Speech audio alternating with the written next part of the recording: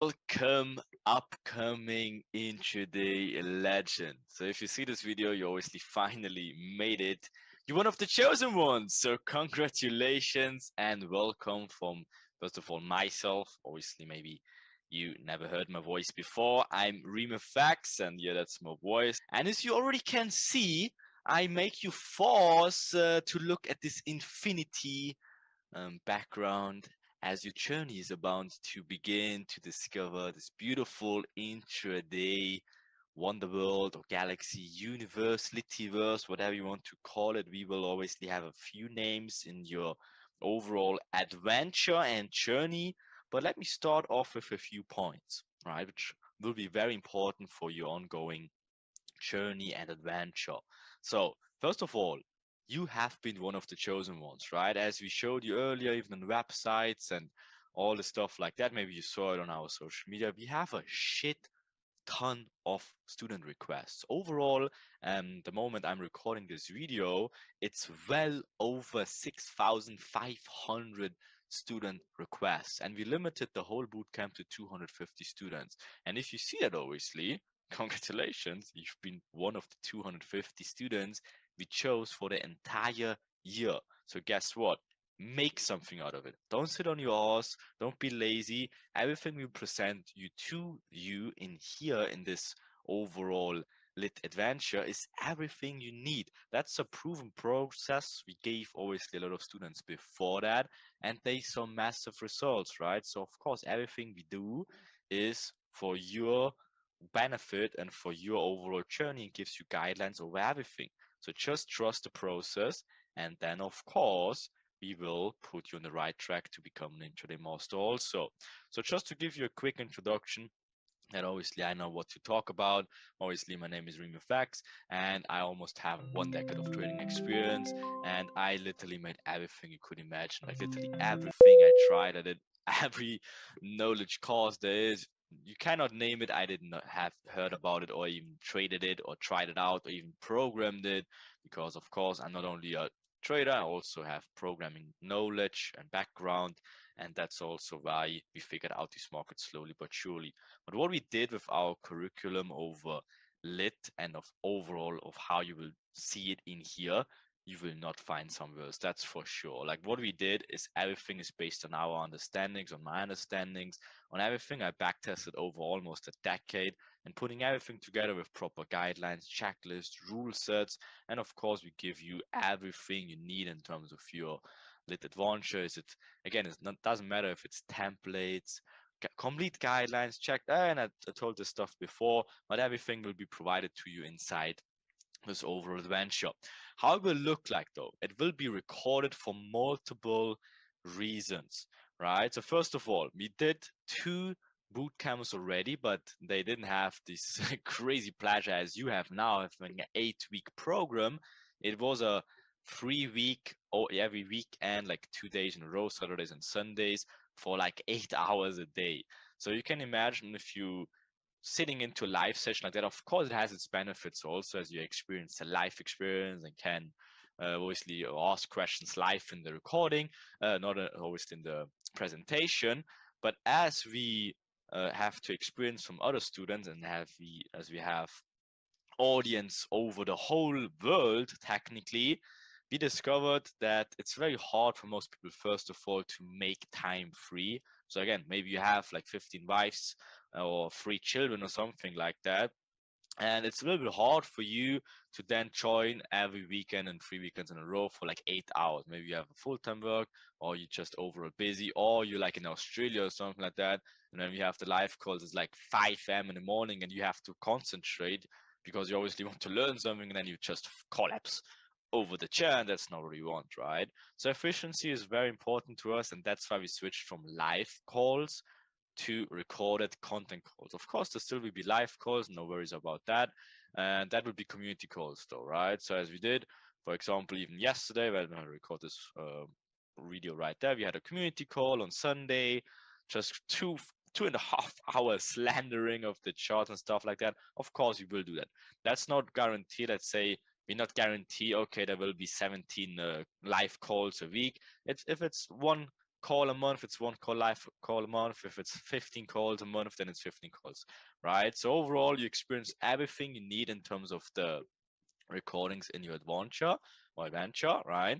And of course, if we do a live call, it's also being recorded and you can access that. So everything is obviously guided out for you, so you don't miss anything, right?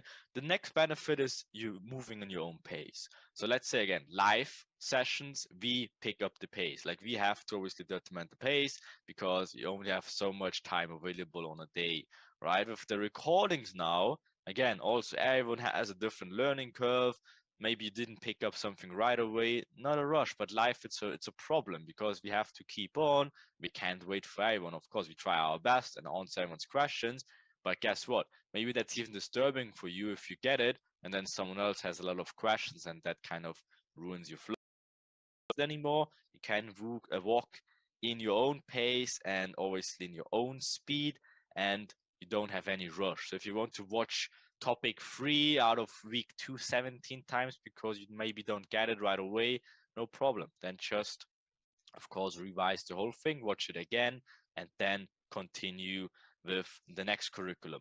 But guess what? Before you even can continue with the next curriculum, we made sure that you understand what you learned already. How did we do that?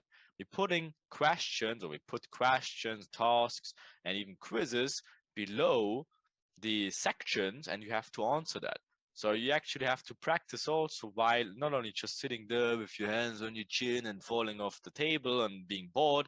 No, first of all, you made sure that everything is very entertaining and you don't fall asleep, because this industry is too much already too full with educators where you literally think like, oh my god, I want to fall asleep rather than watch this guy, right? So we're not one of them, and you of course will experience that. So everything is entertaining and backed up with full questionnaires and tasks. So of course you practice while you do it. Then of course we give you some guidelines, and our legend Sokbo and Cam obviously will give you some hints and guidelines and recommendations about that also in this video. So just pay attention. But overall, just be aware that everything is also structured for you. So that's why we made an 8-week program, right? So that's, we give you some sort of guideline. You never lost. You always have our assistance also. You will be included to the Discord. Best case already when you see this video. If not, there should be some sort of link below that, right? And then of course you can ask us questions in your entire adventure, right? So let's say you have a question in week 1 already, topic 1, module 1, because you somehow cannot find the play button of the video. Just write us into Discord. Obviously we have dedicated channels for every week.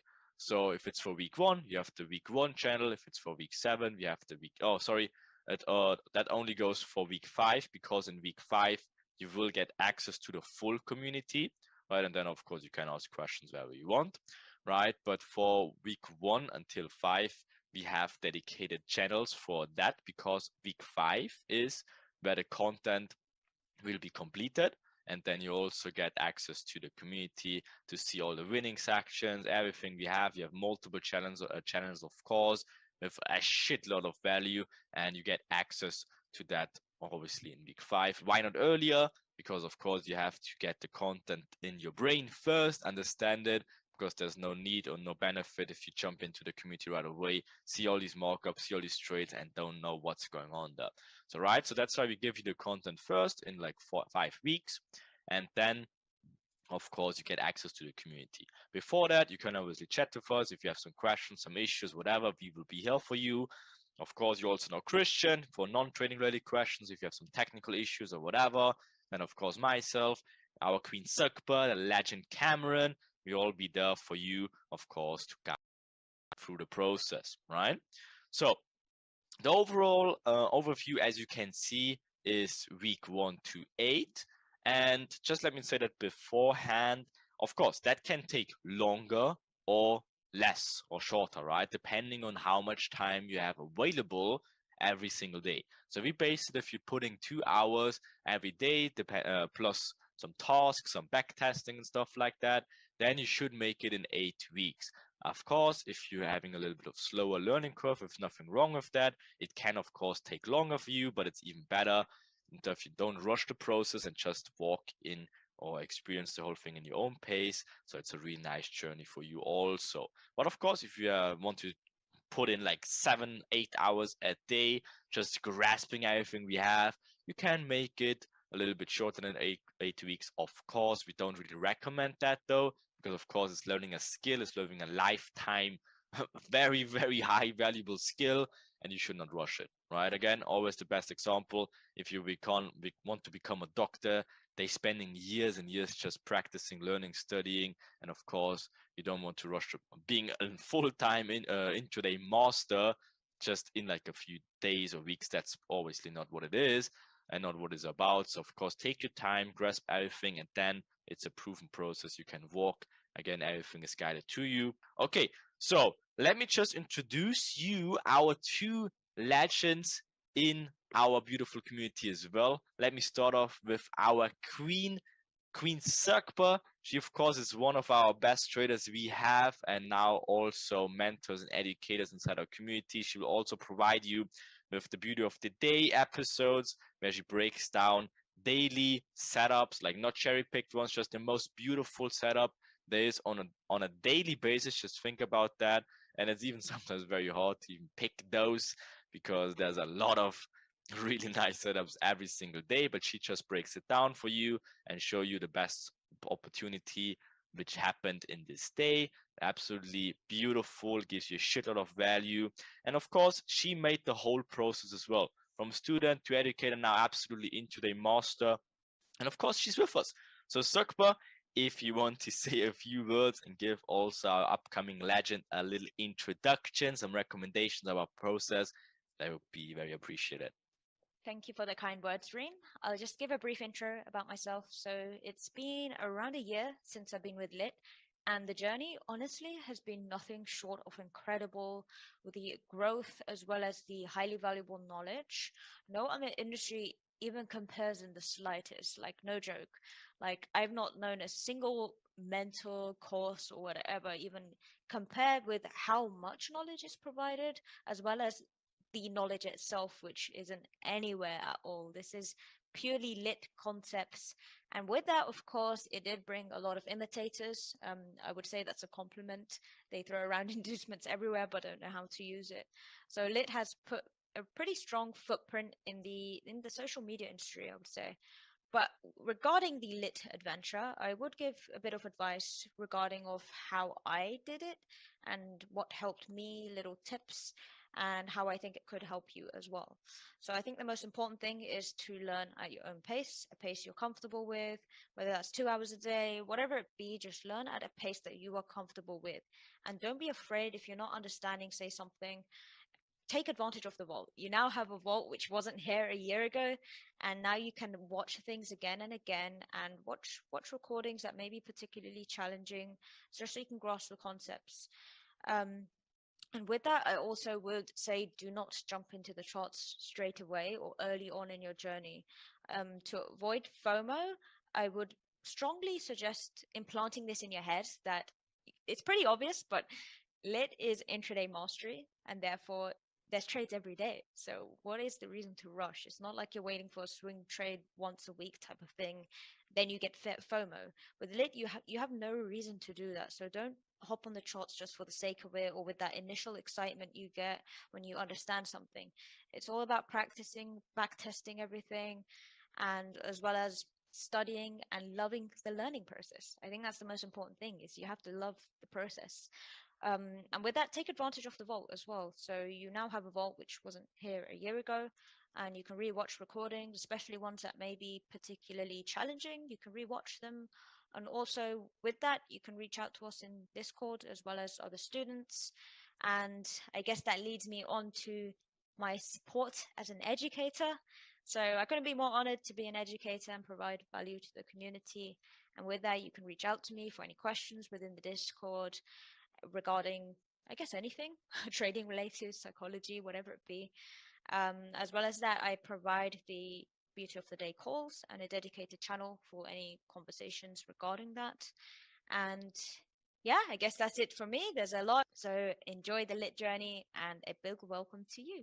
Okay, there you heard it. Our beautiful voice of the Queen Zugba. Beautiful stuff. And of course, you will hear and see a lot more from her also during the whole lit adventure, and of course even after that as well.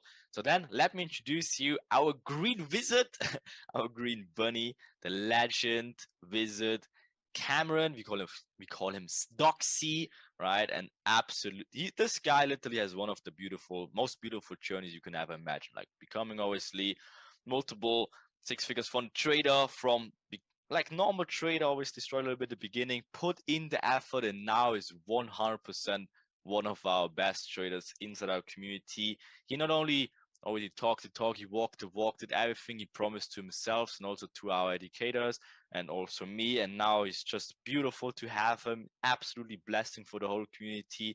And of course, he will also guide you through the 8-week lit adventure. And of course, also after that.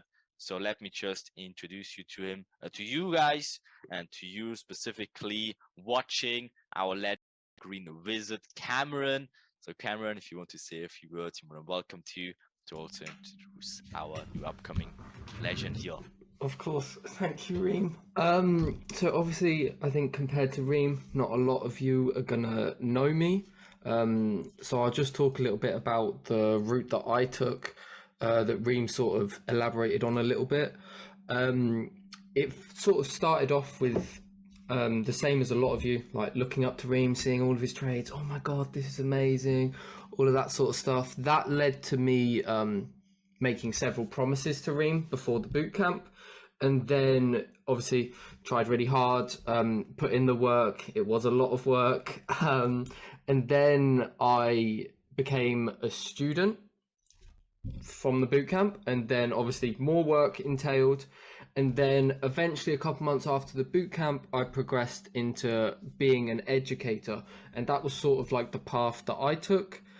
um if I was to like give any tips or anything like that, I think the most important thing is to take your time and go at your own speed. Don't try and like rush through and get through all of the content, because at the end of the day, the most important thing is that you understand the content. And if you're rushing through, then you're going to be trading, maybe understanding 50% of the content. So if it takes you 3-4 months to go through all the content, then let it take 3-4 months.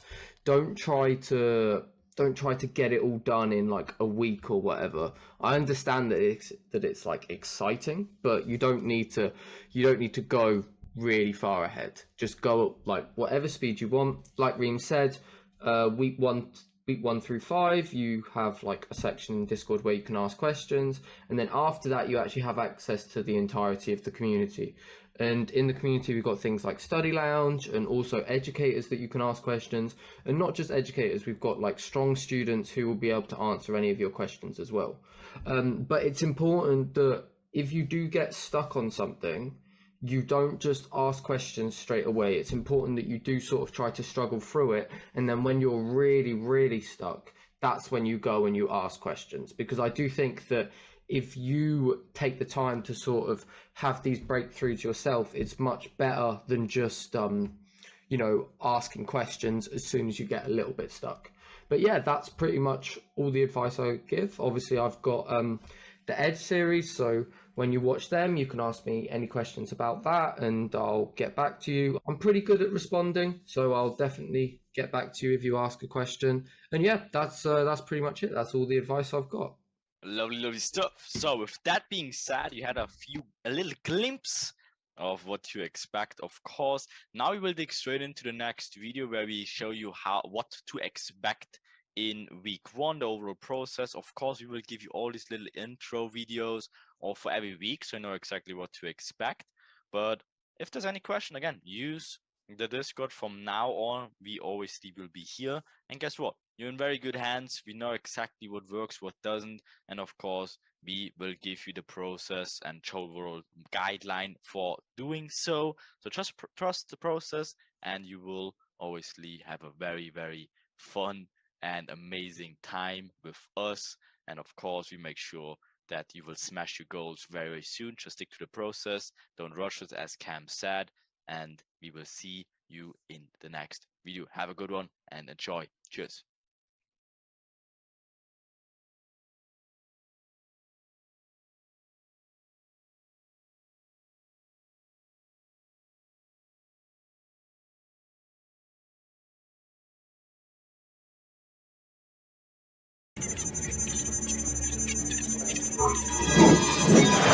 And there you go. Welcome to the Awakening Master Guide. And yeah, congratulations to this point as well, because you made it in. You will learn and discover the information they all literally trying to copy. So what we did with the Awakening Master Guide, we built this absolute perfect beginner foundation masterpiece. That's the shit we would literally rip 2 legs out to get that information when we have been in your situation. And then again, not knowing about inducement, not really knowing too much about liquidity, maybe a little bit dipped our toes into smart money, not knowing the reasons why that fails, not knowing the reasons why normal retail strategies don't work, all that stuff. You will get all the answers you've been seeking for, as again, you only here because you had this feeling that there's something wrong with this market, and it just feels like the market is hunting down. After this, you will know exactly why this is the case, why it feels like that, and how it's engineered on purpose to exactly create this feeling. Because again, it does not work, but it does not also work. You're in this weird situation right now. We maybe see some success, sometimes it works, sometimes it doesn't. If it doesn't work, you really don't know why. You just can't get consistent. This will all be washed away. We call it the unlearning experience, where we just have to unlearn you what you did wrong before and then relearn you the stuff that works on a consistent basis, the way the market really works. It will literally look like, as you here, forced to see the screen with the never-ending matrix, but you will be able to see behind the market to see what's going on and how they achieve all the tasks they have to do and keep the wheel spinning and keep you engaged at all times. And obviously break free, a true new beginning of the way you will see the markets forever. So this also is not only a welcome message from our side. Again, maybe you recognize my voice. It's Stream FX, the founder of Liquidity Inducement Theorem. And again, I use my decade-long trading experience. And again, I tried everything, starting from retail shit, whatever, a decade ago, from smart money nonsense shit, used my programming knowledge to find out how or what works on a consistent basis, looking behind the numbers, which almost no one does, and obviously analyzing the markets also. Not many people in this industry do. Again, they all try to copy it. But yeah, they're a little bit far behind of what we will do, but you will get a sneak peek about that in the Awakening, of course. And I have with me the absolute legends and queens, the wizard Cam and the queen Sukba. The ladies first. Queen Sukba, maybe you want to say a big hugging welcome to the new Awakening student here as well. Thank you very much. So as you've heard, my name is Sakba, and I have been trading for around 3 years, starting off retail for a few months. And then since then, it was pretty much smart money concepts, the new hype that's been around for a while. Again, it's something that you don't truly understand, but you kind of feel like you have to understand it based on what you're taught. So with that being said, I never really truly understood what's going on in the markets. And just the understanding aspect alone is so important. And the Awakening Master Guide will literally teach you the whole unlearning, relearning process and the true market intentions and not your false current beliefs you may have. And you will start to build a solid foundation towards intraday mastery. So with that being said, I guess enjoy the journey. It will be a fun one. And I'll pass it on to the legend Stocksy for an introduction. All right, so yes, I've been also trading for 3 years. I skipped the quote-unquote retail stuff and went straight to smart money.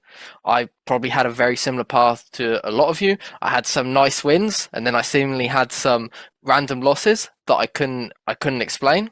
Obviously, I was not too satisfied with these random losses, began to dig a little bit further, and then I joined Lit 2 years ago, and obviously from there, when I've got this kind of knowledge, it's been a completely different ball game. It's also not an underestimate to say that a lot of you are here because you feel like something's missing. Whether you feel like sometimes your strategy just doesn't quite work, sometimes completely random things happen that you can't explain, or sometimes you take losses and you feel like you did everything correct, it was a perfect setup, and you just got smoked.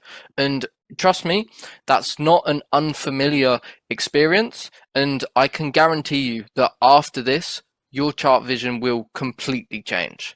You will not be able to view things the same way you did previous to the awakening. But that's my advice, to take it seriously, to put in the effort, because obviously if you don't put in the effort, you're not going to receive anything back. And that's exactly what we will show you, how to succeed with that knowledge of the foundation of the greatness. And again, all these legends you just heard, they're all also educators in our flagship program, the Adventure. Again, they're all intraday masters to the highest degree. So listen closely also what they will show and teach you inside. And I would say, without further ado, enjoy the madness and make the best out of the crazy awakening master guide. Catch you inside.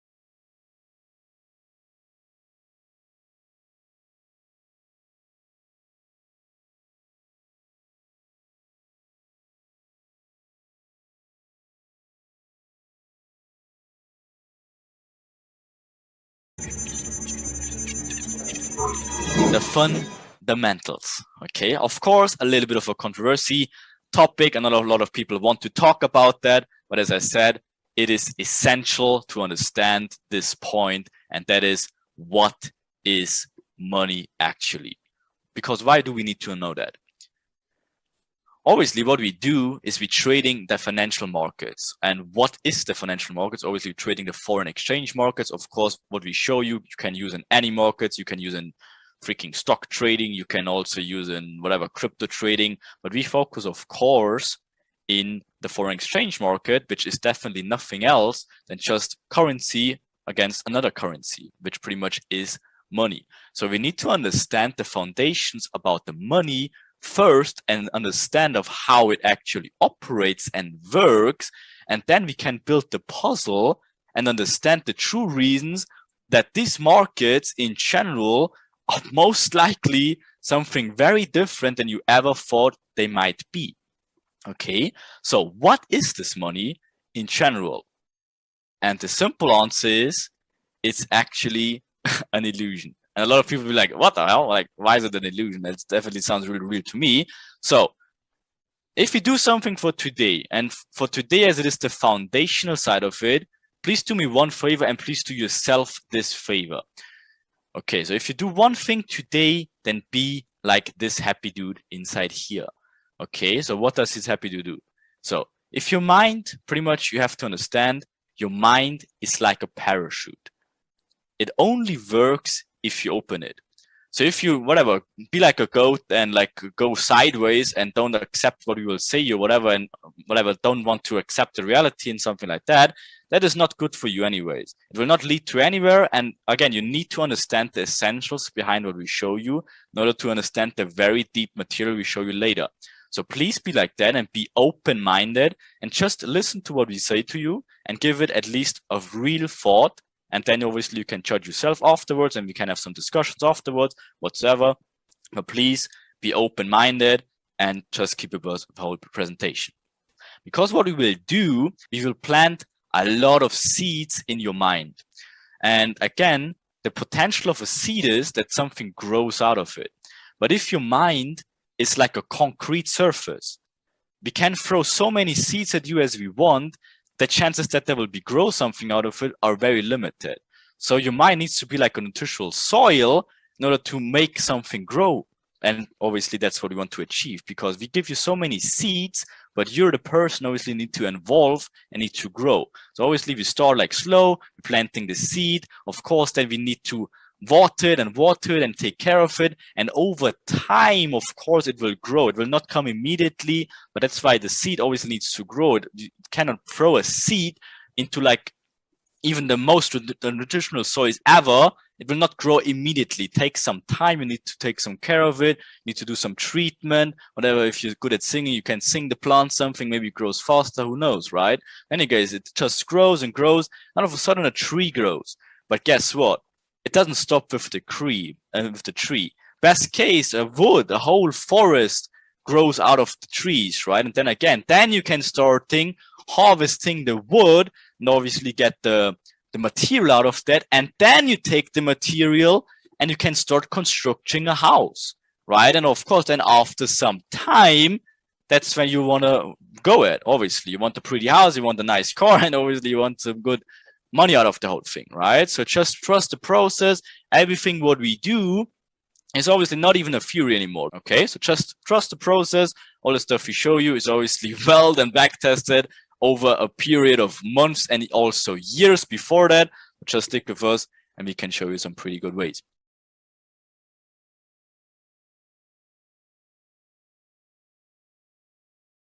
The real life matrix. Okay, so that literally gives you the foundation, the essentials of knowing and understanding what is literally going on. We will cover what is actually going on in the world and why does this market move the way it does. Okay, because we need to involve or develop this mindset and this understanding that not really anything in these markets is a random approach. Because again, if you follow us on Insta and see this type of intraday mastery, what do you think? How can this be possible if the market would be a random occasion? It would be impossible.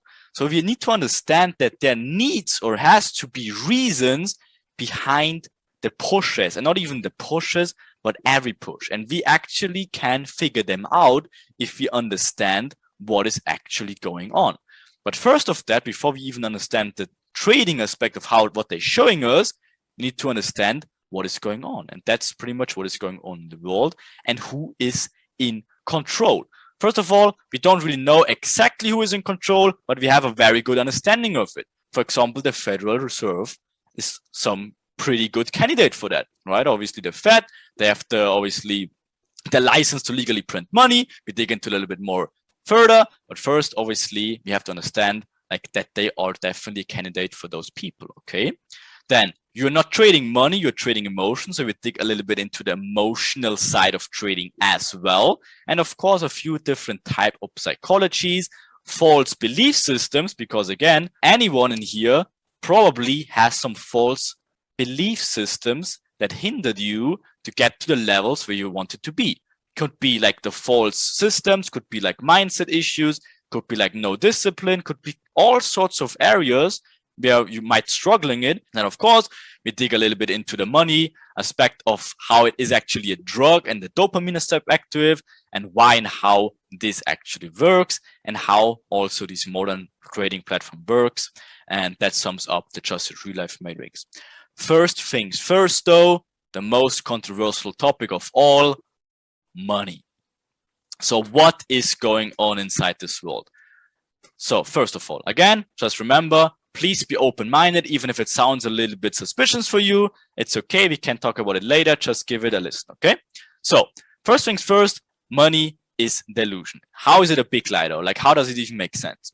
So if you take a look at a $1 bill and a $100 bill, what is literally the difference about those two? If you just take a look at them, looks to me like the same papers, the same colors, or what the hell is the difference here? Okay. The answer is it's all about the perception. Okay, it's literally this thing as a 1 and this thing as a 1 with 2 zeros. It's the same paper, it's the same material, it's the same paint, it's the same freaking printer. It's literally the same. The only thing that changes with that is what you can buy and do with that thing. With the 1, you can buy a cheeseburger at McDonald's, but with the other, you can invite your girlfriend to like a romantic candlelight dinner. But literally you're paying with the same exact material. It's literally the same exact piece of paper. So how in the hell do they create this power aspect to it and make the whole control aspect to it. So how does it work? So pretty much we have to understand that they have unlimited resources of this piece of paper. Okay, we talked about the Federal Reserve like a few minutes ago, and obviously we'll dig into it a little bit further. But how do they have unlimited resources? The Federal Reserve is the only private company that physically actually owns the dollar. So they are allowed to print money as much as they want. We'll dig a little bit into it in a second. But first, how does this have an impact on you? So let's talk about it like that. If you have a normal 9 to 5 or whatsoever, or do something for a living, you obviously need to do something for a living. And let's say you're earning $20 per hour. And then you want to rent a car, which costs you 400 pounds or dollars a month. That car for you is not $400 a month for you anymore. That's literally then 20 hours of your life, if you think about that. Because you need to go to work and you need to have to put in the work in order to get this money, and then you're renting a car. You don't pay it with money, you pay it with your lifetime. Okay, and that's how this slowly this control aspect comes to pretty much in the reality, right? So they creating money. So think about that. They just need to press a button to print like quadrillions of dollars, but you need to put in your time and actually exchange your worth, your life worth against this piece of paper, and then you can buy something with that.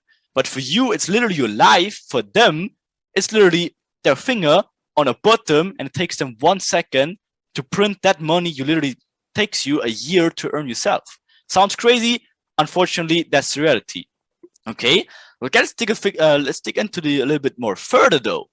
So if that is the case, right? So if 20 or a $1 bill is the same piece of material and the same paint and the same printer as a $100 bill, then you give it a time aspect to it. What does that mean? That just means that time literally becomes this type of illusion as well. Because not only the money becomes the illusion, you don't only put the money aspect, the illusional aspect to it. No, it's literally also your time. Because again, they exchange your time against this worthless piece of paper. But again, it's your lifetime you're exchanging for that.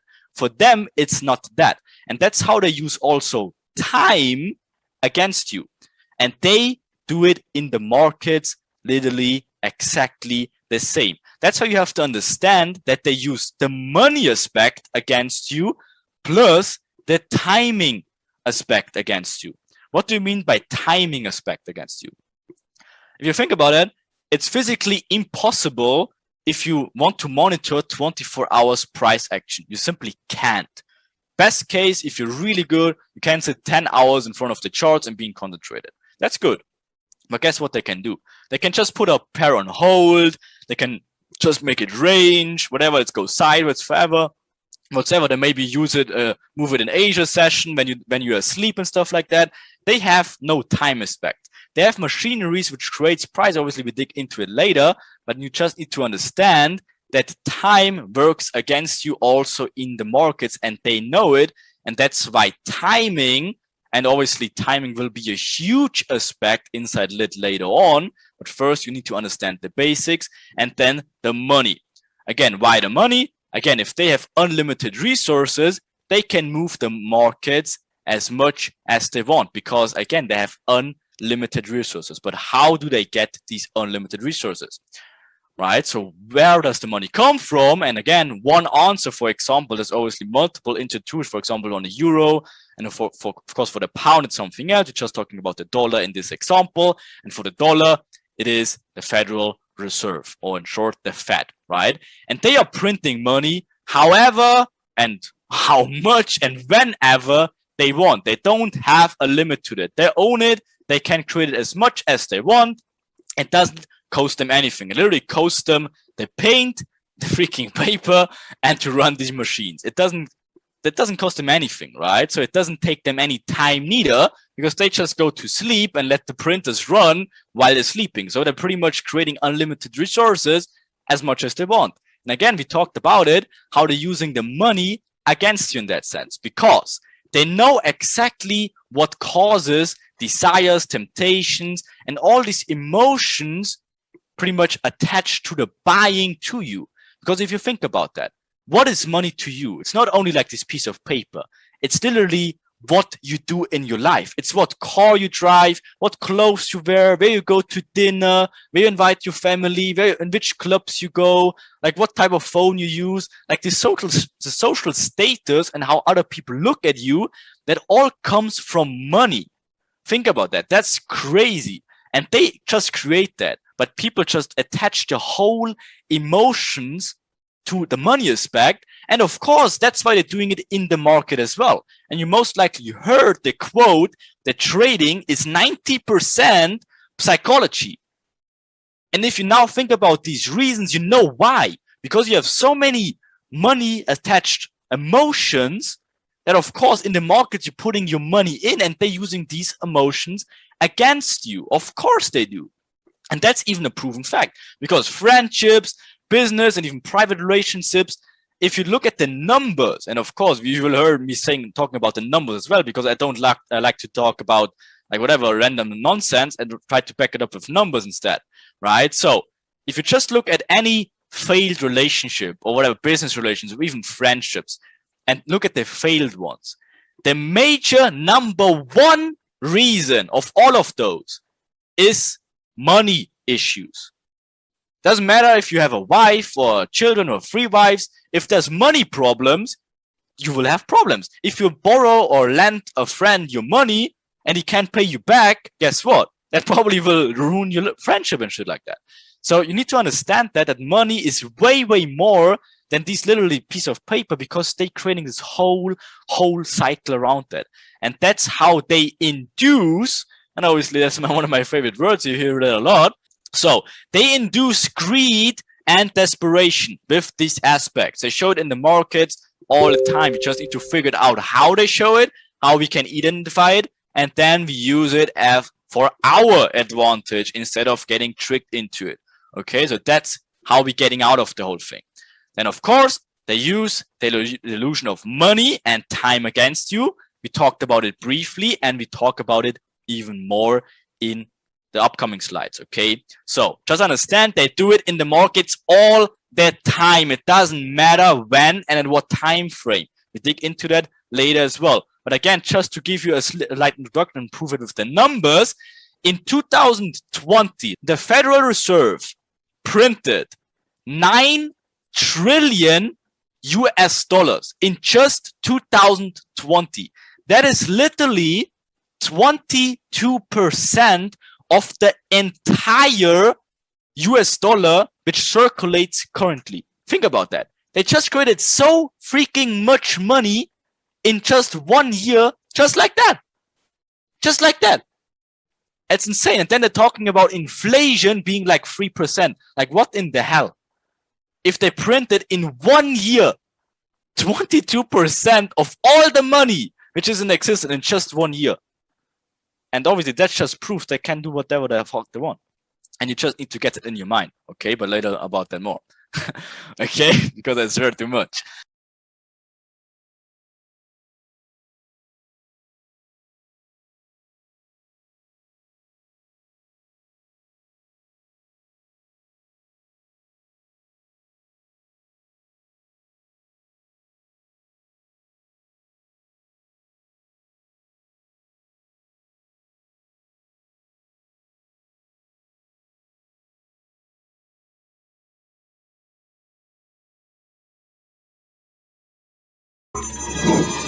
So well done to the Fed, because now USA, the United States of America, yeah, they are over 33 trillion with a T, not billions, trillions, 33 trillion US dollar in debt now in 2023. So all their money printing, all they synthetically pumping money into the system, led to 33 trillion dollars in debt. I think the split was about like 6 trillion in government debt. The rest was in citizen debts. So crazy crazy numbers. And again, if you just logically think about it, that's numbers they can never ever pay back ever. How? It's impossible. And then of course that led to inflation to an all-time high, and a crisis is literally unpreventable at this point. So they navigated themselves into big pile of shits, and of course now they have to find ways that not everything is gonna collapse, right? So how they gonna do it? One of these solutions, at least they think that's gonna help them, will be the CBDC, the central bank digital currency. And as you already can see, there's a little monster in here, because that shit is a little bit horrifying and definitely not good. But most people just don't talk about it, as it's not the best situation that will be coming in a few, probably months, definitely this year, or not definitely, but potentially this year. So you have to be prepared and have to be ready. So what is the CBDC, the central bank digital currency? So I start off with a little quote. I think it was Klaus Schwab saying that, and he said, "You will own nothing and be happy." So if you think about your current life already, it's all around you already. So let's say you have an Amazon Prime account, you buy a movie and want to watch it. Yes, you bought the movie for like €5 or whatever it is, right? But do you really own this movie? No, you don't have a physical copy of the movie. You have the logins to your Amazon account, and that unlocks you that movie digitally. You don't own the movie. You don't have the DVD anymore. You can't run around and put it into your TV. No, if they remove you the access to your Amazon Prime account, for example, on Netflix, the same thing, then you will lose this movie also. You don't own it, but you technically bought it. There's so many examples in your life you probably don't realize. The same with pictures, the same with music. Your own music, you don't own it. It's just on your login device, right? You don't own anything. I would like at this point less and less and more. Even car industry goes crazy with that. Man, you literally have to pay a subscription model, so they unlock the heat seaters and stuff like that. And if you don't pay that monthly subscription, you heaters, whatever you call it in English, they can't turn back on. Think about that shit. It's crazy. So the world gets more and more crazy the way we while we're speaking, and the CBDC, that's like the peak of craziness, which will be coming soon, right? So what is it? So banks, of course, they seek for cashless banking system for decades. They work for getting that done for years and years and decades down the lines. Why do they want that? So of course, banks want complete control over every transaction you as a person make. And with the central banking digital currency, they can achieve that. That just means, again, they will transfer all the cash system to a token-based digital currency. So there's no more cash involved. Your whole bank account is just, again, technically cryptocurrencies. And this will give them this will technically put you on a 100% transparency of what you buy, and you can say literally goodbye to privacy.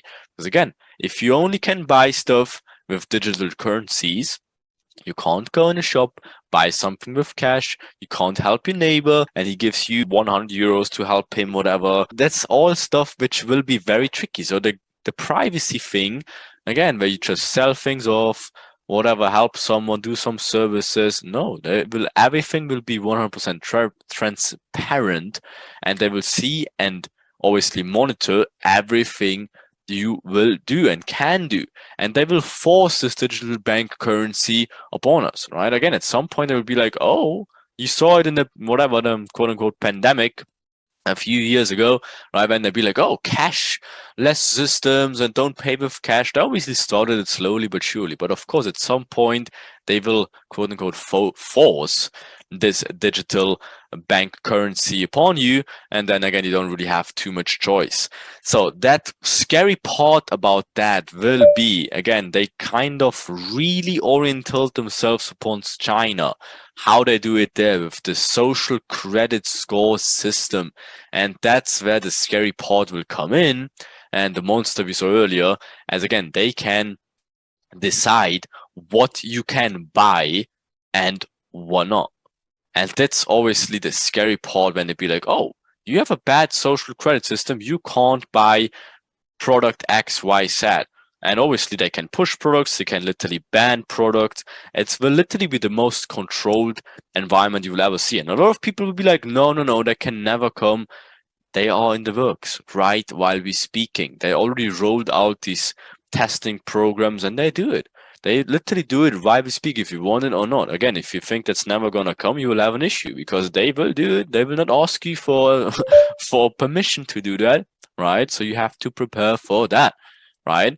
And again, the crazy part is that they will be deciding what you can buy, when you can buy it, or turn it off altogether. Again, think about when they put in the lockdowns. Now to put it even on a crazier point, when they literally be like, oh, after 10 o'clock you can't not only leave the house, no, you can't buy anything.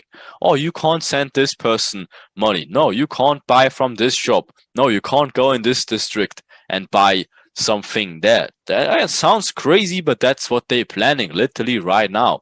And again, they always do it for the full control of your buying power, to keep you even more trapped than ever. Again, we talked about earlier of how they use money and an emotional state against you, and now they try to put it on a whole different level, where they're literally trying to keep you not even trapped emotional wise, but literally trapped. You can't even buy anything without them giving you permission, and obviously monitor exactly what you earn, what's your expenses, who do you send it to, what's the product you're buying. It's complete 100% transparency.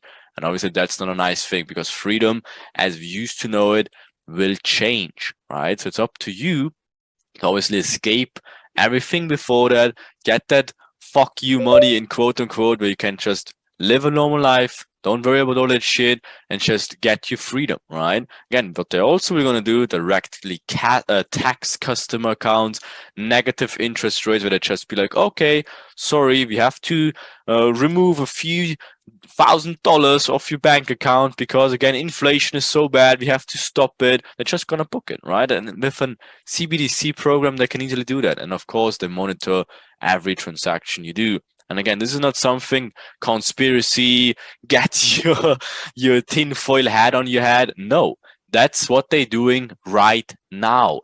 They're already testing it. And again, it could literally come this year in 2023. Obviously, hopefully not, but again, they're already preparing for it. 80% of global banks already announced that they're considering CBDC or already launched one. So there's already banks that already did it. And again, 80% already said, yes, we can consider it. And that's in the test runs, right? So again, in a few years, it will be not 80%, it will be 100. So again, you have to prepare for it instead of being like, no, that's not gonna come. And of course, the reasons they will tell you is like, oh yeah, they have to stop the crime, like oh my god, people buying drugs and blah blah.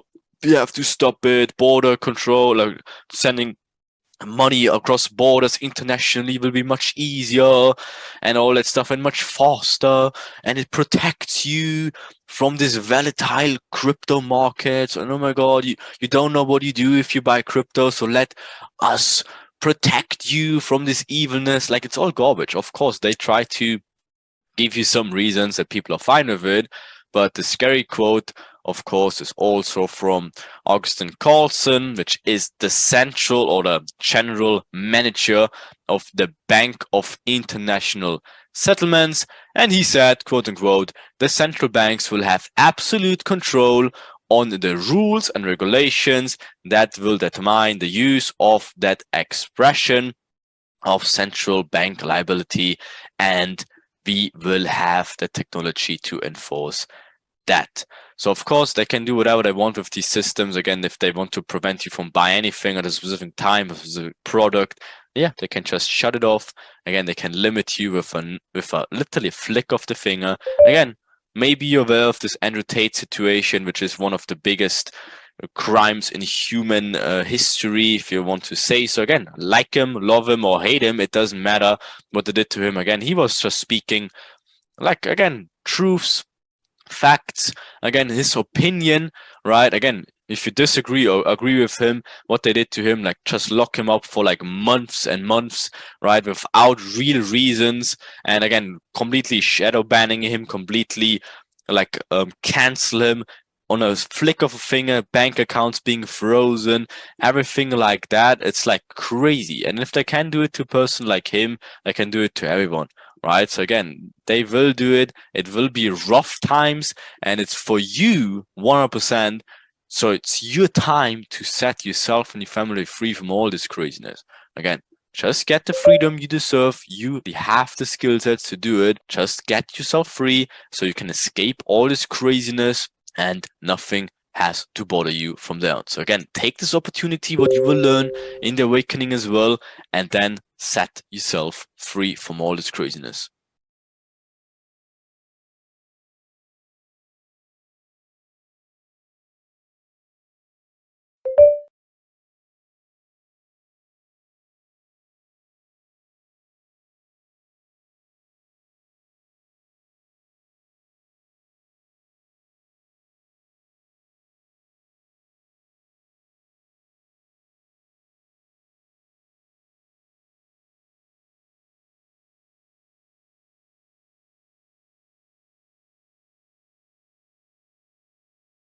The Federal Reserve, like how the hell does that transaction inside the markets, and what the hell is going on? Like, how does it make sense, or does it need to make sense out of the whole thing?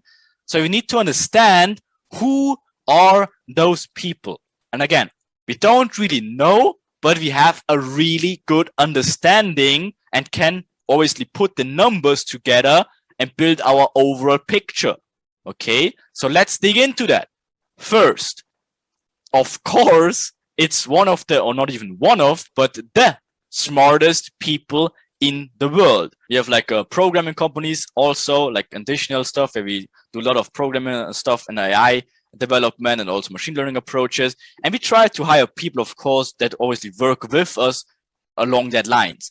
The problem is you cannot find people who are good in these spaces. Why?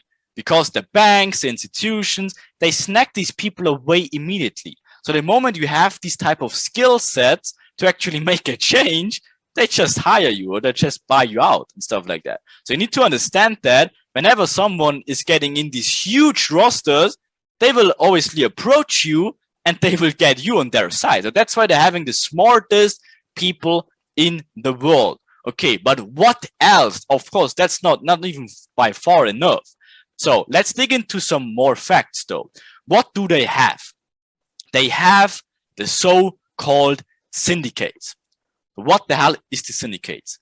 Syndicates are companies who have all the data. And now, by the way, we're talking about the markets. Okay, we're not talking about overall life again. We're talking about how it is important to us and inside these markets. Okay, so syndicates are companies who have all the data. That can be brokers, that can be liquidity providers. It doesn't really matter. They have all the data. Again, so that's companies who know exactly what is going on, who puts in the money, who are pretty much all the data behind everything. Again, if you're a liquidity provider or a broker, you see exactly who and when is money introduced to the markets. And if you have all the data behind that, you already have a pretty good view of what is going on. And then again, if you don't only have the data of one broker, but literally every broker, and then not even the data of one liquidity provider, but all the liquidity providers, then you literally see when is money introduced to the markets and when it's exiting. Literally, you see it day in, day out. Every second, you see the real data of what is going on. And of course, they have access to all of that. Literally, they see all the hard numbers behind it all. Okay, what else though? They of course have also the best scientists you can ever imagine. So that's literally the smartest people in the world, be it the scientists, like doesn't matter in which category, but in this category right here, we refer to scientists about trading. So what does that mean? That's literally meaning technicals, fundamentals, and also all these indicator-based rules. So they having not only all the numbers, but also all the reasons. And if you think you're trading like smart money techniques or whatsoever, what fancy stuff you want to call it, and if you think they don't know about the strategies, that's insane. Of course, they know every single strategy there is. If it's a freaking technical analysis, like a magic trend line, a fucking indicator, is it like smart money concepts, is it fundamental reasons? They know it all. Of course they know it all. They need to know it all, and they have it all backed up by data. So if you understand that, that alone makes a huge difference if we talk later about how they're building up liquidity. Again, you can have the most fanciest indicator where you think like nobody in the whole world knows about it and you're the only one knows about it. No, they having data and all the reasons for decades. Everything there is, again, if it's technical analysis, you can call it freaking Fibonacci trading, Ichimoku cloud, smart money aspect, freaking, I don't even know, you can call it, they know it all. Also fundamental analysis. Of course, they know the reasons behind that as well. Always sounds strange, but if you actually look into that, fundamentals just complete the overall liquidity picture, and we dig into that later. Of course, we use that understanding for our understanding, for our advantage to trade in line with that. We're not creating like new magical whatever strategies with new magical rule sets. We're just analyzing what they are seeing and trade in line with that. You have to imagine, like, if that's a freaking shark, look at my perfect drawing in here. That literally looks like a shark. I don't even know what that is. Maybe that's the teeth. That's his eye. So again, if you like this little fish in here, what do you think? Do you try to eat that thing up like this? Of course not. If you can't beat them, then join them. So get the hell away from here and just whatever, swim this direction and swim with the freaking shark. It's stupid if you try to beat the shark. You can never beat the shark. So better trade in line with the overall shark. Okay. So that's why we obviously don't beat the system. There's no point in even trying. That's why we just need to figure the stuff out and use it for our advantage. Okay, then what else? What else do we have? Of course, we now have all the data. We have all the reasons, but that's not enough. What did we talk about earlier? Psychology. And also they have the most advanced psychologists you could ever imagine, like the AKA Sigmund Freud's and all these crazy people. They have it all. They made like studies and all these freaking experiments for decades to figure out the human mind and psychology. They know exactly what makes you excited. They know exactly what makes you freak out. They know exactly what causes FOMO, what everything. Of course, they have these reasons. Okay, so if you now think about that, if you have all the data, you have all the reasons, and now you even have all the psychology reasons. What hurts the so-called herd instinct, like mass psychology and all this stuff. They know exactly, again, when are you euphoric and like, oh shit, or when you FOMO and oh, I don't want to miss this move. Oh my God, the market is moving. Let me jump in and oh no. And they're creating all these emotions on top of the true reason, which is technicals, fundamentals, whatever, right? Of course, they cannot really create psychology reason with AIs or whatever expert advisors, but obviously that's why they're using that. Right? But for people, and obviously that's the major things, it's psychology. And then obviously they back it up all with the data. So you see how that's all a cycle of confirmation. So that's why the market's always adapting as well, because they see immediately when something changes. So that's why I'm always talking about the retail or the new retail concepts will be smart money concepts. So that's why I'm not a big fan of smart money concepts. I don't really use it. Why? Because again, it's becoming so retail, and the more people they use it, guess what? The more it goes into this in here, and the more they attack it. And by what do I mean by attack it? Always sounds like a little bit conspiracy. Of course, that's not it. We obviously show you a little bit later. But first, way important, see the picture, see that they have all the reasons, be it data, be it technicals, fundamentals, whatsoever, and psychology, know exactly what makes you excited, what makes you getting a fear of missing out, whatsoever. All these different emotions, you can call it. They know exactly how to trigger that. And putting it all in an automated system by using an AI, which means artificial intelligence, or whatever, aka whatever, an automated market analyzer. So what is this thing doing? We're digging a little bit deeper into that, what this AI actually is doing later.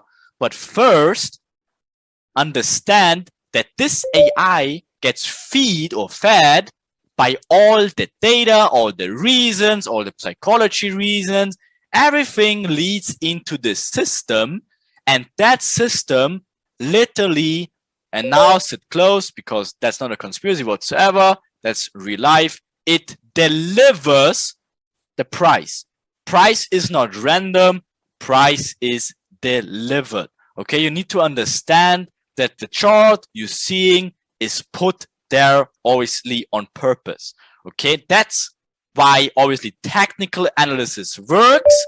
That's why you're getting all excited about it, and that's why all this data proves it all. But yeah, it's definitely delivered. That's a proven fact, 100%. It can't work other than that, and you need to understand that. Market is definitely not a random thing. It is 100% delivered and based on all these reasons. That's, again, why the fuck would you think a trend line would even work?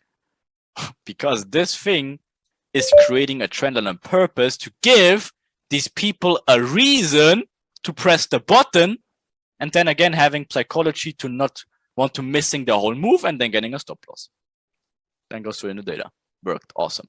Rinse and repeat. And that's how these markets work, really. Okay. So, but again, who's behind that all? Again, we don't know. We have a good understanding of that. We can just call them the architects. Okay. So if we refer to them, we just, of course, refer to them as the architects because they literally built the whole scenario behind it, and they obviously have all the data, again, all the reasons, and also all the psychology reasons, and then it actually gets delivered. And just if you understand that, that will help you so much by understanding the markets and hopefully seeing the markets with different eyes, because the moment you truthfully understand that, the whole aspect, how you will see charts will change just like that.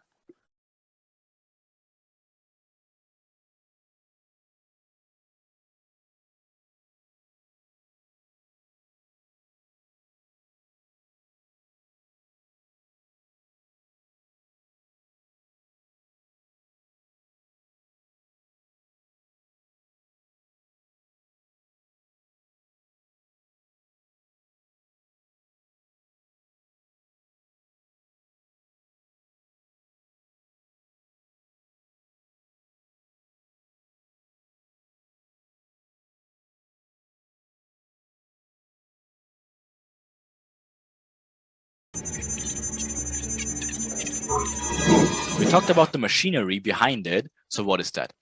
The machine behind it all. We call it the enigma. The enigma, as you can see in here on the left, on the right, it literally was used in World War II by the Germans for what though? It was used to encrypt and decrypt messages.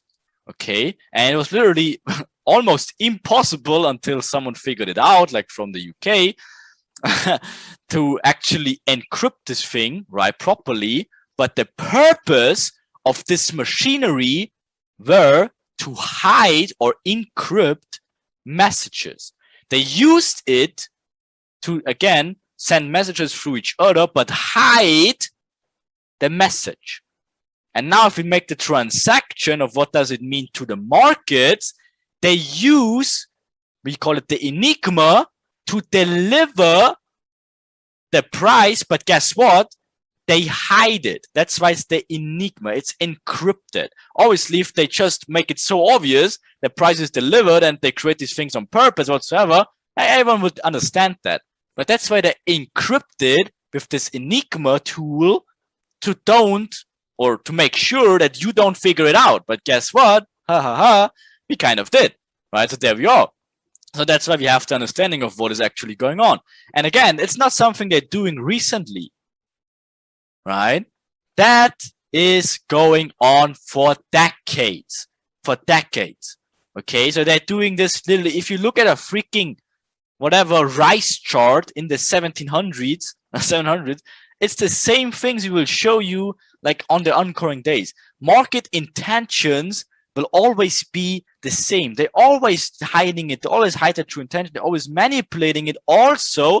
Like manipulating is always such a strange word, but it's literally what they're doing. Always we show you exactly what is going on. It always is really hard to accept, but trust me, you need to understand it. And again, remember the mind or the parachute, be open to it. Because life will be very hard for you in general if you deny all these facts and just say, no, I don't believe that. No, that's not what I'm doing. It will not bring you further. It will not help you at all. So just stick with us. And that's literally what they're doing. And again, we're doing that stuff for years and years in the process. And the more longer you're doing it, the more clear and the more obvious it becomes. And of course, that is how they induce also mistakes and promote like these fear aspects. That's how they create the emotions. That's again, they create all the technical analysis. That's how they freaking create support and resistance, supply them on, like all that stuff that's obviously built there on purpose to give you a reason to execute the trade. Because again, if you go a step further, what is the money aspect to them?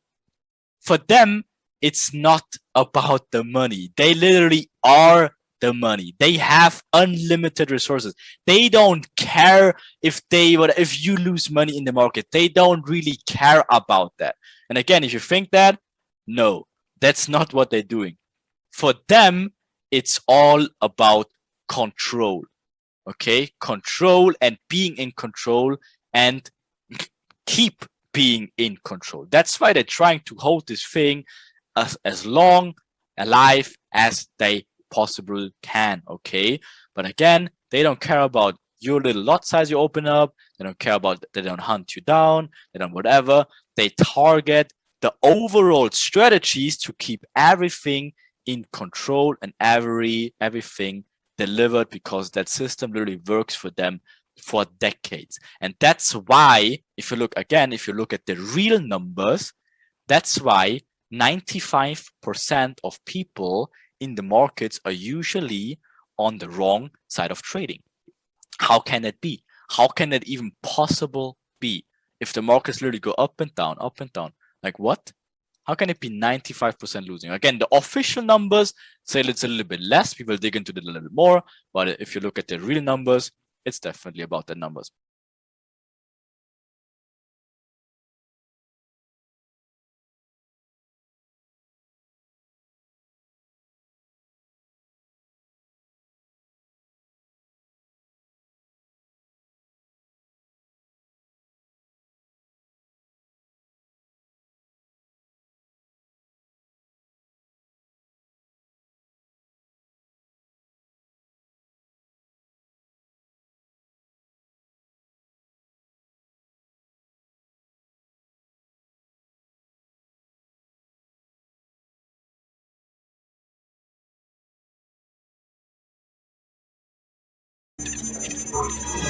They're creating dopamine, right? Again, they're trading these trading platforms and give all these types of incentives to make it even easier to trade than ever. Like how to, let's dig into it. So first of all, we have to understand that not or don't be rewarded for your mistakes is a very important thing to understand as well. Because what literally most likely happened to all of you, even to me at the beginning, is, let's say you're trading a normal retail strategy. Can be whatever it is. Just let's use the most obvious one of all. Let's call it support resistance. So let's say, oh my God, that's a huge resistance area in here. And then price comes in here. You're taking a short in here, making a stop loss in here. Awesome. And then price actually moves here. And then oh yeah, I got my first 1 to 2 risk reward. Awesome. Right? So what does this do to you? So first of all, you're trading this nonsense support resistance strategy, then you're getting a win trade out of that. And now if you look at it, you're getting, of course, you're getting a winning trade out of that. But what does that actually do to you? You're being rewarded for doing actually something wrong. Why is it wrong?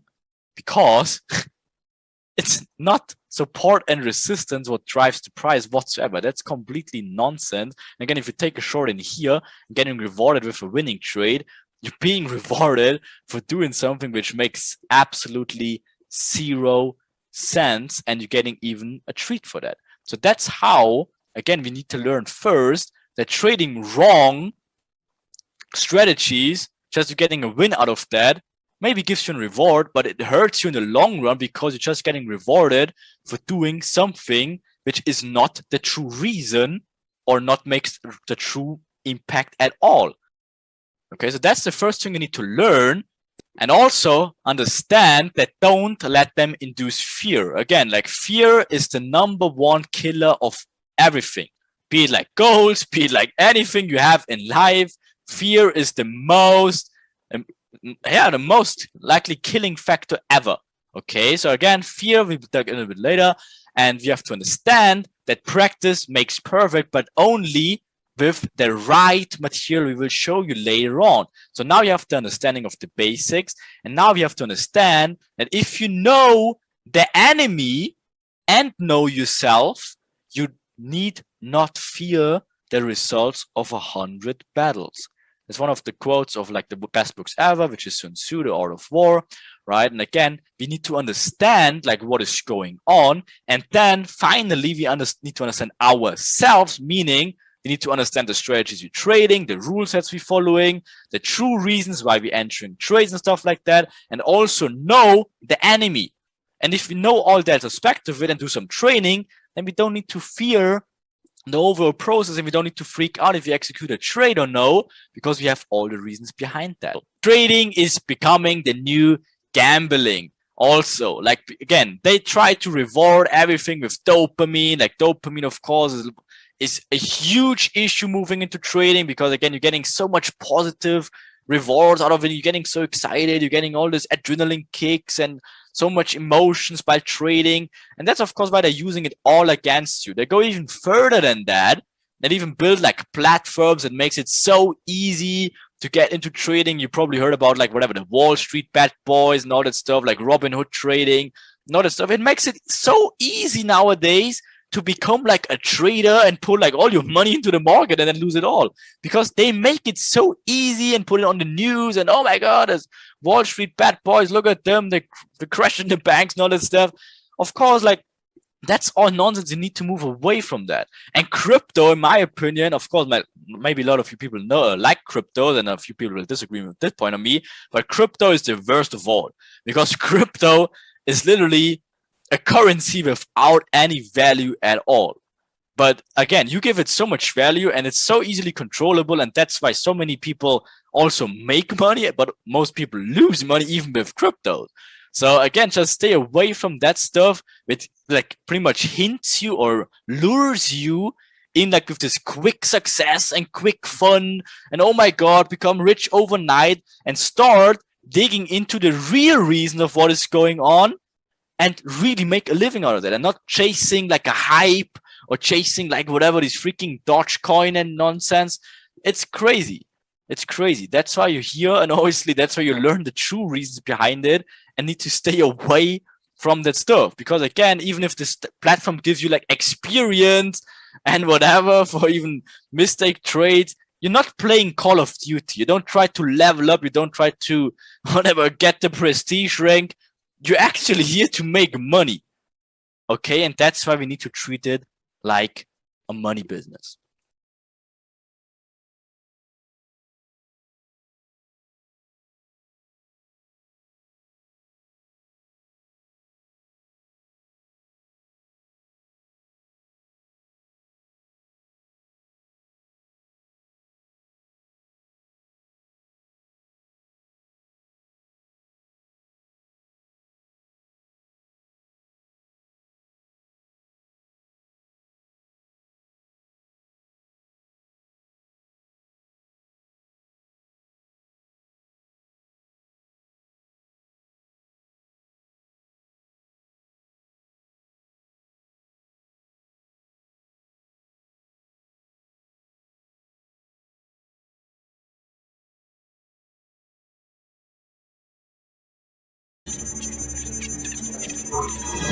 You're in the matrix. Please understand it, open your mind to it, accept these facts, and truthfully think about them. If it's hard to accept for you right now, not a problem, but at least give it a fair chance and think about that.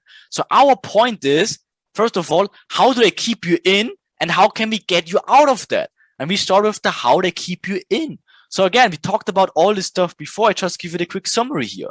So if again, emotions, money aspect is all used against you, you have to understand emotions is something you need to be aware of. They use it against you. They make you believe things that are not true, like AKA these fake trading educational stuff which is out there. Guys, have you ever thought about like a broker? Why does a broker, which literally, I mean, not every broker, but I'm saying some brokers, like B-book brokers, they earn money when you lose money because they take the opposite side of your trade. So why in the hell do they make teaching webinars for free for their customers if they earn money when you lose money? How does that even make sense? So they make it even so obvious that they're putting out these fake trading education and even hire people that teach you nonsense, right? And they even sponsor them, whatever, with brokers and to actually teach you stuff. And it's even becoming even worse with these Instagram gurus whatsoever that flashes like Lambos and fucking gold Rolexes and shit like that, and then teach you support and resistant trading with like 1 to 2 risk rewards. Like, what in the hell? You need to understand that that is not what is going on. You need to be aware of this fake trading educational side. Okay? Yeah, that's literally what it is. So move away from that stuff and try to understand, oh shit, there's so much more behind these markets. There's so much more behind the money aspect. But they know what makes you excited and how to induce FOMO. They used to work like 24/5 in the markets. Again, now thanks to crypto, of course, they have to manipulate the markets even 24/7 because, of course, the crypto market is open in the weekends as well. And, of course, it's literally the same exact thing. Okay, and again, why do they use the time aspect to it against you? Again, they don't really have the free assets, which is the shit or the shower shit and the shave aspects to it, right? And, of course, they use all that stuff against you to exhaust you. And, again, they do it in the markets all the time. Okay, so slowly but surely we're moving into the trading aspect. Okay, but first I think it's so important to make sure that you really grasp this foundational knowledges. So how can we exit out of that? Okay, so first of all, we have a choice. It's time to wake out of this nonsense and dig into the real reason. And of course, that's why you're here, and that's obviously why you show it. So first, trading Forex is just one of those ways. Of course, there's multiple ways out, like you whatever businesses, becoming a different entrepreneur whatsoever. There's multiple ways to get out of that. And trading, that's obviously why you are here, is just one of the ways out. And we will start with the knowledge. But guess what? Everyone heard this quote probably. knowledge is not power. It is only the potential of power. So again, you remember the seed can throw so many seeds out of there as much as we want all day long, give you all the best knowledge, so on and so forth. It will not help you if you don't actually sit there and execute, practice, and actually use it. Right? So that's why you show you the plans. That's why we've been spending so much time on the basics first and the foundations to make sure you're actually waking up and then actually execute. Okay? Because it's up to you.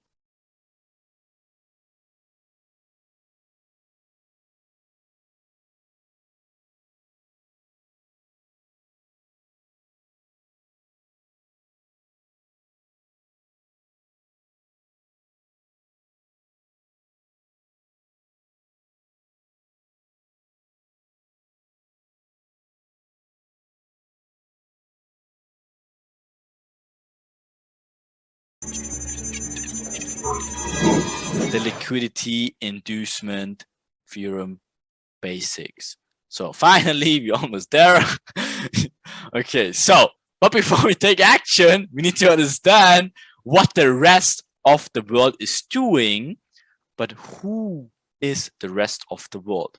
Again, now we understand that they actually deliver price, that they use money and emotions against you, that again, like the rest of the world is included as well, that they don't want to hunt you down. No, of course not. They're targeting the overall strategy.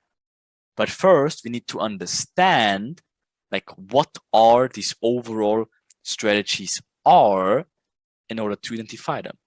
So who is the rest of the world? And we simply will call them the retailers.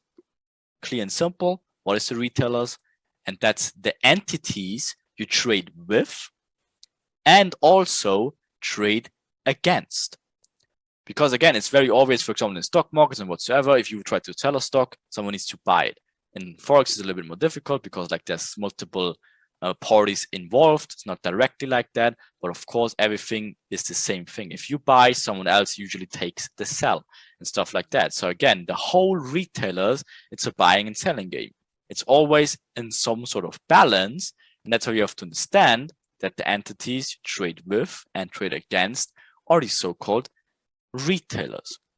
So let's dig into that. What is going on here? So you see this fish tank, or whatever you want to call it, goldfish glass, whatever, right? So what is going on in here? And you see there's a liquid in it, or like water. And we will from now on, will call this in here the liquidity, right? So now we're digging actually into the liquidity from inducement theorem.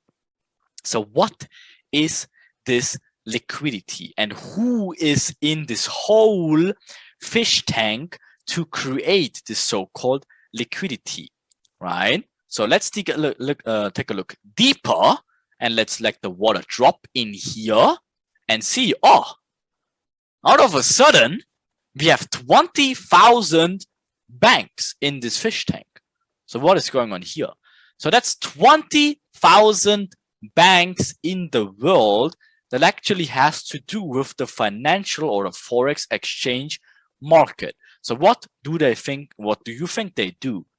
They don't sit in their buildings and just do nothing. They always need to exchange the money as well in order to make money. They're working all of this exchanging rates and stuff like that. And what do? Of course, they have to analyze the markets in some way as well. And guess what they're doing? Do you think like they have all a magic crystal ball and all like inside information whatsoever? No. Like I know a lot of personal bank people, and what do? They use all the normal stuff. They use normal technicals and normal fundamentals. That's all the stuff they're doing in order to analyze the markets for themselves as well. And that is 25,000 bank. And that's not like bank buildings or whatsoever. That's literally banks.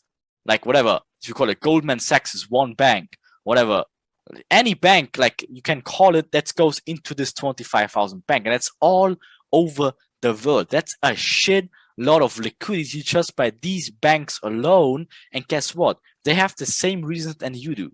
They look at the same news feeds, they look at the same chart data, they look at the same price feeds.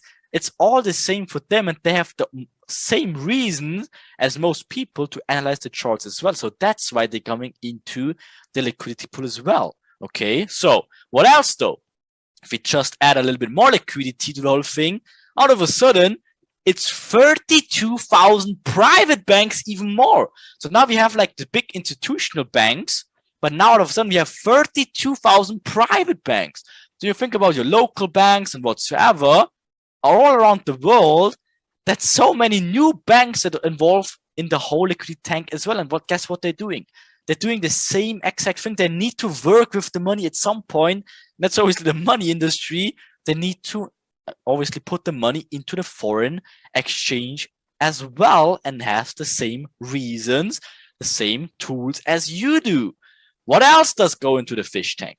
We have hedge funds, we have market makers. Like there's so many hedge funds all around the world, right? That obviously trade, they obviously work in these markets, like really big capital, even like smaller capital.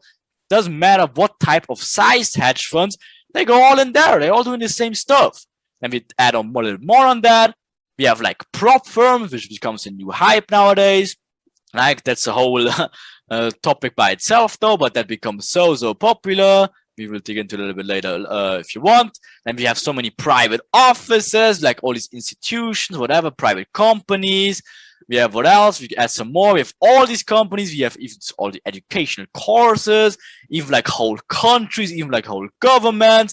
They all go in this whole liquidity pool, which are all doing the same thing. Again, it's all fundamentals for them. It's all technicals. Maybe some have like AIs, maybe have some whatever expert advisors, all this nonsense, like maybe tools, but it all goes together with the same type of rule set scenario, the same understanding of the markets, and that all forms the liquidity. So guess where you come into play? This little drop in here, right? So that's all the retailers, individuals like us, like the normal, aka people, which open like a whatever trading account with like a broker, and then whatever open up a 100 lots or whatsoever. You let this little drop in here. So what do you think? Do you think they will hunt you down and go after your stop, and let's call it the stop hunt or shit like that? Of course not. They don't give a shit about you 100 lots or something. They don't really care. And that's why we need to understand that it's not about the individual. It's about the whole fish tank in general, and they need to target the overall liquidity and target these overall strategies, right? So if they target all this retailer, let's call it technical analysis, automatically they're targeting all these fish tanks plus this little drop in here. So they don't need to hunt you down or whatsoever. No, they just target the whole overall strategies, also fundamentals. Now all of a sudden, they control the whole fish tank. Understand that? Very, very important, right? So again, it's not a personal thing. If you get stopped out or whatsoever, you cannot blame whatever. Oh, that's a stop on. The broker took me out. They don't care about that. They target the overall strategies, and that's how they target, obviously, you indirectly. But they will never target you directly and say, like, oh my God, like Daniel opened like a 10 lot trade. Let me stop him out. No. They target the overall strategies. They know exactly where the stop placements are. Of course, with the all liquidity aspects, they have all the data, they have all the reasons, they have all the strategies. They know exactly the key levels. That's, of course, where they target it. Okay, and that's how it works. So you're not being targeted. They target the overall strategies.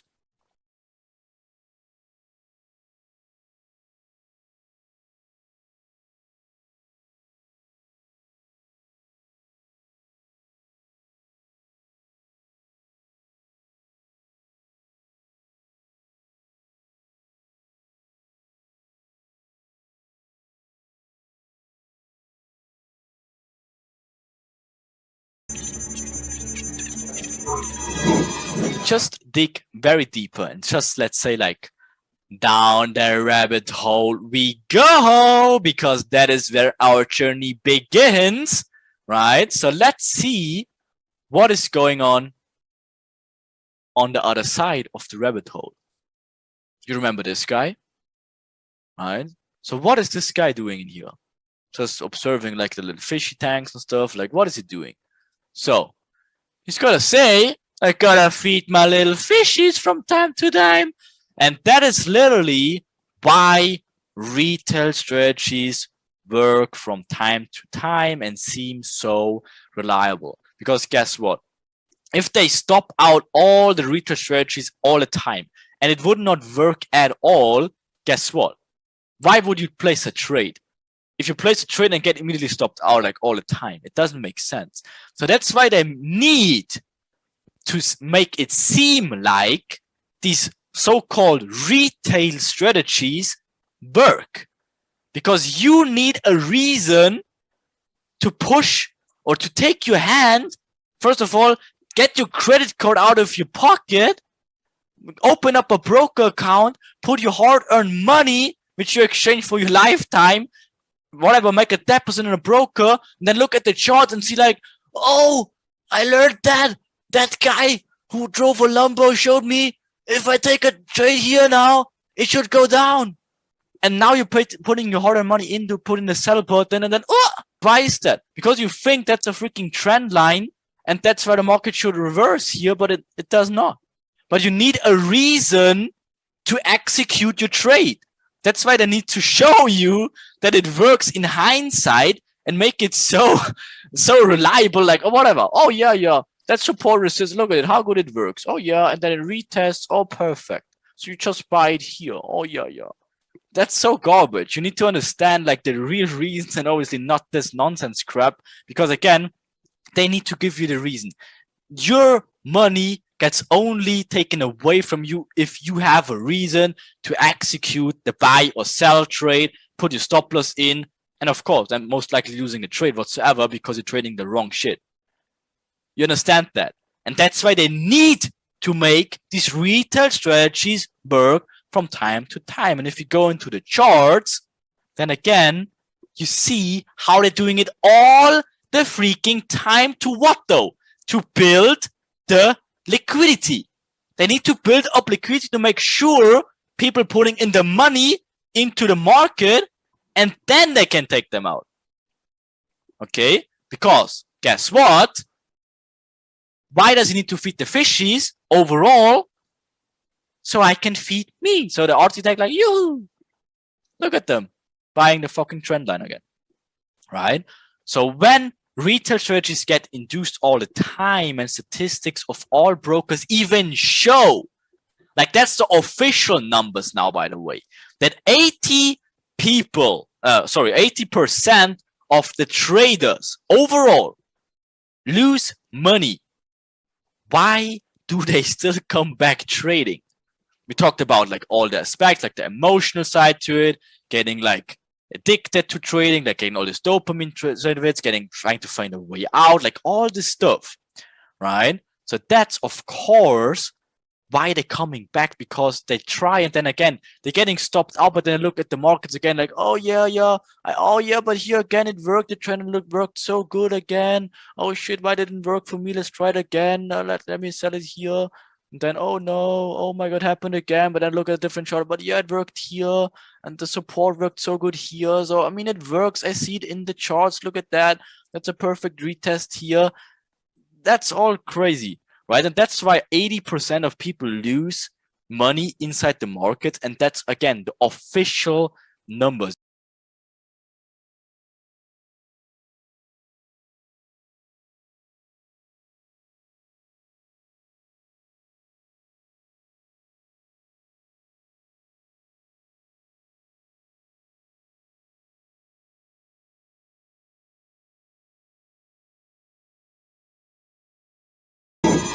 So, but let me tell you a quick story of Stalin, right? Because again, that pretty much gives you a better understanding of what is going on and why people still coming back. So Stalin wanted to make a little demonstration for his like inner circle to show pretty much how he can control his soldiers. Because again, think about it. They sitting in the office and shit, and the soldiers lying in the fucking dirt and shooting themselves or each other like in the face. Like how and why and how do they even do that? So they even showed like, okay, let me show you how we do that easily with our soldiers and how we can keep easily everyone in control. So he takes us in a circle, groups them outside like in his garden area, right? So then like everyone stands there like, okay, what's going on? So Stalin, okay, give me a second. He goes behind the house, goes in the cage area, and grabs a chicken. Okay, so he grabs the chicken and takes it and goes over the house again, stands in front of his people, and like everyone's like, oh, okay, like, well, where's the chicken now? What's going on here? So, and then Stalin takes the chicken and say, now, fella people, watch closely what I do. So he takes the chicken and grabs it by the neck. And everyone's immediately like, whoa, what the fuck is going on now? And he grabs it by the neck and starts to rip the feathers out of the chicken like a maniac. Like, I was like, what the hell is he doing? Like, is this guy crazy? And he doesn't care. He just rips the feathers out, and the chicken obviously screams and wants to get away, but obviously can't because he holds it. And he just rips the feathers out like a maniac. And I was like, what the hell is going on? Like, after like a few minutes of ripping out the poor chicken's feathers, whatever, he takes the chicken, sits it on the ground. What's the logical thing? The chicken runs away immediately, like obviously wants to escape. And everyone's like, what the hell just happened? Like, that guy is crazy. He takes his hand, grabs it in his pocket, and takes out a handful of seeds. All right, so he takes the seeds and just pours it in front of his feet, and just whatever, pours it over. And the chicken from the little bit behind area, obviously still in pain, aching in pain, but sees the seeds he pours over. So what does the chicken do? The chicken just is still in pain though, but it sees the seeds and like, oh yeah, that's food, amazing. And then it runs back to him and just eats in all calmness in front of his feet. And then he just says to his people like, see, that's exactly how people come back the moment you show them like you're feeding them once again. You can hurt them so much before, but the moment you show them something instead, that you actually feed them, they will keep coming back, right? So what the hell is that going with trading? So this is exactly what they're doing with these retail traders. They can mess them up so many times in a row, but then again, they show the seeds inside this trading or inside the charts again, and then, oh yeah, oh shit, I got stopped out here, but then the market still went into my direction afterwards. Oh no, it still worked. I mean, a loss happened. That's how they do it in the markets all the time. So think about it. How many times it already happened to yourself? How many times you hit a stop loss by only a few pips, maybe, but you stopped out, you're out of trade, and then the market laughs at you and then shoots in the direction you actually had to trade in. And that's literally the chicken approach in here. You get stopped out, you're getting your feathers ripped out, but then of course the market goes in your direction and you're coming back because I think like, oh shit, yeah, better luck next time. Right? And that happens to everyone. We just need to understand that that's not a good reason to come back then. Because again, if you keep coming back to the guy who rips your feathers out, like, what's the point? It's better to, whatever, be a free chicken and find the real reasons behind everything. And then, of course, be a free independent chicken and then whatever, see what's going on and don't fall into these traps.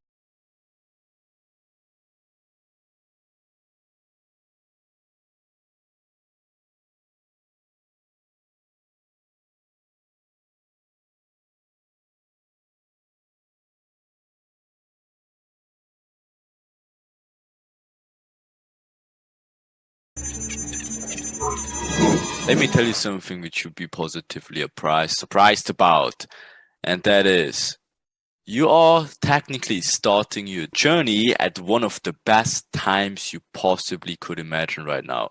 It may be a little bit scary to hear why, and a little bit more overwhelming, but it definitely can be something which you personally can benefit insanely well. And let me show you why that is.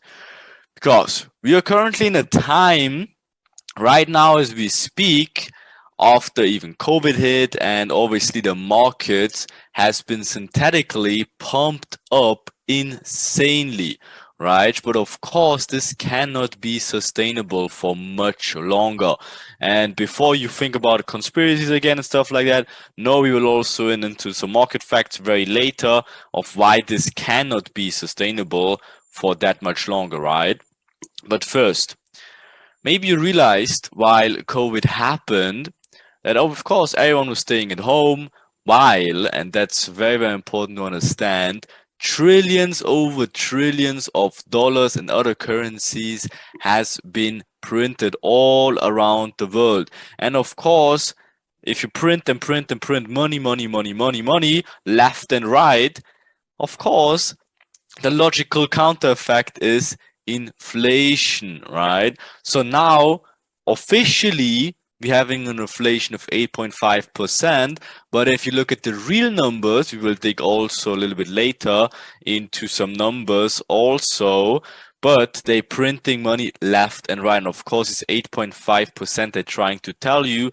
That's not really what the real numbers will represent. If you look at how much money they actually been printing over these last months and even now over years. It's actually insane, right? But what happened in this situation also? No, they're not only printing money with no effects. Of course, a lot of people could have taken advantage over that, and most of the time it has been the rich which just significantly could become more rich because they had the finances, they could do the proper investments, and of course all these people who got some stimulus checks and whatnot, they gave it right to the rich for whatever opportunities they might have. Went into cryptos, bought NFTs and whatnot, right? So of course there were a lot of people that got to a lot of money even during that times. But guess what? We'll also dig into what will happen, but for now just understand that most people again will sleep on what is about to come. But this time, of course, you're in the right place. You can prepare yourself of what's to come, right? And guess what? Those who will be prepared for it, they will have a huge benefit over the next years. Not again as what happened in COVID and stuff like this, where people like got a lot of money into a few months of time. No, what will happen after this recession will benefit you for the next years, as there will be much, much greater opportunities than they has been lately, right? And before we dig into this interesting topic, huge shout out to the legend himself, Patrick from Valuetainment. Like, of course, he made a very, very good video about this topic in great detail, market crash strategy. Take a look at this if you're interested in this topic overall, because he will dig way deeper into his points of views. I obviously give you a few summaries and my personal point of view about it and of how you can use it as a trader. But obviously, if you're a business owner, I will cover a little bit points in there as well. But if you're overall want to know more about this topic overall and what's about to come, highly recommend those two videos if you want to see more greater details. And of course, the channel overall, absolutely amazing if this topic is for you. If you just want to listen to it of a trading basis and of how we see it personally, and of course give you still overall a little facts, then of course this video will be more than enough. But if you want to dig deeper into it, those two videos are must, and also the channel.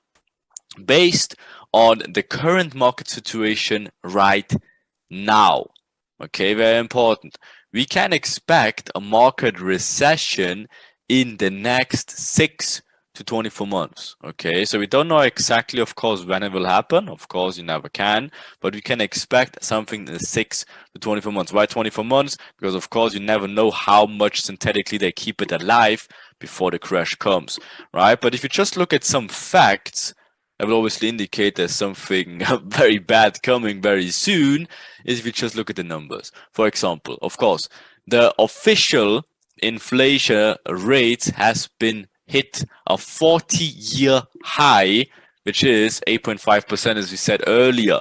That is absolutely crazy. But again, these real numbers, they're even higher. But again, that's the official numbers, and that's already quite crazy.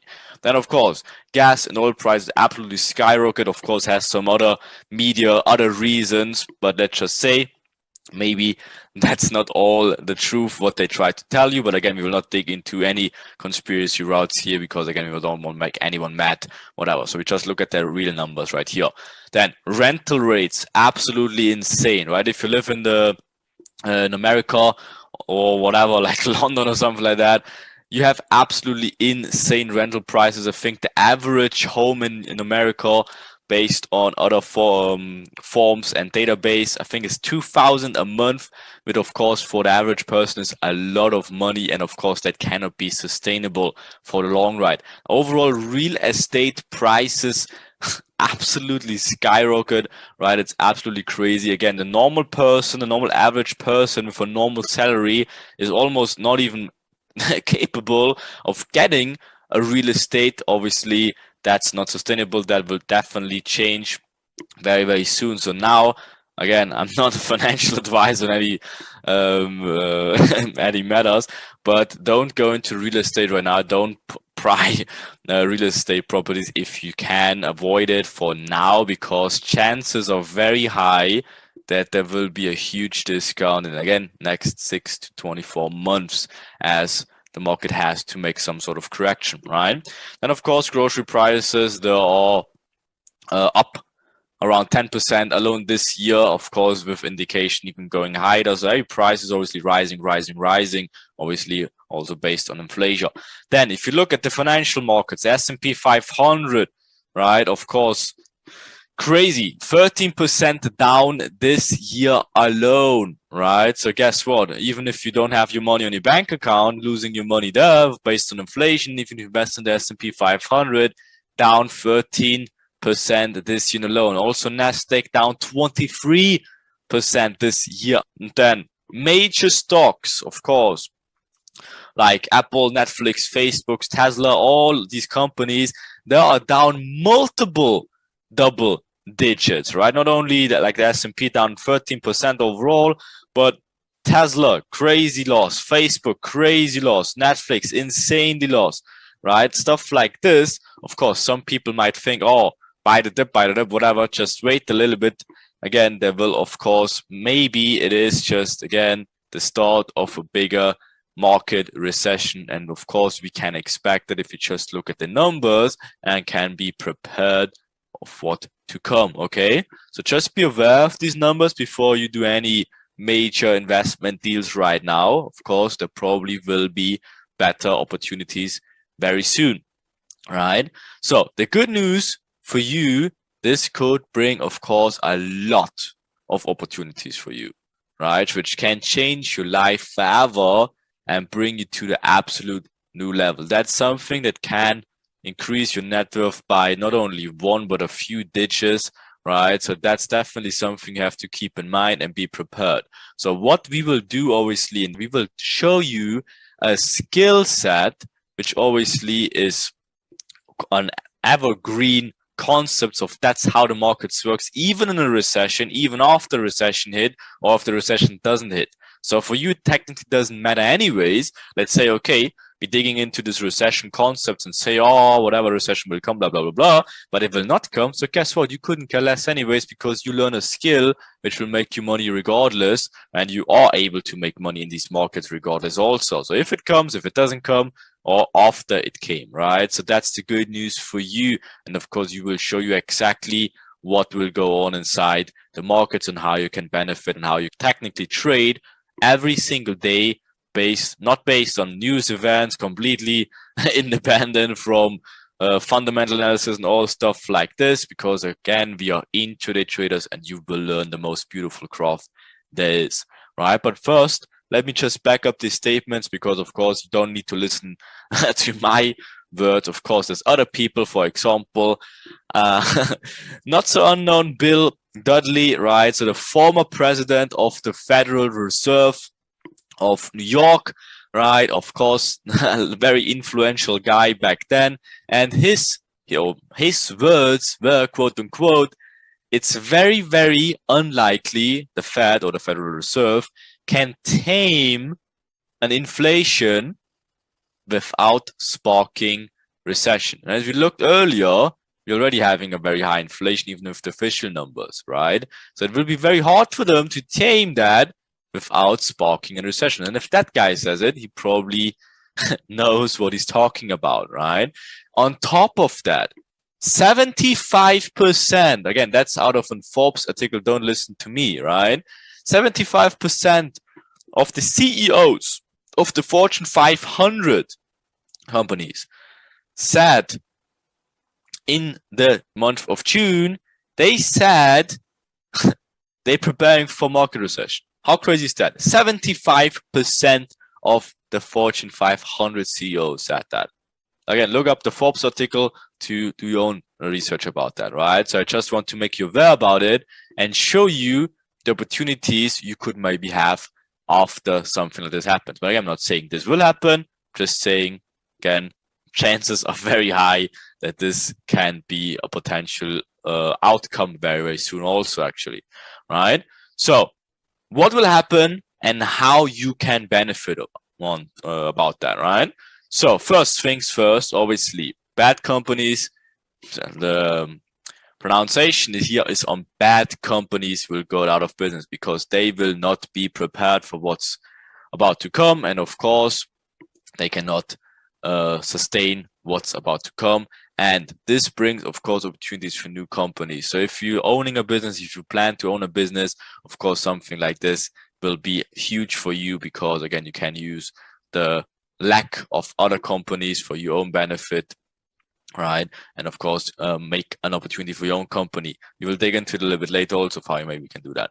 So, and of course, employees lose their work. If you're currently still having 9 to 5, there's absolutely nothing wrong with that. Right? You just have to be aware that maybe some changes will come. Again, COVID, for example, gave a lot of people a lot of freedom and they got away with a lot of nonsense. Like, I'm not saying, sorry, not nonsense. If you're one of them, obviously I will not offend anyone. But for example, a lot of people could have say, oh, if you don't let me work from home, I will go to a different company. You could have negotiations and get a higher raise, even if you say I have so many offers from other people, blah, blah, blah. And you're getting a raise, but let's say you earn like 60K a year, but then based on all these people looking for whatever companies looking for people, there's such a high demand and stuff like that. There's a lot of offers out there.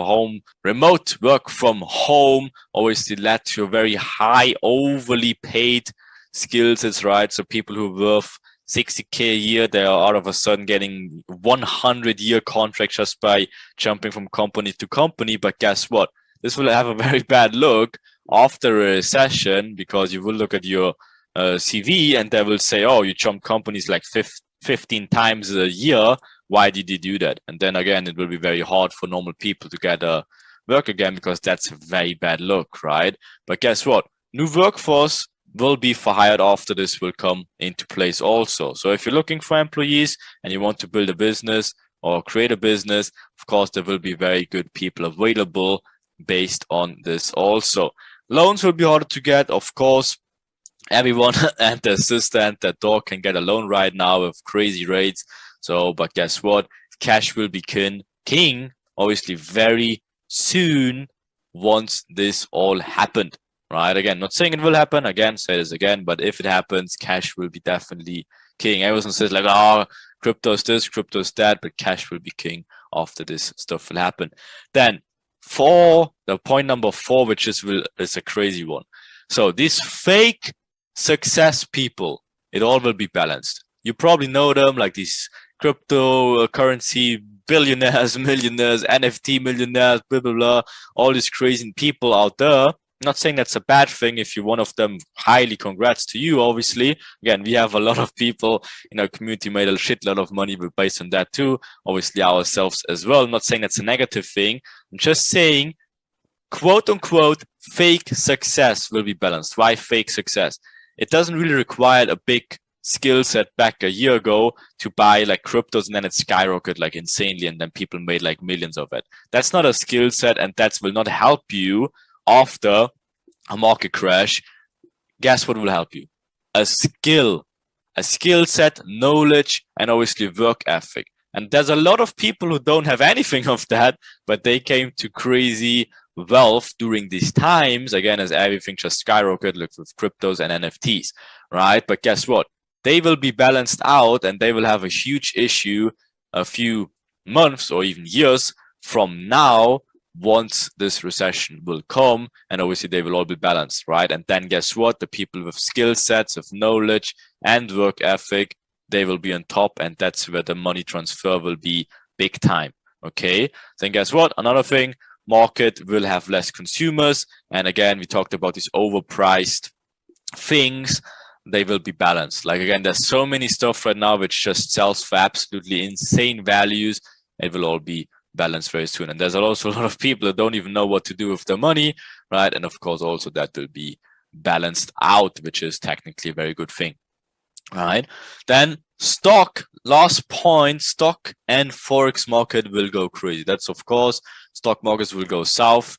Currently is doing that already, but the forex market also will go a little bit crazy. Of course, not only south, but depending on what currency pairs and what currency pairs, of course, you're trading, right? Then, of course, you will see insane market opportunities, stock and forex. And of course, the best thing about that is that you will have the skill set to benefit about those situations insanely, right? Because again, what you will learn will show you how to benefit regardless of market conditions, right? Again, we traded on the 1st of February or 1st of January, when nobody, like everyone had this excuse like, oh, I think it was the 3rd of January. Nobody's in the markets. Our students absolutely smoked it, absolute market mastery. Maybe you saw the ones we posted, and every single day is like that. There's not an excuse on a daily basis, right? It's not like, oh my God, it's NFP Friday, blah, blah, blah. You cannot trade because of that. No, like again, look at our community later, and you probably did already on our posts. We showed that regardless of the day, of the month, of the news event, of the holiday, whatever, there's so many opportunities every single day on an intraday perspective. And that, of course, is a skill set that will give you benefits whenever. Again, if the recession happens, if it not happens, or after it happened, you will have a skill set to make something out of it, right? So guess what? We talked a little bit into it, but again, those who got lucky back then, again, with NFTs or cryptos or whatever it might be, they will get wiped out in the long run, right? In the following months or years, as they not having a skill set and work ethic to sustain it. But guess what? Those who built, again, of course, there's also people who did crazy knowledge of NFTs and cryptocurrencies and know what they're talking about. Of course, they obviously can fight their way back. But I'm talking about that just throwing in big numbers into NFTs and crypto, then just skyrocketed, right? Those who don't have skills and, of course, maybe not knowledge also, and they will have very big struggles. But if you build now a skill set and a knowledge, you will have very, very juicy years ahead. And you will definitely be one of these big winners after a market correction will happen, right? So be aware of that. So use the next months as everything is normal, right? And just build a skill set and prepare what's maybe about to come. Right, and guess what? After you build the skill set, you can make, of course, a lot of money, depending on which route you go. If you want to go the funded route, if you have already good capital, if you want to just compound it, right? Of course, there's multiple scenarios you can do it, and of course, we also show you a few ways, right? But of course, if the best and easiest way is to go to the funded round, get some sort of prop firms funding accounts, and then of course work your way through there, and then slowly but surely making money and prepare for what's to come. Because once obviously a market correction or recession or whatever you want to call it comes, there will be overall less competition in these markets. Cash will be king. So best case, you made a good buffer of money in these times, right? And you will be risk tolerant, meaning you will have, again, the skill set which will be protected. And again, is not affected of what's going on inside these markets, because you're an intraday trader, and of course you can benefit on a daily basis. Then, very important also, real estate deals will be on discount, right? Again, you know the prices of real estate right now, it's absolutely ridiculous, right? So of course, a recession will give you some good real estate deals on discount as well. Then you will have access to talents, right? I even spelled that wrong, right? Doesn't matter. So that means, of course, a lot of people who are currently overvalued in terms of their work, of course, they will be accessed very soon if companies have some trouble sustaining their overpaid employees. So, of course, if you're building a business and obviously looking for employees, there you go. There will be a lot of talent access in these next couple of months and years. Then overall prices will be going at the real market value, right? So very important also, as we talked about multiple times already, there's a lot of things in this world currently which are highly overpriced, and everything will go back to balance, right? And you will have, again, the skill set to not be affected by anything of that. Be open-minded of whatever we show you. Again, don't be close-minded and feel like, oh, that's all nonsense and I don't believe that and blah, blah. No, be aware, be open-minded, and then things will turn out the right way for you. Trust the process, do what we obviously guide you through, right? And then things will turn out pretty well. So enjoy the next episodes, and we catch up in the next video.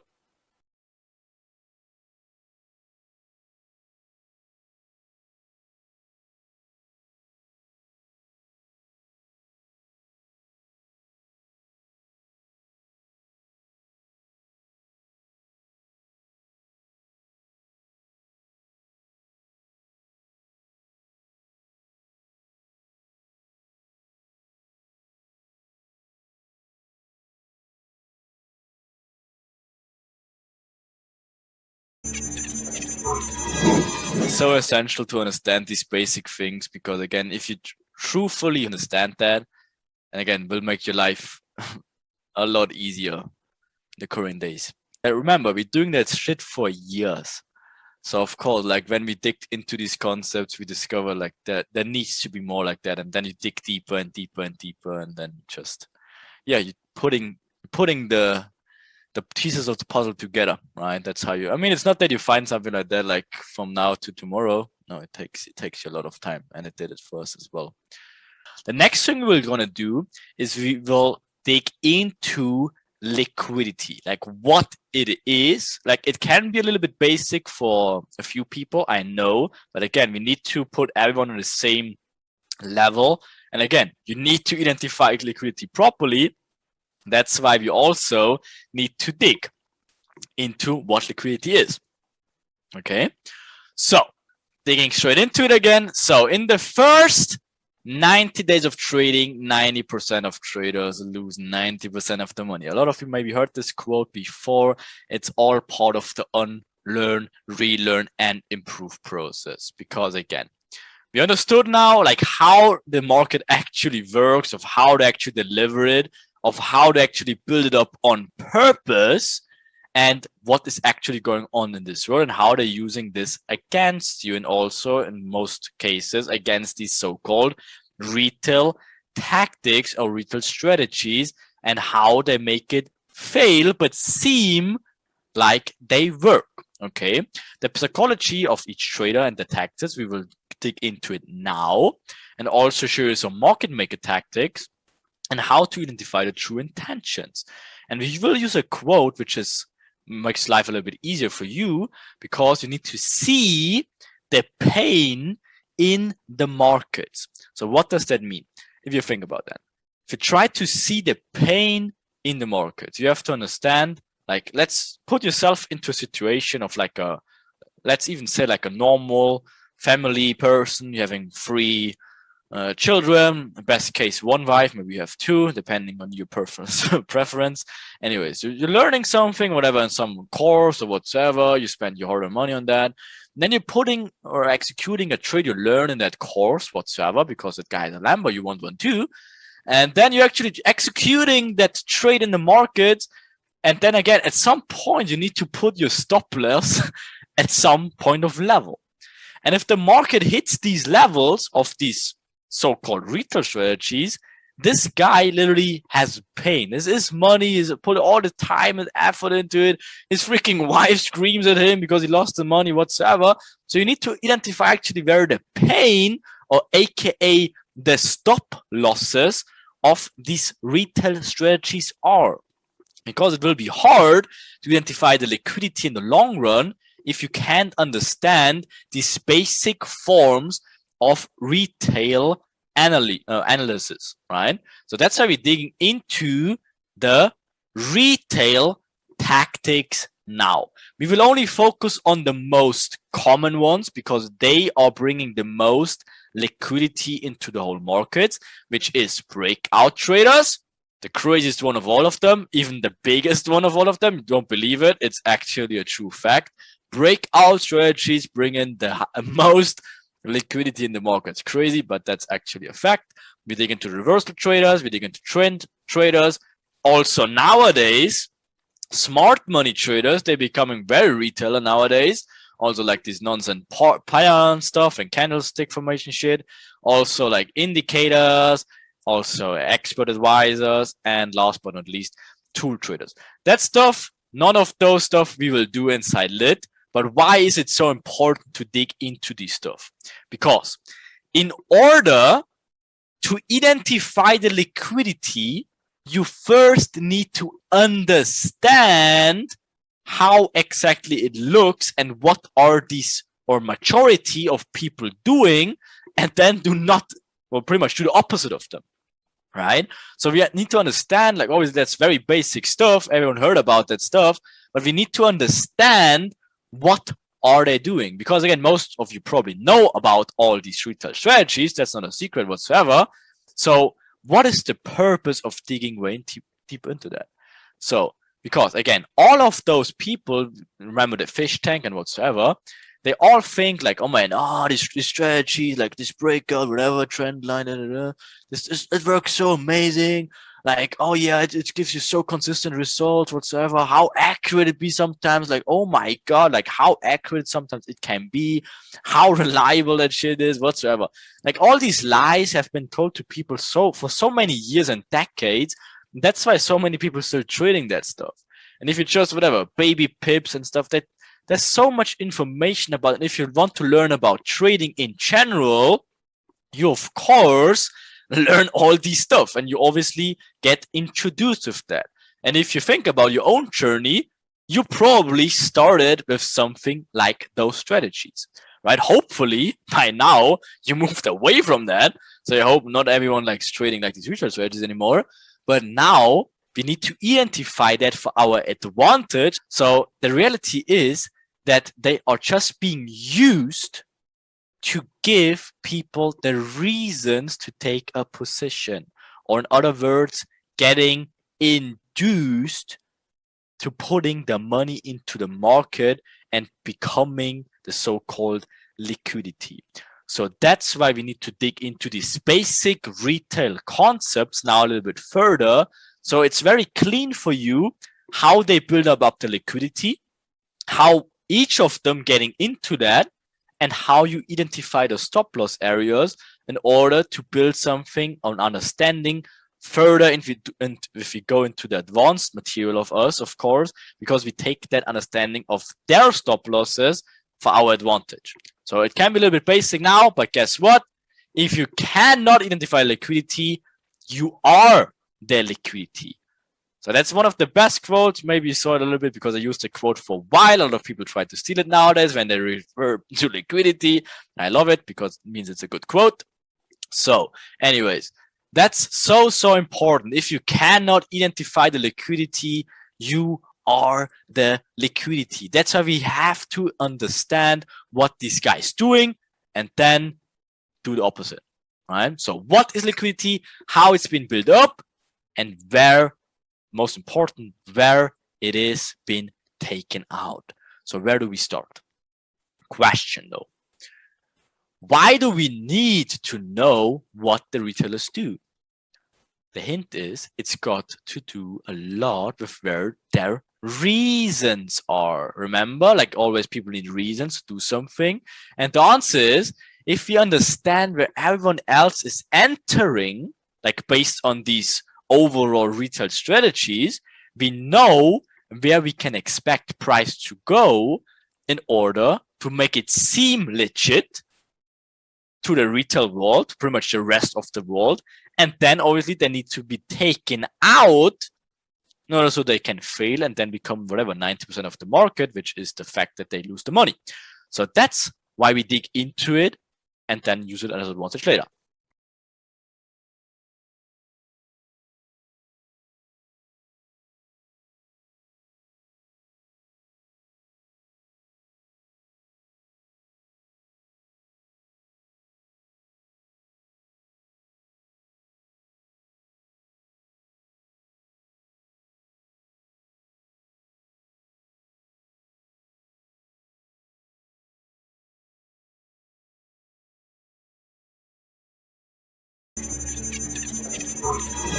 So we will start with the most obvious one, but also sadly the biggest strategy there is, which is breakout traders.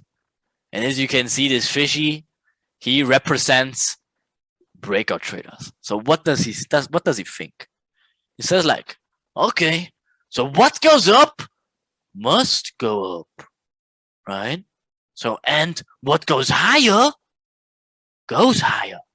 So he literally thinks the market is going in one direction literally all the time, right? So pretty much he says like, oh yeah, I have so bad FOMO. I don't want to miss any trade there is. I just place my buy stop and my sell stop.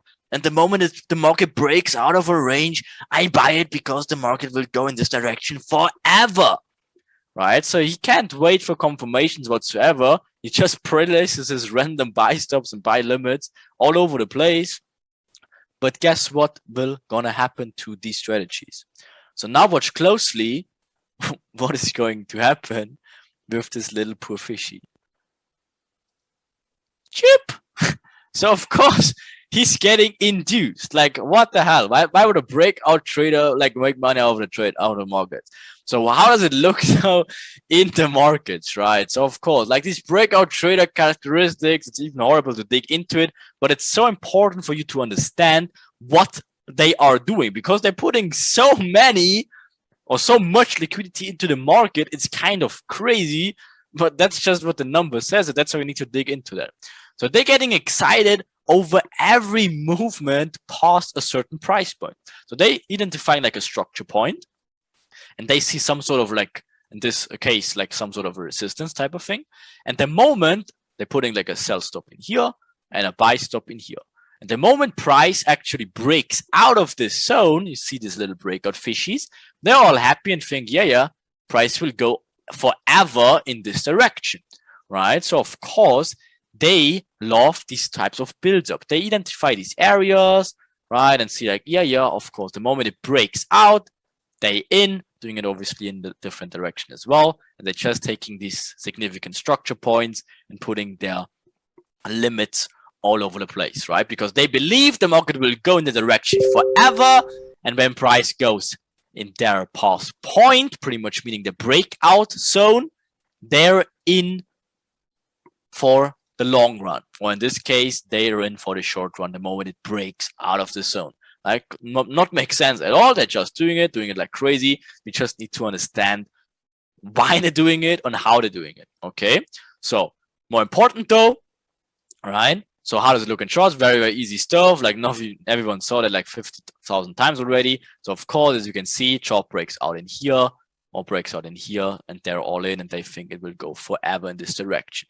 So what is most important to us though is their stop loss. We don't care really about like where they enter because we would never even consider entering in these areas at all. For us, it's more important of where the stop loss has been placed after those people getting induced, because again, the market will come for the liquidity, which is their stop losses. So the liquidity can be two parts of it. Liquidity first is where they enter. That's the first stage of liquidity. And the second stage of liquidity is where they're getting out. Because then, of course, they're out and putting the money into the market, and that's how they enter it. Enter, exit, okay? 2 stages of liquidity, always the entry point and the stop loss point. For us, it's obviously both is important, but the stop loss areas is more important because we will use it as key areas later on. But very easy stuff. How does it look in action? Very easy stuff. Of course, you see these fishes trading here, right? Of course, like, oh yeah, there we go. Prices go. Oh my God, pullback. I don't care. There's another breakout point. Okay, now we go. Breakout fishes entering another point, and of course, another point. And that's what they think the market is due forever. So the moment price makes a valid structure point, the moment it breaks out, they're more like continuation traders. They, of course, adding into all these zones. But again, we don't really care about that. We care about their stop losses being placed below the structure points, right? So we understand when they enter and, of course, when they're getting stopped out. Because in order to stop out all these breakout fishes out of the trades, where does price need to go in the most extreme case? So if price did like this, so first people entered here, oh yeah, breakout, okay, oh yeah, breakout, oh yeah, breakout. So what needs to happen, worst case for them in order to stop everyone out? Of course, very easy. Hint, the extreme case will make them lose money, all of them. An extreme case, price just needs to make like that. Of course, so whatever, easy stuff. If you just look at an easy chart example, what do we have? The first trend is forming, breakout traders entering here, new high, breakout traders entering here, new high, entering here, new high, entering here, entering here. So see, it works pretty good in hindsight, right? So now we have pretty much a more significant zone that breaks out. Awesome. Now a little bit more there. Okay, awesome. Breaks out here. Oh, and this one is a really big one. And oh my God, look at that one. And out of a sudden, this huge candle appears to break out all these zones and makes them all excited.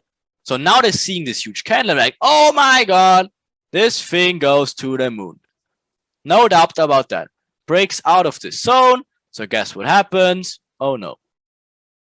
So all these breakout traders being built up here, building up here, building up here, building up here. And finally, the final inducement zone, all the breakout traders entered in this area with this huge candle that makes everyone excited. So now the technicals plus the emotional side of it sticks into it, and they're all being stopped out immediately, right? But wait, right? If we keep going down to stop people out who are long, then the traders who are going short can win easily, right? So how can we stop these traders out of all directions? You might be thinking like, how does it work then? So technically price would move like this, right? But that sounds kind of strange because again, if they getting stopped out here, induced here, stop loss goes above here, induced them here. Oh, that's kind of weird. So you're probably thinking like, what? That doesn't make sense. So no, the market never moves like that.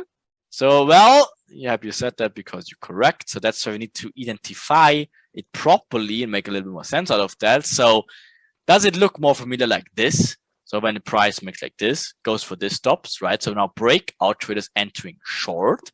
They're putting their stop above here, right? So guess what happens after? So they're building a reaction. So first of all, this is getting stopped out, getting here. Awesome. Oh shit, now they getting stopped out. Like, of course, now they getting a breakout opportunity in here.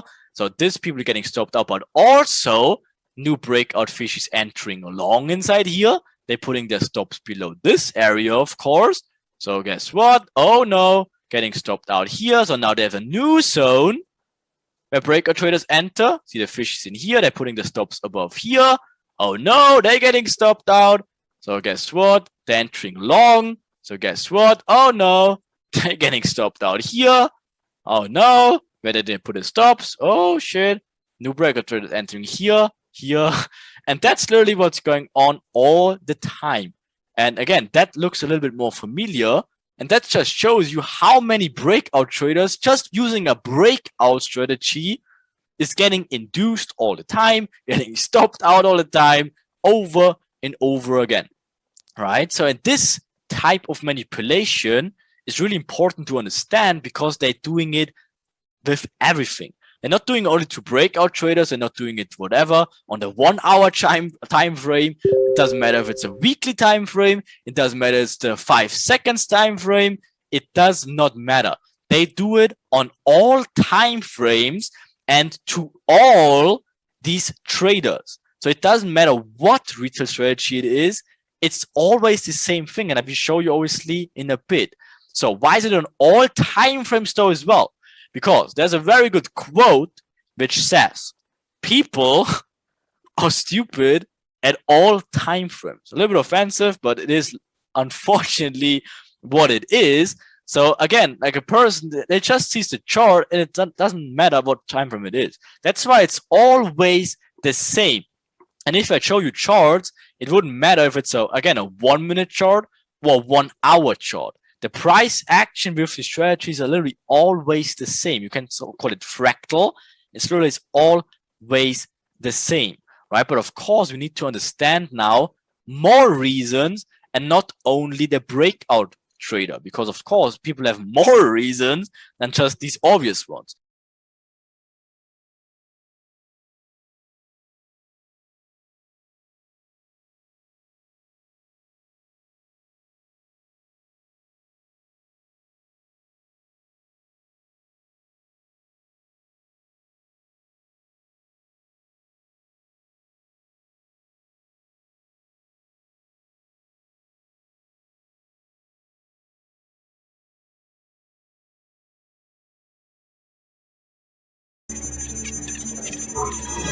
The reversal trader, and he thinks like what goes up comes down, so it can go up again, right? So, and what goes higher goes lower to forever go higher.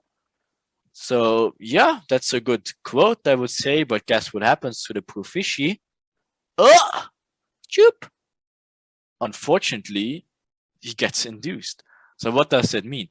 So a reversal trader characteristics, they get excited over every movement in every direction. So they kind of crazy anyways. So they wait for price to come down after it goes up and vice versa.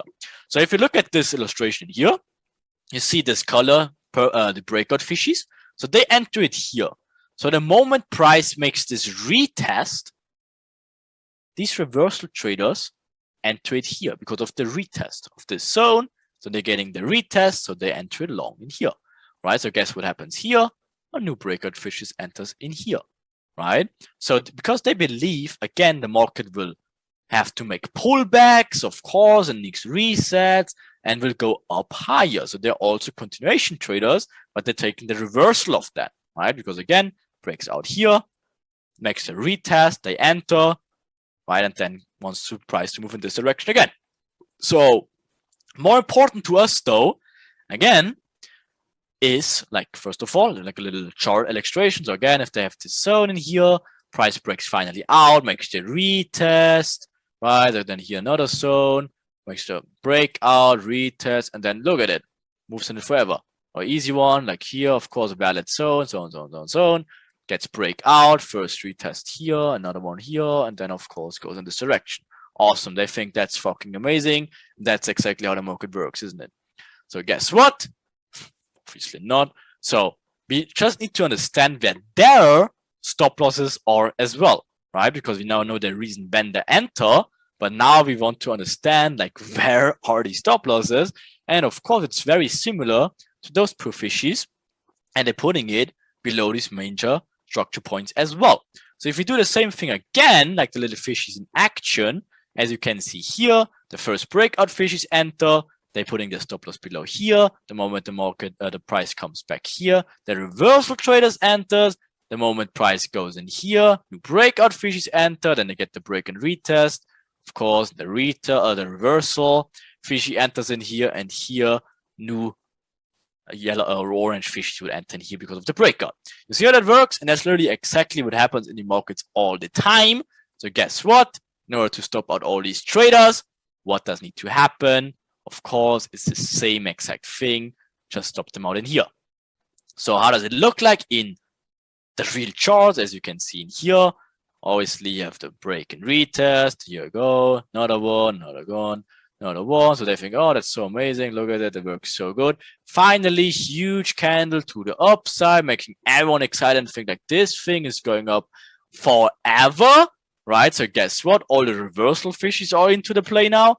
All the breakout fishes are into the play now. Everyone put the money into these strategies or inside long, like insane. So guess what's going to happen? Choop. Stopping out of all of them. So easy stuff. Again, bonus question. So which, with what you know so far, where else could breakout traders and reversal traders enter? Very obvious stuff. Hint, it's all fractal. It's always the same exact thing, right? So here, of course, here and here. So again, breakout fish is here, reversal traders here, breakout fish is here, getting all stopped out. It's the same exact thing though, but again, wait. If you keep going down to stop people out who are going longer, then the people who are going short can win easily, right? So how can we stop all these traders in all the directions? Someone having a deja vu yet? Does it click already? It's the same thing literally over and over again. So we would move the market in a formation that grabs most liquidity, builds it up first, and stops them out also, right? So guess what? If breakout freezes enter here, reversal freezes enter here, breakout freezes enter here, here, here, here. So guess what happens? The reversal trader enters here. Oh no, oh no. Getting his first stop loss. Oh shit, what happens? But guess what? Now new breakout fishes enter, reversal traders enter. There's the stop losses above here, right? But guess what? Oh no, oh no, oh, and they will stop down, right? So that's what they're doing all the time. They're building it up, first stopping them out and giving them a new reason to make the reversal here because we have this break of structure, whatever. Retest, they enter it here again, putting the stop above this area. They will come up later here, give them the reasons here, then breakout traders enter here. It's literally always the same. It's literally the same. It's all building up these orders and then grabbing their stops and moving in the other direction. Giving them the reason first, finding where the stop loss are, coming to this area back, and then moving further.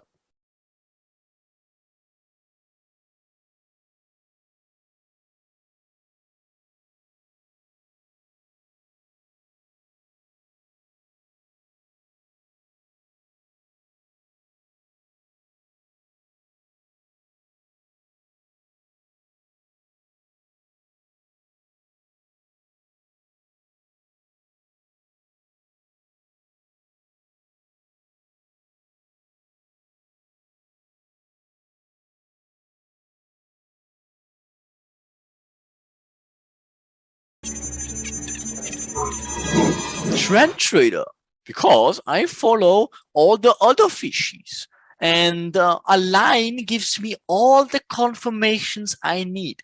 So he's kind of an interesting one because he doesn't need any reason. He just needs to draw a line, like a vertical line, and that's all the reasons he needs because he thinks like, yeah, if here's a test and here's a test, of course, it only makes sense if price comes to this point here, of course, and because I drew this line on my MacBook Pro, and then, oh yeah, what the hell? That's crazy. So of course, what happens to the trend fishy is, it's getting induced, right? So how does it look like though? Easy stuff. He draws an imaginary line of 2 points, and he thinks on the third touch, it obviously needs to move in this direction because of course this smart guy in here drew this line. Of course it needs to react from that line, of course, doesn't it? It makes full sense. This guy again just needs a line and then he thinks he's good to go, but of course we need to dig a little bit deeper into what he does. So on a chart it looks like that. Of course makes total sense. The price reacts all the time of this line because again the smart guy just drew the line in here, so it needs to react from that. That's obviously how price moves. Hopefully not, right? So guess what? We dig a little bit deeper, so we look at their stop losses. It's the same exact thing. So he enters on this imaginary line in here. He puts his stop below the next valid structure area as well. Okay. So let's look at it again of how that works on the same exact example. Getting a little bit familiar right now, doesn't it? So of course, first things first, the breakout trader is entering, being all happy about his entry. Now the retest trader or the reversal trader is coming to place. Look at this guy now. Look at this smart guy creating this trend line in here. Also, like, what is this as well? It's also a break and retest for the reversal trader, but it's also the imaginary line for the trend line trader. Interesting, isn't it? So guess what? And again, wait. I'm guessing you can start to predict the future now. What should happen to those people? So you know what's next, right? So what should happen after that? Pretty obvious, isn't that? So in order to stop out all these fishies, what is going? There we go. Right, in the extreme case, all of them lose money. So guess what? There's your tube. So again, it's easy stuff. So they're drawing all these imaginary trend lines and here building the trend, of course, sounds totally legit. Remember something similar at all the examples so far. They all had this little exciting, huge candle at the end, right? And guess what? Choop. After all these people being built up in the wrong direction, right? They're getting a final inducement to the high side to make them even all more excited. You get even this final break or retest, and then of course they're getting all stopped out. And if you look at it closely again, it's the same thing with the break and retest trader, with the breakout trader, with everything. It's literally always the same shit, but they're having all the different reasons. So does it click right already? Right? It's always the same, but the result is always the same anyways. Give them false reasons to execute a trade and then stop them out afterwards.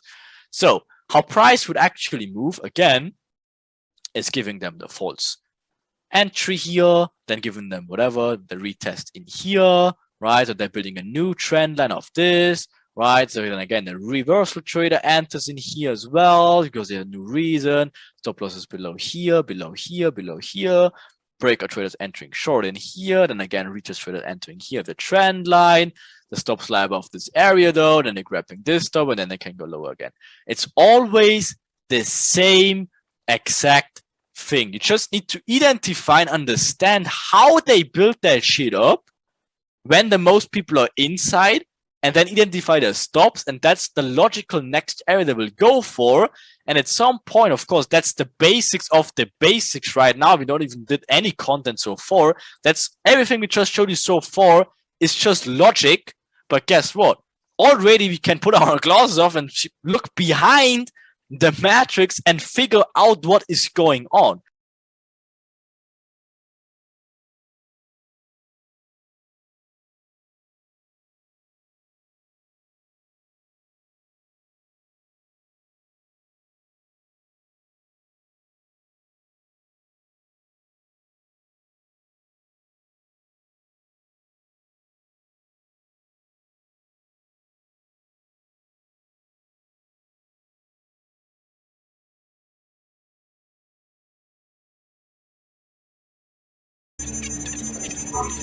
The smart money traders. So, and literally he said, like, I'm the alpha. I know when, why, and how the market moves. No one knows what I know. I trade alongside with the big institutions. That's literally what he says. Like, obviously, that you heard that a lot. So, literally, the thing though with the smart money traders is, first of all, these traders are the closest to understanding what is actually going on. So they're definitely on a very good track, but still they're far behind. So they think they know it, but they don't. They think they know the read that they think they trade in line with the institutions, and yeah, that's the institutions trade. And no. So they're thinking that is whatever is going on, like the smart money concepts. You maybe heard a lot, and I think a lot of you people also trading like these smart money concepts, but it's just another retail approach to enter these markets, to give you like another reason, whatever. I mean, it can work pretty good, don't get me wrong. It definitely forms a good foundation, definitely leads you in a good direction. But if you stop here, that's horrible. You're on a good track if you introduce the smart money concepts already.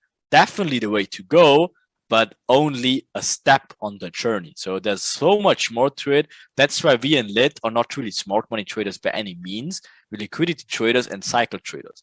Okay, and we even have something later on, which you guys will love, for at least the ones who are trading smart money concepts nowadays, because we have even something we call smart money traps. We dig even a little bit into that stuff, and obviously makes it easier for you to identify proper points of interest, you call it later.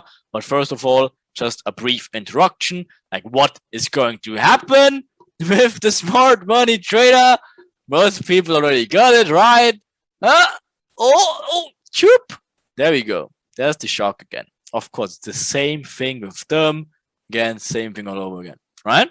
So smart money trader characteristics. They all look for inefficiencies in the market, like being like imbalances whatsoever, and also supply and demand areas, right? Again, they call it institutional candles or whatever. They maybe call it order blocks. There's so many different aspects to it. They're all on a good track, but of course, you should never really stop there, because that's not really what drives price. Of course, supply and demand areas will definitely be very important, but there will be supply and demand areas which you would 100% need to completely ignore and cut out. And obviously we show you how to do it, and we have so many confluences of make life easier for you, because guess what? Supply and demand areas will play a role, but that will be the last point of our stuff when we then identify the right supply and demand areas and ignore the rest of them. So we definitely don't trade supply and demand in any way. We just use it as another confluence of the events at the last stage of our all confluences. Okay, so what they do else, they do use whatever, maybe Wyckoff, maybe psychology levels, whatever, the 80-20 zones and whatever, right? They also do some other confluences of events, which is definitely not good, definitely not bad. But the most important thing is they're all getting induced by these false supply and demand areas. And again, if you have already experienced smart money concepts, like there's so many areas where there's inefficiencies or imbalances or whatsoever. And if you just pay closely attention to those areas, you get smoked left and right. You need to filter this out pretty good. And of course, it's very hard if you don't understand like what's really going on. That's why we show you so many confluences of events later on. For example, structures like a really good one, with liquidity zones being really good ones. And we have so many more where we show you how to easily filter these zones, how to even expect when they're being trapped and when they others should work. Okay, so just get this into your head that these zones are definitely being attacked on purpose as well. So how does it look? Of course, first of all, the fishy says like there's a reason we are called smart money trainers, right? And yeah, smart for sure. So again, what do? They expect like an area of interest here. They said like the imbalance area, they take this zone now. And of course, they want the mitigation of this zone. And then of course, price will move in the direction. Same thing in here, right? So again, imbalance expected. They mark the imbalance. They're taking the demand zone in here, the demand candle. And then of course, price will come back and mitigates this area, right? But again, works good in theory, but if you use it overall and just look at that, you get absolutely destroyed. Why can we talk about that? We can show you later. For now, just understand that these areas are definitely becoming liquidity areas we need to be careful about. So for us, of course, it's important where they enter and also where their stop loss is. So of course, they're entering with their imbalances fills, whether these demand zones before that or even like in the demand zones, right? They can enter both, right? And of course, their stop loss again goes below the supply and demand areas or below or above these structure points, right? So if they whatever these IC candles, these order blocks, whatever you want to call it, doesn't really matter. Supply demand areas, they're all putting their stop losses above or below these areas, right? And of course, that's zones that have been targeted a lot. How does it look like if we take our little actions or fishies in actions again? Literally the same stuff all over again. So what do we do first? Of course, we have an imbalance. We have a valid supply demand, so whatever. Okay, there we go. There's the smart fishies in here. There's coming the breakout fishies, right? So what's going on? Oh shit. There's the reversal fishies, right? There's another breakout species, and all of a sudden we have a new zone in here with an imbalance, getting a retest. So first of all, like the trend traders adding into here, because look at that crazy trend forming, like literally 15 touches to the trend line. There again, the smart money traders getting into here as well, whatever. And out of a sudden, we have so much liquidity into this direction. So again, the question is always the same. So what does happen the moment all these strategies are being built up on purpose? They're all in the trades. They all executed their trades. They all have their reason to take their trade. They're all in the trade now. Everything is going. What will happen? Tube. Right? Exactly. There you go. There's your tube. So how does that look a little bit closer though for the smart money traders? It actually, we call it smart money trap. We will give you a little bit of introduction here now. So what is the smart money trap? Okay. So first of all, we call a smart money trader trapped from an inducement, or pretty much a smart money trap, or in short, SMTs. And we will mark up these zones a lot because they will have a significant role in our overall strategy. Okay. So at some points where these smart money traders are getting confused and getting even stopped out, or getting triggered in and getting a break even in the best case scenario, that's all confirmations for us in the long run, because we understand these zones and obviously take advantage of that again. So in overall, what is a smart money trap though? Smart money trap means if you have this demand area, whatever, imbalance and stuff like that, price will obviously come and taps this area for these smart money traders and then gives a reaction. The definition of a trap is it lets you in but not lets you out. That's why it's a trap. Okay, a trap means gives you access, but gives you entrance, but not exit.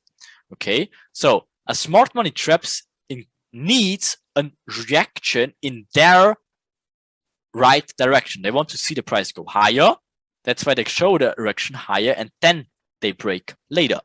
Okay, same thing with the opposite direction. So again, if they see this imbalance area, whatever order block area, the price taps into there, gives the false reaction, just to come back later, and best case for them getting a break even, or worst case for them getting a stop loss area. And these zones happen so many times lately because so many people getting into the smart money hype system and they're trading this system whatsoever. So that's why we introduced like the smart money traps highly and made it like very important for us to identify these zones properly. So let's look at a little bit more advanced example of how we can draw that. So first of all, we drew it already an inducement. Obviously, we dig into that a little bit later, but now just mark it up as inducement. So what will happen? We have an inducement here. We can expect a valid mitigation in this area later. More about this later, right? Again, if this confuses you, no worries. We'll dig into it more details later. But for now, the smart money traps. Again, this area with an imbalance area whatsoever will get a reaction and gets induced later. This becomes all liquidity. The more a reaction it shows, the more liquidity actually being added because it seems so valid on the edge, just in order to grab this liquidity later and then gets to a proper mitigation zone after and then can continue their valid play. Okay. Then of course we have some other variations to the theme where they can trap smart money concepts in here, giving the false reaction here. Same thing on this area, right? If there's liquidity to the left, obviously later, well, more details about that, giving another false reaction, then making the final inducement. Again, everyone is taking the long trade here, breakout traders, trend traders, reversal traders. You see all the people trading, right? Of course, then maybe whatever. Smart money traders entering this one. This becomes later the trap zone because we will add cycles to the whole thing and you will understand that this area will be a trap which gives a false reaction and then should tube it. Okay, but so far, just a little bit overview of what is going to what you can expect later on, just to give you the brief introduction about that one. Okay, so how does it look on a chart? It can look like that. Of course, we have an inducement above here. right? Again, price moves in a crazy direction with speed in this direction, with everyone excited, gives all the people a short. Of course, what happens after that gives the pullback, gets into this area now. See this imbalance area, demand area, whatever, order block area, whatever you want to call it. We know for fact now that this becomes a smart money trap. What should happen to a trap? It should give a false reaction, right? So it gives a false reaction, makes the inducement low, and then goes higher, stops out all these smart money traders, and now goes into this valid mitigation zone or area of interest.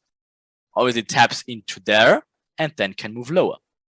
That's how we later on will utilize smart money traps in our advantage. And I added obviously the confidence in the range, but I went way more about it and way more depth, of course, like later. Just a brief introduction so you understand of how the smart money is actually used for liquidity as well.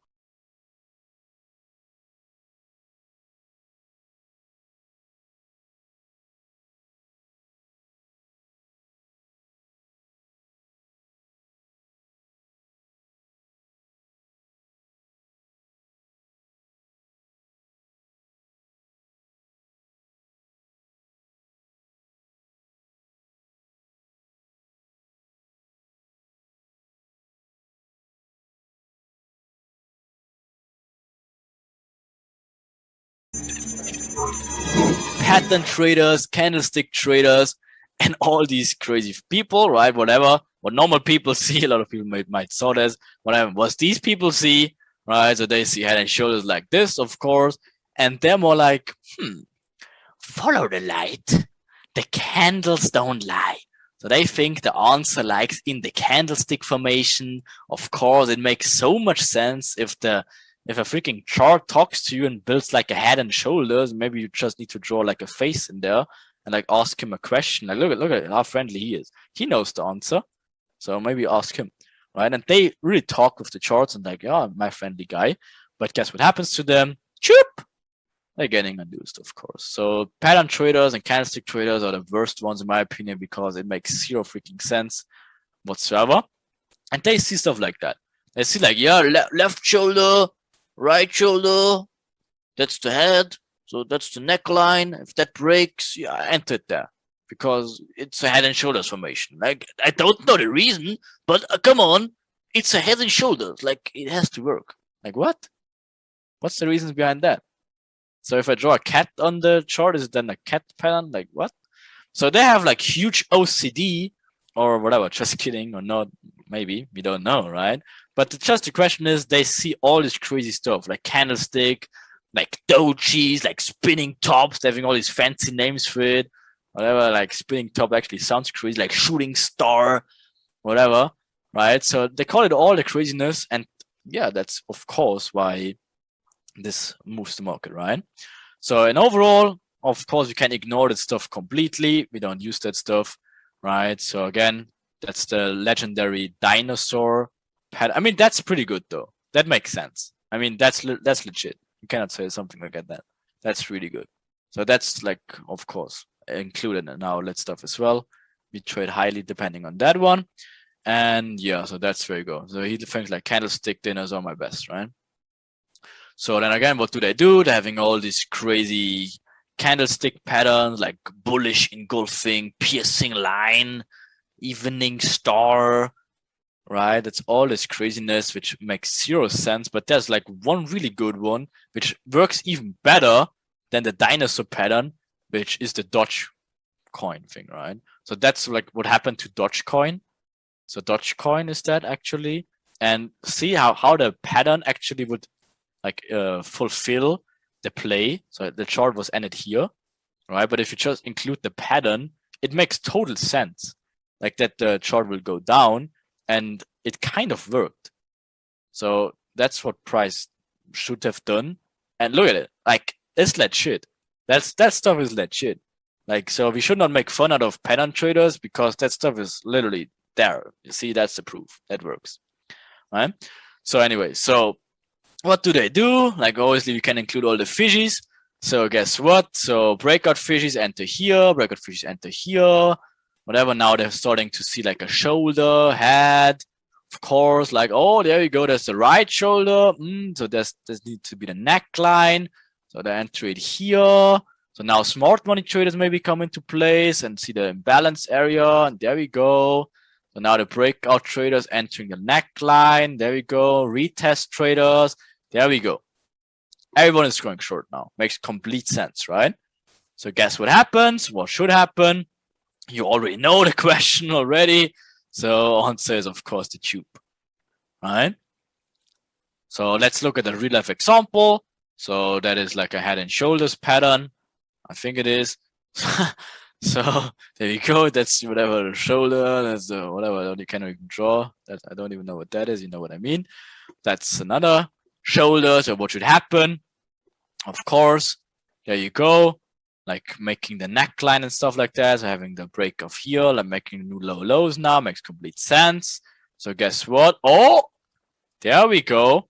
There we go. Now it goes in our direction. So what is their true intention though? So of course, all of them are being short. What is the real intention all the way down there? Mitigation, hint, obviously worry about that later. Whereas all these people stop losses, whereas all these people doing short, short, short. Pattern traders, breakout traders, trend traders, everyone and their sisters getting short. What's going to happen? Crazy. Crazy, obvious, and not so hard to identify, is it? Let's look at another one. Whatever, look at that stuff, whatever that might be, right? So they're seeing all sorts of crazy resistance. Look at that strong zone, must be really strong. Taps into like even 2 more times. Like, ooh, like even a shooting star on top of that with a huge reaction. Like, look at that. Like, pff, that must be strong, right? Like, it's a huge, like, the supply zone or resistance zone, like, and a shooting star out of it with a huge reaction. That must be very strong, right? So, oh, yeah, that makes sense. It fills the imbalance now. That makes sense. So, should go down, of course, makes the imbalance fill. Smart money traders getting in here now, of course. Triple top, of course, shooting star, awesome. Still works. Not really. Right? All people out, and then obviously price can go down afterwards.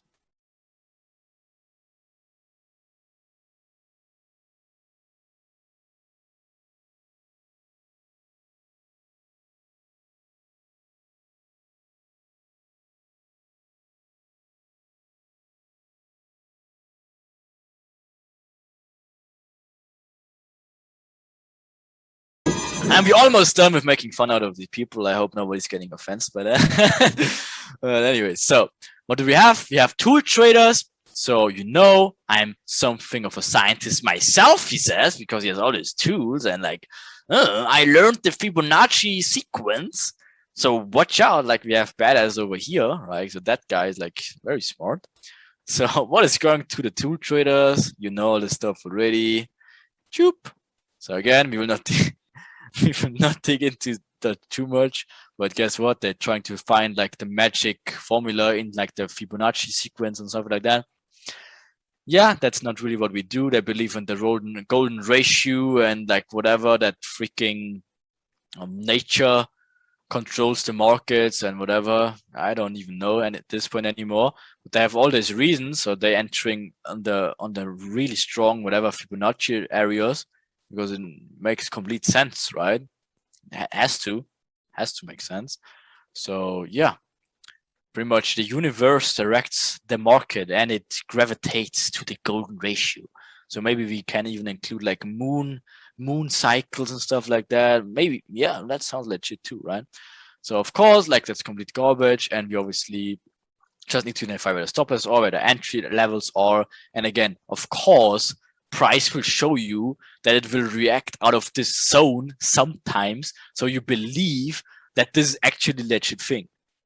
But I hope at this stage in your journey with us so far, you understand that this is not what drives price. It will ever lead to a valid reason of why in the hell price would react off this 61.8 line. Like, why in the hell would it do that? There's 0 reasons other than you just printing an imaginary line in there. Like, why would it react there? Just look at price and look at data and look at facts, and that's the reason, and not like a freaking Fibonacci, like what the hell?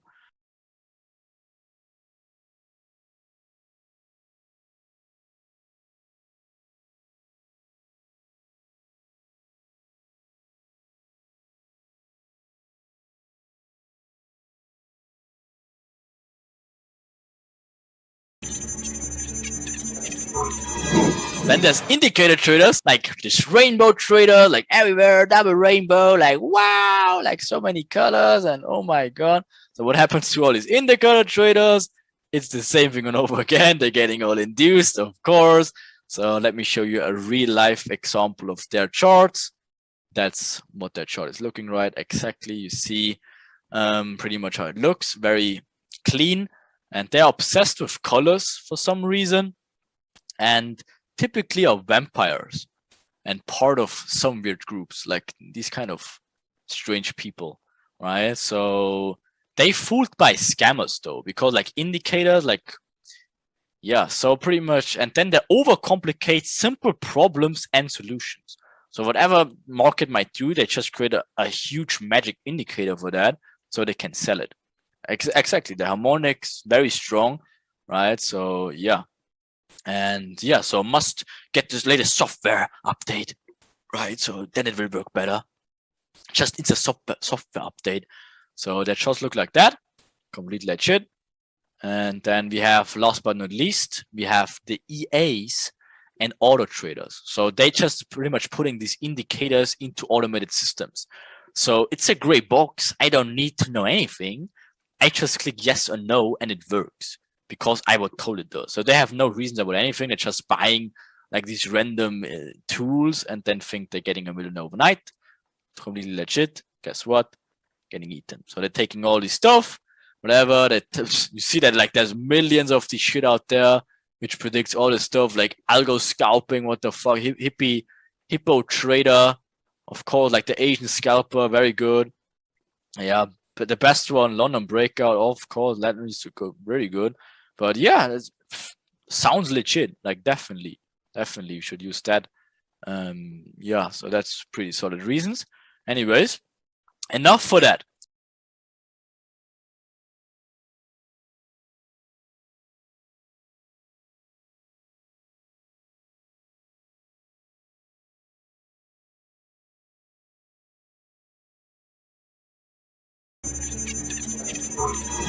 We can see how they're building everything up, how they know all the reasons, how they're building up liquidity, how they know the stop loss areas, back with data, the reasons, how they make you excited, create FOMO, create excitement, know your areas of stop loss, know your strategy, know when you click the buy or sell button, know exactly the reasons behind everything, then stop you out, and then move in the direction.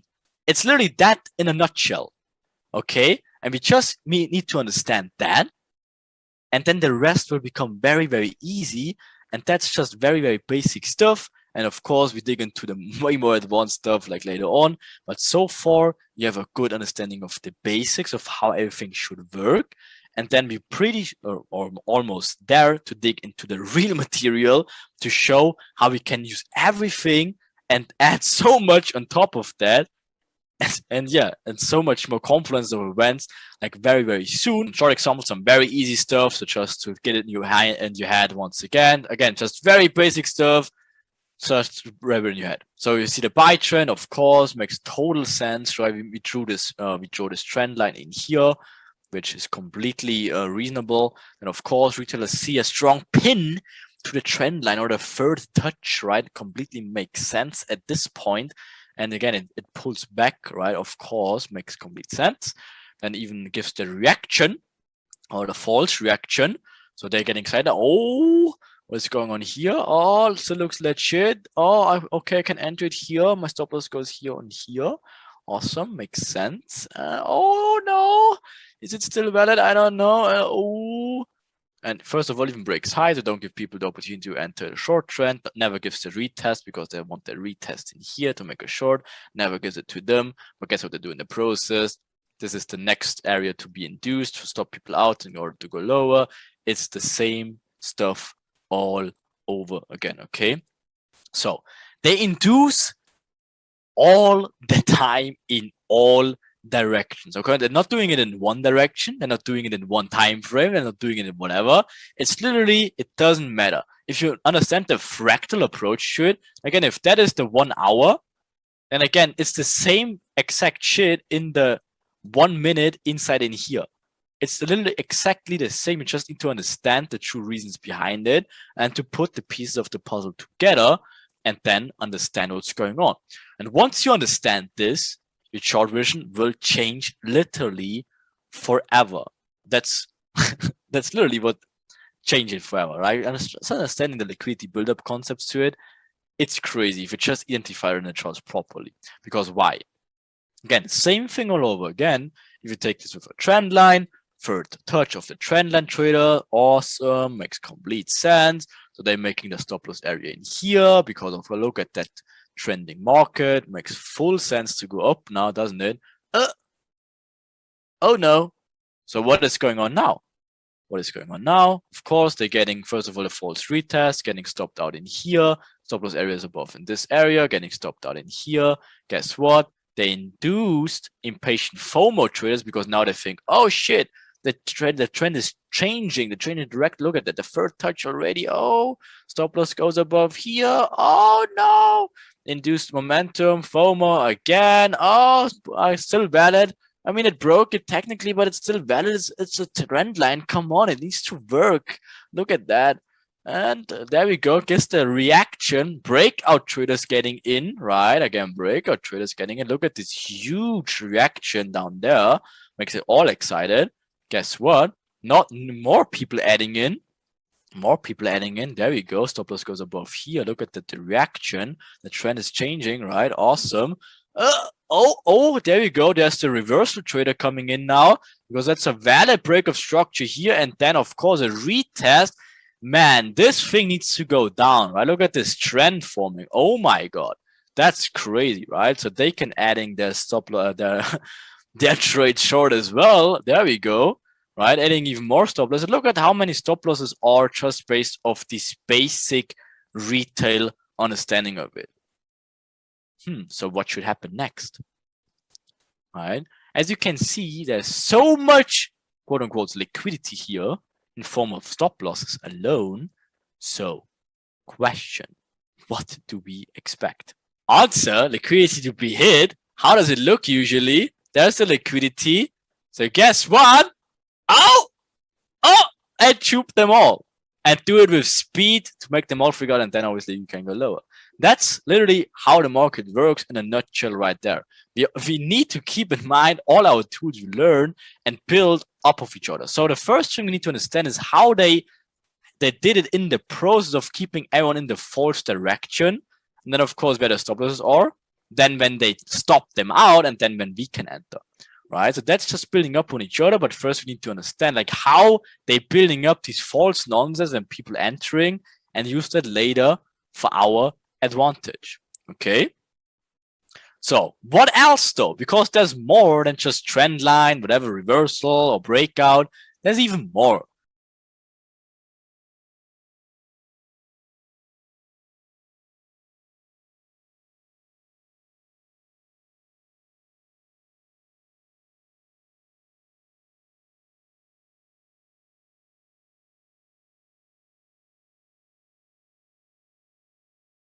So we will be looking at a few more examples of marking up retail liquidity, which of course for us is the build-up phase of the lit cycle, and meaning that it will be induced essentially.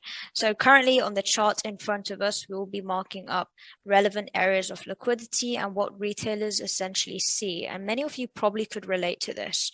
So what we have here is essentially equal lows. You have your points there. So you have essentially 4 points where retailers get in, seeing this as a strong level of support. So whether it's support or equal lows, equal highs, or resistance, there's different names for it. So whatever you're familiar with. So essentially when price taps a line, of course, people buy. Now on the opposite end of the spectrum, we also have the trend line. So we have people selling from these areas right here, where price taps several times in this area. And then of course, in this current price action, price taps again. Again, the same concept that price has tapped into it several times, hence it's a quote-unquote strong trend line for sellers. So you do actually have opposite ends of the spectrum of buyers and sellers into retail strategies over here. Okay, so next we can see exactly what will happen. Of course, your trend line is induced. I mean, not the entire high. You could see it right here. It's almost equal highs actually again. So your resistance or whatever you want to call it. But at this point, your trend line is, of course, invalidated. Now, of course, your support buyers are probably very excited because it is going in their direction. However, what we have upcoming is, as a liquidity point as well, is these equal highs. So you likely will have people wanting to sell as well from this point. So you're going to get these strategies everywhere, how different people perceive things. So you're going to get this constant up and down movement and bias, I guess. So let's see what happens next. So going forwards, of course, what we have, exactly like I said, a triple top, just clear that.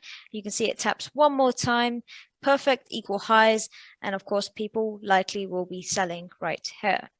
So going forwards, we have our inducement right here. Price just comes ever so slightly higher. It induces the whole triple top and then of course reverses. Now this is where the opportunity for breakout traders will come in. So you draw your line where price breaks out, whether it's there, whether it's here, wherever exactly you want to mark it, but it's essentially where price of course makes that movement outside of breaking this structure point. So breakout traders will get in anywhere between here and there at these relevant areas according to them.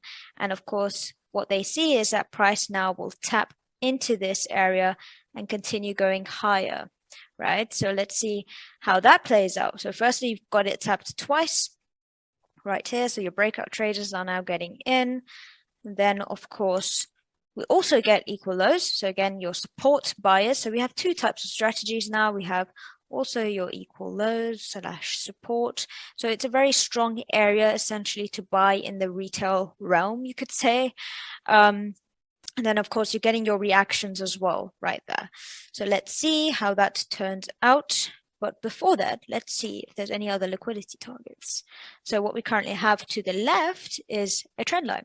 So again, it's not the most perfect trend line, but that's how trend lines essentially are drawn, where you have all these multiple little trend lines everywhere, literally. You could see this, you could see this. So there's lots of trend line liquidity areas, but we're marking up the relevant ones that are more easier to see on the eye and the overall bigger picture play. So likely, of course, the trend line here, what happens is already at this point, we've had our inducement low taking out this. So essentially, of course, trend line being these remainder areas. So it's not an invalid trend line when it comes to a liquidity target. It's just not completely induced, you could say. However, of course, being the trend line liquidity, people have bought and then they realize as price slowly comes lower, it's taking out their trend line. So let's see how that works. Okay, so everyone at this point is induced, including the equal lows. So likely what would happen is people extend this line and expect price maybe to tap again. And then of course continue. So people would have got in at this point there, expecting price to continue higher. Your equal lows here are taken out, or support should I say. Breakout traders taken out. Literally every single retail strategy here is taken out. And then of course, perfect inducement low, taking out all of these levels of liquidity right there. So now you're probably looking like this, like an owl, probably not going to be able to sleep at night. But no, some of you are probably shocked that maybe you are probably in that situation of the liquidity points and not understanding why your trades sustained, or how they're only like one-to-ones, you know, like they're not understanding the market intentions. So I'll go through another example right here. Hopefully you won't be like that owl. Actually, you should actually. That's actually good, I guess. So let's mark up more liquidity points. Again, we're going through like the day-by-day steps just so we can understand how it's read. And that's important, not looking at it from hindsight, but seeing how it's read in the current moment. So what we have in this example is our trend line. As you can see, it's a perfect trend line tapping several times over here. So people are selling. Now, when we have a channel like this, we also have buyers. So this is where you could say the market is a little confused, or that's how people see it. It's not that it's confused, it knows exactly what it's doing, but this is how retailers essentially get confused and they don't know whether to sell or buy. Maybe they hedge both, but they're not truly understanding, and they're not understanding targets either. So they're taking these trend line buys and sells, just channeling upwards until forever, I guess. They'll just keep taking it for as long as they possibly can. So let's see what happens there. So what happens? The buy trend line failed. But no worries, we can use the breakout strategy. So of course you can see it failed. We had our inducement low, taking out this point here as well as this one. So essentially at this point, you also get your breakouts of the trend line, sellers, you could say. So people likely will want to sell above upon there. So once this happened, it broke out, the pullback off that trend line, tapping back in. Of course, you get your reversal trend line type of trade. So you get the tap off the trend line, and now people expect it to go, of course, in the opposite direction. However, that did not happen, and price continued bullish instead. So the breakout strategy, of course, helps us understand that a little bit better. So price broke out of this point of structure right there. What that means is, of course, we expect price to tap into the line, not a very clear line, but you get the point. Again, like the previous example, the breakout strategy of the line after the structure is broken above. So let's see how that works. We got our breakout line right there in blue. Of course, what we expect, price reacts within that line, that zone. Then we also get this, what is it? Equal high. So we have resistance. Possibly, if you're taking both strategies, you'll be selling and buying. Again, like the trend line channel over here. But you're buying over here, you're selling at these points too. Now, of course, that depends on what retailers trade, but either way, there's lots of up and down confusion, you could say. So we have sellers and buyers in the market at this point on a retail basis. And it looks very obvious in those strategies, right? So what happens? Oh no, resistance traders are now induced, as you can see right here, takes out, of course, these early sellers. And of course, our breakout traders are also induced, right? We get our first point there and then our second one there. So these are also induced. At this point, of course, your trend lines are both induced, because that trend line would essentially, whatever, extend there, also get the trend line type of sell. But yeah, price continues. So now these trend lines are just completely irrelevant in that aspect of market intentions. However, they're really good for us to understand where people are buying and selling from and how we can target those and wait for essentially our relevant confirmations. So let's see what happens now. We have a POI essentially. So this is where your smart money traders get in. They see these imbalance points over there and as well as a mitigation area here. Okay, so they take essentially random mitigation zones. They claim whatever break of structures over here. And of course, price made this really nice move. So now it's going to make a pullback. It's going to tap into this POI, you could say, which is of course point of interest. And then they expect price to then continue higher forever, making a new high type of thing.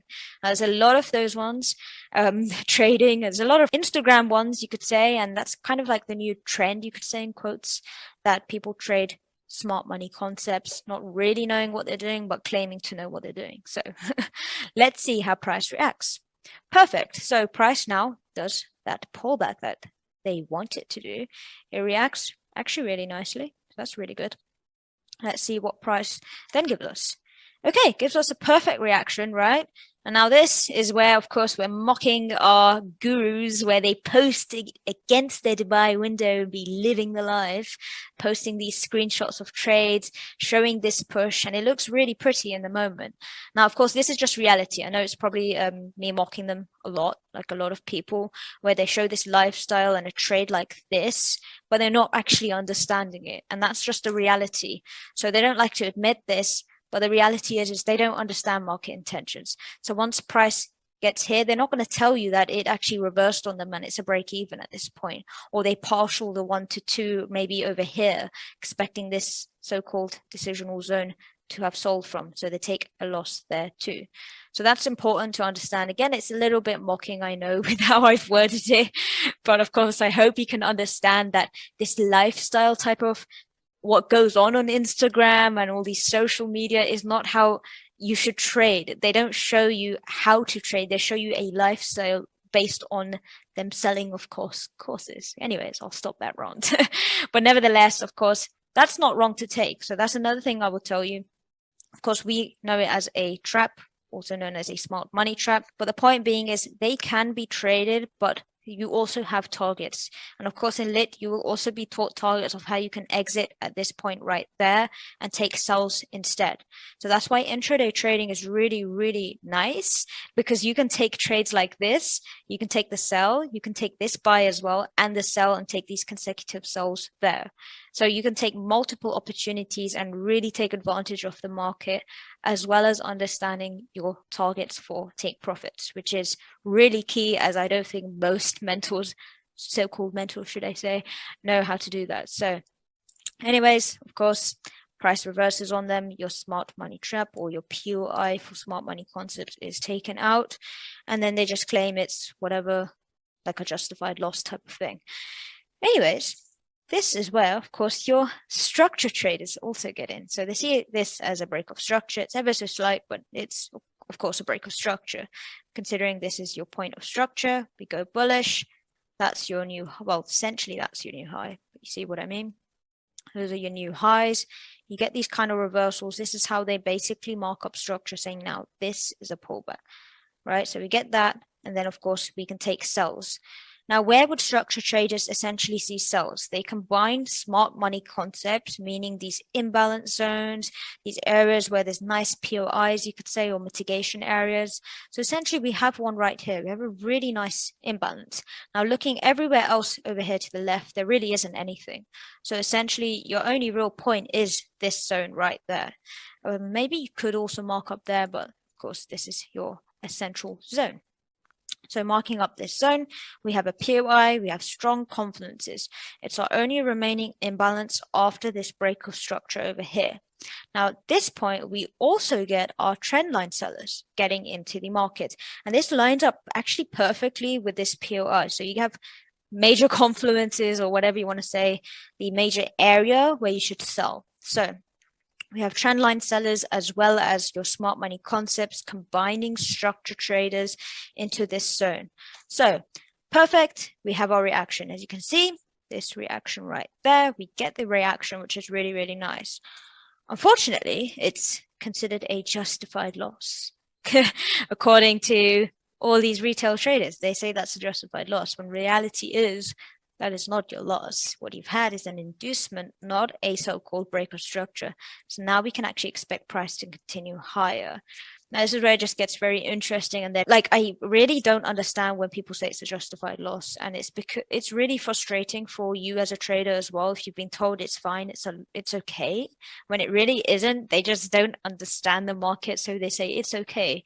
This is just the one time it probably doesn't work. But they don't tell you all these other times it does not work. Simply it just does not. So anyways, you have your loss there too. Now, of course, what we also have, we're not finished. We have equal highs essentially right here. So we have a strong resistance, price tapped here, of course, now taps here. So maybe upon the third tap, you get, of course, your resistance sellers, also known as equal highs, essentially in the liquidity aspect. And we can now see triple top strength. So now, of course, you definitely will get your resistance sellers selling at this point. So now they sell from here, and then what happens? They get induced. So essentially, it's really, really key to understand. Of course, these retail strategies may work here and there.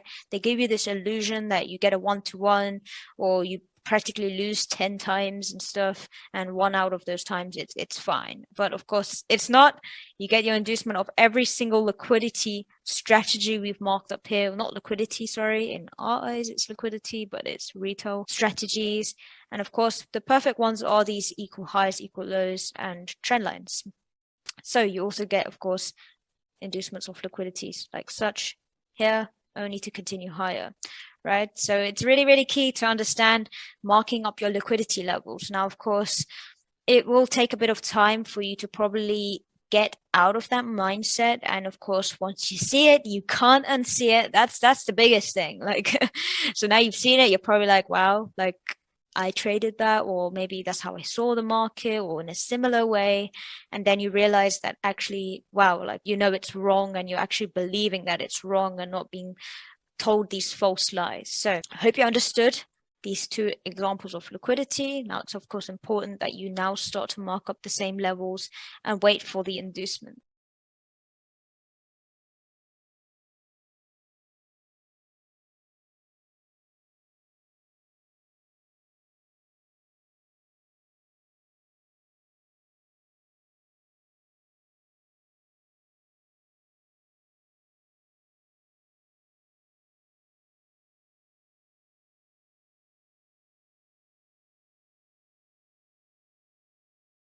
So let's just jump right in. Let's go through how they build up these retail traps. So starting off, what do we see?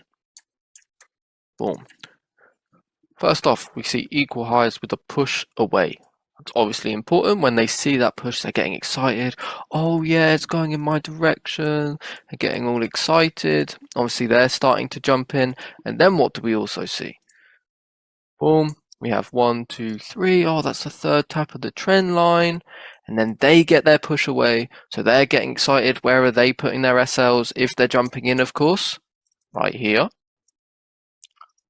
Boom. Okay, but we've got these equal highs. Now, oh, look, there's also a potential smart money trap. So let's put that in.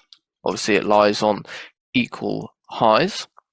And then look, oh, you know, they get taken out, or if they put the SL above the mitigation, let's give them the benefit of the doubt, right? Oh yeah, I'm in. We get the reaction away. Boom. That reaction takes out these guys. But we still have all of these sellers up here who are still interested. And then, okay, we're giving away more reactions up here, just increasing the amount of people that are selling. You've got to think, like, how many people are selling? They're jumping in, you know, you've got smart money in, you've got your resistance traders in, your equal high traders in. Obviously, we're still in Asia, so we're still ideally building liquidity, but then we also see this. One, let's make that black. So you've got all of these guys getting excited at the tap of the trend line. Oh yeah. Obviously they don't get in straight away. They wait for a push away. Let's just extend that out a little bit. They wait for a push away. They're all getting excited. Then you've also got all of these support traders getting excited. They're also waiting for their push away. Perfect. And then you've got, so that you have your push away. Then you've got, boom. That's where the SLs are. You know, some of the trend traders have their SLs down here. Majority obviously have them there. Boom.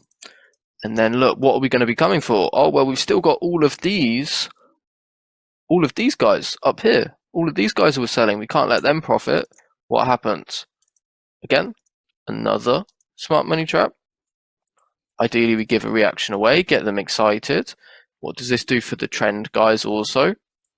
Oh yeah, it's super strong. We're pushing away. The trend guys are getting excited.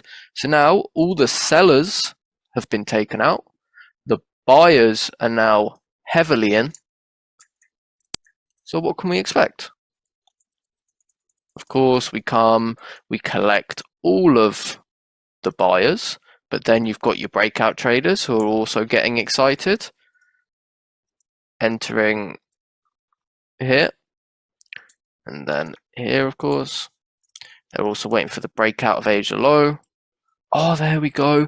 Push in. They're all getting excited. Where are their stop losses? Again, up here. You've got smart money traders. You know, they've just had their break of structure low. They're thinking, oh yeah, of course. It's just a, you know, all of this, that makes sense. Yeah, this is our break of structure, of course. And then obviously what happens from there? Mess around. Boom. Take all of them out. Now what happens? Well, Who has a clue what's going on right here? No one has a clue. So what happens here? Obviously, no one's in positions. We can leave now. And then again, what do we start? We start the whole process again. There we go. Trend traders are getting all excited. They're jumping in. They're jumping in. You've got breakout traders also getting excited now that the trend's established. You've got your break and retest traders getting excited. Everyone's getting into sells like they should. And then, of course, we've also can draw a trend line like this. Maybe these guys are going to get excited as well. Oh, yeah, look at that huge push away. Everyone's getting excited. They're in sells. You know, some of them have even jumped in from here. Some of the trend guys have jumped in from here. Same with the breakout guys. They're all interested. What happens from there? Boom, these trend traders get taken out. But now look, oh, we're building a new trend. Right here. Boom, boom, boom. Oh yeah, push away. The trend traders, now they're jumping in. Oh, of course. It wasn't this trend line. It was obviously this trend line. Look at how clean those 3 touches are. And then, oh, we stop out the trend traders and we get these trend traders interested. What happens now? Oh, and then again, similar situation. No one really knows what's going on. You've even got some smart money traders obviously trying to trade this. Not quite understanding what's going on. Obviously, some of them do get into positions. I imagine there's something on the M1 here where they actually get in. Because, of course, you have to feed the fishes. But look here, like, who is getting in? There's maybe one place where people are getting in. And that's how they do it. It's exactly like this again and again and again. Let's keep going. Let's go into the next Asia. So, what do we do here? We obviously, wow, this looks familiar. We've seen this one before. I wonder what could happen here. And then, oh, what are we doing there? That's obviously another trend line. So people are getting excited when it pushes away. Oh yeah, look, they're all thinking, oh my God, we've gotten in. You've got your breakout traders jumping here. Now, where are the stop losses? They're obviously up here. And up here, and then you've even got some of the breakout traders with their SLs here. They're all getting excited. Again, what's going to happen? What do we know? That this is likely a what? Smart money trap. Pull this out. Boom. And then what do we think is going to happen here? Oh, we give a reaction, 4th touch of the trend line. Everyone's getting excited. But what do we have to the downside? Well, now we have equal lows, you know, resistance traders, support traders, they're getting excited. Keep going. Oh, you know, the trend line gets broken. Oh, smart money, they're taken out. Now people are a little bit confused. They're waiting. Oh, what should we do? What should we do? All of these guys are getting smoked. Then we continue. And now look, no one is in these cells up here. So obviously now we can play away. And that's exactly what happens. And then the whole thing resets exactly like the same day. We begin to build again. You know, you've got your trend line getting in. Maybe your breakout traders are jumping in now the trend's been established. So we've got some stop losses here, some stop losses there. Let's draw them on. Red. Try get another one. Red. And then keep going. Okay, there you go. You had a little trend line here. You know, you got sellers coming in from there. Let's make that black. And then, oh, we've taken this out. Maybe we can even give them the benefit of the doubt and they can be like, oh yeah, this is the 3rd tap. Maybe that's where they decide to get in, you know, benefit of the doubt. and they don't get in here, let's say that they get in there, okay, that's fine. Now look, building those equal lows. Again, breakout traders getting excited, they're all getting in. Boom. Where would smart money be looking to get in? Well, smart money, you're looking to get in there. Or if not there, then maybe up here. And if not up here, then maybe here. So let's keep going. Oh yeah, we get our push. Boom, you could even draw a little one here. Everyone's getting excited. Oh yeah, it sells, it sells. That's what they're all thinking. Oh, it has to be sells now. There's no way it can be anything else. So, you know, maybe we have some sellers jumping in from here, here, here. Let's put them all on. Boom. Boom. Boom. They're all getting excited. Oh yeah, it sells. Oh, the first ones get stopped out. And now that everyone is convinced that it sells, what do we expect to happen? Again, maybe you've got some smart money jumping in from here. Now that they've had their quote-unquote proper break of structure. Let's put that there. Let's write SMT there. Okay, oh yeah, we give the reaction away because we obviously don't just go in one direction all the time. We also need to continue to bring in more liquidity, so we react away. Even give the internal break of structure so that the ones that didn't set their limit here, they then get excited over this, and now they have their confirmation to get in. So they sell, possibly there's something on the M1 here, and then boom. Then same, oh yeah, smart money, they're thinking, oh, of course it was this limit, obviously it has to be this limit. Boom, they all get smoked, and we're coming up to the end of the day, and obviously we end the day there. Just missing the limit for these smart money traders. But look at it. Who is winning here?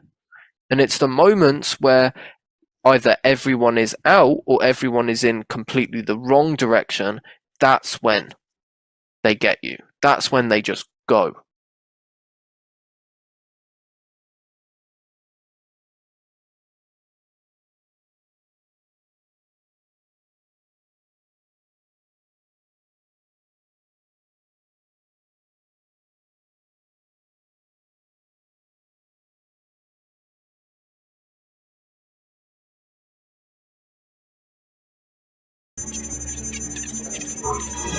So what is the most common thing among all these traders though? What is the most common thing about all these traders? A hint. The word popped up all the time in their characteristics. They all get induced. And it not happens once to them, it don't happen twice to them, it happens over and over and over and over and over again. We just need to identify where these people are having their strange reasons to enter the market so we can see where the liquidity lies. And then we add our 15 reasons on top of that of how we can actually analyze the markets properly and then take advantage of their understanding of their whatever entries and stop losses to know where the liquidity should lie at and then target these areas later on. Okay, so again, just to sum it up, to make one last joke and then I'm done, I promise. So, so that's the retail traders. And they say like losses happen. At least it went in my direction. Like after it stopped me out, like it's not that bad, right? But again, I promise I'm done now. So we're just having this retail cup, by the way. So okay, but again, I'm done now. Okay, no more jokes. No more jokes.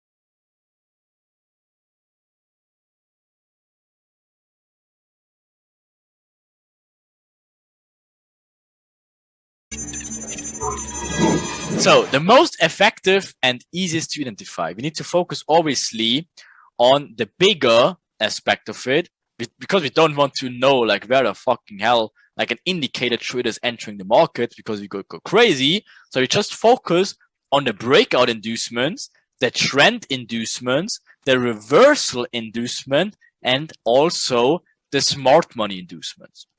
That's the 4 major builds of liquidity we need to understand in order to make a really pretty picture out of liquidity, because those 4 bring the most liquidity into it and are the easiest to identify also. That's why obviously they bring the most liquidity into it, because they're also the easiest. So we just need to identify those areas, and then of course we can build a story out of them. So just in a nutshell, that's always of course how they look on a very, very easy route, right? And of course what should happen to all of those: induced, induced, induced, and induced. Okay, so if we combine that now to make it even clearer, so that's all the traps combined in a nutshell for you. So we're looking for something like this, a trend building, like awesome. What is all the reasons of retailers do? What do they see? They see this zone, like breakout traders enter, like here, right? Their stop losses go below here. What else? Like new breakout traders enter here, right? Their stop losses go below here. What else? A reversal traders entering in this zone, right? Because of course it's a break and retest area, right? So they entering in here. Then again, the trend traders enter in here, because again, they drawing this trend line. That's the third touch. But there you go. This is a very strong point. They're like 3 retail traders have confirmation in this point, right? So we can guess this is a valid one. So then again, new trend traders, the 4th touch gives a reaction as well. There you go. They're putting the stop losses in here, right? So guess what? There's more. Now the smart money trader comes in and says like, oh, wait a second, I'm there as well. I'm so smart because I'm getting a fill here now. Oh shit, but first what happens to those? They're getting all stopped out. That was strange, right? But guess now the price is in this demand area where maybe there's an imbalance whatsoever. So guess what? There's the reaction of this area. So what is going to happen?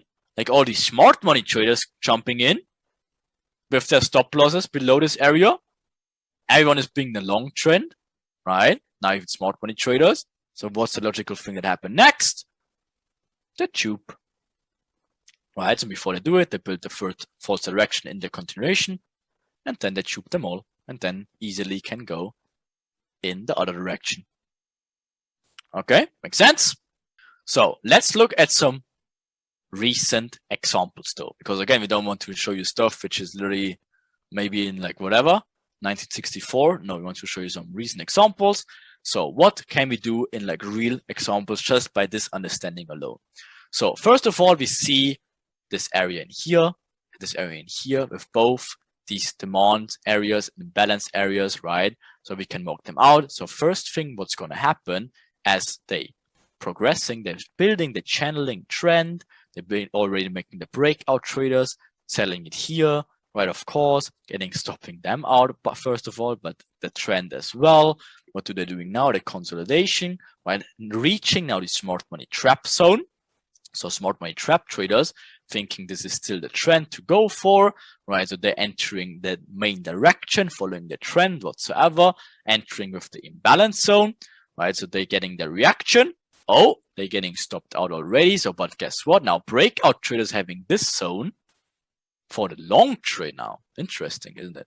That's how it works, how they do it. So guess what happened next? Oh no, they're getting a false reaction. Guess what? This building a channel already for the short side now, but first stopping out people long. But guess what? We're having now forming this huge reversal trend line in here. So what should happen next? Creation of the trend traders, right? So guess what? Breakout traders entering here now again, because it forms actually a new higher high whatsoever. Now look at this beautiful channel which forms in here to give all the traders giving reason to enter. So guess what? Oh no, they're getting stopped out again, and also this trend line fails, right? Trend continuation maybe. Or for the trend line traders, they keep an entry in here as well. They're getting the touch in here. So there you go, they're getting the reaction, right? So that's a false reaction, which we also teach you properly, very soon as well, right? But guess what? Looks like a valid buy to all of them now. Look at the whole day. They're just channeling it upwards, making these new higher highs whatsoever, right? So guess what? Oh no, they're getting all stopped out. But now what does happen? Like trendline traders hit stop loss, market balances, most retail traders stop loss hit. Now real direction is in effect because obviously we built the whole false trend before that, stopping out all of them. We just need a little pullback and then we're ready to go and doing the same thing over and over and over again. You already can see what they're doing in here, building up the channel, giving the false pullback. So we can expect something like this, obviously, later on. Make sense? Because at some point you should wake out of all this retail stuff and start be like this. And once you can see the liquidity buildups and identify these areas, it will be very easy for you to identify the proper market directions because you just need to identify what they're doing to the rest of the world. So these concepts are man-made. You have to always remember that. Like these overall concepts, like these retail strategies, the all stuff we covered so far, all the fishes that gets eaten. You just need to understand that these strategies are built there on purpose or delivered by the Enigma and created on purpose to trick you, or best case not you, but the retailers in the believing that they work consistently even if they only give a very random or even no understanding at all, but don't really give you any real reasons other than it reacts from an imaginary line or even zone or even a magical indicator. And all of you can do the same test, by the way, if you don't believe me, because again, do the test yourself. You can do it with like a random line experiment. So what is that? What is a random line experiment? So if I just close my screen in here and just go on a random chart, or not random, it's GBP/USD, it's not even a random chart. So if you just go here and just take a line, okay, you just take a horizontal line and just throw it like randomly in even above the price action, like here, right? Or even like in here, or even like in here, or even like below in here, or even like in here. So that's like random lines which have no freaking purpose whatsoever. But now if you look back in what happened, it all seems, it makes sense. Like, yeah, look at that. Like, it is a perfect channel, how it reacts in here, like perfect touch, even touches again, then breaks through it, comes back to this perfect line. Look at that. Now reacts here perfectly again. Obviously then breaks lower, comes back later, and they can do it like randomly all the time. Look at that. Like, how does that make sense? It reacts from that random line above here, like almost, comes back here, and then reacts from here. It makes zero freaking sense. Look at that. Like, how does that make sense? Comes back here, reacts from this area. Oh my God, gives a break here, even reacts in here again a little bit, and then breaks above it. Like, how and why? It's completely random. Like, how does it make sense? Same thing here. Like, why does it react in here? Breaks lower, comes here, reacts again here in this candle, and then goes up. It makes zero sense. Same thing here. It breaks through here, reacts here. It's all random. And you can do this experience yourself. Like, why would that even make sense? And if you try to dig into that reason of why this would happen all the time, there is no reason. Look at that. We drew these lines randomly. Like, how does price react from here now or here and retest it here and even here again? It makes zero sense. So you need to start to get away from this technical crap and need to go into the real reasons. And that's definitely not like a line. Just again, just to go over that little rant in here. Do that yourself and try if that actually works. Because again, it just shows you how whatever random this market really is. Okay.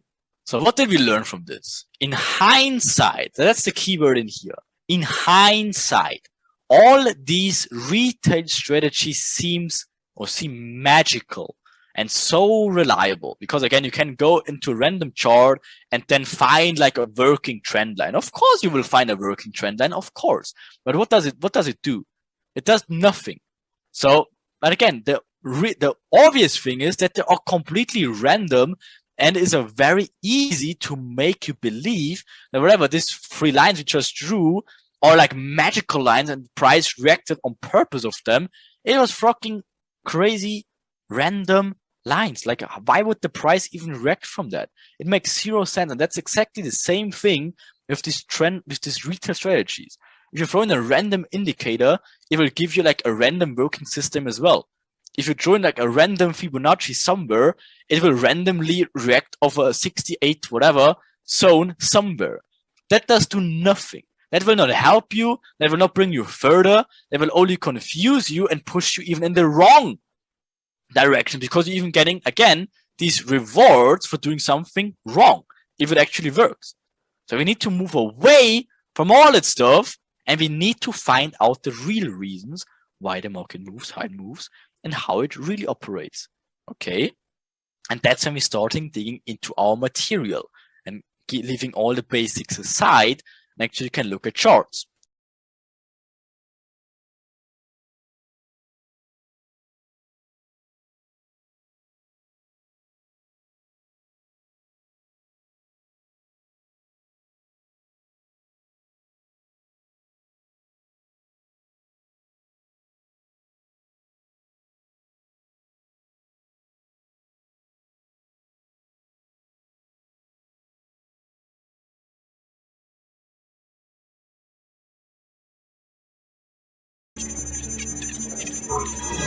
The real goals and intentions of the architect. Again, one more time, a quick summary. They create the whole system to deliver the price in their way. They want to make money, of course they do. Money is really what they do all the time. They create the money themselves because they want to get it back. They want to prevent you from making money. That's why they're attacking the strategies on purpose. And they want to actually make you lose money. Of course, that's why they're creating these systems on purpose, to actually grab the stops as well. And they want to keep you in the game as long as possible. That's why they make it seem so reliable and so working good, and buying all these whatever educational courses and whatever, getting all these people involved to teach you like this nonsense crap, because they want to keep the matrix running forever. And again, if that sounds crazy, again, maybe you think like that's whatever, me like talking here. If you think this is some sort of conspiracy, whatever, and we need to wear like aluminum foil hats now, just ask yourself the question of how it is possible that vast majority of traders lose money when retail strategies are so reliable and actually would work. How can it be that, again, like the official numbers say 80% of people lose money, but the real numbers are more like 95%? How can that be if retail strategies actually work? Think about that, okay? And again, there's a very good quote, and it says from one of my favorite guys, is Ben Shapiro. He said, "I have never seen somebody's life get better by complaining about reality. I have seen a lot of people's lives getting better by acknowledging reality of what it is and making personal decisions to make their lives better." So with that being said, again, your mind needs to be open. Because again, if you think that's true or no, it makes 0 difference. If you think that's all not what it is and a fucking trend that is the key, okay, but it will not bring you further. So you just need to start accepting the reality of what it is and need to dig into the real reasons, which we will show you, obviously. But first, you wanted to make sure that everyone is on the same side of understanding and have the same basics and foundation. Because the foundation, as we said in the beginning, we can throw so many seeds out of however much we want. You need to be a good soil and obviously grow something out of that. Okay? So, but back on track. If 90% of traders was 90% of the money in the first 90% of the trades or the trading days, what happens to the remaining 10% of traders, and what happens to the traders after the first 90 days, right? So what about the very experienced traders, you might ask, like which trades even for years? So now, of course, we want to back up everything with the data. So let's look at the real numbers. So that's the quote unquote real numbers which brokers have to show you. So maybe you see your broker in here and they show like obviously how many people are losing with their brokers. So as you can see, like the worst one, for example, is FXTM, whatever, with a losing accounts of 89%. For example, like IC Markets, which is one of the most common ones, he only claims like 73% of their investors losing money. That does not consist of people who are break even or don't trade at all. That just means 73% people losing. So if 10% other people don't even trade, they're not included here. So that's how they're hiding these numbers on purpose even. And even that, 73% is pretty bad. And that's one of the best brokers in terms of like winning trades. You can see some of these brokers, they're having up to whatever, 100. I don't even know how that works. Maybe that was a really bad month for them. But they're like 100% losing traders. Like how in the hell is that even possible? Right? So the numbers are always hugely bad. You can check whatever broker you want. And that's just, again, the real numbers. And they need to show that to you. Right? Then it goes deeper than that. Right? Because, of course, there's a pyramid to the whole thing. Because everyone starts trading to become rich or wealthy with it. That's literally the point of you getting into the trading. Then after that, only 40% of the traders survive to stay in the game for longer than 1 month. Just think about that. 40% only. That means like everyone who gets into trading, only 40% makes it out of the first month. That's because of all the reasons we showed you in the beginning when they made like trading so easy. They want to sell you like nonsense courses. Then you follow like Wall Street bad boys, buy some crazy cryptos. Like 60% like are out of the game again after just 1 month. That's crazy. Then another of these 40% remaining people, only 80 or pretty much 80% of those survivors get up within the first 2 years. So they give up within the first 2 years. 80% of these last 40% remaining ones. And after 5 years, only 7% of them are still in the game. And then obviously after less than 5% of them are all in the life wealth or living pretty much out of trading. And then only 1% is getting rich. And that's the real numbers behind the trading. And of course, we need to be aware of that. And obviously we need to elevate you through the steps and get you in this last roster in here.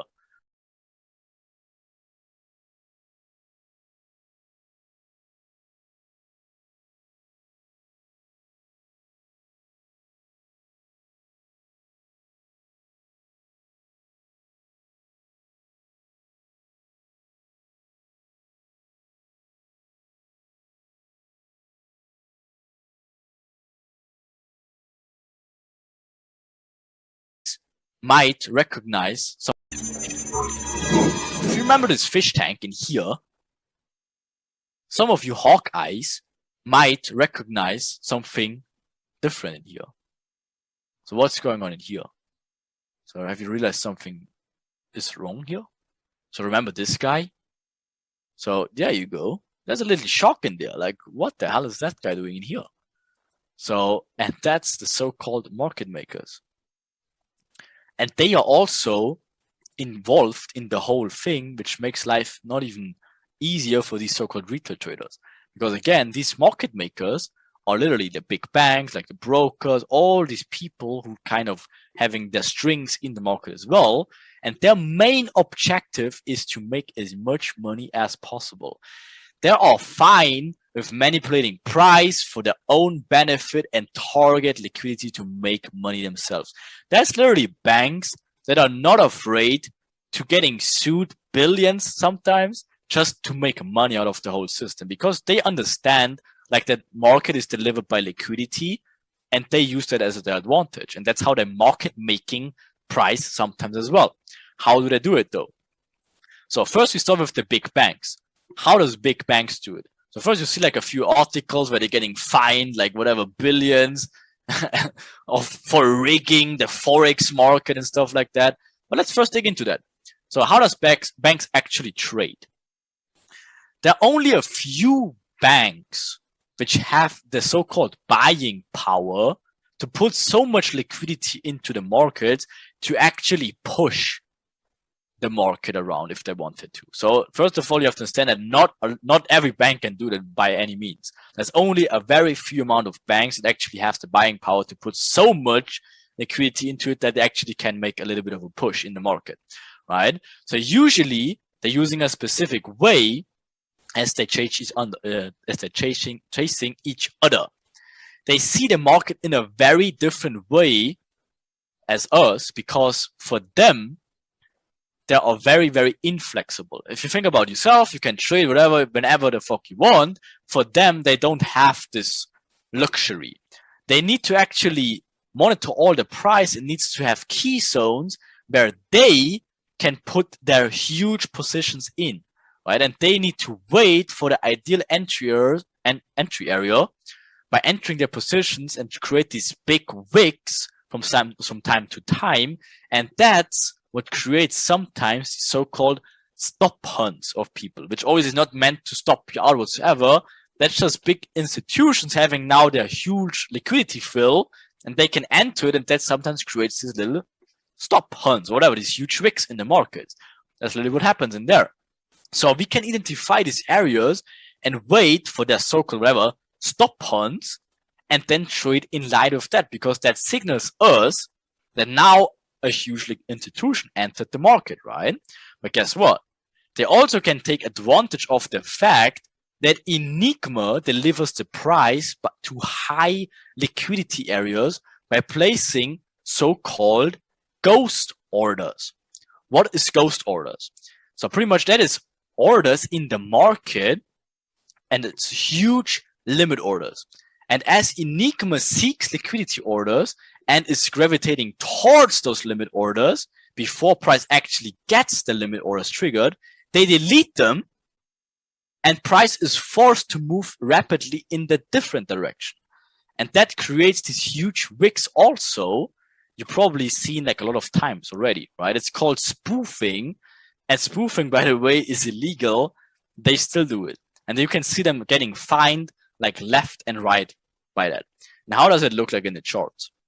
So if you look, for example, in this area, so what is going on here?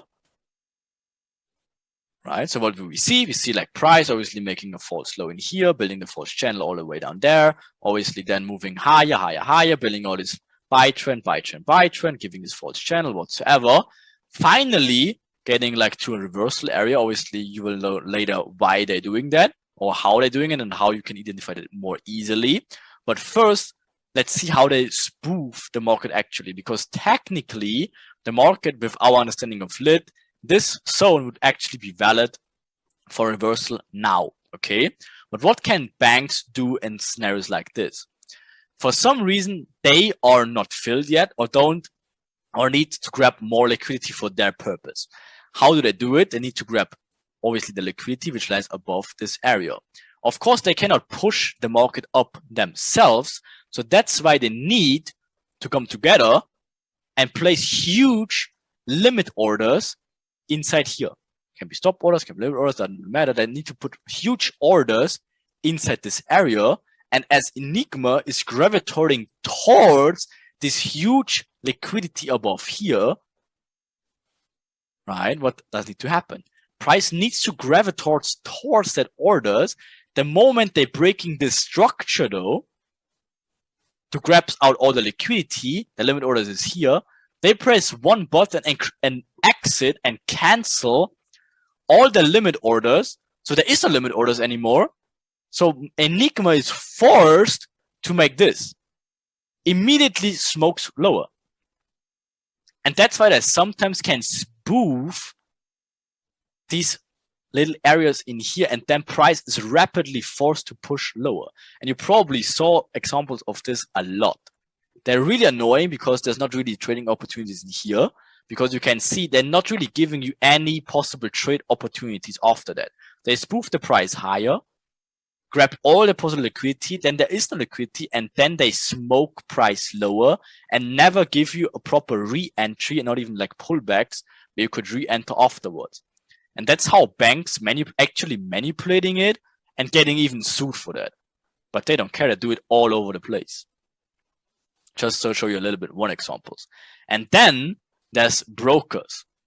Okay, and brokers doesn't make life hard for you as well, and they have a little bit tricks as well. Usually by brokers, nowadays they're getting more actually, let's call them fair, but there's also, of course, like it's always like a few black sheeps around there, and you should only, and you need to stay away from these so-called B-book brokers.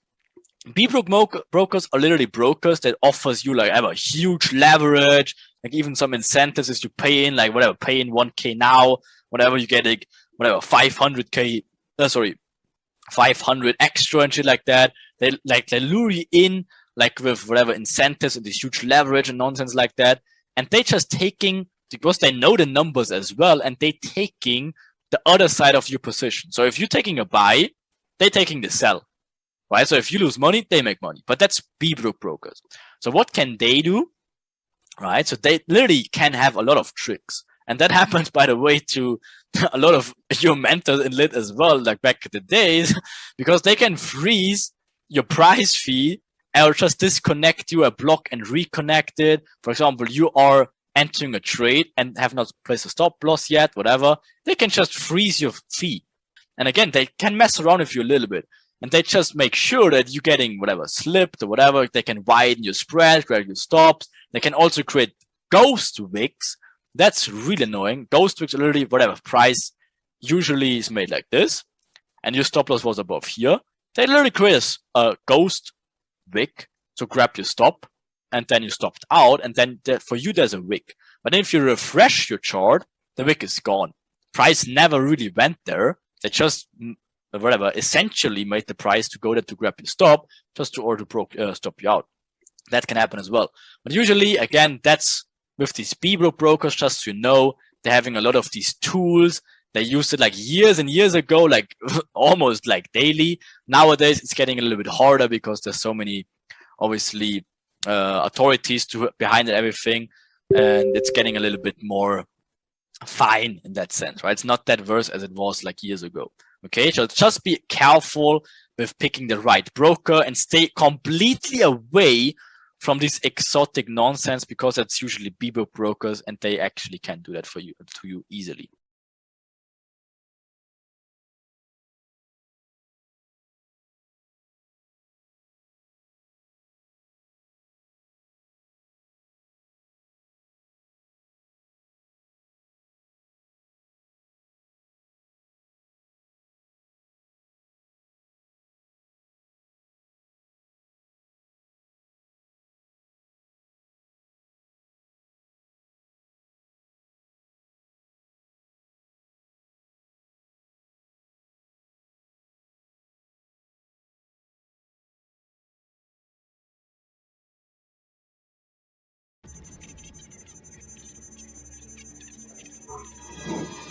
Let's just start off with a little fun and show you the actual evolution of most traders, unfortunately, at this point, to give you some background information. So, of course, everyone starts as a normal person, and at some point you discover trading and everything. That's where your life kind of can make a positive switch. You discover trading, you obviously start to evolve, everything looks great, you get your feet wet and collect some experience. Perfect. You put in the work, learn some new strategies, maybe buy some courses, learn stuff, and that's where most people are at this point. And then at the 5 step, where the human actually starts to go down a little bit, is when, quote unquote, these traders nowadays all be like, oh, we trade like the big banks, we use market structure and smart money concepts. And that's is technically the right way, but that's where most people start like actually de-involving than actually involving to the positive side, because that's when they kind of switch things up a little bit. And again, then they getting into this false belief system of market structure, smart money concepts, and again, he's picking these wrong points of interest, getting losses. They don't really understand those losses, they don't really question it, they just claim it with valid loss after break of structure and stuff like that. They stop questioning at this point. That's why they're actually lowering the learning experience at this point. This is a very dangerous point we have to be very careful about. And then, unfortunately, now you see it on Instagram, social media, YouTube, wherever. What do these people then do? If they don't get the success they want, they create these quote unquote mentorships. Everyone in the system now has a mentorship group for 100 a month where they're teaching, quote unquote, teaching these smart money concepts, where they create these videos about Kochs and breakout structure and smart money concepts in replay mode, putting some fancy music to it just to get views and obviously get you in the shitty mentorship, right? But again, that's not it. The proper evolution should, of course, look different. You should have discovered trading. You should dig into trading. You actually collect and, again, get experience the way you should be able to do it. Put in the work, learn new strategies, and that's when now the big change comes. Then actually dig into the real reasons for how the market works with liquidity inducement. Again, not smart money concepts or like supply demand, the market structure.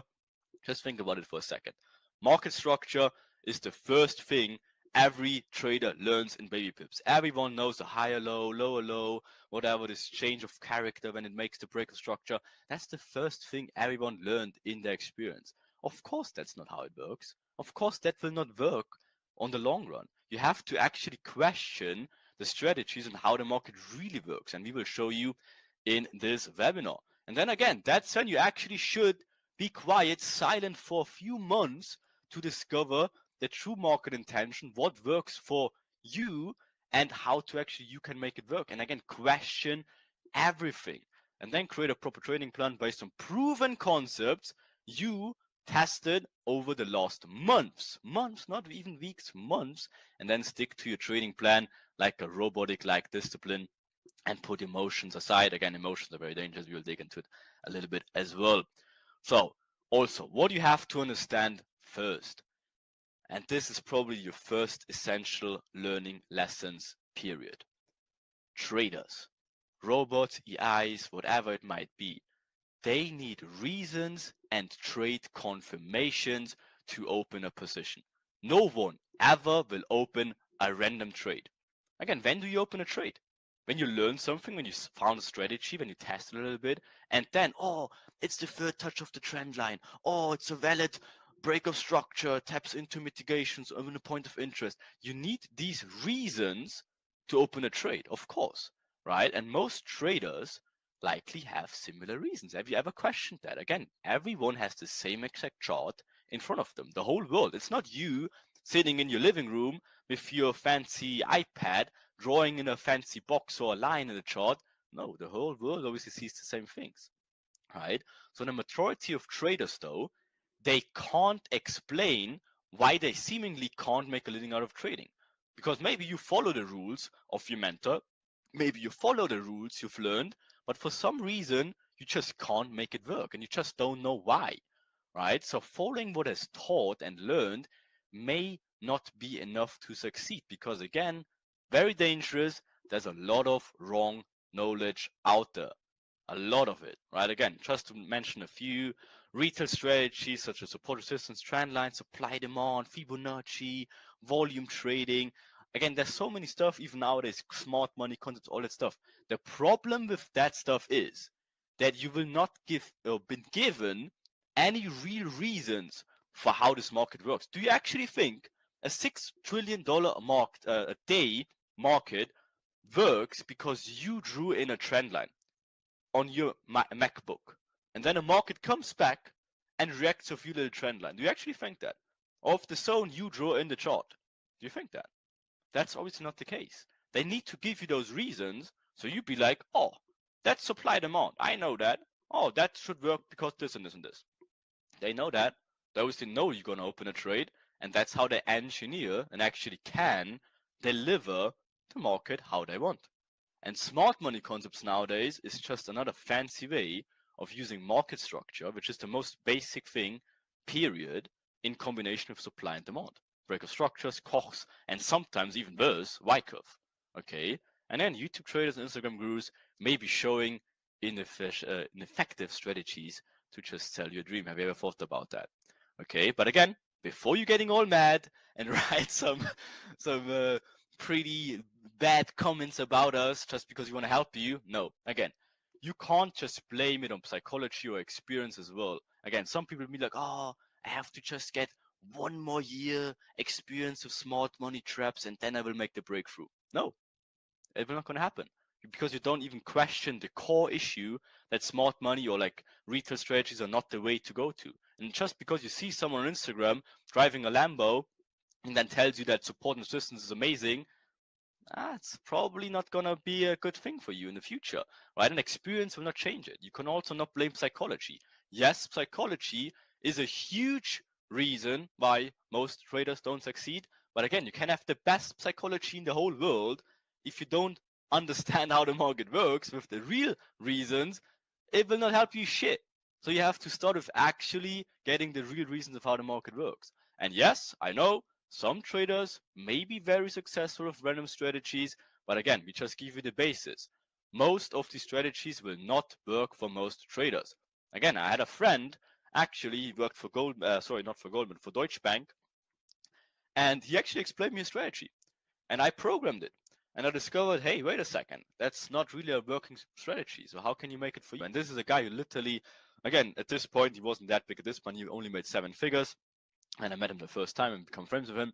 Obviously now he's a little bit further than that also. But yeah, then he just explained me, yeah, he just doesn't literally know why it sometimes doesn't work. And that's when my moment even was like, wait a second. You don't even know why it doesn't work like 50% of the times, but you're still making 7 figures of it. Yes, you can be lucky. I'm not saying that he's lucky. But again, when we digged into his trades he didn't win, he just didn't know why. And then sometimes he just didn't catch them on actually accident and only caught the ones which are working. Maybe the same thing with you if you trade supply demand, whatever concept. Again, if you test them on a actually every time basis, you will notice that they only work 50% of the time. How can I know that? I programmed every strategy literally I came across like years and years ago, and I have the numbers for all of that. Even the same thing for smart money. And the smart money point of interest, if you actually program it and actually look in the numbers, they were horrible. The points of interest had like a 20% accuracy, and 80% of the time it failed. And again, we have the numbers for that. It's not a secret. But again, still people feel like, oh, smart money then, yes, blah, blah, blah. No, you have to actually dig a little bit deeper, much deeper than that, okay? So, then again, another proof of that is prop firms, for example, they're even stupid enough, sorry to even say, that they even show you their numbers when they say like, oh, we withdrawn traders this month 5 million. And then they even say, oh, our traders this month opened 10 million trades. Wait a second. You withdrew 5 million, but your traders opened 10 million trades a month? Oh shit. That's the worst numbers you could ever do. So you had to trade like mini lots for 1 pip TP to get that done. Horrible numbers. And again, broker feeds, they're all revealing the numbers. It's not a secret. It's not a secret. But again, why is that? Because 90% of traders, or even 95% of traders, are trading the same shit. Right? Okay, maybe some are more successful than others, but again, the majority of them, they're trading the same shit. And again, traders maybe blame themselves for not following the rules properly when they experience losses, but not the strategy themselves. That's why, again, no, you have to start questioning actually what you're trading, right? And then some might believe just losses are normal, okay, without questioning, but how can you grow there? How can you ever grow if you never question your losses, ever? Okay, so answer this truthfully. Have you ever got stopped out by a few pips and then the market laughs at your face and gets in your direction afterwards? And you're forced to watch it move without you? Hmm? It all starts with the understanding that the market is not hunting you down. Again, you few lot sizes, even if you open 100 lots, the market doesn't care. Right? It's not about you. Again, you have to go away from that feeling. It's not the broker hunting you down. It's not the market hunting you down, even though it might feel something like that. It is the overall strategies, traders, systems, AIs, everyone needs, and they are targeted. Okay, so let's actually get into this war and dig into these foundations which you will keep for the rest of your trading career and give you the basis of how you actually can understand the markets a little bit better. So the key components of the market. So you see this beautiful heart in here, we can call it the heart of the market. And you see there's a lot of functions in it. Again, if you think about it, it just can't be like a heart pumping blood. No, there has to be some components in it which actually drive the price, the market of how we know it, and has multiple components into it. The first one, and the most obvious one, is of course the money aspect to it. And that is the true heart of the market. Everything, of course, is around money. Everyone wants to create it, everyone wants to be rich, everyone gets technically into trading to become rich. Again, if you're being truly honest to yourself, that is the reason why you trade, right? The real reason why they can manipulate you as well, again, as they attach money to what? Emotions, all these things that come with emotions, they use it highly against you. And the thing people don't understand though, these people who control these markets, again, we will not dig into this comparison theorist and whatever stuff. No, we won't do that. But again, just know that the market is definitely controlled at a degree. And again, these people, just again to name out a few, for example, the Federal Reserve, these are people, they creating the money. They don't need money. They press a button to create money. So do you think they need money? No, they create it. They have unlimited amounts of money. They even showed in the last year when they literally printed trillions of dollars the last few years. I think at this point, over 40% of the dollar amount that is in existence right now was printed in the last 2 years. Just like that. They can create it out of nothing. You need money, you need to work, you need to actually get money to survive, to buy luxury things. They don't need that. They're independent of all of that. So you have to start with that thinking. They don't do what they do for money. They have the money. They do what they do for control and for you to actually get stuck in the system. The next thing, obvious one, is fundamental analysis. People need reasons of, maybe this unpredictable news events, NFP, FOMC, all that stuff, or maybe even the numbers. People look at the numbers, arbitraging it, Euro USD against the US 30 or dollar index, blah, blah, blah. Economy reasons, this economy does bad, so I have to short it, blah, blah. No, literally not. Again, how can you think if you actually think about news events? How? Actually, let me see if my pen works here. Let me see if you can see that pen. Oh shit. How was it back? How did it work actually? Ah shit. Let's see. Oh, there you go. So let's actually see if the news events, right? Here's the news coming in. And now the news event, whatever, is positive, whatever. The numbers of NFP is super fucking good, right? Again, the logical thing, maybe at this pair, whatever it might be, would be price would rising if the numbers are good. So how can it be that the moment in the news event, the news makes this? How? If the numbers are good, why in the hell did they go low first?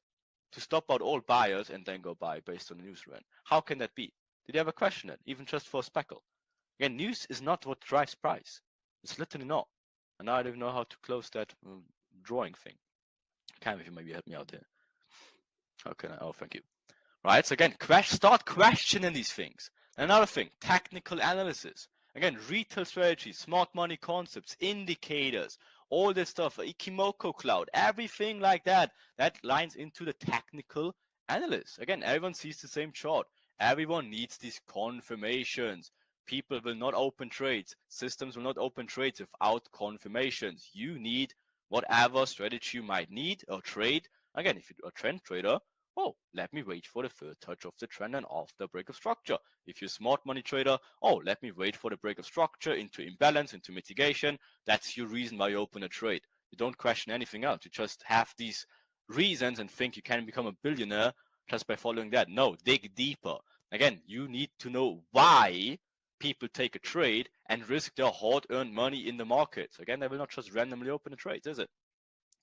Right. The next thing you have to understand is the psychology aspect, and this is things that are getting a little bit tricky because this is the illogical aspect of trading, where FOMO, revenge trading, everyone experienced that. And guess what? They can enforce that with price action. They know exactly when you will be very happy and excited and feel FOMO to fear a setup. They know how to trigger that with price action. If they create a huge candle in line with the trend of a breakdown, they know people get FOMO. The same thing when they know when they pull back the market on you that you will chicken out of your position and close the trade prematurely. They know that because humans are generally very bad traders, and emotions and thoughts, they work against you. They have literally zero benefits in trading. So again, this also will be fully different for every trader individually, and it's very hard to generalize, but just understand this as well. Now things get a little bit more exciting, because this is where the rabbit hole starts to open a little bit. The syndicates. Syndicates are companies, whatever we call them, like even corporations, we call them institutions, whatever you want. And these companies have all the data. That means they obviously see exactly where the positions are in the markets. Again, it would be fugazi if you don't think that is not the case. They know exactly when people open the trades, what's the balance or the ratio of buyers and sellers, where putting people their stop losses, where putting people their TPs, when do they pull break even. They see that all. They have all this information. You don't. You have to learn to see that with your bare eyes. But again, they have all this information. It's not a secret that these numbers are there. They have to be there, right? So they know all these things. And now the architects come in place. We talked a little bit about it earlier. Again, that's people we can't really give a name to. We don't really know who they are. They exist. It's not a question. It's not a conspiracy. We will not dig into that, right? But again, these are people. They know all these things. Again, these are people with the unlimited amount of money. They not only create the money with the press of a button, they also created or create price action only for the purpose of control. Again, for them, it's not about money. They have the money. They are the money. And they know more than we could ever imagine, right? And this is the part where the normal Joe, the normal person, would put on the tinfoil hat and scream like, no, this is not true. I will not believe that.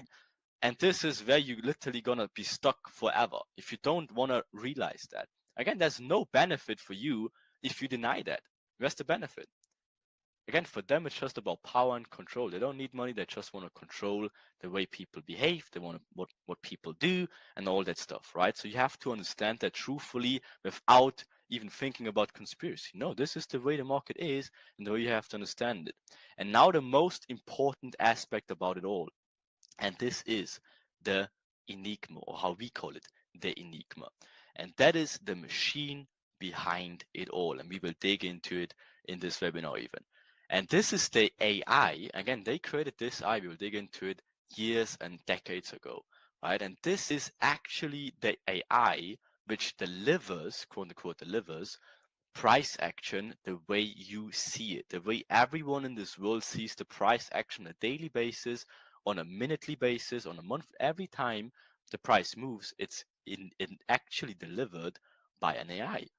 And it knows this again, this enigma obviously has all these numbers we covered before. It has all the fundamental reasons, that all this technical analysis. It knows exactly what makes people excited, feeling FOMO, feeling fear. There's all the numbers of the data. And of course, they have founded these things with unlimited resources as well. And they can obviously use the enigma to create, and that's the most important point now, to create liquidity for themselves, for big banks, big institutions. We call them the big boy club. Again, if they open positions in the market, they need a shit lot of capital. How do they get it? Again, the market is nothing else than buyers and sellers. If there's no sellers and you want to open 5 million lots, you can't. You can't. You need other people that take the opposite side of your position. And of course, that's how they use Enigma, that again, they give the rest of the world all the reasons they need to buy so they can sell. It's easy as that. Literally easy as that. Again, think about it to maybe a better understanding. You probably all experienced this crypto hype. All these little pump and dump schemes, they called it, right? When they actually, quote unquote, induced people into buying, oh, buy this coin, buy that coin. But guess what it was? The big players, they all bought these coins literally months ago. And then when the retailer knows about the coin, they've been used for what? Special award prize for the winner who answer this question. They've been used for exit liquidity. Pump, the big institution pump it, then they reveal it to the public is stupid enough to buy it, and then obviously the big boys, they sell it off to the public, and then price can drop. Everyone loses money other than the big boys. And that's literally in a nutshell of what happens on a minutely basis in the market. It's literally that easy. If the moment you understand that, that is when everything is about to change. So, whoops, let's dig into it. So what technically is the enigma? To understand what the enigma is, we have to understand the basics of how the market works. So again, there are market participants that trade incredible amounts of money, like BlackRock, for example, Vanguard, like you can call out a few more institutions if you really want to. Fidelity is one of the big ones as well, which again, they manage over 20 trillion US dollar, just these four corporations alone, right? So, but obviously, there are much more banks, institutions, corporations, all of that, again, but just these four alone, they manage 20 trillion US dollars alone, right? Again, that's for a normal person, you can't even imagine that numbers. And we just call these big players, we just call them big boys club for argument's sake, okay? So these institutions can't trade like us. Their orders are much too big in order to just open a position. Again, it's this quote unquote fair exchange, they call it. They have a super nice quote to say about it. The market is a fair exchange of money of the competent to the incompetent. So when someone wants to sell or buy, they need a seller. If someone wants to buy, they need a seller. If someone wants to sell, they need a buyer. So guess where these billions every day come from to book a profit for the Big Boys Club? Guess where it comes from? And here's a special surprise. It is not you. The market is not hunting you.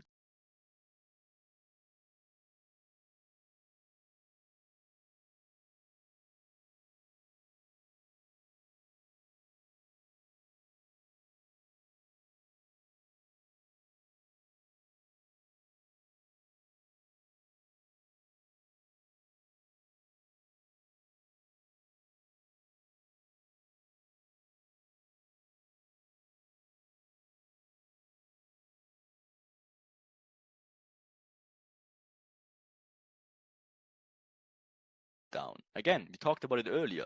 Your 10 lots, your 50 lots, your 100 lots, they will not make a big difference to them.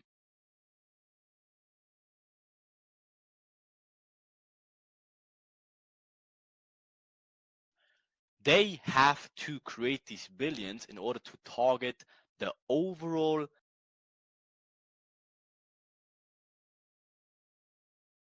strategies the way you learned it, the way you've seen it, the way you experienced it, the way you've got it taught, aka these retail strategies and smart money concepts, which make the rest of the world in order to target the over, not you.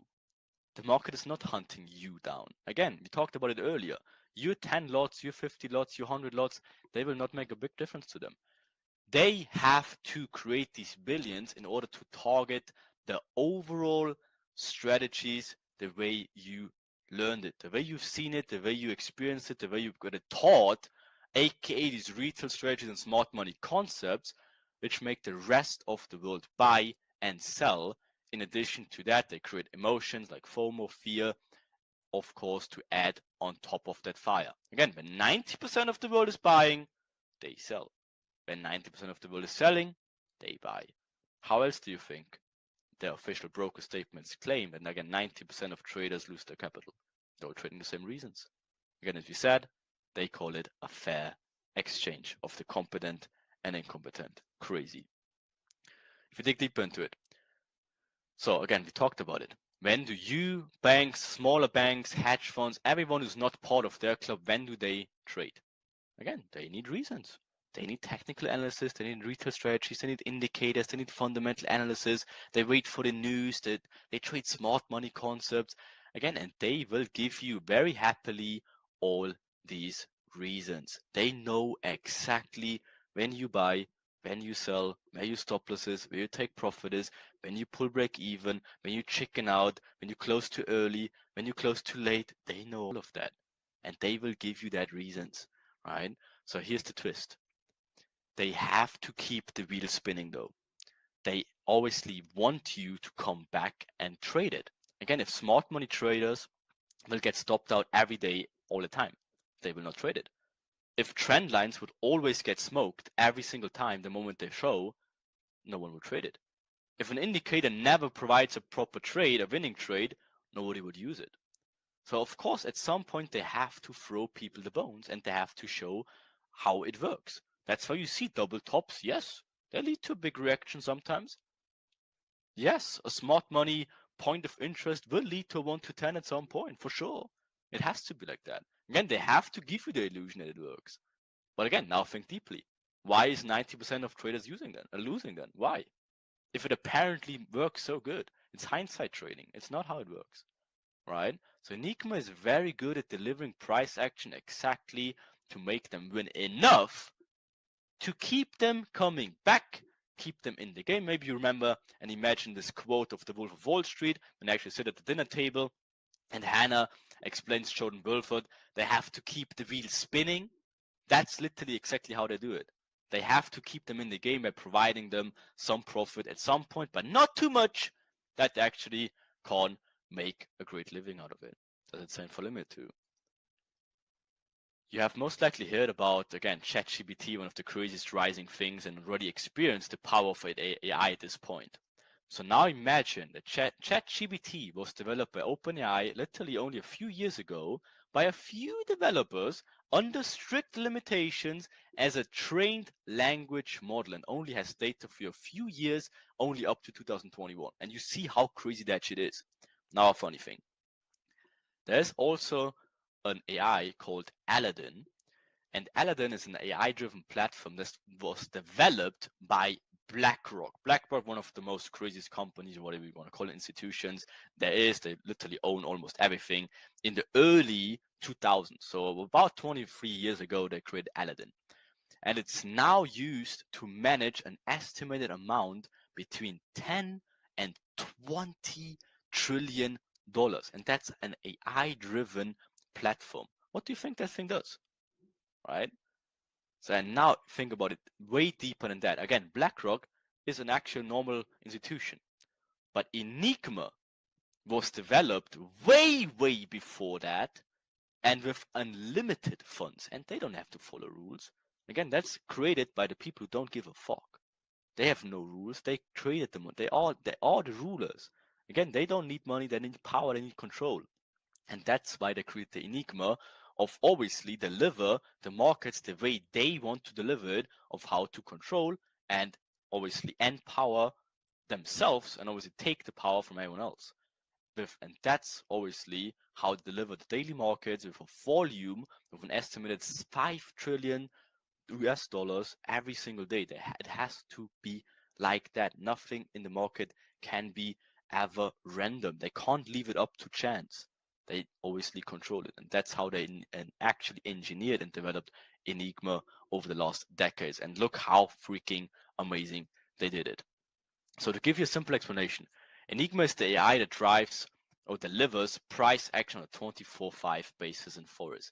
Enigma has all the insights about the fundamental analysis and the technical analysis and has all the hard numbers of liquidity, of current liquidity in the market, limits, stop losses, take profits, all of that. And Enigma knows exactly what price action to quote unquote show to bring in buy liquidity or sell liquidity, to stop people out, to make them excited, to kick in the FOMO. They know all that stuff, how to enforce that to you. Okay. And again, the unfortunate thing for you, these concepts, they've been all used against you.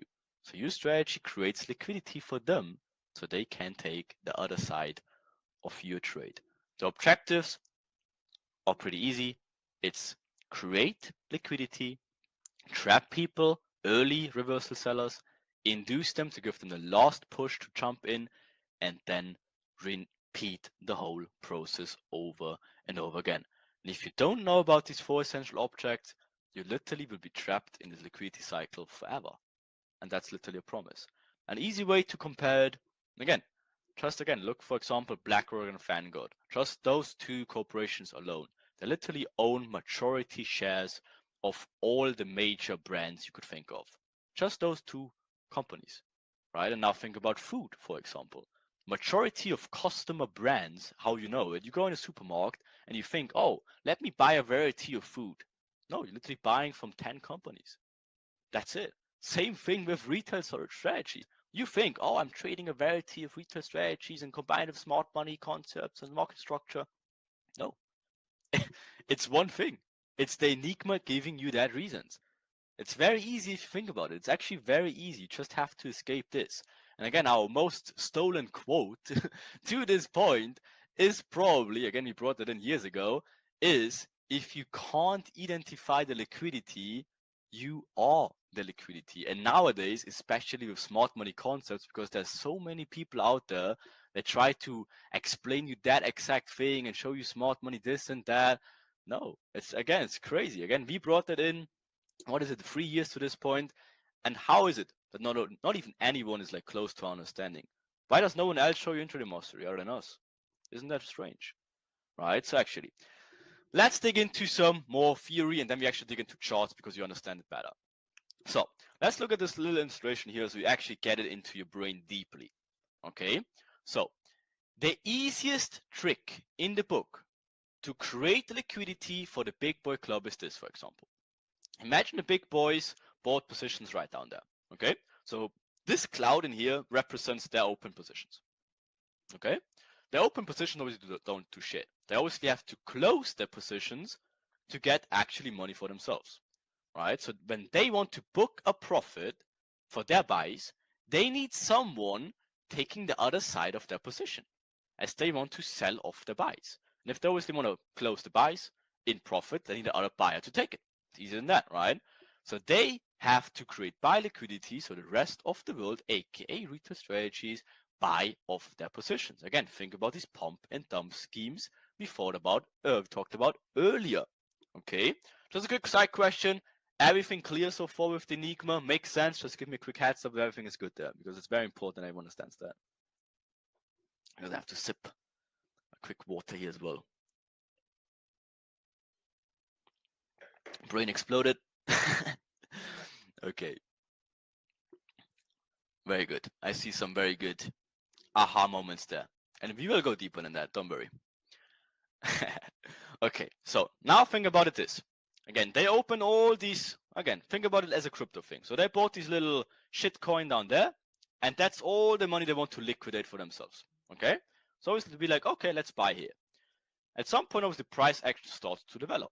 Okay, perfect. But at this point, I hope you see my mouse, by the way. I thought I'm just making weird moves here, but I think you can. So at some point, obviously, they want to liquidate actually their positions and actually make money themselves. Again, that's the institutions they're using Enigma, right? So at some point, oh, people coming in, and that's what they're seeing. Oh, it's a little trend forming already.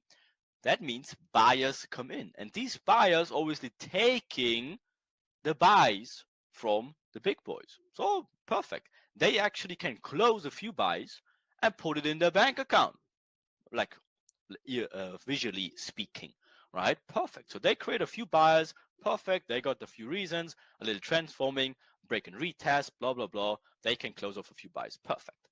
Boom. What happens? Huge momentum, speed, everyone's getting excited, breaker traders coming in, momentum traders coming in, FOMO kicks in, more buyers enter. Boom. They can actually liquidate a few more buys and be happy that other people bought off their positions. Amazing, right? At some point, of course, they will mess around, show like a triple top, show like these little pullback, lower lows to fake like a potential reversal. Again, it's just resistance and lower lows, all that stuff. And again, they bring in sellers. But what's the other point they also do? If sellers enter, they're putting their stop losses where? Above here. And when they getting stopped out, obviously they become buyers. If you close your sell in a loss, you become a buyer, right? So again, this creates more buyers for them to get liquidated. Oh, interesting. So the moment this happens, and you've probably seen this like hundreds of times, boom, sellers are getting stopped out and buyers actually getting in because, yeah, it's a breakout, right? It's a breakout, it's a continuation. And that's how they're creating even more liquidity. And boom, just like that, they liquidated even more positions of them. Perfect, right? But it doesn't end here. It doesn't end here. Look how much money they still have left in the cloud. They want to still get more money done, right? So guess what they do? Break and retest. Oh, so more buyers enter in here. Break and retest. Perfect. Continuation. Woohoo. obviously buyers it in, they can scale out, boom, and slowly and surely they can liquidate these people. And now, obviously, the danger comes in. Just moving the chart here, so we have a little bit more room here. So what's the next thing's gonna happen? Boom. Breakout, Koch, they want to call it, change of character, break of structure. First of all, this stops out late buyers here, right? But again, they don't want to stop out buyers, they want to bring in more buyers technically, right? And stop out sellers to become buyers. First of all, they do this. No buyers come in here, right? But obviously they look to the left in here. Oh, what is this also? What is this also? Oh, another whatever support turns into resistance or whatever, all that stuff, or resistance turns into support, blah blah blah, break and retest. And then of course, boom, touches back, even comes back in this zone. Of course, more buyers open here as well. But again, other smart, quote unquote, smart money traders, what do they see? Oh, we are so smart. Smart money here, imbalance here, oh, break of structure here. They getting a reaction of this zone, which we call smart money trap. And that brings in smart money sellers. And this is the last push, the last move they have to do to bring in all the premature sellers to stop them out and to finally liquidate out of all their positions. Because what is about to happen? Boom. Smart money traders getting stopped out as well, and they're all becoming buyers. And on the other side, again, we have another continuation, another breakout, all that stuff. So everyone now is buying, and all the sellers, they are stopped out. What a surprise! What a surprise, right? Oh, but again, they have to have one little money left they want to liquidate. So what's about to happen? First, right, if every seller's getting stopped out, there's no more reasons for anyone to sell. Again, the latest reasons were the smart money traps. They got the little fake reaction. They got stopped out. No more sellers. So what's about to happen?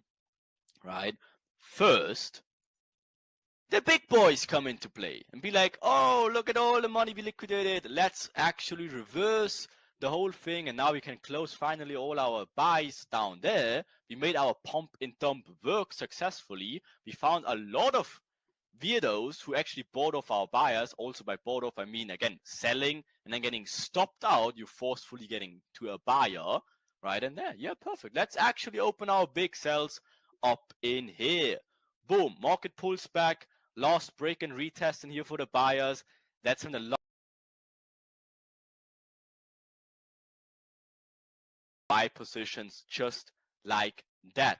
And that's when I look at them, the happy big boys with the big piles of money, the big bags of money, right? They transferred all their buys into actually actually forms of actually money. Again, at first it was open positions. Now they closed everything because people bought it off from them. And now they're ready to do the same thing again. Big boys sell, sells in here, repeat the whole process. First, move the money into your bank, open all the other positions, and let other people sell or buy it off of you because they need the reason. So boom, breakout, people selling, Koch, people having the sell direction, brings in sellers, buys, stops out buyers, which become sellers, so they can liquidate their first monies again. And they repeat this process, break and retest, sellers come in, more people can sell off, and they can give more people the sells. And that's the never ending cycle of, quote unquote, the market is a fair exchange of money from the incompetent to the competent. And the moment you understand this truthfully, this is how everything can change in your future trading career. And this is technically everything you will ever need.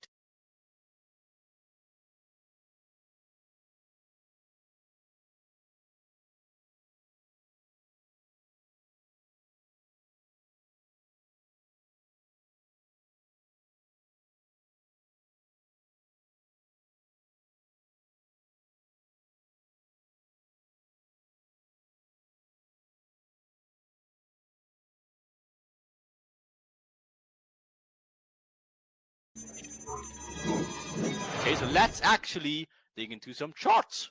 Because again, understanding directional bias without any smart money concepts, any market structure, any multiple time frames, or any indicator, nothing. We just need nothing. We just need to understand the knowledge of pure liquidity inducement, and that's it. That's literally it. Obviously, you can add a lot of stuff. And again, yes, we have multiple of confluences we can add in, but technically, you don't need anything. Let me show you. So, when we just look at this little piece of price action, so can we guess what the world is seeing and how the balance between buyers and sellers looks like in here? Can we just guess? It's obviously very hard to guess with just a little piece of price action. So we only have like a triple top in here, we have a double bottom in here, maybe even a triple bottom, whatever you want to say it. So now what you have to do in your mind always now, just make this, boom. This retail or world buy sell meter thing.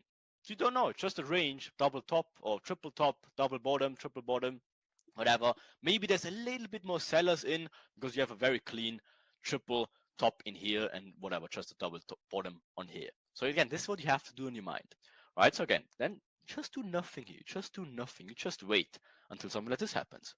Oh, okay, so the triple top holds. Break out of the equal lows. Okay, so obviously break out of this strong resistance zone. The support holds, huge momentum. This is obviously when the world is starting to sell.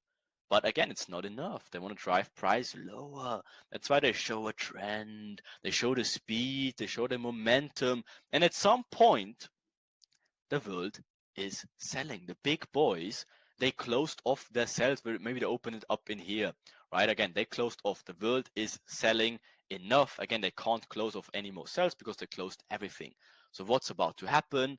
Obviously, when the world is selling, the big boy club sold already off their positions to the world, and they can start opening their buy positions. So they say, thank you, Enigma, for delivering price action to let us close out all our positions.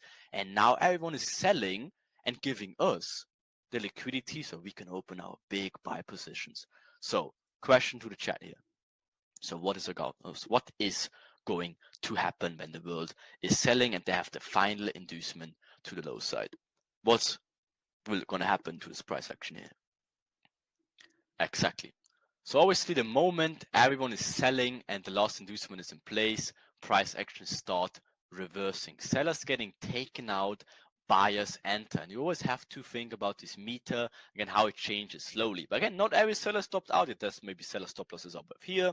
Maybe they opened their positions in here. They're still in there, whatever they did. And at this point, a few sellers getting stopped out and buyers enter.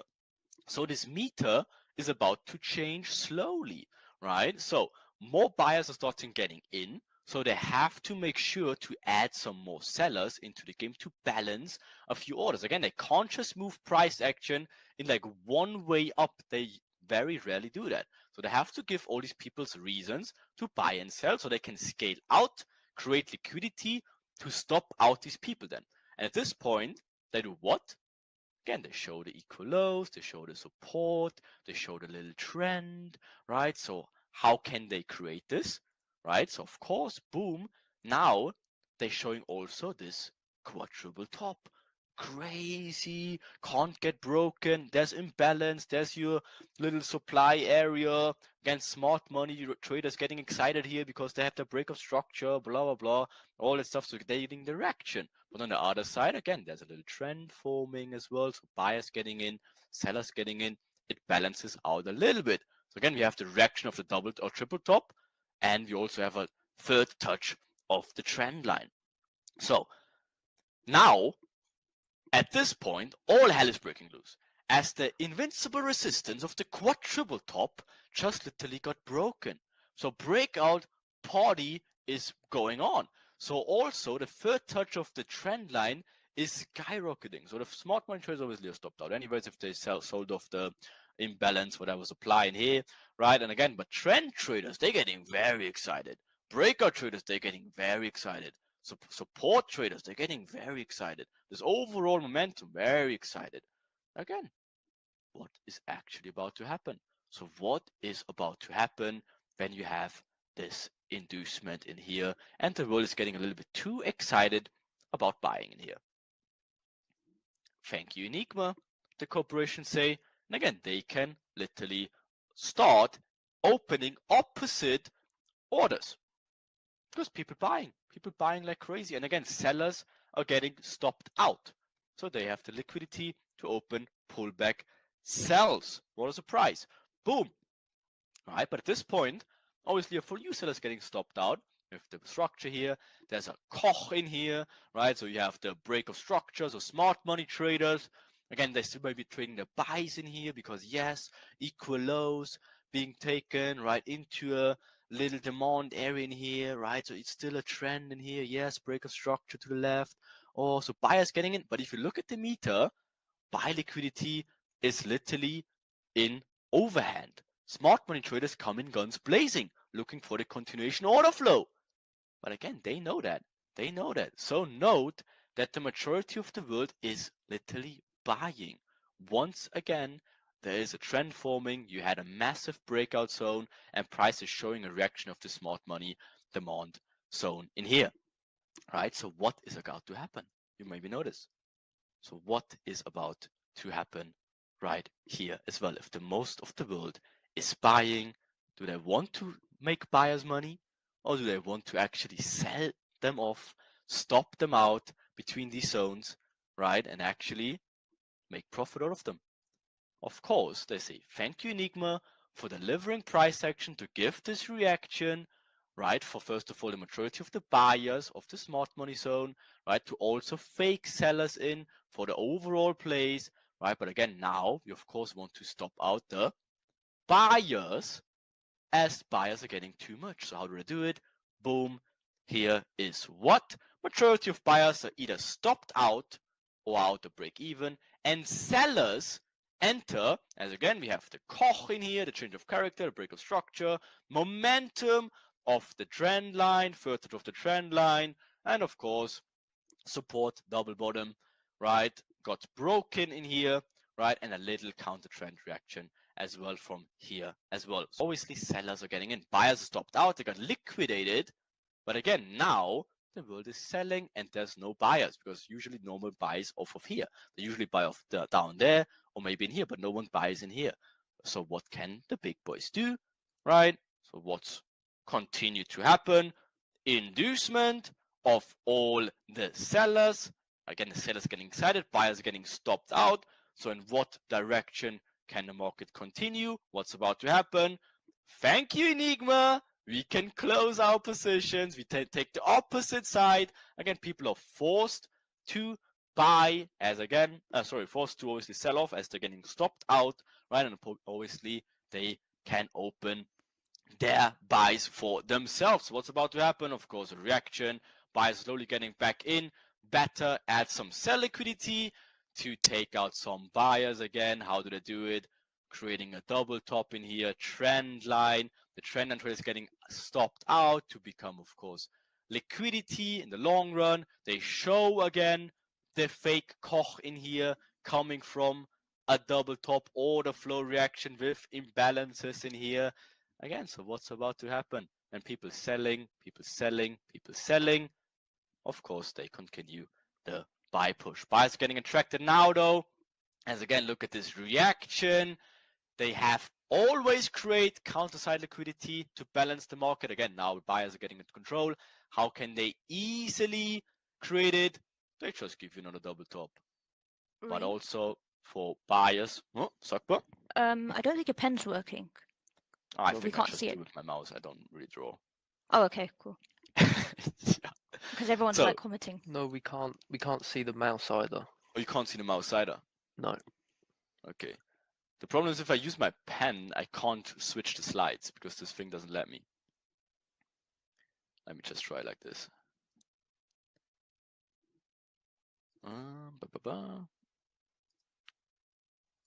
There we go. Let me just do it like this. Okay. So I hope you just thought then the whole thing through with your mind, as it's a little exercise for you without seeing anything on the screen then. Right, but again, this point is pretty obvious. Obviously they create another triple top in here. They're creating still the illusion of the little trends. Again, a few buyers obviously have to get excited. That's this little push still, right? But what's actually about to happen? You probably guessed it right away also. Boom. This is the FOMO breakout for all the rest of the world who sees all this crazy uprun of the market. Again, sellers are getting stopped out of this little fake equal highs, triple top again. Breakout traders getting very excited. Mental traders getting very excited for the buys. They better take a few of them out and add some false reversal signals. So what is this actually though? The inducement. And funnily enough, isn't this exactly the same thing we just had literally earlier, just a few seconds? So again, what's most likely going to happen after the world is very excited about to buy price? Of course, they will stop out a few of them prematurely. How do they do it? They obviously fake the first Koch, where the first breakout seller stop losses are below there, and of course faking the change of character for the smart money traders, leaving the imbalances in these areas, and of course then they can stop them out continuously by going even longer, right? Boom, stop them out surely. What do? Now they're forming the fake channel. They give another Koch inducement low to do what? Right? So now at this point, again, look at this huge range. For them, it's just literally playing the shepherd who has to watch over the sheep, keeping them in their little place. And now, as it's balanced out again, they can push price even higher as they did what? They obviously induced the low once more time. They showed the little trend line. At this point, no, they will not go lower. They induced low. They faked the trend line, right? So induced low to go what? Higher, right? So now they are getting way too much buyers in though. So they still want to push price a little bit higher though to fulfill the higher time frame purposes as well. So they have to start taking a few more buyers out and bring in a few sellers. So how do they gonna do it? Again, we saw multiple examples already. How they're gonna do it? There's my fancy pen thing again if it works. Right, so again, how do they do it? Always, always, always, always fake Koch, fake Koch, fake Koch, fake Kochs, and obviously they're gonna probably do the same thing in here as well, right? But again, maybe at this point it is already the final blow. We're gonna find out very soon. So Cam, how do we close this drawing thing? Oh, there you go. Right, so at this place, obviously too much buyers are getting in, so they have to obviously reverse the market at some point. How do they do it? Once again, fake Kochs all over again. It's the same price action we literally had right here. Look at the trend line, look at the trend line. Oh, look at the trend line here. Look at the Koch in here. Look at the fake breaker structures in here. They do the same thing. Again, they have to prematurely stop or bring people in the wrong direction so they can push price action actually higher one more time. Again, faking off smart money traps over and over again. At this point, inducement low. Notice the buyers are still having the maturity. So again, we can expect reversal soon after one last death blow for the buyers. So how do they gonna do it? Of course, you probably guessed it. They're gonna juke them all. And at this point, again, they did this place, as you probably noticed, so many times. No more, one more last push high, and no one can be selling anymore. There's another huge momentum now in the market. Everyone is stopped out for premature sellers. There's no more sellers. All the smart money traders are prematurely getting the fake break of structures, the mitigation, all that stuff prematurely. They're all getting stopped out. There's no more no more sellers, only buyers. So if you take this price action, draw it over to left a little bit. Our last inducement to the high side, if you look at the world's buy meter, everyone obviously is buying. There's no more sellers. Again, the architects or the institutions or corporations, they closed out all their last little buys possible. And the world is hugely in the momentum of buys. Everyone is buying, no one is selling anymore, because the sellers who tried to sell, they got their reasons, they got stopped out though. So what's about to happen next? Very good, Diego. Right, so of course, first of all, they say, thank you, Enigma, for our huge pile of money. Let's start the whole thing over and over again. And now again, as the whole world is buying, they can start their sell plays right there. So what was going to happen? You probably guessed it, didn't you? At this point, they don't want to just smash everyone instantly though. They obviously are way smarter than that. So they do what? They want to bring in buyers to create liquidity, to create stop loss areas, to give people reasons once again. So exactly, create buy side liquidity on purpose. This time they want to sell, so they need buyers to stop them out for liquidity. And if sellers getting stopped, they obviously are forced to buy, right? So they're faking obviously the quadruple bottom, fake Kochs of the smart money zone, breaker to the high side, and some momentum into it. Sounds like a good recipe to create buy side liquidity. And again, now think about how many times this exact price action happened to you when you tried to trade the continuation. You have all these Kochs in the place, right? Again, just think about it. Again, you have this supply area, right? You have this little first Koch in here. Oh, it didn't work out here. It fakes the smart money reaction. Or stopped out again. Oh, it's still valid. It's still in this supply or demand area. Another Koch. Oh, let me take this trade. Oh, yeah, it works. Woohoo. Now break of structure to the high side. Amazing. What is it really? It's the inducement high to give people the reason to actually buy off of here again. They're already giving this reaction of this little supply area, imbalance area of the demand, right? It's the same stuff. They're doing it over and over again. And the reality, again, they're all getting induced here. Just again, the buy direction, just to stop them out. So how do they do it? Of course, as always, as we covered multiple times, they'd be like, first, thank you for the liquidity. And you probably already guessed the next move at this point.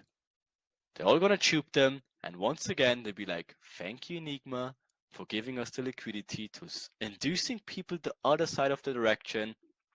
Now let's deliver price action once again.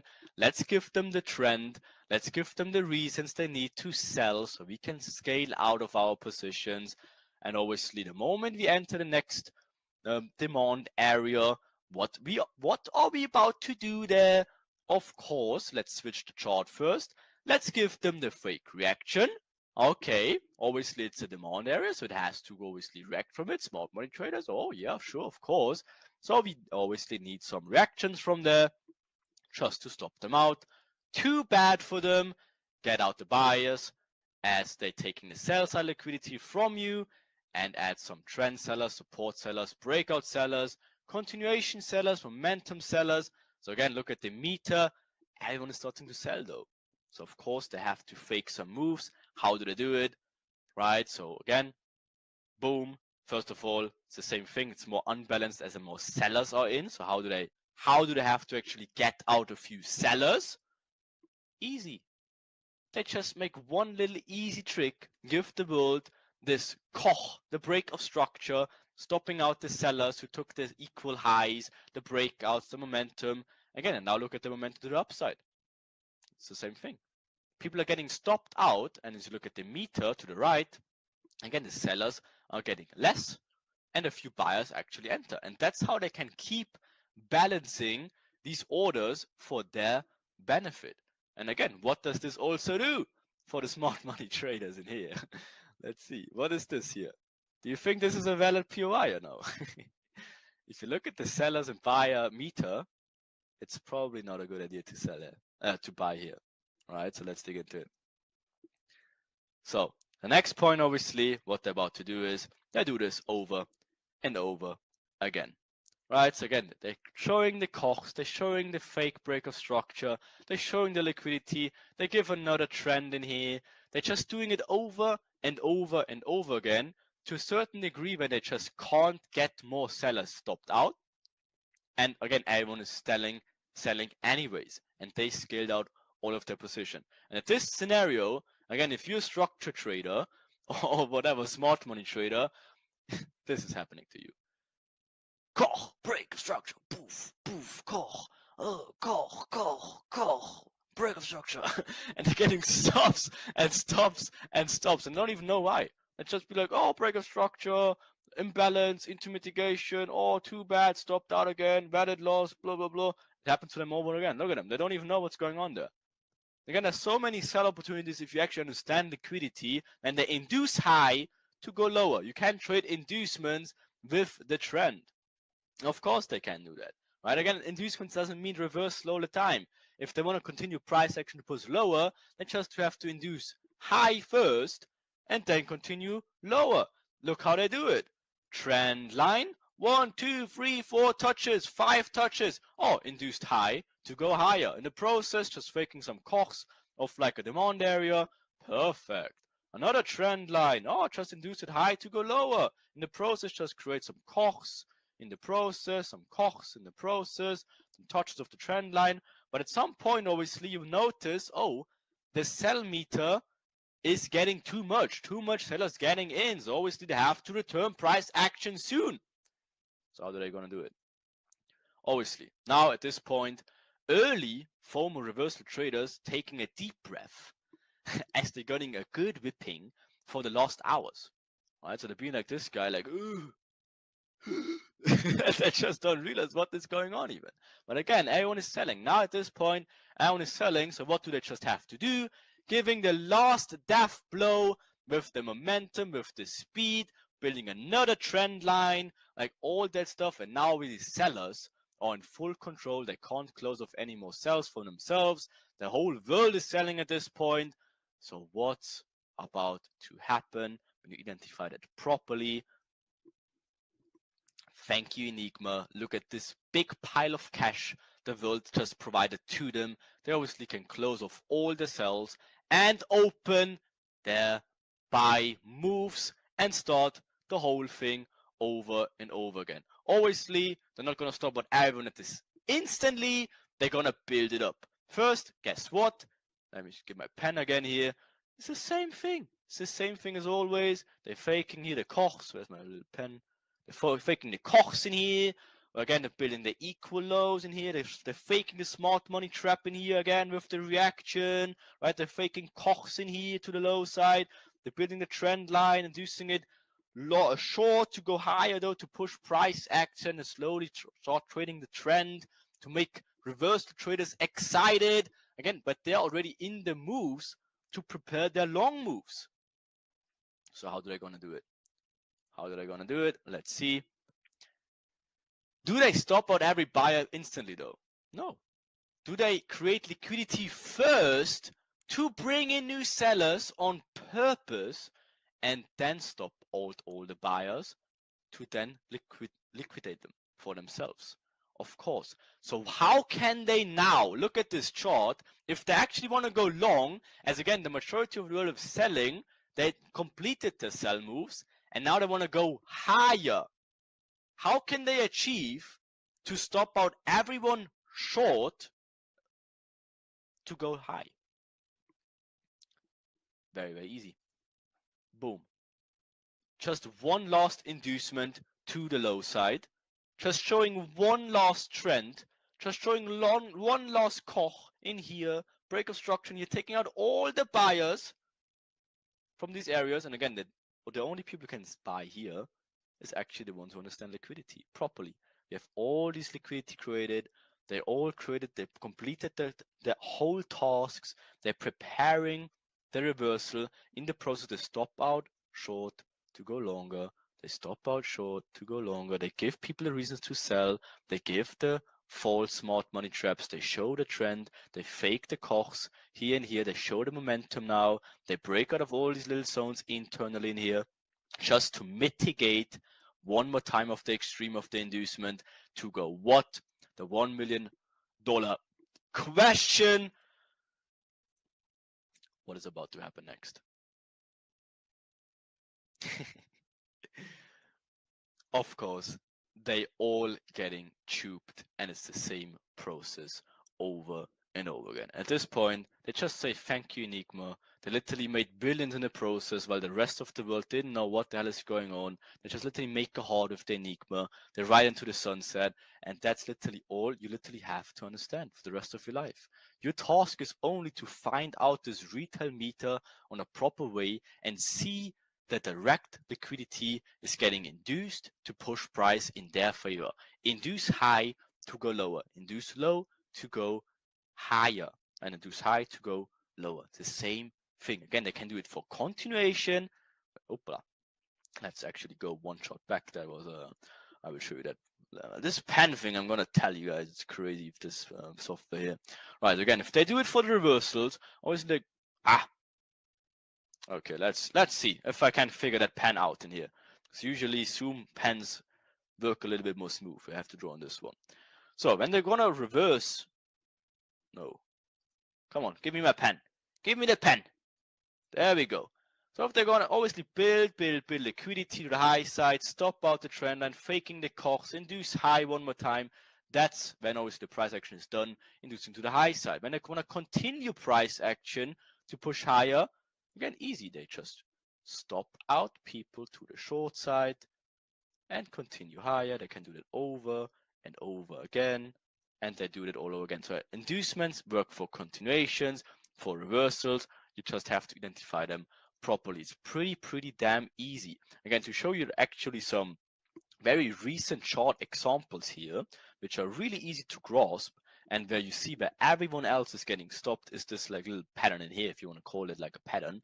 Again, just have to identify where the trend is formed. Third touch of the trend line. Then again, they induce the trend into the high side. They faking the course here and here. This creates the smart money trap, right? Which gives you imbalances. They give you the smart money reaction just to liquidate them as well. And then again, you either can take the inducement here, or you can then wait for the real directional change and then actually trade away from the liquidity. Again, this is just an example of like, what is it, like 2 weeks ago, where you have exactly this price action over and over and over and over again. It's literally the same shit all again. Another example where the same thing happens again, literally a few weeks before, or like a few days before that. It's the same stuff. This one is literally from a few days before that. It's the same thing. This one is literally from Friday before this webinar, so the last trading day, whatever that is, AUD USD. You can check it out yourself.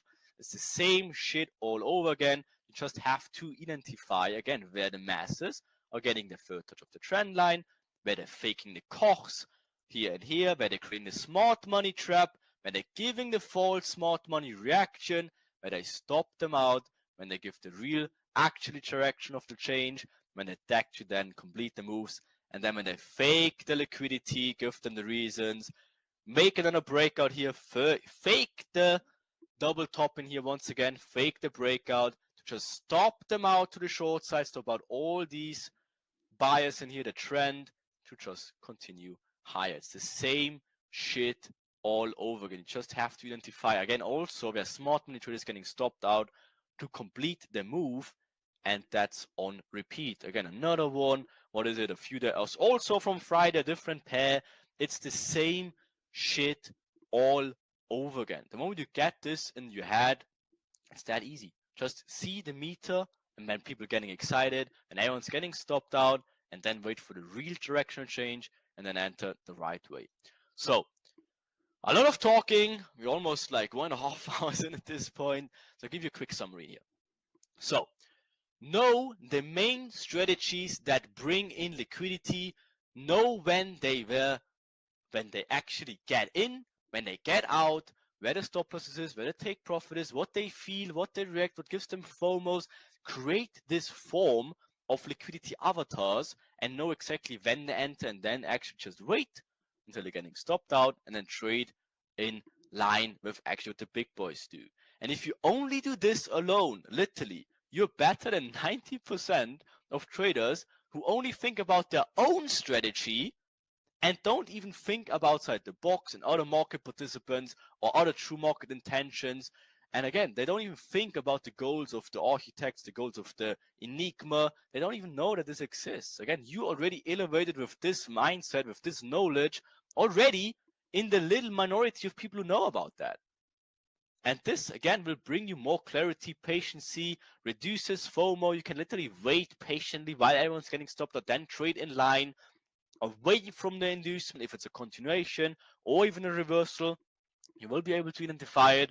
And again, you just have to wait until all traders get taken out and do the exact opposite.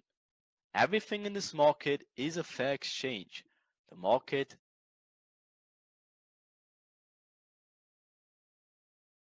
takes from the incompetent traders and gives it to the competent. At this point, you already elevated yourself with a knowledge not a lot of people have.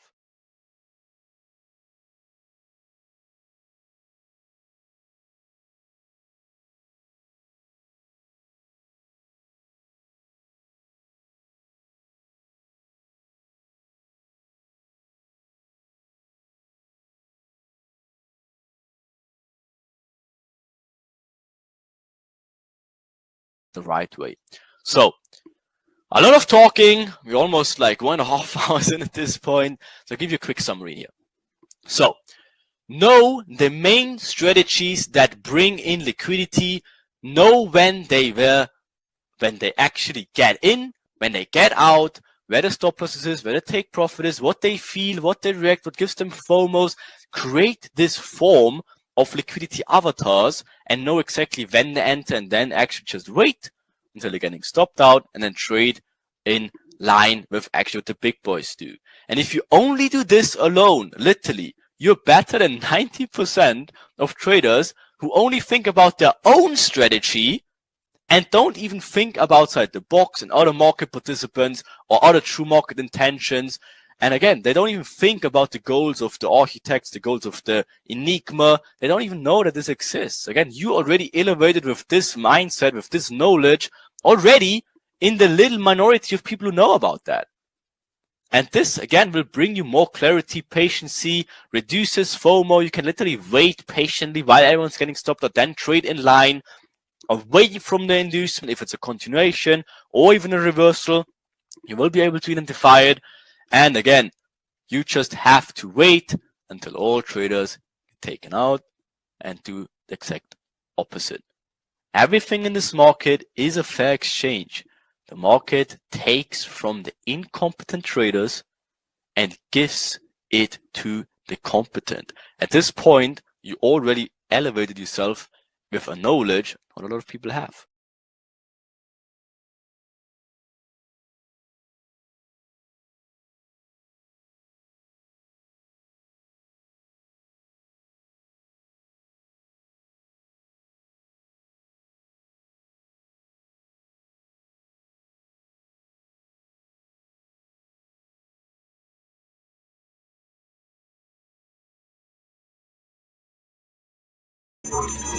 We need to ask ourselves the question, like, how do the architects accomplish the overall process of how to keep people in, how to trick them, how to make them put their money into the market?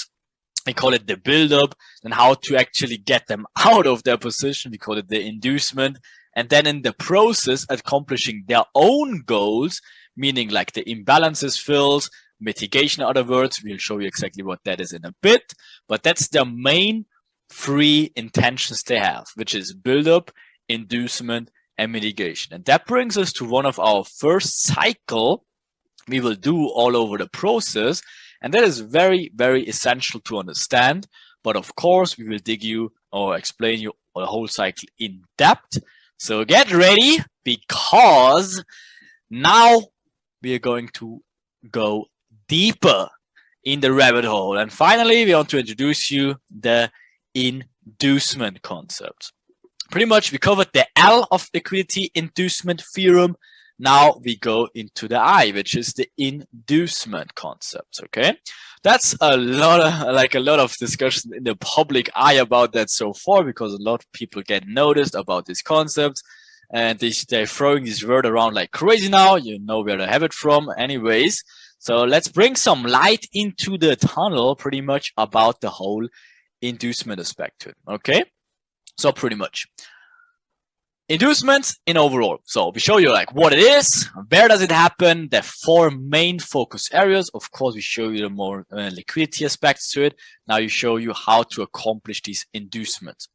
And when does it happen? Like obviously we show you the where and the when of it, and how to use the illusion of time.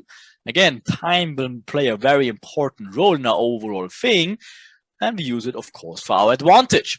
Then why does it happen? So we show you the where, the when, and the why, of course. So why, what's the reason behind that? The delivery of the market, of course, and also the understanding of the liquidity aspect of it and how it plays into the where, the what, and the why. And of course, we show you how to identify it easily. So pretty much putting the eye into the lid as well. So by definition, inducement is very interesting because we can ask our friend Google to ask very much what it is. And they say an inducement is a thing that pursues or leads someone to do something. Does that already sound familiar to you? I think it does. And also the similarity to it is like a bribe. So isn't that interesting? If you just look at Google's pretty much, description of what an inducement is.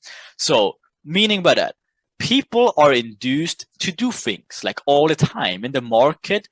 Pretty much it's the same exact thing. And we talk about mass psychology and also like these retail trades. Like they are getting induced all the time, as we showed you earlier, with all these different strategies. That's pretty much their inducement into the markets. They have all these random reasons. They have all these random strategies without knowing really what they do, but at least they have some reason to press the button and put the money into the markets. So we know already that we should not fall in these same tricks, and we now starting to see these or the pain in the markets, which means, of course, the people losing the money. And of course, like the most easiest ones we already covered, which is the breakout inducements, the reversal inducement, the smart money inducements, and the trend reversals. All right, or the inducements. So in charts, pretty easy. We covered it before, but for now, enjoy the journey of the inducements because that's really where the journey begins. That's where we're starting moving away from the really basic stuff and going into the basic stuff, okay? So still basics, but obviously a little bit more advanced basics, okay? Because with the inducements, again, the whole journey begins and we will open the gates to our so-called intraday wonder world. Pretty much, again, the oceans have rough waves in there, but once you learn how to surf, you will have more fun you could ever dreamed of, right? So a beautiful but also very dangerous terrain to be at. So we need a strong guide who leads us the way and to whom we always can rely on if we ever feel lost and don't know the way. So we will take, or pretty much the guide will take us by the hand and points us in the right direction. So just be like this dog, let us guide you in this process, and obviously we steer you through it. So remember, the inducement usually always happens before the retailers get stopped out. So this basic illustration shows what's going on. So first of all, you see they're building up the long trend in this direction already, right? And again, very strong double top. They're seeing like this nonsense support and resistance type of thing. Then maybe a break of structure after that. So they're seeing the market short and this for type of reversal. And this already is some sort of inducement. Why? If you think about the whole overall process of how inducements work, you need to go just the cycle of the retailer's thought process. So they're seeing the double top. They're seeing now a new lower low being formed, and they adding in their sell positions in here and thinking the market will go lower based off this really strong, let's call it a resistance area, and also this breakout area on forming new lower lows. So that already adds more short sellers and the short buyers, right? So this in here then becomes, of course, a smart money trap for people, smart money traders, because maybe there's an imbalance in here, right? And they're taking the short here, getting the false reaction, but then again, they're doing the same thing over again. So pretty much building a triple top instead, like even bouncing off this area, this huge, strong, whatever resistance area in here, even one more time, giving again the false reaction and the false reactions becoming a key point in here as well. Because again, if they just smoke through it like that, like that's not a build-up. That's just smoking through these areas and just taking these people out immediately. They want to make sure that people adding their positions, and that's why they're giving always these some sort of false reactions in all these areas. They do it here with the triple top, they do it here with the smart money trap, right? And then finally, after inducing everyone in the wrong side of the market, then the final inducement can come, grabs out all these stop orders from all these people, grabs the liquidity, and then we're valid cycle done in our points of interest, and we can get our point of interest out of that. But of course, like what's a point of interest and everything, we will teach you that later. But for now, just understand that the inducement is usually the last step of the cycle to get out all the liquidity of the stuff they built up earlier the wrong side direction, right? And also the inducement not only stops people out, which are in the wrong side of the market, but also induces people the other way, like buy, breakout traders, confirming a new higher high, the new trend and whatsoever. And overall, it's just the last step of the overall false run to the false direction in order then to go the main direction. But before they can do that, they're making sure to build as much liquidity as possible, the wrong direction, inducing final there, and then can reverse after grabbing all the liquidity. So now what we'll do is we will add some more basic approaches to the whole picture, because now we understand already that these retail concepts, that's not anywhere where we want to be at. So that's why we show you some basics, which are definitely better than all the retail stuff. But again, it's just a foundation. And you can see we will start small, but still strong though, right? But again, not something we will use that heavily moving into the whole curriculum, but that's our starting point. And again, why do we do that? To make sure that everyone has the right foundations, everyone's getting on the same page. And then of course, after we have done the foundations, then we can start building a proper mention. Because again, if we don't do that and jump straight away into the advanced material, something like that can happen. And that's always not what we want. Because again, if we build the biggest mansion on top of a not good foundation, of course, it can collapse itself. And that's why we need to spend some time and just to make sure that something does not happen like you see in here. Because guess what? Just because you have a great foundation does not mean like wild pool parties in your mansion, because right now we don't really have a mansion. So that's why we start make the foundation first and then build obviously a beautiful praise above that.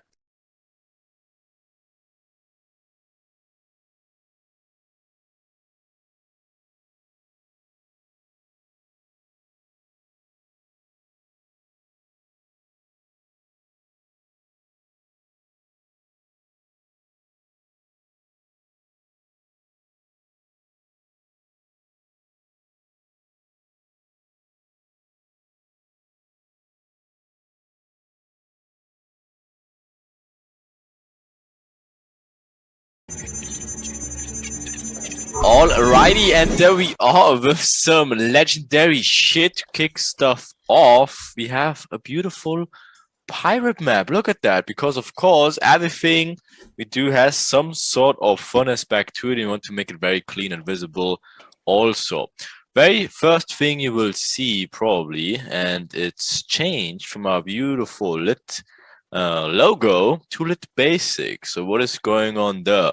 So very, very important if we dig into the basic master map, and even you can see here, kind of call it the pre-lit basic master map. So why is it the pre-lit basic master map?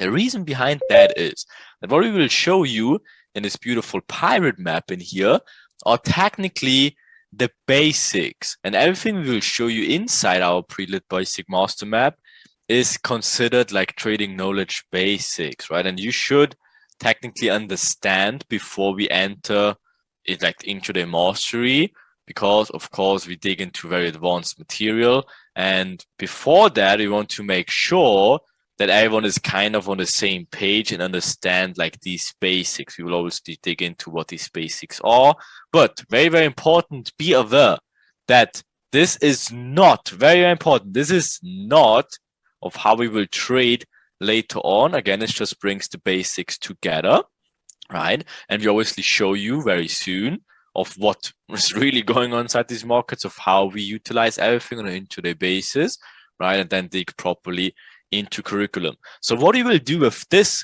basic master map in here, we thought about how we can make it also a little bit fun first. So we make it a little podcasty scenario. That's why the Queen Suckber and the Green Wizard Cam are with me as well, right? So hey Cam, hey Suckber, you go. Hello. Of course. So we make it a little bit fun for us and just walk you through the basics, and of course give you a very good foundation before we start with the fun stuff. Okay, so again, let me just dig into the basics here and to tell you some very important information and facts about that.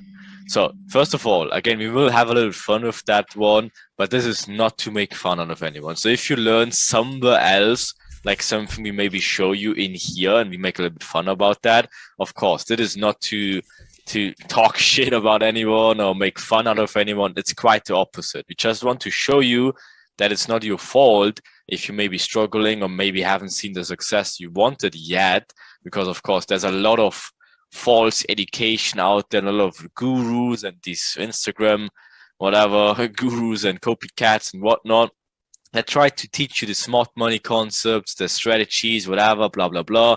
And of course it doesn't really work that much, but a lot of you probably digged into one of the educational stuff of this, again, maybe even Wyckoff craziness or structure or what else is there, Suckber Cam, you know it. Like there's a lot of stuff. Oh, I mean, that's very basic, right? Resistant. Yeah, well, that's very basic stuff, but I think the smart money hype is getting out there a lot, right? So of course it's not your fault if you digged into that, because of course they flashing it a lot, right? So yeah, anyways. So these hyped up smart money concepts, of course, they can technically work for you. And if you saw some sort of success with it, of course, that makes a lot of sense. But guess what? There's also traders that got some sort of success, as Suckber said, maybe with Fibonacci or like trend line stuff, or I don't know, like Ikimoku cloud or shit like that. Of course, you can have like success with tactically everything, but is that the reason of how the market works and you should focus on? 100% not, right? So the basic master map, of course, will show you a step-by-step guideline of how you can make the most out of this basic concepts, whatever quote-unquote smart money concepts alone.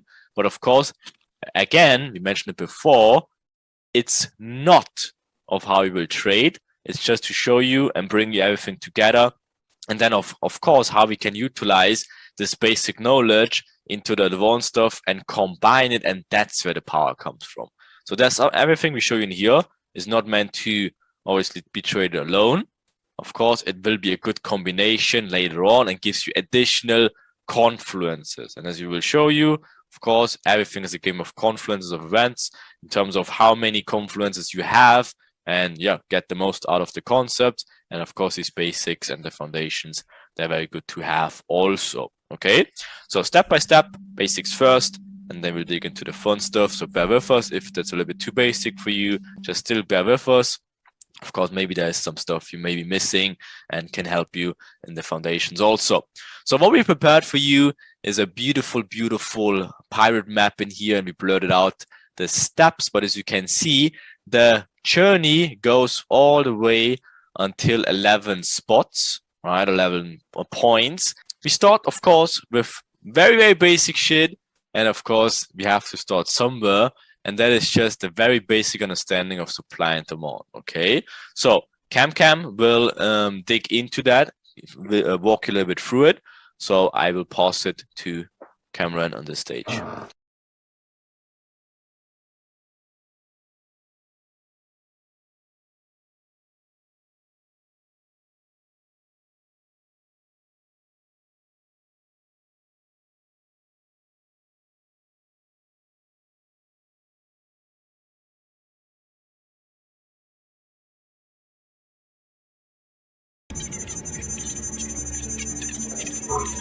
Thank you, Reem. So we're obviously going to go into the first step of our basic master map. We've got a nice little pirate theme going on. And, well, what is the first step? The first step is, of course, supply and demand. So how are these created? Well, you've got let me just get out my little drawing tool.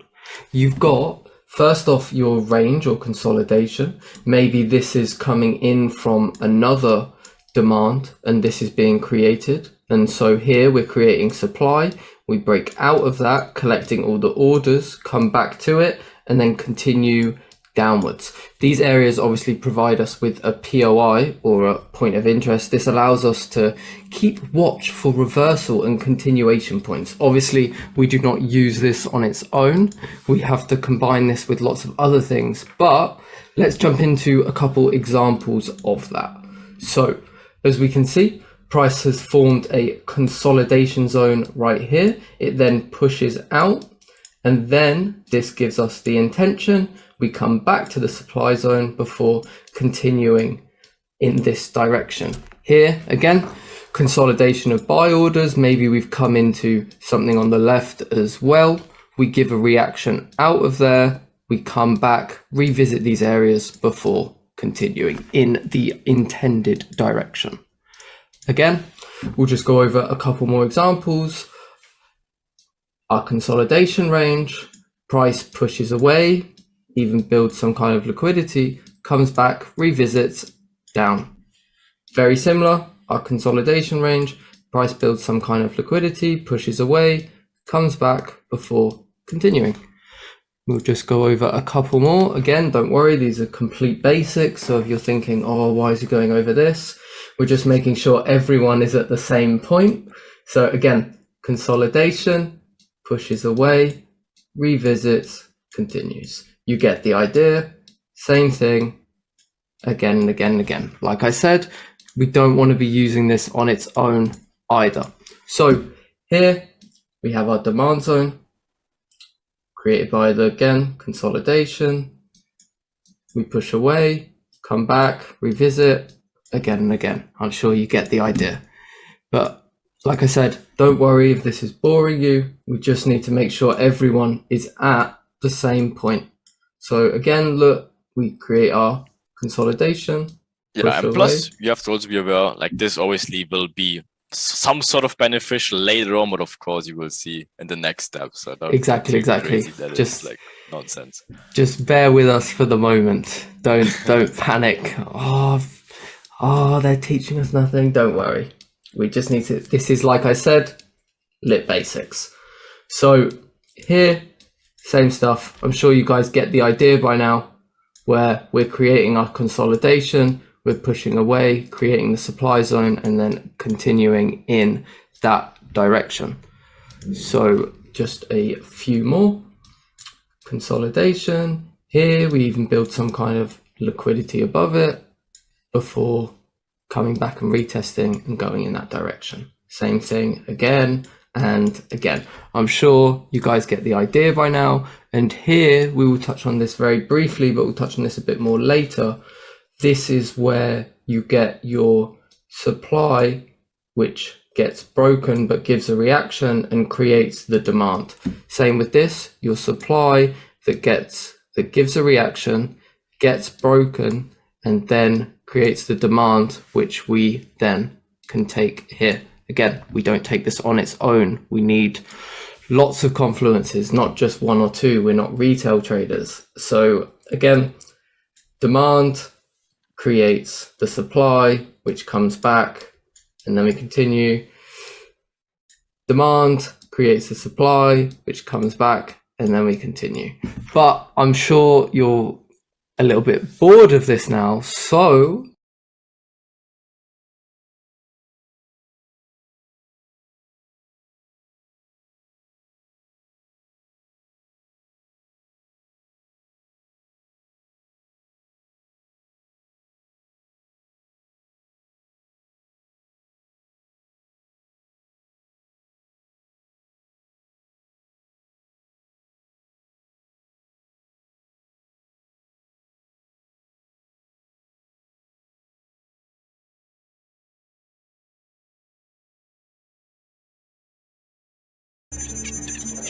let's go on to the next part of the basic master map, imbalance. So the market needs to be efficient. So when you have an imbalance, which is basically like so, I'll just draw it for you guys very quickly. So let's say we're having some down candles like this, and then suddenly we have something like this, right?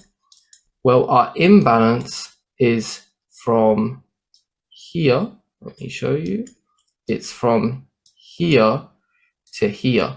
And I'm sure a lot of you trade this or some form of this, and it can be used very well with supply and demand to get potential mitigation zones, which we'll also cover in a little bit. So let's go over and before maybe, again, this is very important to understand also why this is the case, right? So you learned earlier that Enigma delivers the market on all technically 24/7 or 24/5, depending on what markets you look at. And obviously Forex 24/5. And of course, at some point, there's a lot of liquidity entering the market, and that leads to this quote unquote inefficiencies where the market cannot be delivered properly. So that's why, again, that's where now the key comes in, and I'm pretty sure most of you guys know that, as Cam drew perfectly, right? So imbalance is when these wicks or the price never revisited these areas and only delivered it once, but it always has to be delivered twice to fairly deliver it, right? Because of course, the market has to be in balance at some point. So when there's these gaps, right, there's a lot of different concepts about that, but the just truth is the market has to be fairly delivered and has to come back at some point. So if it leaves these gaps in here, at some point, again, can be immediately, can be later, but market needs to come back at some point and fill these gaps. Then it's considered fairly delivered, and then it can continue on, right? Of course, these imbalances doesn't need to be filled right away. Again, they can sitting there for quite a while, but at some point the market will come back and fill these imbalances. And with understanding of that, again, why did we dig into that? Because we now can go a step further and already can kind of refine these supply and demand areas with a little trick with these imbalances once more. Okay, but slowly but surely, again, that's why this literally everything which we show you is building up on each other. So it will be a very nice and scheduled, clean structure of how to do it. Okay? Okay, if you want to go to the next slide. Of course. So here we go. This is the explanation. So these imbalances are also known as inefficiencies. Like Reem said, the market always needs to be fairly delivered. And that's why they come back to these zones to fill the imbalance or make the market efficient. There are areas which not all orders were delivered in the order books. And obviously, I'm sure a lot of you use imbalances combined with supply and demand to get these tight stops resulting in high RR. So let's show some examples of these. Nice and simple. We've got our demand zone with our imbalance. The imbalance gets filled. And again, maybe we should touch upon this quick. If this is something you never heard before and is confusing you right now, and you're like, what the hell is an imbalance? Again, then best thing to do is actually do some Googling and stuff like that, because that is such a basic scenario. Same thing as supply and demand. We will not waste too much time to explain you exactly like how an imbalance looks like and stuff, because that again is considered very basic understanding, and we will not waste our and your time and digging too much into it. But again, we just show it you here of how we can use it in combination already to make the best out of that, right? Yeah, exactly. So again, as you can see, it's pretty much a very similar scenario each time. You've got your supply or demand, in this case demand. We have an imbalance, price fills the imbalance whilst coming into the supply or demand, and then continues. And I'm sure, again, like we said, a lot of you probably already use this to some form.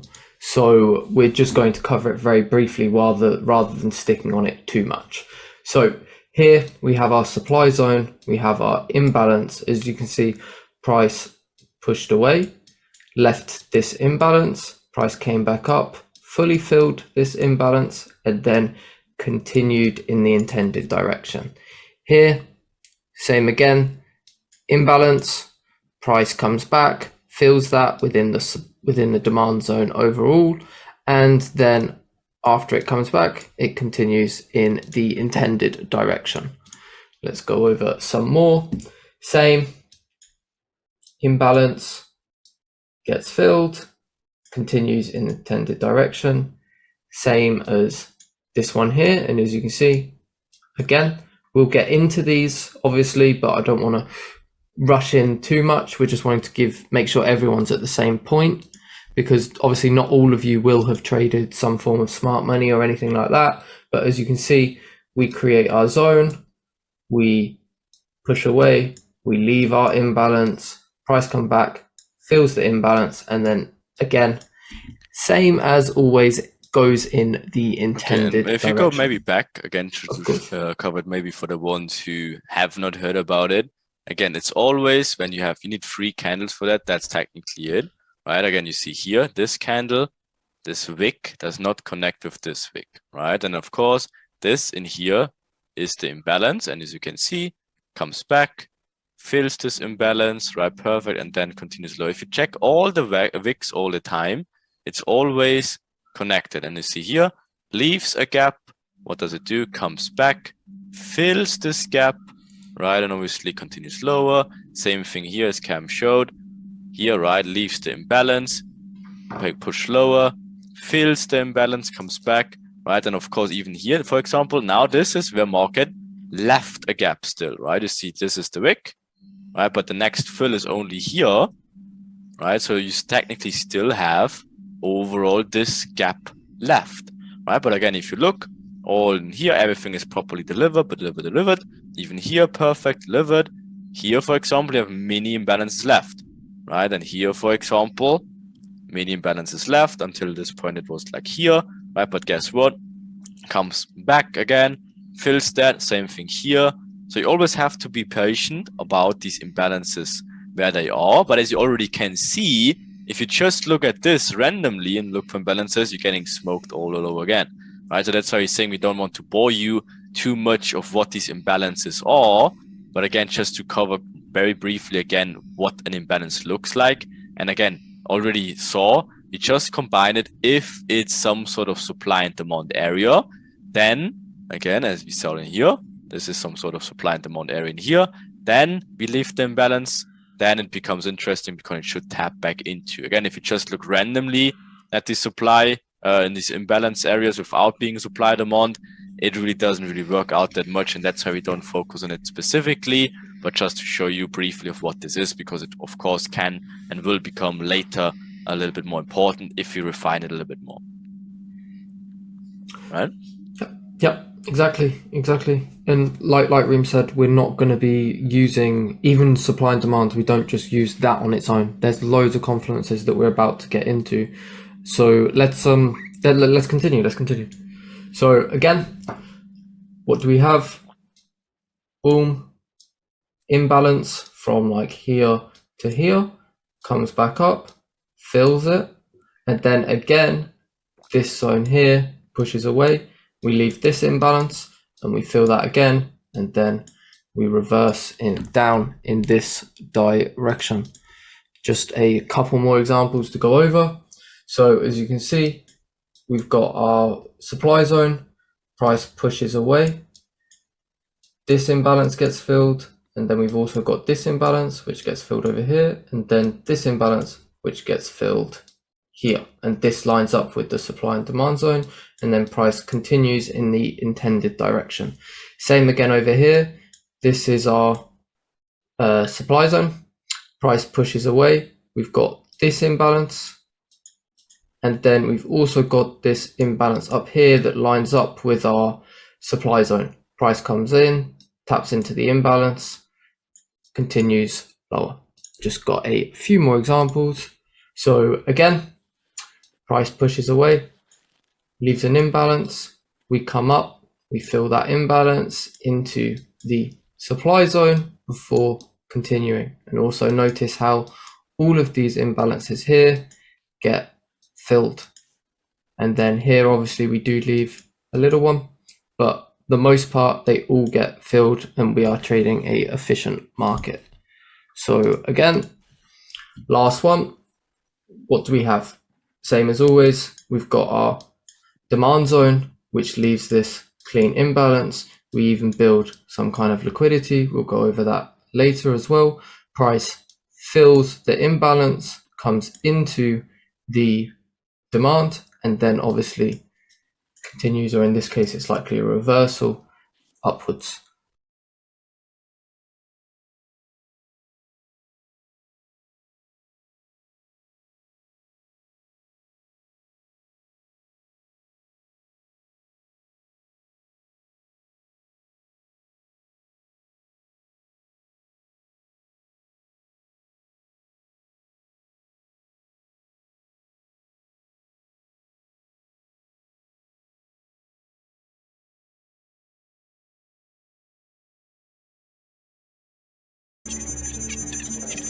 That is supply and demand and imbalance. So now let's cover continuation and reversal.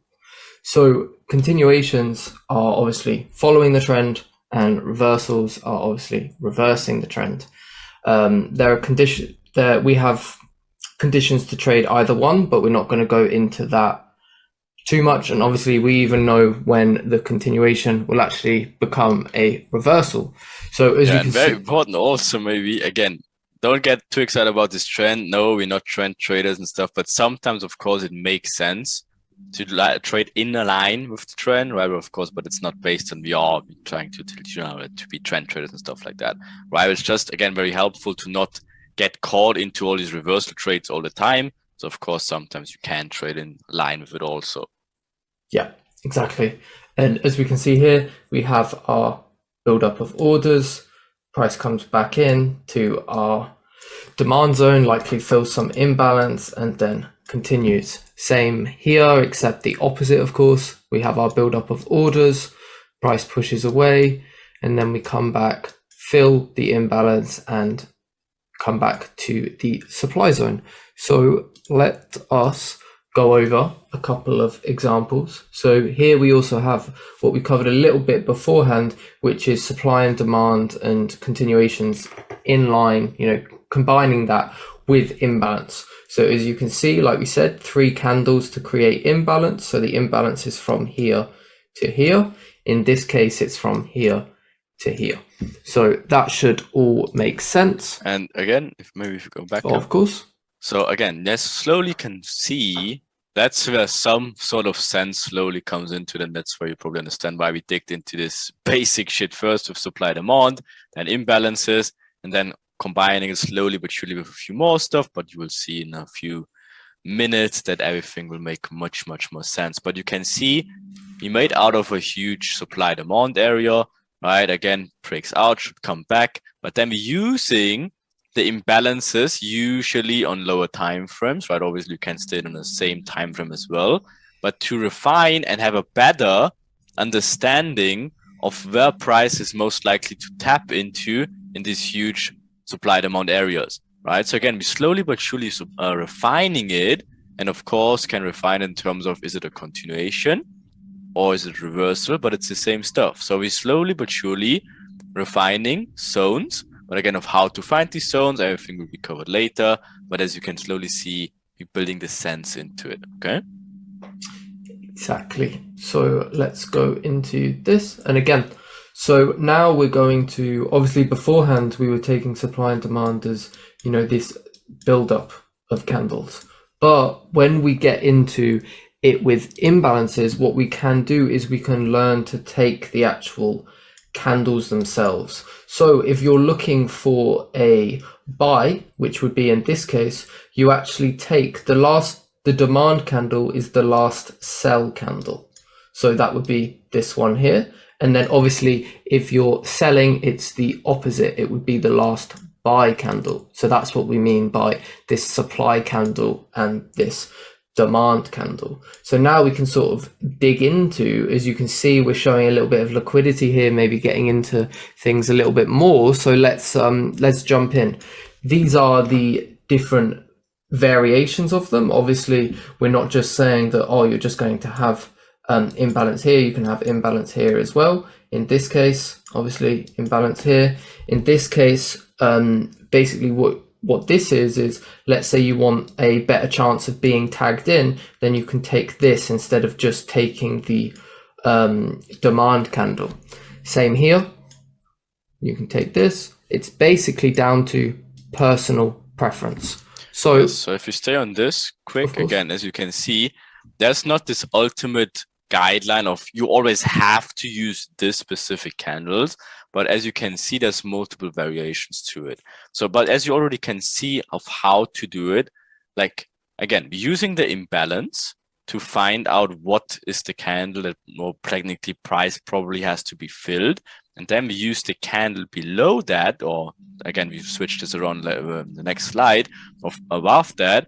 And then this is our so-called then refined, in this case, obviously demand candle, right? And that's where price then should tap into, because of course it fills the imbalances, but also taps back into these demand areas and then is ready to go out of it.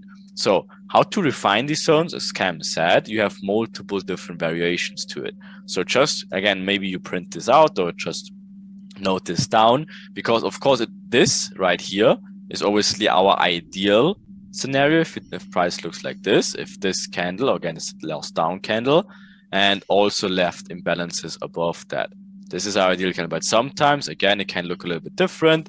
Like, for example, this candle is higher in here, so you either can stick to this candle to the low side, or even take this one and say, okay, no, maybe I take this one because the imbalance is filled here. That's the next wick in here. Maybe it doesn't come back to this candle in here. That's also possible. That's where, again, price will be very different from time to time. It's not, for example, we call it over refinement also. Let's say price did something like this, but later on you will have, like, let's say 15 confluences, the price should go higher, but you over refined it and price tapped into here and then is off. And then you missed out a huge trade because you just over refined it into this candle. But again, maybe it was done into this because it filled the imbalance already. So that's where, again, Cam said, you have to find your personal preference of when it makes sense. And again, of how good the setup actually is. If this is a 10 out of 10 setup in here, I would rather take it like in here and not missing out on a trade if it comes in here. If it comes back in here, okay, that's fine also. You're just having a 1 pip different entry later on, but at least understand for now of this is how we use to refine these zones. Again, as you can see, can either take it in here, or even, for example, this candle if it's bigger, or again, you can use this one instead. The only thing you have to be aware of to not do this. You always should cover the lows if it's the extreme, right? Again, if you're running the risk of, if it's like, if you're taking this candle in here, again, technically price can tap into this point of interest all the way until here is still valid and then goes high again. Of course, this is not the nicest ideal scenario, but you have to be careful about these zones all the time, right?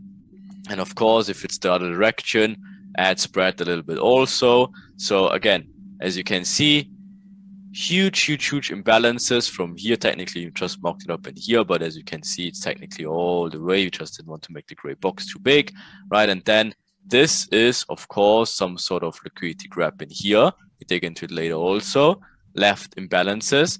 Again, in this example, we're just using this down candle, right? It should be something looking like as we had it in here, right? So this, for example, would be this example.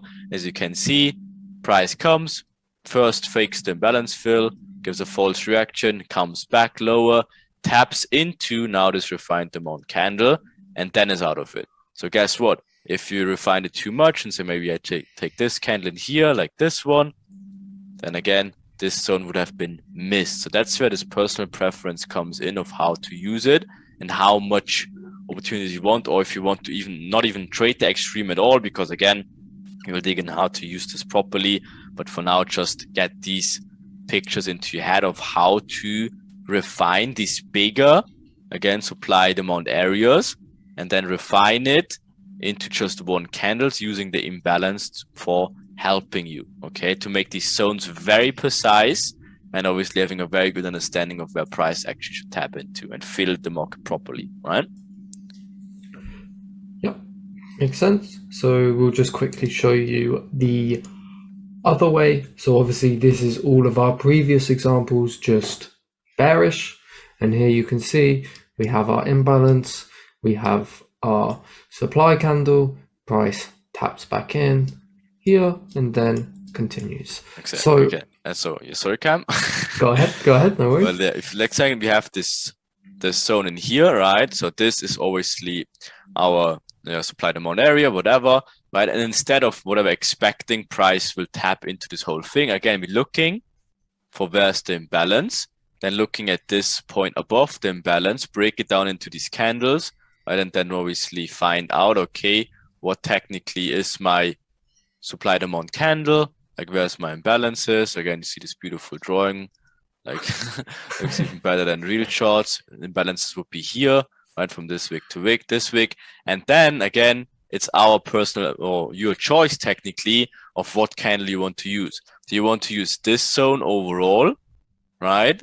Or do you just want to use this extreme, right? But again, then you're limiting or not risking it to not getting tapped into.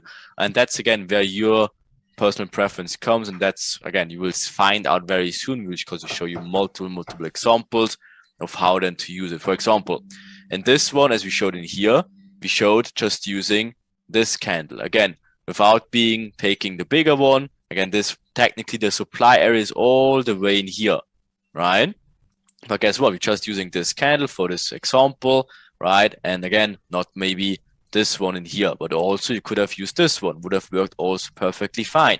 So that's again where this refinement comes into place. But of course, we're using the imbalance to orientation and refining these huge supply demand areas into at least smaller zones. Okay. Yep. So let's get into some examples of this. So as you can see, this is this example here shown on the charts. So what do we have? Well, we have our overall demand zone, but then we have our imbalance here. So our refined candle becomes this one here. And again, little look to the future. We build liquidity above this zone before tapping in and continuing in that direction. Yes, and then for example, for order flow later also of how you refine these zones, again, you can see just, again, this zone, for example, left imbalance. Okay, this zone, left also imbalance. Again, that's where things get a little bit more interesting. If it taps into some sort of demand areas, comes even back, fills again this imbalances, that's stuff which becomes very interesting later on. Again, same thing as you see here. Again, imbalance is left from here to here technically. Again, but then it's the over refinement if you choose this candle in here, right? Again, this candle, but you choose the low as well, right? So this candle, but you choose the low. Then again, it would have missed. But if you use the overall, let's say all these demand areas, it would have been tapped. But again, that's where the over refinement comes into place very soon. But again, no worries, we show you how to use this later on as well. Of course. So next we have the ideal scenario, which is where you've got this little candle because this gives you the best RR, and then obviously your imbalance here, they come up, fill a little bit of this, go down, and then come all the way back up to our what would be extreme, and then fill this imbalance and the refined supply candle, and then continue in the intended direction. Same again here, except it's not very small, so it's not the ideal, but that doesn't matter. Again, look at all the imbalance we leave from here. We fill, and then fully fill it by also tapping into our refined supply candle and then continuing down. Also notice how when we leave these little imbalances, obviously there's a little imbalance left here, but we have this imbalance here that gets filled, and also this little imbalance here that gets filled. So the majority of these imbalances are getting filled and we're creating an efficient market. Next, we have this. So again, we show our intention by pushing away, and then we leave this imbalance as well as this imbalance.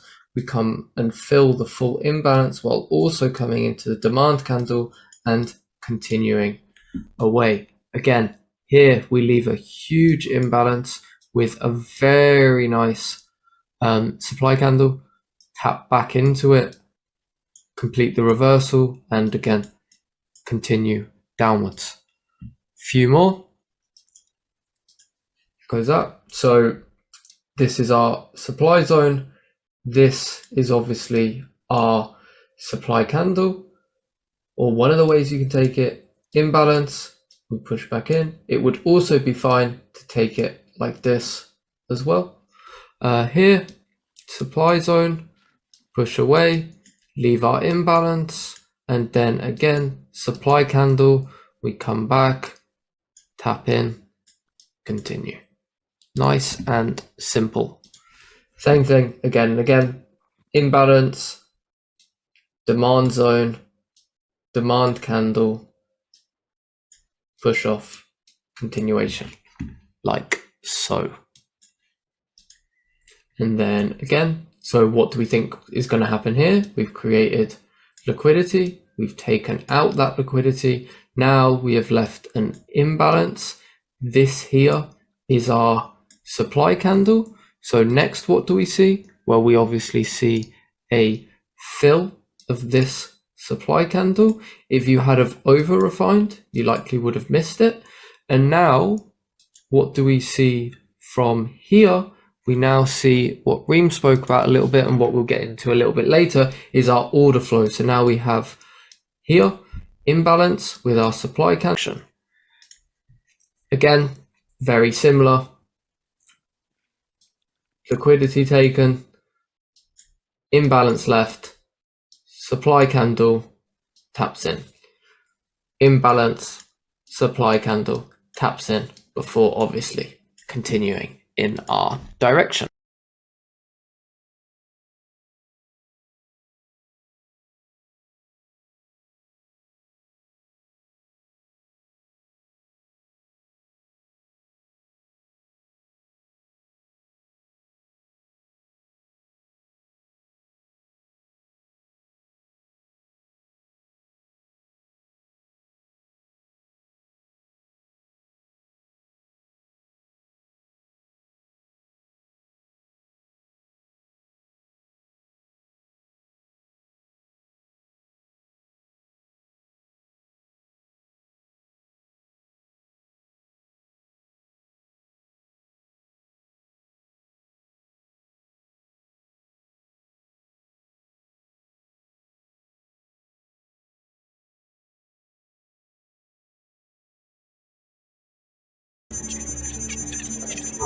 We've covered supply and demand, imbalance, and the imbalance with supply and demand, as well as continuation and reversal.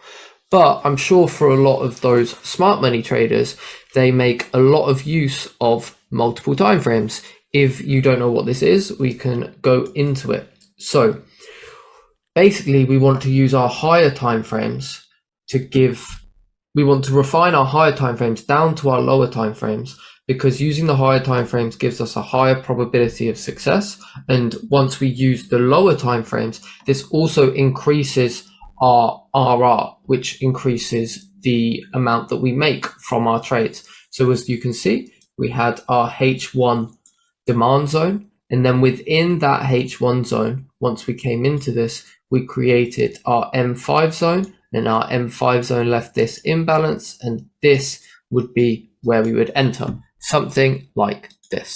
So let's go on a full breakdown of H4 to M5. So this is our H4 zone. So as you can see, I've shown it all the way refined, but if we were to just take it like this, this would be our supply. So when we zoom into this, we have this H1 imbalance with this H1 candle. We zoom into that to refine even further. We have this M30 imbalance with this M30 candle. Again, refine even further. M15 imbalance with our M15 demand. And then if we refine even further than that, we've gone all the way down to M5 with our imbalances here and here. And as you can see, that is ultimately where it taps. So we start off with our H4 and we get all the way down to our M5, or in some cases M1. Obviously, you don't always need to over refine. Sometimes you'll get it down to M5 and that'll be more than enough. So in here, we just got a quick little example of H1 to M30. And then you can also see we left this imbalance and we get this nice little re-entry there. So again, this is from M15 to M5. So as you can see, we leave this imbalance. This is the final imbalance in all of this. If you see all of this, there's nothing here. This has been filled. All of these have been filled, filled.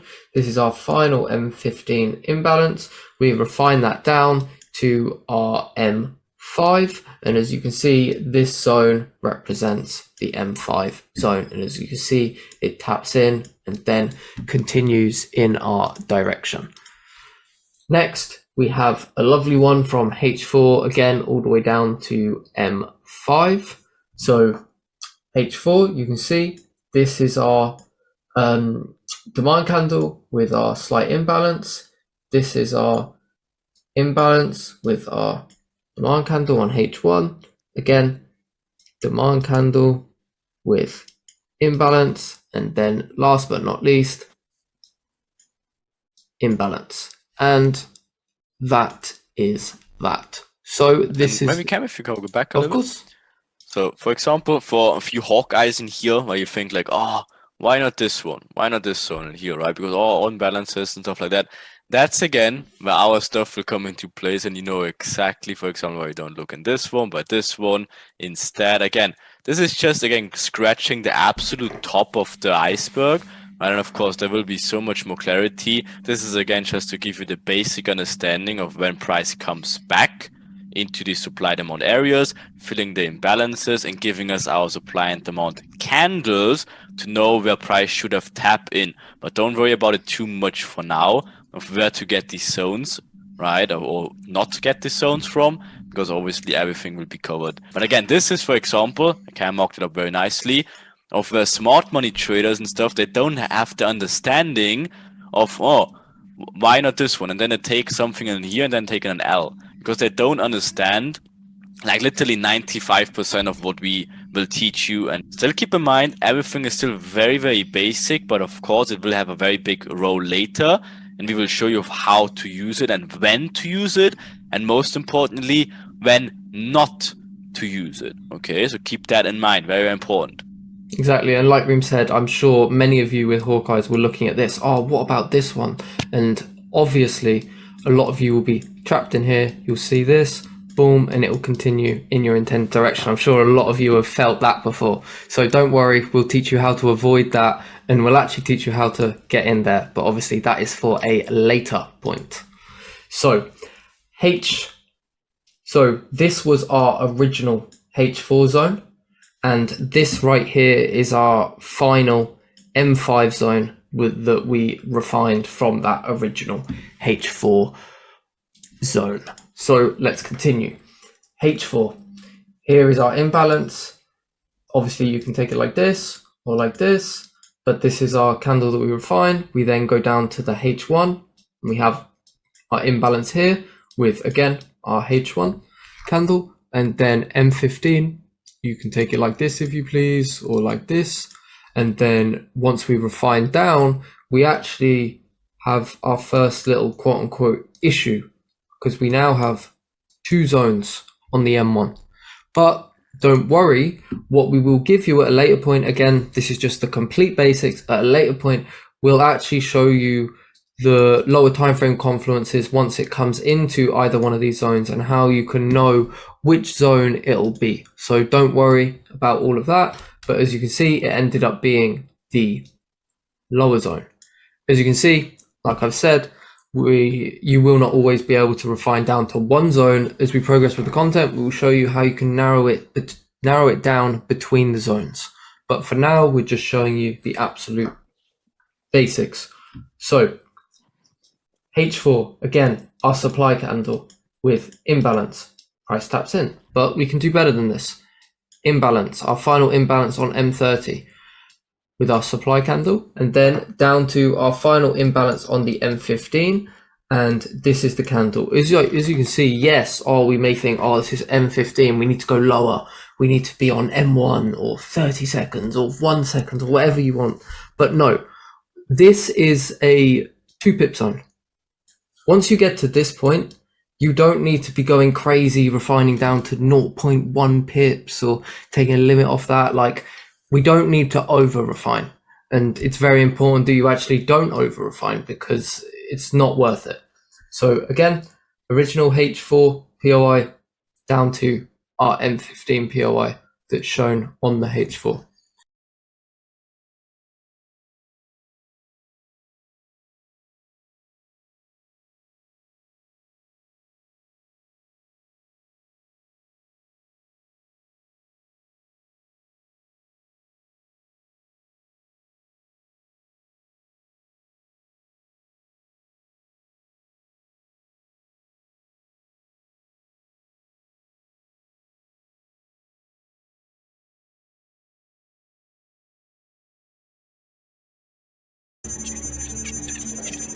Now, again, I'm sure a lot of you have come from smart money or something like that, but we want to really make sure that you understand we don't trade structure how everyone else trades structure. We rarely use it, and it's only used in very specific circumstances.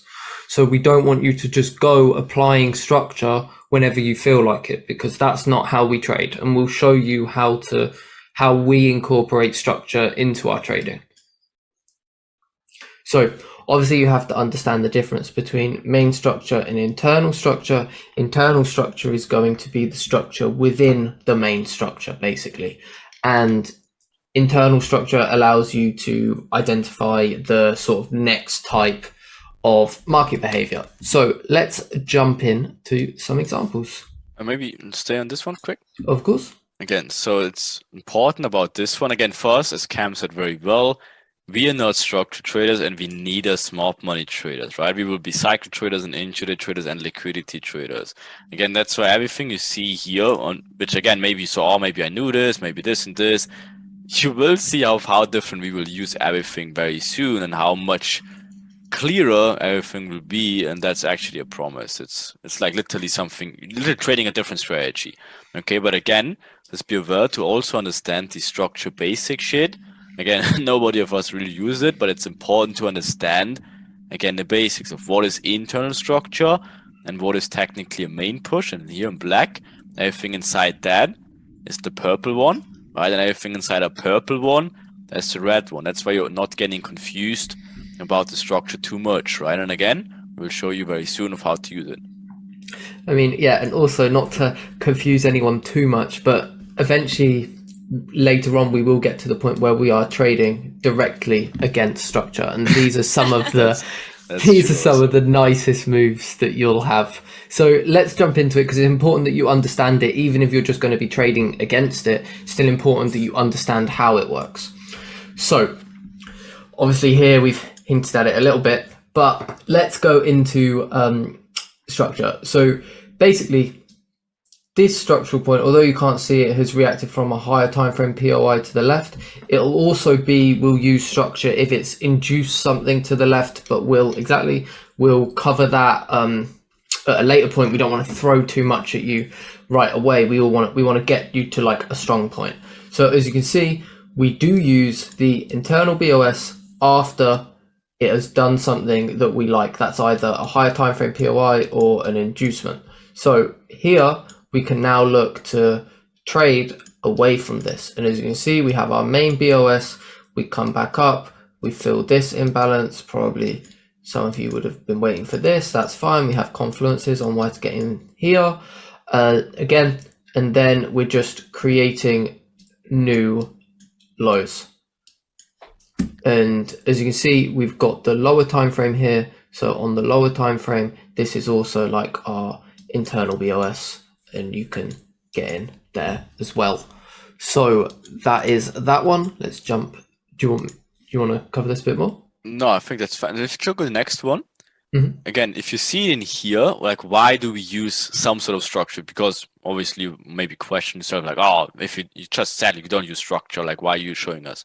The thing is, again, it, like, as a trend line, it can work from time to time. The thing though is, as we combine everything a lot with different materials which we show you, it definitely can be one of many, many confluences we will have. The only thing about structure is, again, very, very important. Write that down. Don't get confused and too much into structure, because overall it will damage you more than will help you. So only, again, we will show you the only times when we use structure and when it makes sense. For example, as you can see in here in this illustration, if, again, even an example covered before that, let's say this is a 4-hour zone as we had it before, right? A very interesting zone. We will show you obviously zone later also. Then it taps into it, right? Why is this red? Because of course trend traders, they want to trade the continuation, right? Then of course, if it gives a higher time frame reaction out of one point of interest and then breaks the structure and leaves again another supply demand zone, in this case obviously a supply zone with some sort of imbalances after it broke the structure. Again, the structure is always the push that led to the highs. Again, not this one. Like if it just makes this one in here, this is not a structure point. This is just a new low of this push, a new low in here. Only the moment it breaks here through this one, this is some sort of structure break. And then it makes sense. Again, it kind of locks in the direction. But again, very, very important. Be very careful about these locking in the directions. We will dig into it later a little bit more, so you can see where not get trapped into. For now, again, the very, very basics. If we have some sort of higher time frame, a point of interest touch or imbalance fill or whatever, then we're having a break of structure after that into another zone. This can be sometimes better, right? Again, don't get too crazy about it. For example, if you have it in here, taps into higher time frame point of interest, this was the push that led to this highs, right? Inducing this equal highs once again into this point of interest. This push later on gets obviously broken, break of structure. And of course, here's your huge imbalance. Here's your little equal highs, induces it, taps into, fills the imbalance, fills the mitigation, right?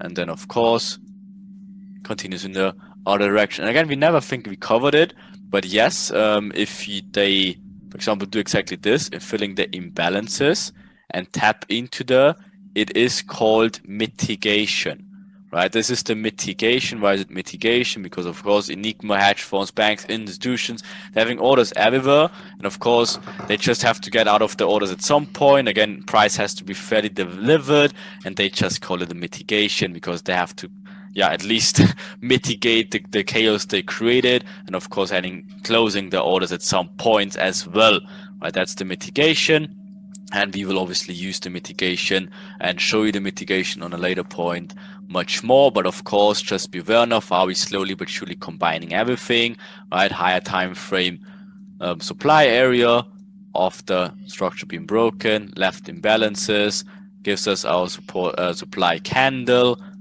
taps into it, takes liquidity a little bit for equal highs, mitigates, is ready to continue, fills and obviously filled and deliver price fairly, and then continues. Again, just in a very basic nutshell, but don't get too excited about it. You maybe heard about this before. Again, this is literally 1% of everything, so don't get too crazy about it, okay? Yep.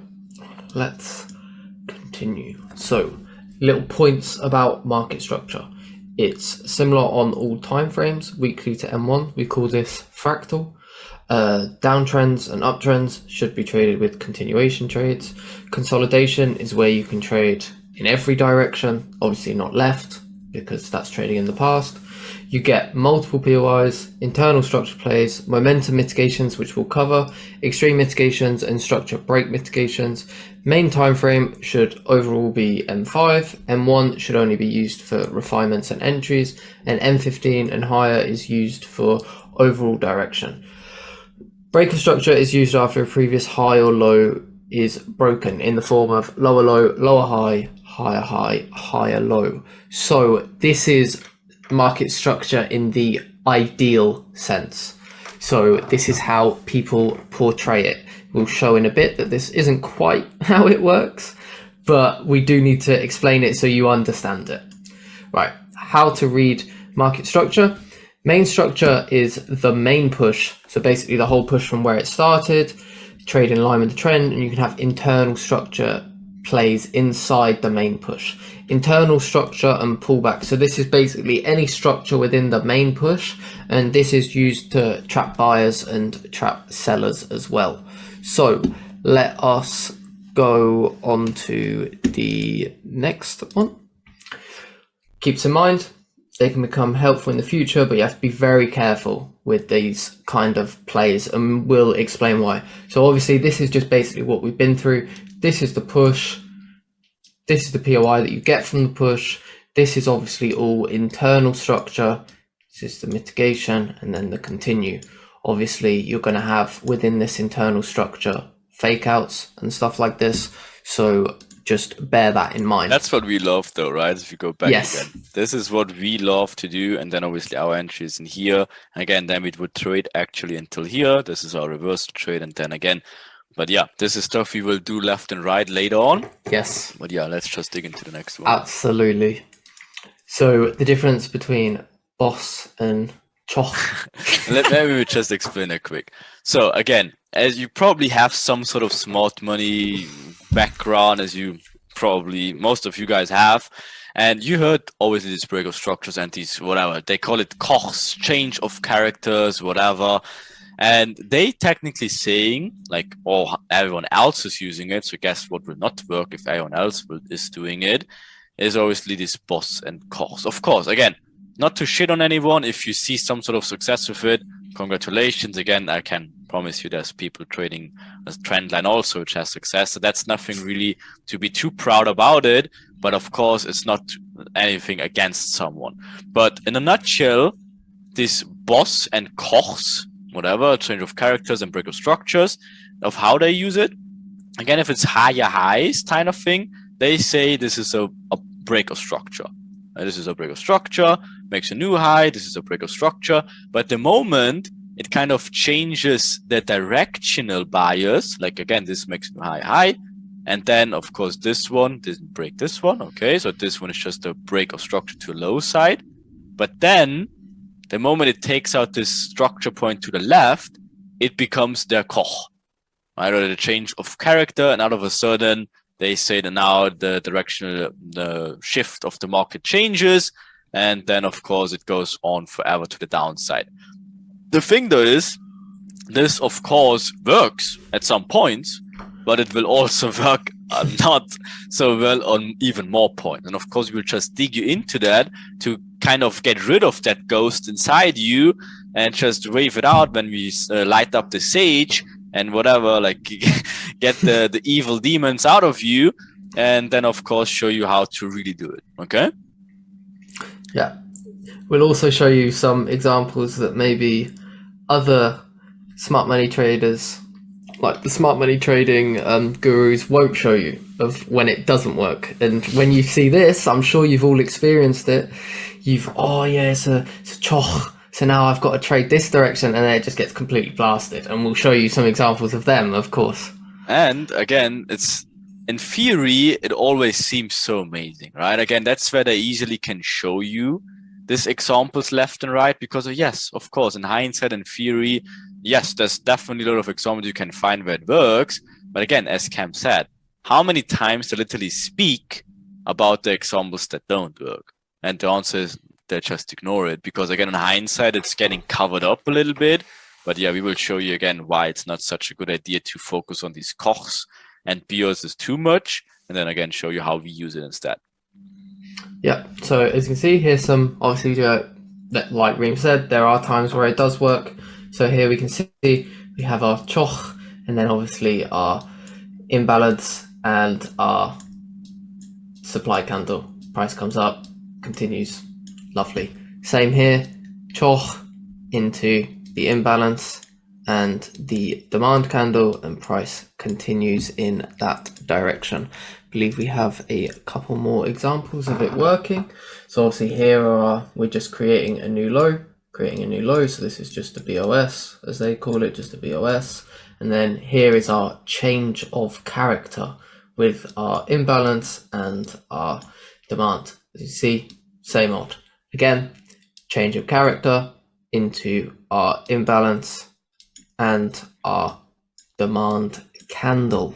Yeah, so as you can see already, again, looks troubly, looks amazing, looks clean, everything like, oh yeah, that's amazing.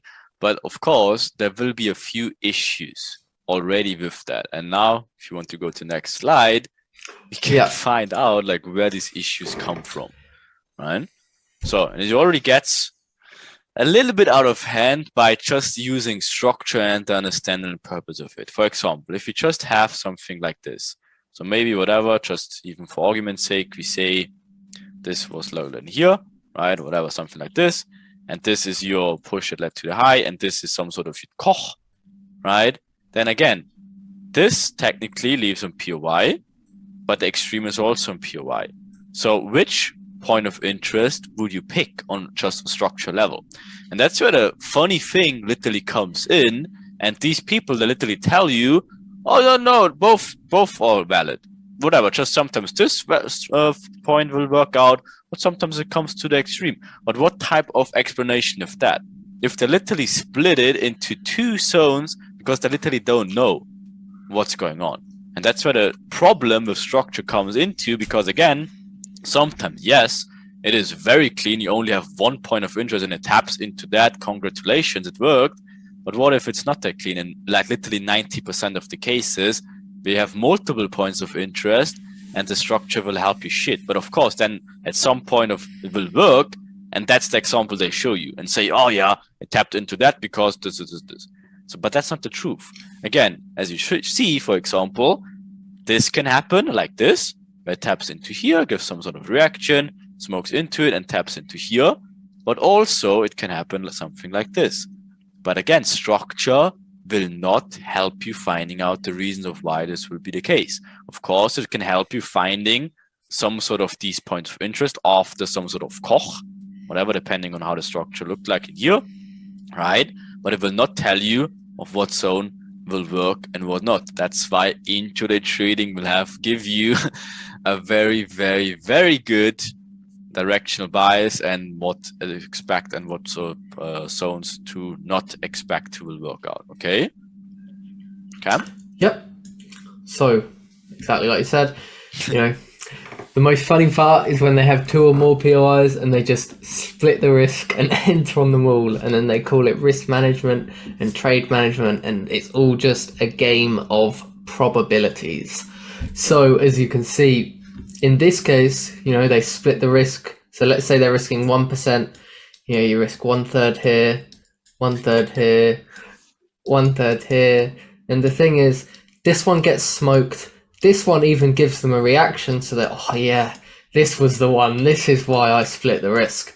And then obviously they both get smoked. And they're left, oh, even down here as well, they're left crying. And this is made no more obvious than this slide right here. Just leave it. Let's leave it in this one, Cam. Mm-hmm. Again, this is just an illustration. Again, you maybe think that's over-accelerated. And again, the next slide, we will show you of why it's literally not. Again, in hindsight, they make it look like pretty obvious, but it's literally not. Again, like if you just look at these Kochs, change of characters of how they say it. Again, this is the push that led to the high. Awesome. Okay, gets broken here. Awesome. Okay, so they switching again the bias. Oh, I have my extreme mitigation thing and I have my whatever. This is the push that led to it. Okay, so they're leaving up with two zones. Then, of course, they having even a new low, right? And then maybe, again, first of all, they're trading the order flows. Obviously gets smoked like 2 times in a row. Even they're taking this zone and this zone. It just won't tell you that they took these both zones because they're getting smoked 2 times in a row. Because they think, no, the overall structure is in here. Or like in here, right? No worries. Right? Guess what? Then it makes a new low. Overall, okay, but guess what? For other people, this in here was the Koch again. Because again, overall, they're seeing still maybe an uptrend, right? And again, this is just a pullback in their opinion, and this led to the Koch, the change of character, right? Again, this is the push, the minute low. Obviously, that's get taken out. Koch, change of character. So of course, it has to be this point in here, or if it's a pullback in here also, it has to be this point also. But guess what? It gets taken out, gives a reaction. We call this literally smart money trap in here. This also, of course, very obvious one, and gets smoked. The thing is, again, structured traders have no idea of why this might be the case in here, or even this one, or this one, or this one.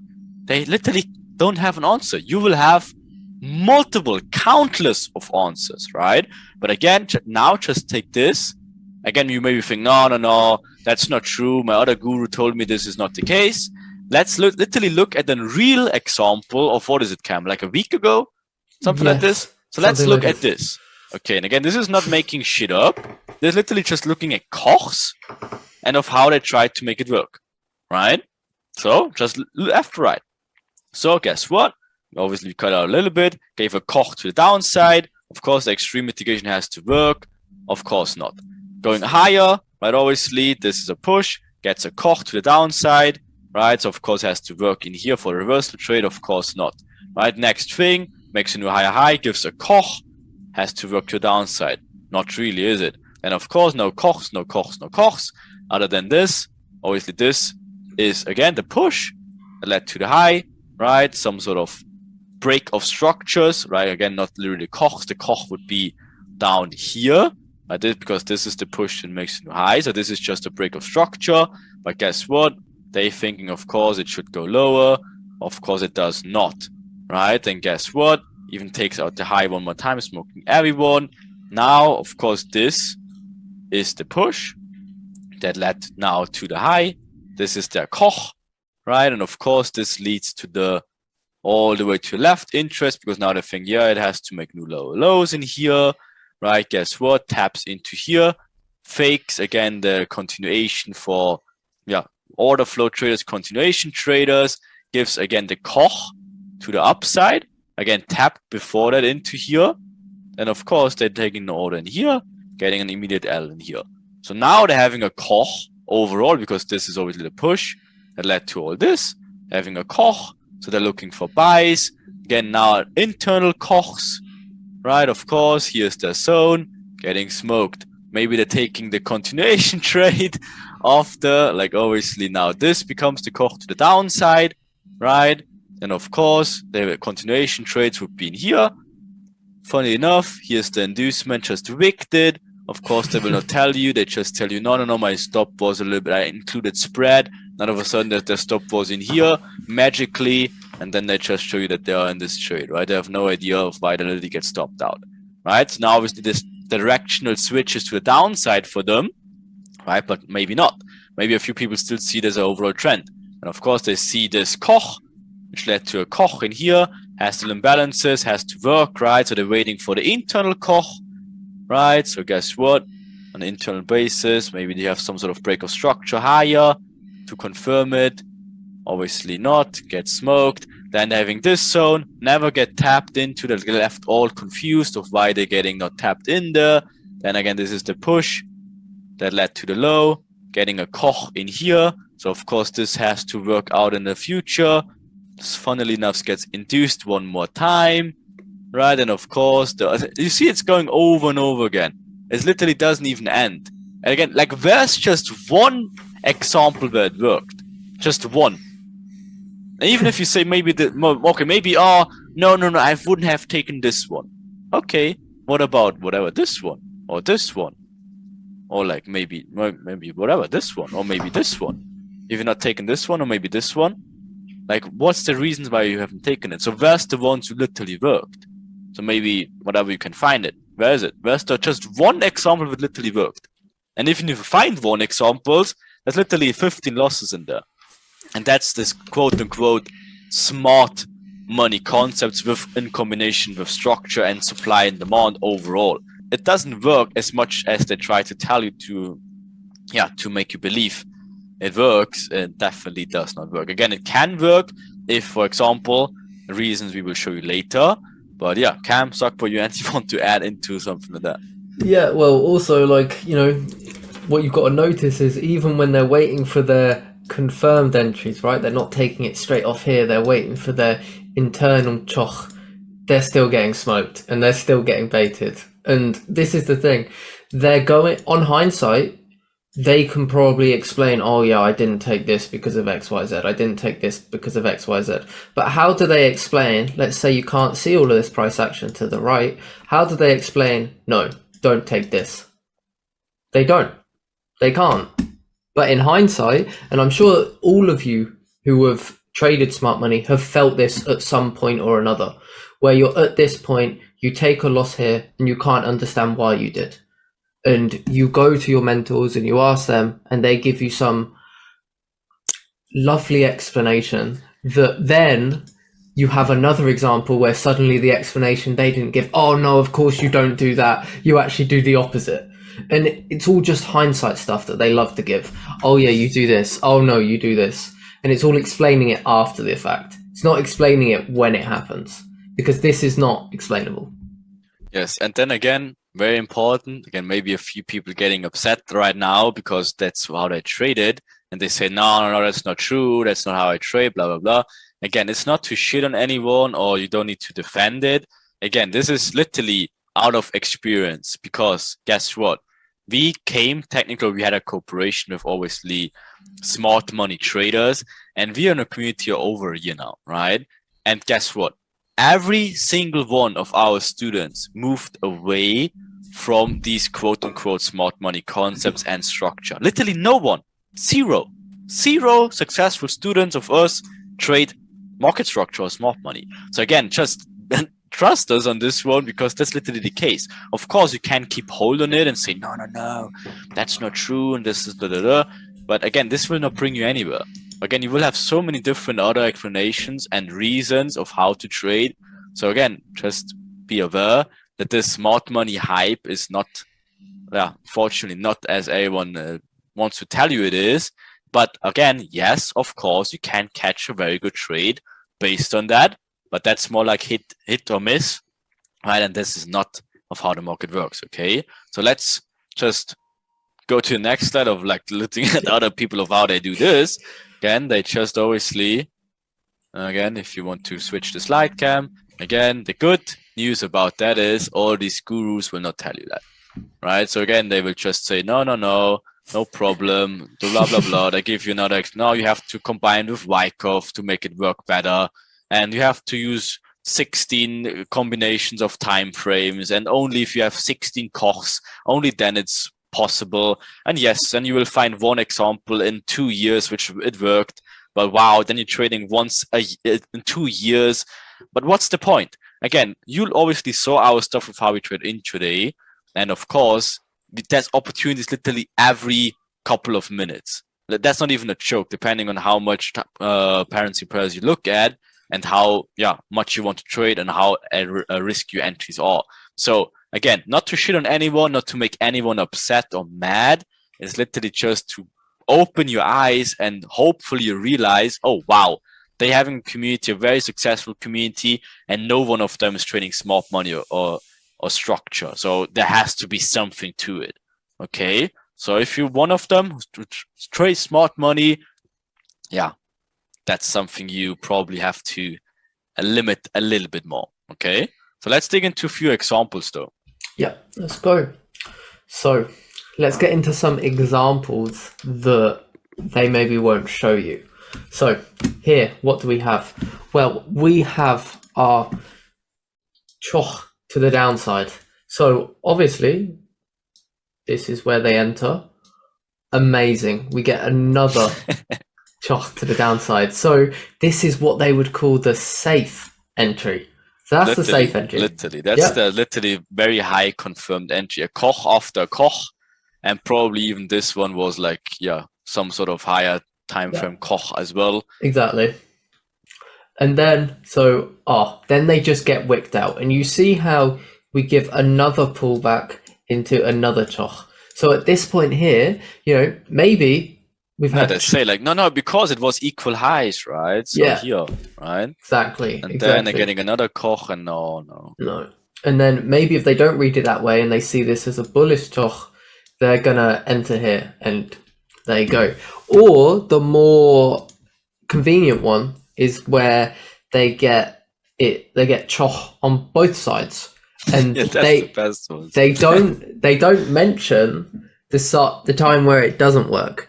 They just Hedge. mention, yeah, oh, this is a hedge. I've hedged the market. The market's trapped. Whatever. This is the point where, and look, even here in this example, it doesn't even tag them in. It just fills the imbalance. But look, we've got choch. So first, we've got choch to the upside. So maybe there's no nice POI in here. So maybe they do avoid this. And then what you've got choch to the downside. And here you've got both this one and this one. So first off, let's say it played from either this one or this one. How do they know which one? They don't. And in this case, both of them get blasted anyway. But then they just go, oh, of course, I've now had a choch to the upside. So of course I should have been buying. And then obviously when this plays out, they conveniently leave off this one here, and they just mention, yeah, guys, took this 1 to 30. Maybe they remove volume at 1 to 5 as well, but who knows? Yeah, that's the funny thing when if you see then these Instagram gurus in here, they're opening a position here and here, right? And then they just hold both. Like always, this is a sell and this is a buy, and then they just literally don't know. They just gamble, and then obviously if this one plays out, obviously this one break even, but they show you this trade. Yeah, so that's literally what you will see from a lot of these smart money concept traders out there. And some of them will even have, this position open, and their screenshot will be around here. In the middle. Yes. Yeah. And they'll say something like market trapped.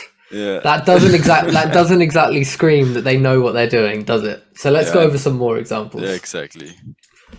So here we've just got a simple BOS. So where would our mitigations be? We've got 3. These are all of the ones with imbalance. How do we know which one we pick? Well, if we're trading smart money, we don't. So we just give a go at all 3. So decisional 1, decisional 2, and extreme. Possibly this is the test from your Wyckoff. Maybe. So let us look. So there we go. Confirmed distribution sells. So obviously we are going to sell. So now we're in. That's our limit 1 been tagged. Oof, it's fine. Losses are part of the game. It's probability. Don't worry. This next one, obviously that's the one. Oh, no, it's not. So now we've got the extreme. But don't worry. Obviously the extreme will work. Ooh. So, choch. Now the extreme hasn't been tapped, so we need to buy up to the extreme, of course. Decisional 1 looks good as supply to demand shift. So we'll take that as our supply to demand zone. And then we've been tagged in. What do you know? Look, we're going to make back these 2 losses, and then we're going to get into the sell as well. And we're out. Okay, that's fine. That's fine. We've still got, we're panicking. We're panicking a little bit. Everyone knows that the 3rd loss after that, you get a real boost and you actually start to read the market correctly. So we were just dipping our toes into the water. So obviously now the extreme for the buy, of course. Now we can be calm. And now we can panic again. Look, we can blame the composite operator for that one. Yeah, we should have looked for, again, if you go back again, we should have just wait for Wyckoff confirmations here. Of right, course. that would be the key, but then it was just out of it. Because the reason is we obviously should have hopped down into the 5 seconds, and you would have seen the distribution. There was a 0.1 pip imbalance. Of course, and the distribution there. So we needed to be careful. That was just our bad, of course. I'm sure if you go to one of your mentors with that, they'll let you know that. Yeah, but the thing is, again, I think we shitted enough on structure. I think everyone gets the point, right? Yes. It's not to make fun out of anyone. It's just, again, to make fun out of these gurus which try to literally explain you that this is the way the market works. Yeah. But it's obviously not. And again, they would just never show you these points where it didn't work, or then they literally just say, oh no, it was a valid loss or something like that, because they literally don't know the reasons. But guess what? Now you're in a very good place where you will have a lot more answers and true facts of what's going on, right?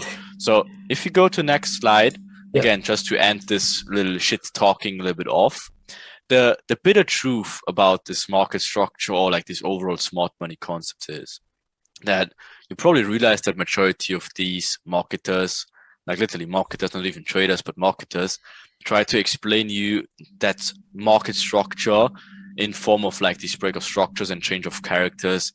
That's the way to go, right? Again, they show you with multiple combinations, like Wyckoff, higher time frames, nada. But the reality of market structure looks very different, as we showed you just a little bit earlier. And again, these break of structures and change of characters, they are nothing else than a retail way of analyzing the markets as well.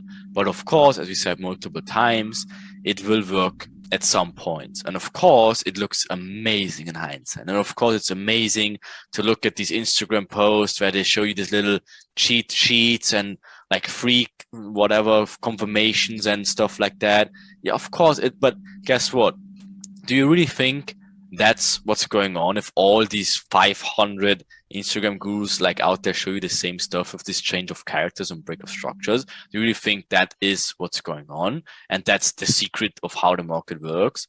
Again, not really, right?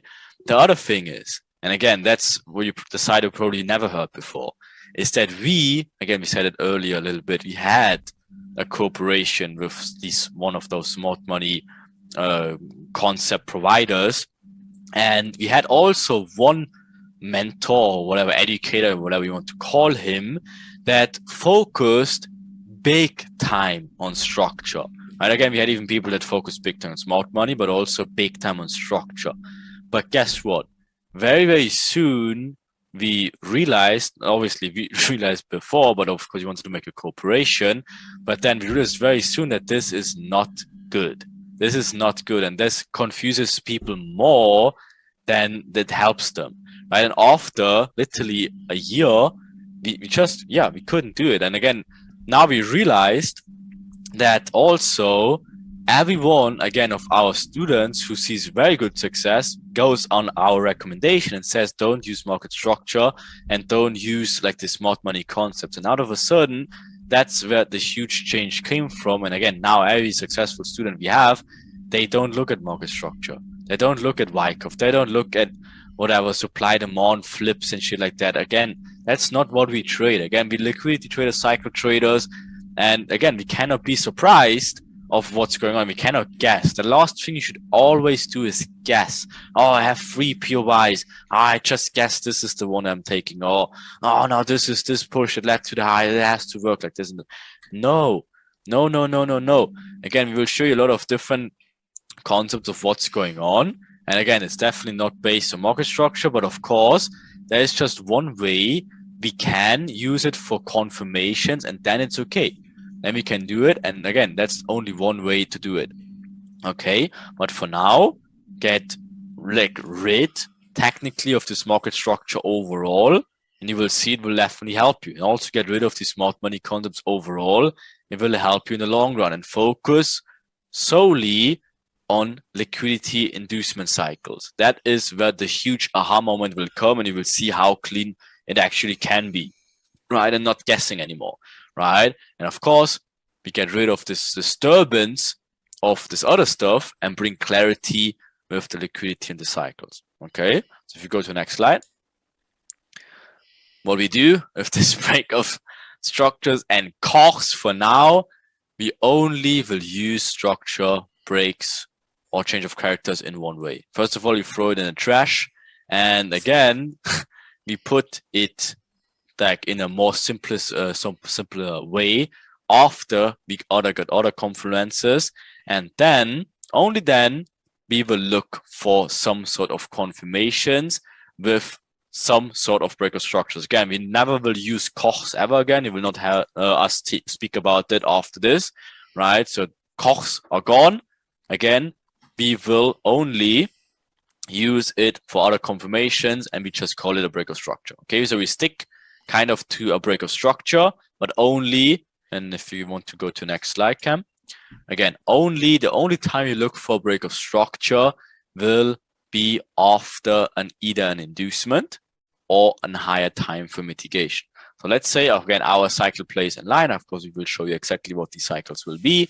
If you have an inducement, after an inducement, we have some sort of break of structure. Again, it's push led to the high. Then, and only then, we can get something out of a break of structure. Or again, if we have some, again, not as everyone else does it, but in very specific forms, where the daily cycle lines in here, we have some other confirmations. This is also a higher time frame confirmation, and then higher time frame mitigation. Then again, only then if the market cycle aligns, we're having a break of structure, same scenario. Okay, but that's it. That's literally the way we use a break of structure.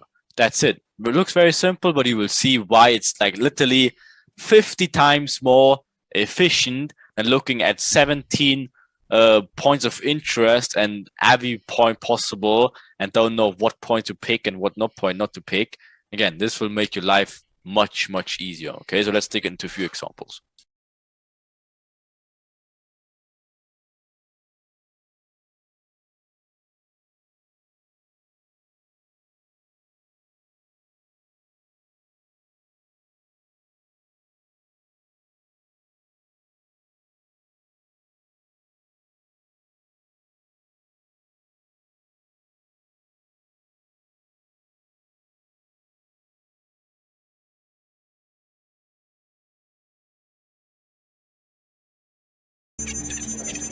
Order flow.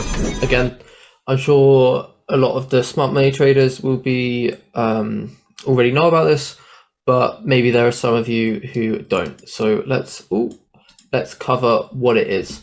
So basically, order flow is present in a trending market with basically consecutive mitigations. If we go all the way back, that would be your supply and demand combined with imbalance mitigations to get those refined mitigations. So it's just small pullbacks to grab liquidity and allow order to flow in both directions.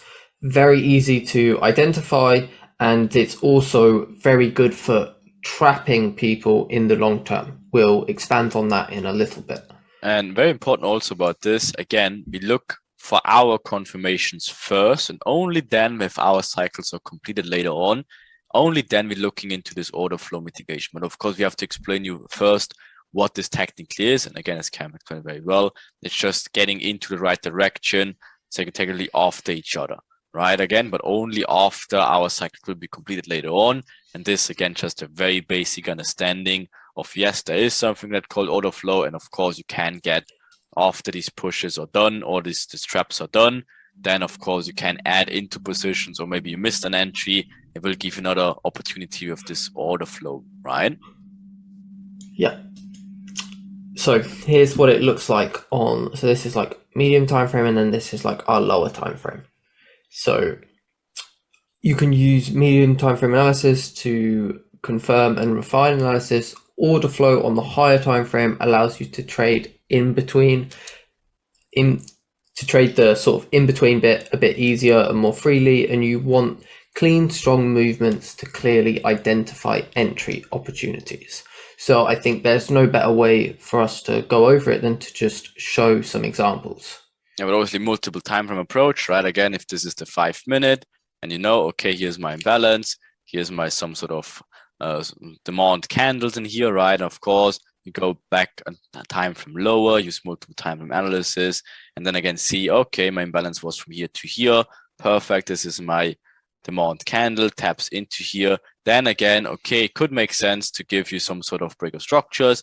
Again, same thing. And then again, but this is after, again, we have the significant play in here, which we'll dig into later. And then of course, trading into the right direction. Okay, then again, can make sense. Yeah. So here is our example.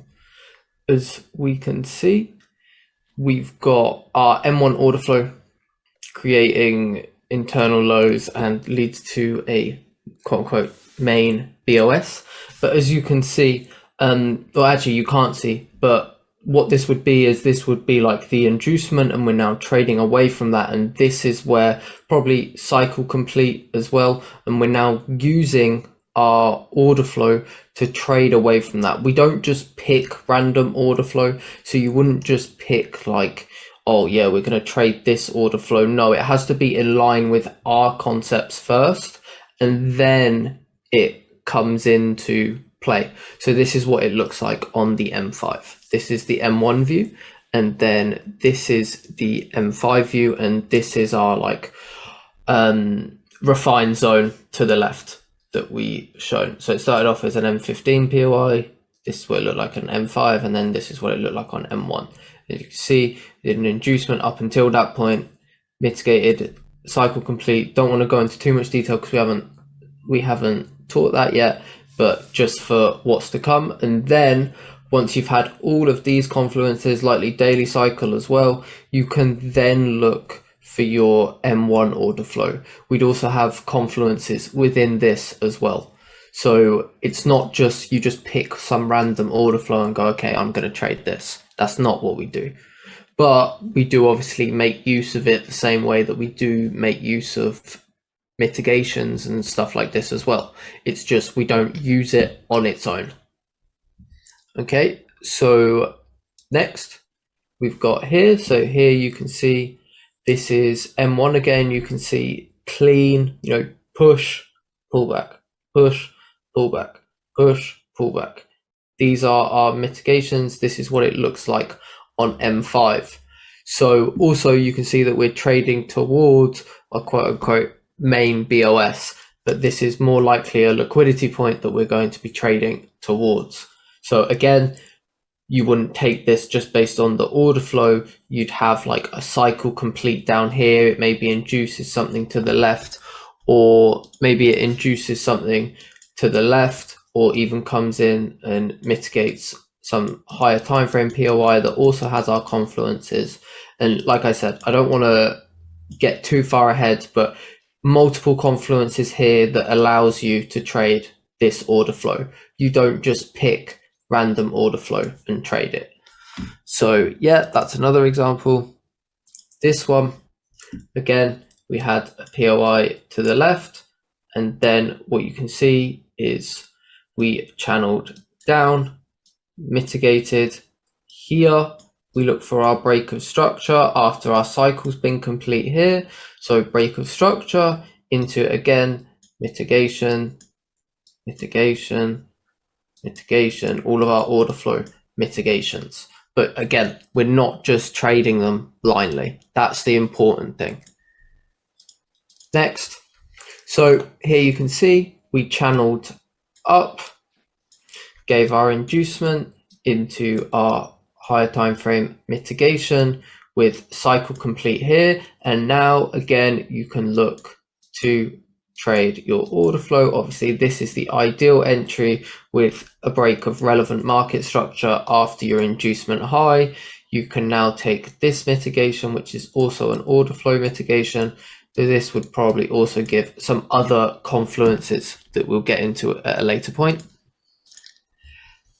Again, this is just an example of order flow, just so that you understand what it looks like. This is what it looks like on M5. This is what it looks like on M1. I think the rest are just examples of order flow. So here, again, we leave our imbalance, we come up, we fill that, we leave our imbalance, we fill it, we leave our imbalance, we fill it, we leave our imbalance, and we fill it. So for those of you who haven't traded order flow or are not aware of what it is, it's basically this. It's just these consecutive mitigations. So push, pullback, push, pullback. It's just these consecutive mitigations in one direction. That's very simply what order flow is. Again, here's some more examples, as you can see. But I think we all are understanding that now.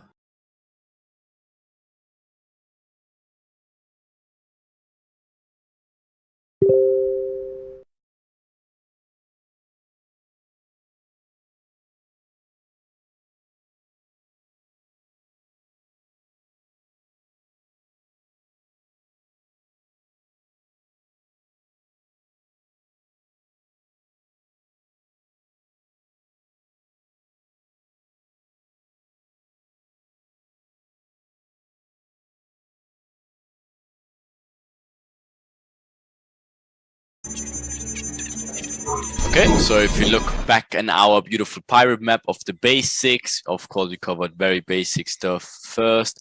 We saw of how to make a big zone into smaller refined zones. Then we saw also of how to take advantage of if it's a continuation or reversal. We used multiple time frames to even refine it more. We made some fun out of structure, a little shit a little bit about it, but of course can be aware that this is something that can help you specific points also.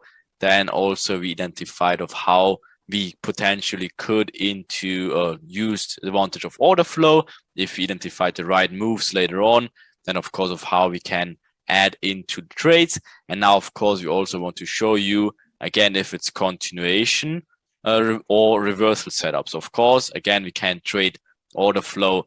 Like let's say we have something like this, right? And maybe this is our inducement later on. Price content reversals in here, so that would be order flow to the reversal side. Or of course, if you have something like this, inducement to the low side, and then trading order flow into the continuation overall, right? That's both stuff we will cover now, and slowly but surely be connecting all these basics, and then show you soon of how to master these basics. Okay, so Sakba, if you want to go and walk us through the journey of continuation and reversals. Lovely jubbly. So continuation and reversal, what we will be doing is we will be using, so you can see there's two. So of course this one, we will be covering the continuation and reversal with all of our other points that we have here from 1 to 6. So if we go to the next slide, we have our continuation. Now here we have price action trending bullish, and it breaks the internal structures, and likely we get mitigations here, like with imbalances, as you've been taught. And then we have our continuation leg, which breaks the main structure. Now with the reversal, it's the exact same thing. So again, in combination with supply and demand, you have your supply zone in this scenario, you have your imbalances over here, and then, of course, the mitigation in itself. Now, in combination with structure, you have your breaks of internal structures, and then, of course, the reaction in itself, of course, breaks the main structures over here. So again, continuation is going up, and then reversal is, of course, the reversal itself. And of course, very important to also keep in mind, if it's a continuation, again, it's not only up, it can be down also. Of course, it's just in line with the overall direction. And again, we don't need to reversal trade everything. We don't need to force reversal trades. But be aware, slowly but surely we're digging into the more interesting stuff. And of course, they're always loving to show this false pullback trends and whatever. Then again, we have some sort of inducement, maybe do something to the left, which is even nicer. At some point, we will show you, of course, everything that's going on. Then, of course, we can have a continuation. We can wait for additional confluences, like easy stuff like break of structures, as Sakba said, into mitigations here, and then continuing higher, right, in this scenario. Or, of course, reversals. If this, again, has a significant role, which we will find out later of what this might be, right? Again, already know this higher time for mitigation things if it reacts from some sort of supply demand areas, right? And of course, then we can have some sort of break of structures confirming the direction if everything else before that is in line. Again, we dig into it, then again, see what they're doing, building these liquidities, right? Taking it out, and then order flow reversal, but continuation of away from our traps in here, but technically it's a reversal over all the trend, right?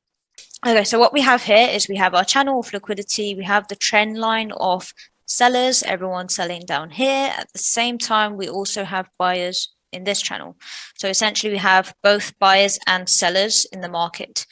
Then we essentially have, of course, you'll be taught later this, your inducement, and then, of course, an imbalance over here into a POI in the purple box we have here. And then upon that, we have an internal structure here, as well as the main structure. So everything in between is your internal structures. And then, of course, the continuation bullish. And then to the right, we also have a similar scenario where we have all of this liquidity building in the form of a channel. Same thing here, we have our equal highs. And then, of course, our inducement high. And then what we have is the internal structures being broken and an imbalance zone. So imbalance, of course, being between there and then your POI from there to there. And then, of course, once price mitigates, we get the continuation bearish, of course, breaking internal structures and ultimately breaking the main structure to the left. Yes, and So- that's something, a very example where structure actually can help you, right? Again, if you think like, okay, maybe this took out the highs, or why not looking into this one? Again, this is a fun example because we obviously know exactly later on of why this is 100% a no-no zone anyway. So that's a promise. We will dig into that, right? Of why this is never a spot you look for sells in here. But guess what? If you just look at this chart in here, you would never know, but obviously you will know very soon of why not this one instead, right? But then also, again, this is technically the push, right? It never gave you some sort of internal break of structures or break of structures overall, then obviously takes it out. Again, this one is a 10 out of 10 confirmation trade later on for us to pick for an inducement, POI, right? And of course, then it technically breaks the structure points and then comes all the way back to the extreme, mitigates that, and then of course takes out the structure to the left as well. Lovely. So we have another example here to the left. We have again our inducement high, and then of course price break structure. So from this point to this point is essentially our leg, and of course that's the point of structure that's broken. Then what we have, of course, if I just remove the drawing, so you can see the imbalance. Essentially your imbalance starts from there and technically it's all down there. I mean, at one point it was actually down there until it pulled back, and then of course our POI in itself is the mitigation point to the left, of course. Then we continue for our continuation, break structures along the way, usually to the left as well. Now to the right we have another scenario of the same thing. Again, we have liquidity in the form of this channel. It's not the nicest drawing. Again, to the high side we have people buying as well as selling when it touches the trend line. And then of course to the left, again, they're not the same chart, just to iterate on that. There's a split there, but to the left usually is a POI of some sort or inducement of this liquidity. What we have then is fractal lows over here.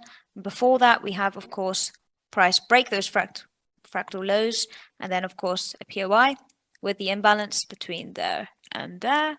Price taps into the imbalance, and then we start to break structures to the downside all the way to the left and get our reversals. Yes, and this, for example, again, always note that you have some sort of these liquidity buildups before, right? And again, even if you coincidentally, this example, that's actually how it should look like in real as well. If this final inducement of this buy channel, look to the left, and then there's some sort of POIs, which coincidentally this actually is the case in here, then again, this could be definitely very interesting for after break of structures. Again, the only time that structure makes sense to look at, right? And then of course fills the imbalances, taps into this point of interest, and then continues, or technically now reversals. Okay, perfect.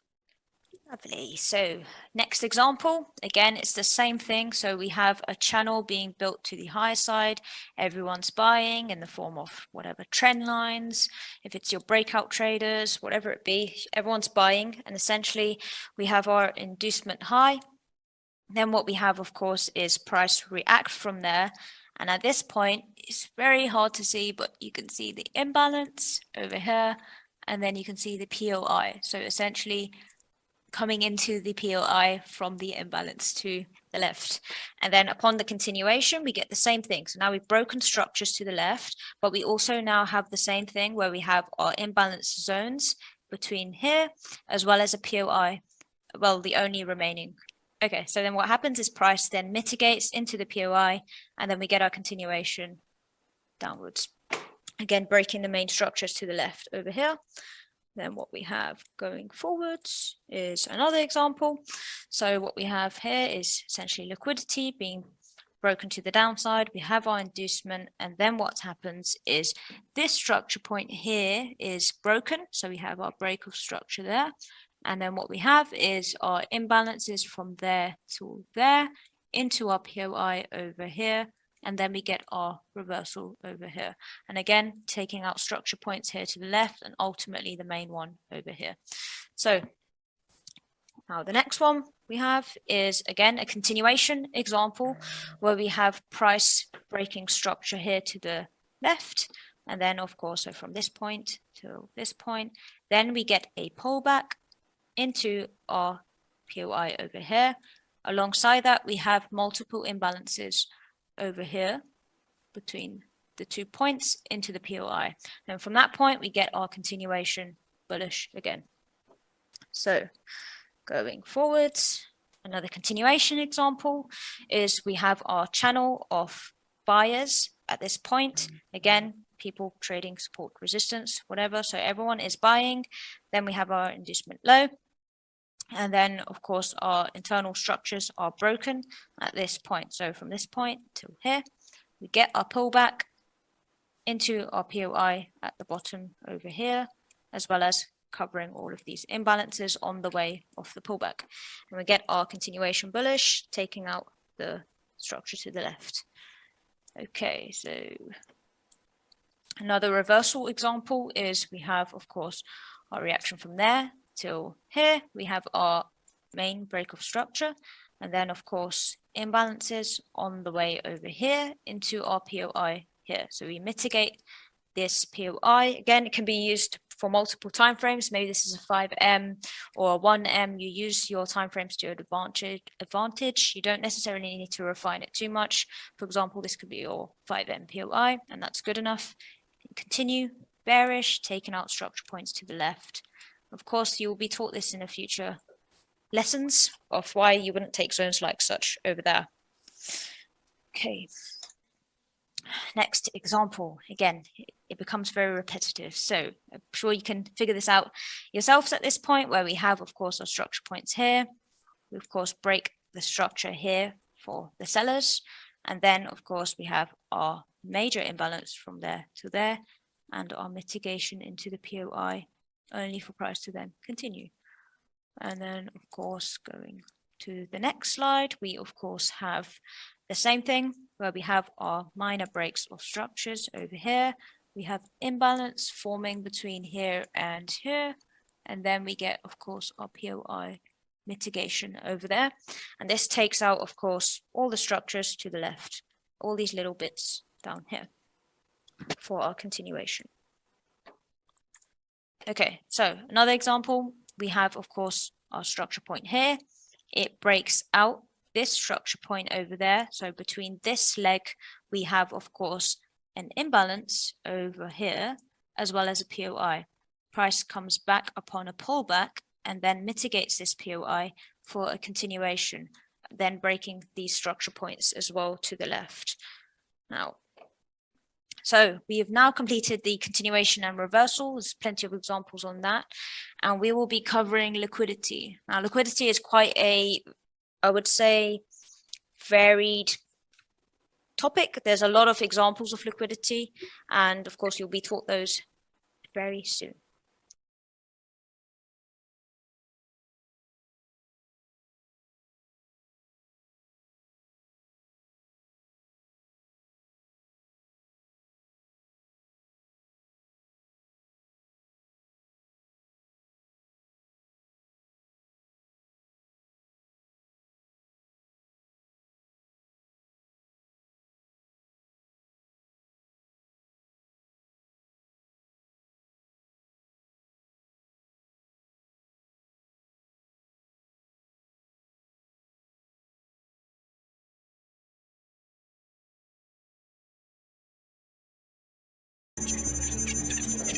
Alright, so now we are in the liquidity aspect. Of course, our journey continues. Again, at this point, everything should be very basic and very clean, right? If not, then again, then maybe rewatch it, but that stuff like actually don't really need too much other than maybe the order flow later on, because that's something you can scale in. But again, we showed a lot about structure.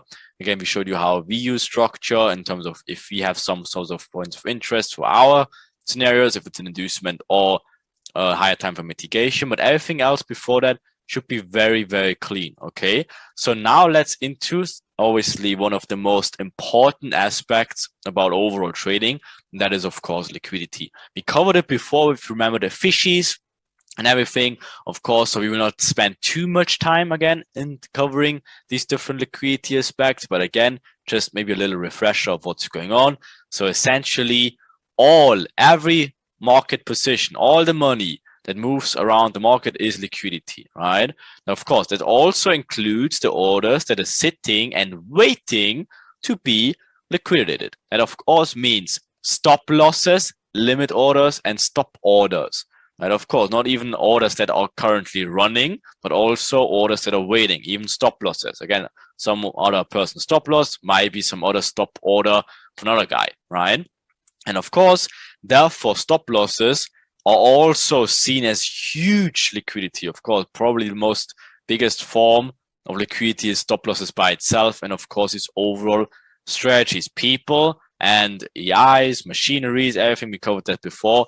They need reasons. Everyone needs a reason to take a trade or to place a stop. Without that reason, there's no order. There's no some person clicking the button. And of course, we covered it multiple times. Structure and smart money is one of those reasons to give to people in order to actually put the hard-earned money into the markets.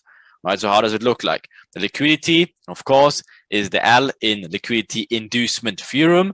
And of course, to understand an inducement, you need to understand the liquidity. Of course, we gave you a pretty good explanation with the fishes already, but be aware that this is only making 5% of what we teach as well. But this is probably the most important aspect to understand, right? Because you know the saying, if you can't see the liquidity, then you are the liquidity. And as you can see, this kid, he kind of understands it.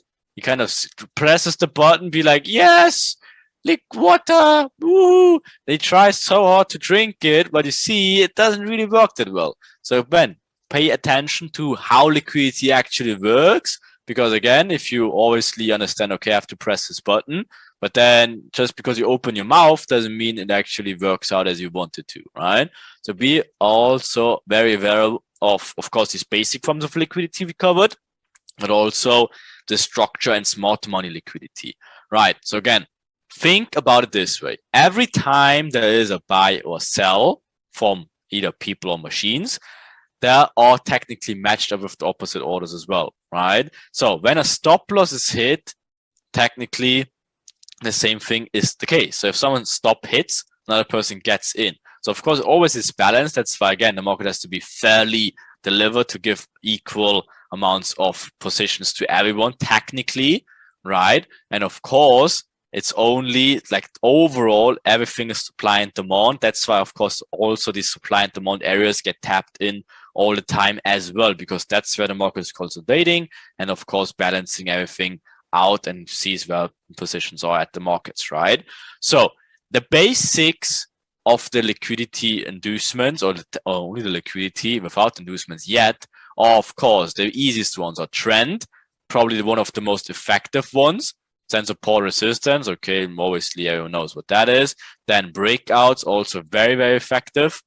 And then, last but not least, smart money concepts. We digged into it a lot as well, right? Again, there's multiple other forms of liquidity. There's probably countless of reasons of why people entering the trades, but those four being the most important ones you have to focus, and they're also the most important, the easiest ones to identify. That's why they're obviously also the biggest ones, because they're the easiest to identify, so people love to trade that stuff. Okay, so what does it mean? Again, just very quick. Trendline liquidity, we don't need to lose too much time about it. Again, people drawing points of the trend lines, the third touch, they're trading it, obviously wants to continue the price forever. And then, of course, the same thing for the other direction. Of course, they're trading these touches of these trend lines all the time. Right at the moment, they're seeing a third touch of the trend line. They love to do channels. So channels is my favorite form to do it. If they do these channels, not only trend line to one direction, but actually these channels in both sides. They're absolutely amazing to identify these liquidity zones, to get used to them. But of course, we show you exactly how to do it. All right, a few more examples. Again, trend lines getting smacked everywhere, left and right. But of course, they always show these trends, like everywhere. They're always showing these trends. But let's see. Oh my God, how amazing does this 17th touch of the trend line work? Look at the speed. Oh my God, led to a 5 million risk reward ratio in this trade if you took it just like this. Of course not. It's all on hindsight stuff to make you excited and feel like, oh, look, another touch and blah, blah, blah. Again, it's all not how the market works, but it has to work at some sort of degree. Otherwise, people would not trade it. So guess what? If they see something like this, or maybe a reversal, oh, amazing, look at the trend forming slowly. And then, of course, oh, look at it. Third touch, oh my God, has to work out, right? So, of course, now people having the reason to take it. Awesome. Where's the stop losses? Of course, first of all, if you took it somewhere in here, whatever, that stop goes below this in here, obviously all the way to the second touch, right? Of course, nothing new. They're getting stopped out. And those getting stopped out also, right? So not a surprise. Building up the channel upwards, right? Of course, not a touch, depending on how you even draw this trend line. Oopala, that's not even a line. You know what? You're getting my point. Depending on how you drew it, you have multiple reasons of how to get into these trades, multiple opportunities, right? So guess what? Stop loss is probably here and here, or else, right? Of course, getting stopped out, and of course, then everyone's getting stopped out at some point, right? And you already can see, as we covered earlier, maybe this is again this fake change of character things where they love to fake these areas, again giving smart money people, smart money traders, the reasons to get into those trades, taking out the high one more time, liquidate them as well, and of course then the plays are technically done, and you already can see of how then technically they do it. Then it's just the real type of break of structure, probably something to your left also, and then our area is getting mitigated in here, and of course then where they're taking out all the liquidity that built up before, right? Of course, that's technically of how you do it. Another one, very easy one. Again, look at this trend forming, third touch, fourth touch, millionth touch, whatever. There's the stop losses, very obvious. They're all getting obviously smoked, right? Okay. Then, of course, we have the breakout liquidity. Easy stuff. They're looking for these areas of resistance or support. At the moment, obviously, that's getting smoked. And of course, even these highs, if it makes new high highs, they jumping in left and right. So that's why obviously even these wicks, they are very nice and choose liquidity spots, because again, normal people, they think, okay, these wick entries, whatever, they cannot take it out anymore. And if they do, they're jumping in left and right in these positions, right? So again, look for these channels sideways also. Breaker traders love that. And also these zones in here, right? If they see this significant pullback zones, they love to just put their buy stops above that and then grab the breakout technically. Or this again, ranging, breaker trades buys in here and sells in here. Obviously first induces to the other direction and then smokes to the downside, and slowly but surely get your eye train of what they do, right? Again, building up the short trend, and of course when they stop out these people slowly but surely who got into the short trend, right? And again, same thing for the long side, inducing low first, one more time higher, just again to take out these channel traders in here, right? And of course then continues lower, right? All the time the same thing. So identifying liquidity will be one of the most important things we have to do, right? But of course we show you very later of how to do it properly. Again, look out for these zones where they're kind of ranging. What are they trying to do? Building up liquidity, taking it out, going the other direction, building up liquidity, taking out at this time, and then of course taking then the reversal, so on and so forth, right? Always the same stuff. Again, breaker traders and combination with liquidity in terms of trend line, right? So breaker traders always seeing the consolidation, getting induced first to a fake breaker to the downside, then they're getting a right one, they're getting all excited. Trend traders jump in left and right, always to buy. Look at this 15th touch of the trend line, and then of course just to take them out later, right? And of course, endless opportunity, examples. Support resistance, we don't need to dig into that too much, but of course if these zones getting broken, they're getting retested from time to time, that's also where people jumping in. So always be aware of these zones also. If they're again giving quadruple tops, then comes back, taps in one more time, oh my god, so valid, right? Of course not. But of course be aware that these are easy spots where you can target or identify liquidity, okay? Then of course here, look at it again, 50 million touches to the downside, breaks it, retest, and wants to continue lower. Of course not, right? Again, before they even do that, again, they're stopping out these people, even the structure points in here, faking again the structure reversal thing, whatever. Again, they have given you the excuse that it's just a pullback whatever. Like that's not what it is though. Again, it's just to liquidate all these orders and then obviously smoke to the downside, continuing lower, right? Again, just examples of what support and resistance. You know the stuff by now, very easy stuff. And again, noticed trend line forming, channel forming, what's going on, getting induced high first, induced low, and then obviously can continue higher. But before they do it, they're building up this order, stopping them out later, faking the reversal traders or faking the reversal in terms of these chops, whatever, reacting from some sort of scenarios in here just to take it out later, right? It's all traps being left and right, all landmines you have to be aware of. Then, of course, these break and retest stuff, right? And they, of course, they're faking the pullback scenarios or they're faking the reversals, right? Of course, people jumping in like break, right? Break, retest, break, retest, break, retest, right? And of course, all stop losses in these areas, of course, they're all getting smoked and tubed. Okay. Again, same thing for the downside. Just be always aware of this building, these channels, and downwards action where the stop losses everywhere technically. So guess what's going to happen? Of course, grabbing all the stop losses, and then we actually can even pull back, right? Of course, perfect. Same thing here. Triple top. Look at it. How sustainable it looks like. Oh my God. And even this crazy triple bottom, right? Yeah, definitely makes a lot of sense. Or triple bottom didn't help too much, too good, right? But what was the original idea is, of course, we dig into this concept already. We're filling the imbalances. Before that, they always building up this liquidity. Again, their initial task is to fill these imbalances, fairly deliver the market. But of course, they don't randomly just do it. They want to hit two birds with one stone. So first, they're faking the liquidity. So people jumping in buy, right? And of course, then to take them out, right? The stop loss is obviously below these areas. And then, of course, building the false channel downwards once again, just because they wanted to obviously get mitigation done.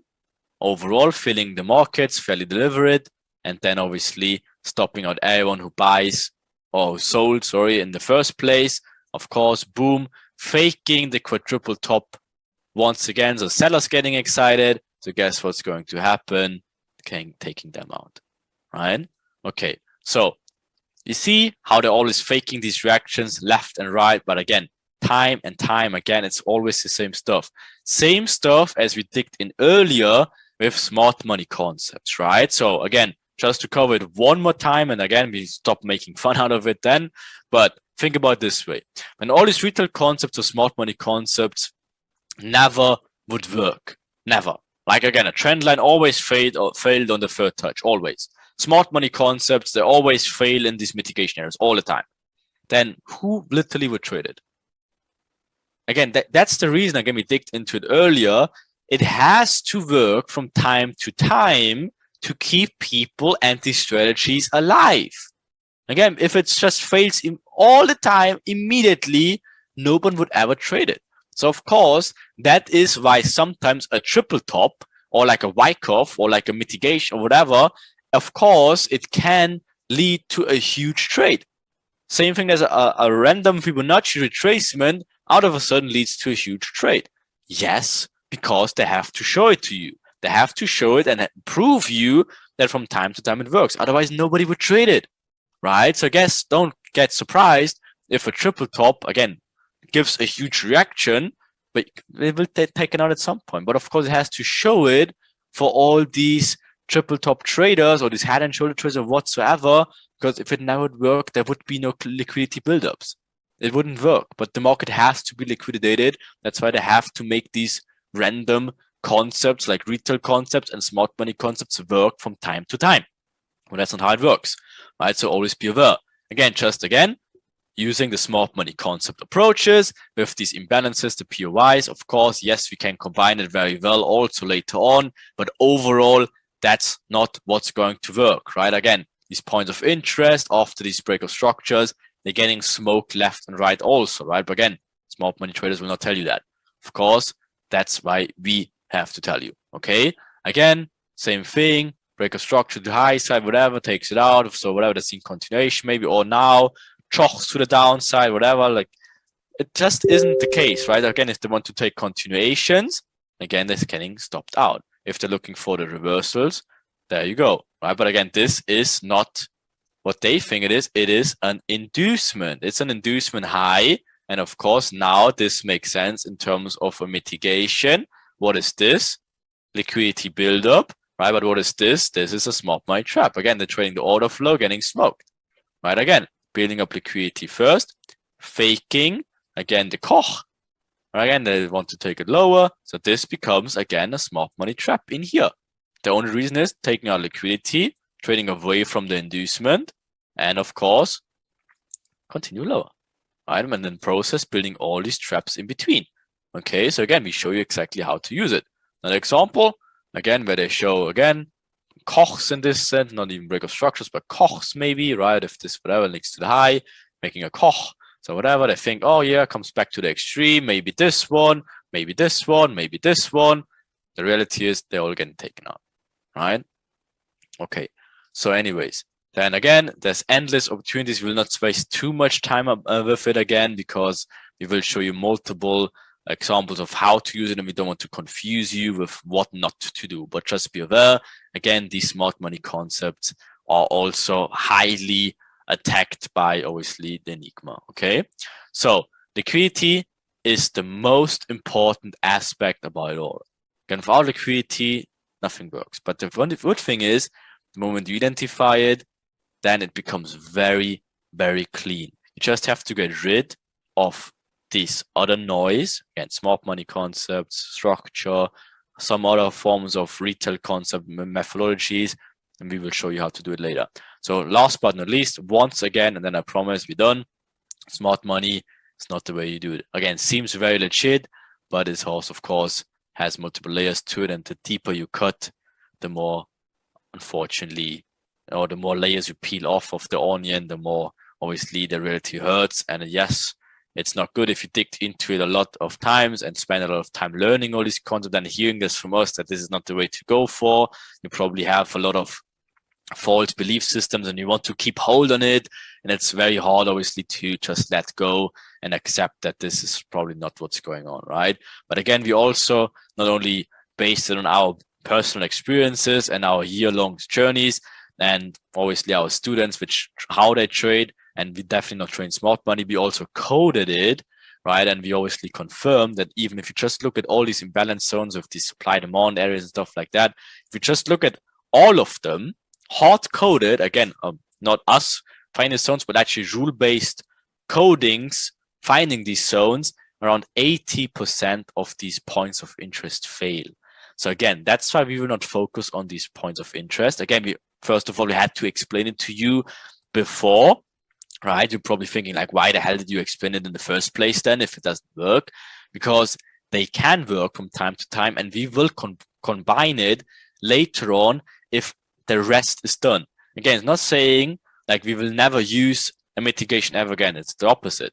We will use mitigations, but only in places where it's highly confirmed and where it makes sense. On all the other stuff, which nobody will ever tell you, the daily cycles, the cycle variations, the lit cycles, and of course, all the other confirmations we have then. And only then we can pick these points of interest at some point and then make use of it. Okay, so everything step after step, just be aware that overall, just because a point having an imbalance or is a point of interest or is some sort of whatever has a break of structure behind it or a choch, that is not of how it works. Again, hard-coded, we coded this stuff like quite a while ago and realized very early that this is not the way to go for, okay? But we obviously show you how to do it. Again, just some more examples of where it's just getting crushed, but I think you get the point about it by now. So that's why we move away from that. We move away from the smart money approaches and obviously dig into it. One last time, smart money is not bad at all. It's a good start. If you start out there, don't get demotivated. It's exactly, again, of course, you have a long journey in front of you, right? So just remember, everyone was there, right? So we were there. Of course, if you have went there, maybe you rode the bicycle like this guy, like, yeah, that feels good. I get like good trades out of it. That makes sense. But yeah, we have to still change the tire and make it properly work, right? So we will combine obviously everything we showed you earlier, and of course making a lot of sense. And again, be aware that everything we showed you by now is a very, very slight percentage of what we will do later on. So let's dig into the hammer a little bit.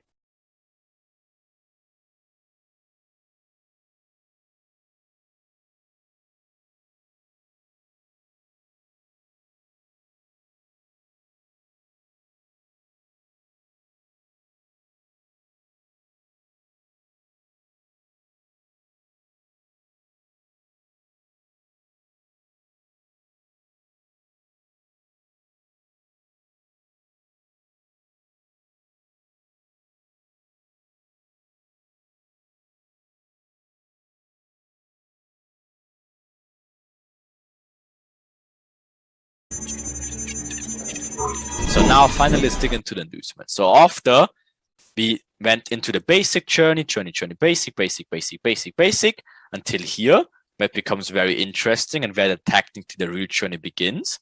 And now we can dig into the inducements, okay? But still very basic. Of course, we will dig into inducements later as well, but just the basics of the inducements, right? So again, we talked a little bit about earlier of what these inducements are. Again, the inducements is the last impulse or a bribe actually even that gets people in the market or out of the market. Again, it can hit someone's stop order in terms of like a breakout trader, or it can hit someone's stop loss and he's just out, he's getting stopped out, and then the market can move in the other direction. So inducements always two different scenarios, right? Can people get in and can people out, right? So people are induced to do things all the time, right? That's why, again, retail strategies exist. That's why indicators exist. That's why smart money approaches exist. People need reasons. They need reasons to take on trade. That's why it's there. And the best trick about it is, again, see the pain inside the market to identify those inducements, right? So guess what? Same thing.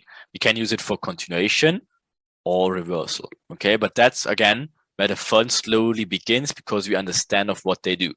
If it's in continuation, again, they obviously show some sort of build up here for support trader, resistance traders, resistance, then building up here as well, maybe building a little channel, maybe even giving a Koch in here or something like this, right? If it's something like this.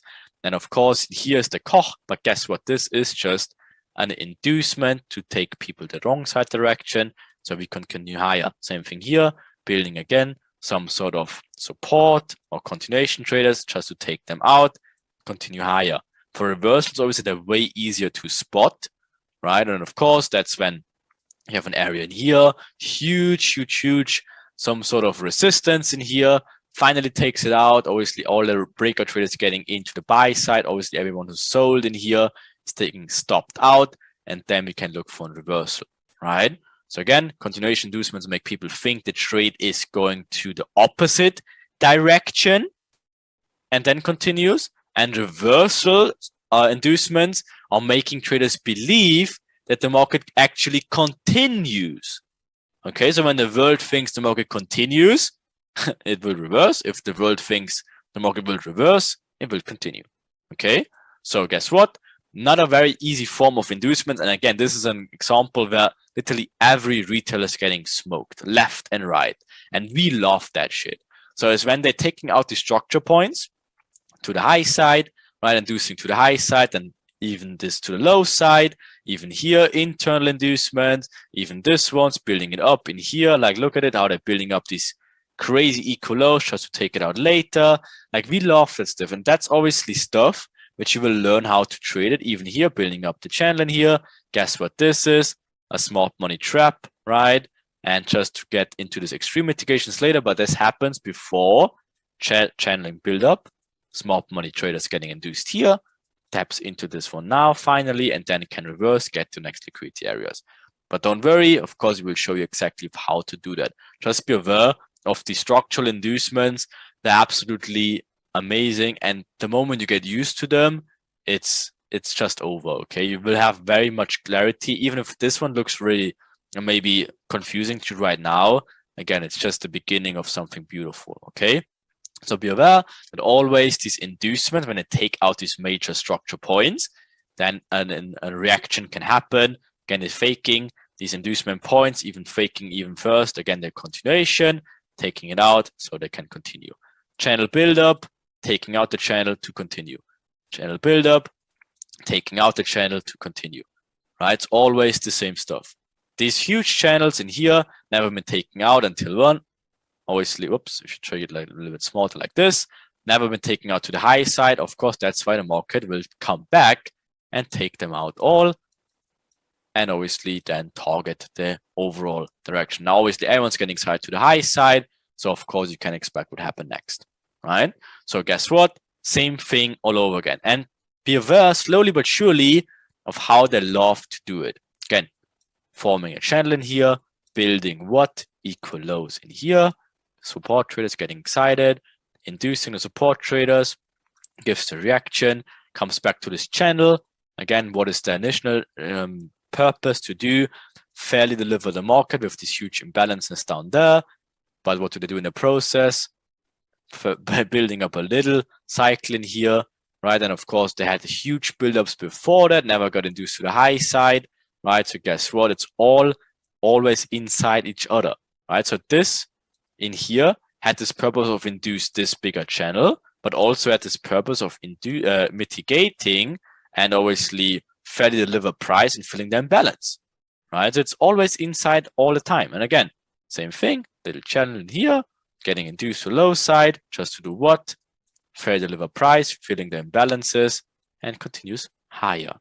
Taking out, obviously, now this liquidity they build up because it never got induced before. Okay, it's always building up, and taking out. Okay, that's an easy one. Again, if you see these triple tops in here, obviously comes even higher, it comes even 5 times back in here, just to induce it with speed. Breaker traders, momentum traders are getting all excited, continuity traders getting all excited. Where's the liquidity buildups? Last thing in here. So of course, guess what? This is now again your inducement in here, right? So this is the push, obviously, that made the inducement. This is where we come in and say, okay, makes sense. There's your next imbalance zone. In here, there's the next break of structure. In here, this is the push that led to the high, obviously. Comes back, huge momentum to the downside, makes people all excited. Faking small money trap to the, again, they're still seeing the buy channel, right? A buy trend.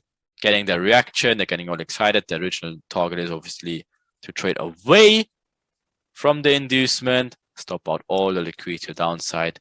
That's our proper mitigation in here where it makes sense after a break of structure, after the inducement. Look at the bigger picture. Okay, one more. Right, so guess what? Always the same. Always the same. If they want to, for example, continue lower, they build the liquidity first, take it out, continue lower. Build the liquidity, take it out, go lower. Always the same, over and over again. Just a nutshell again. Just a nutshell, always the same. Okay, again, stuff like this, absolutely hell for retailers. Again, how do they literally trade? How would they even make sense out of that? If they're looking for buy channels, new higher highs, that's the lows. Oh, new low, low, low. Okay, new higher high. Oh, new low, low. Oh shit, new higher high. Oh, new low, low. See, they're getting induced left and right, left and right.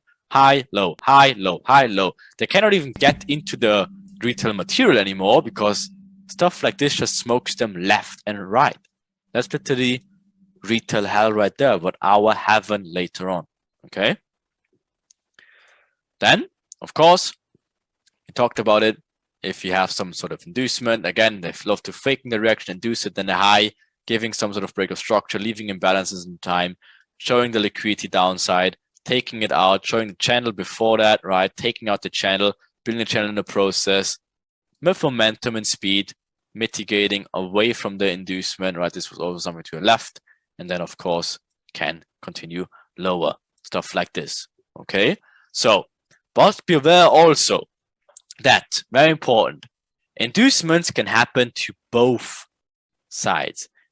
And it's, again, it can indicate a reversal or a continuation, right? So again, if they want to go higher, for example, or let's say, let's start with the reversals actually.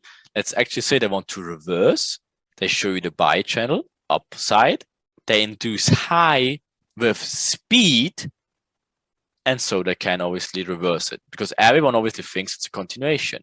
But guess what? If they want to continue, they can make a continued reversal as well. They're obviously still showing the buy channel to the high side. Everyone's getting excited about the buy channel, but then showing the inducement to the low side, people think, oh no, now it's a reversal, chochs, whatever, break of structures, blah, blah, blah. They're looking for sells in here now for continuation lower because it's a reversal.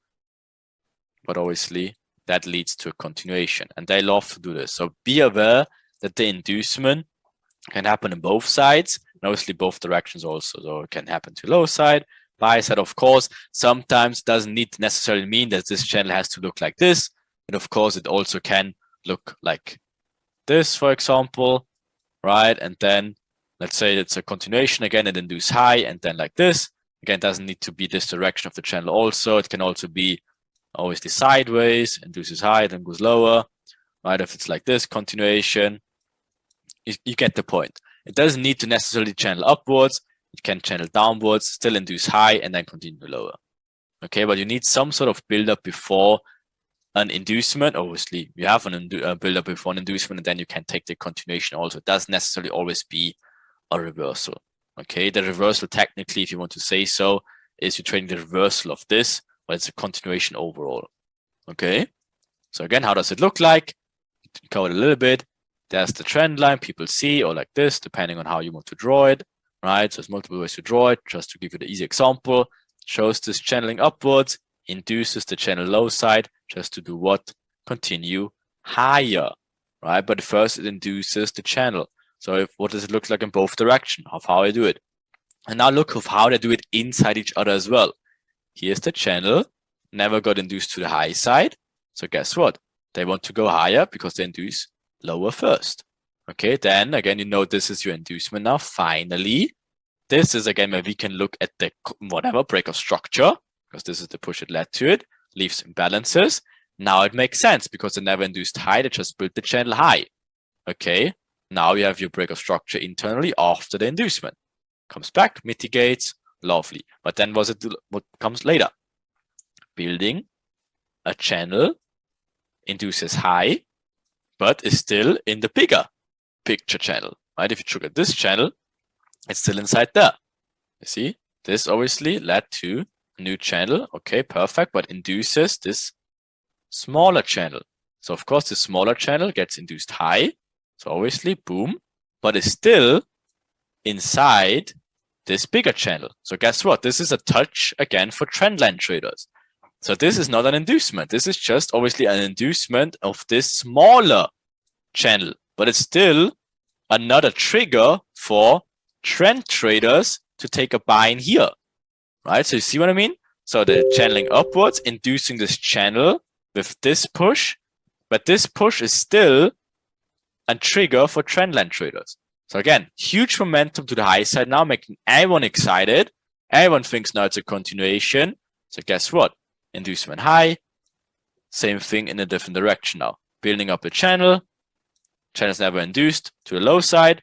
So guess what? Here's the channel inducement, also induced all the structure now to the left, makes a new low. So continuation traders or reverse traders think now this has to go forever to the other direction. But guess what? That's your channel induced to the low side this time. Some sort of internal break of structures, you would have it. Never had it. Okay, perfect. And then this comes back, mitigates the extreme of the inducement, and then obviously can take out this high again. You see, it's always the same. Always the same. Okay. And again, how they do it, once again, channeling downwards, like here. Then there's the inducement, swoosh. Internal break of structures now. Now it makes sense because you have an inducement of a channel. Comes back into the next supply demand areas. Continues higher, right? Because again, look at the illustration, it's always the same. So what's going on here? Channeling high, induces into both directions. That's where it's a little bit tricky, right? Of course, that's where you can wait for other confluences of events later on. And of course, you can trade the continuation overall. But again, they can induce into both sides. Again, if it's in the beginning stage, just stay away from them, but just beware that we love shit like this later on. Okay, if they induce on both sides also. So then again, for the higher picture, so inducing high, of course, right? So inducing high in here, channel, build up, inducing high, right? Perfect. So guess what? This is high to do what? Inducing this channel overall to a downside.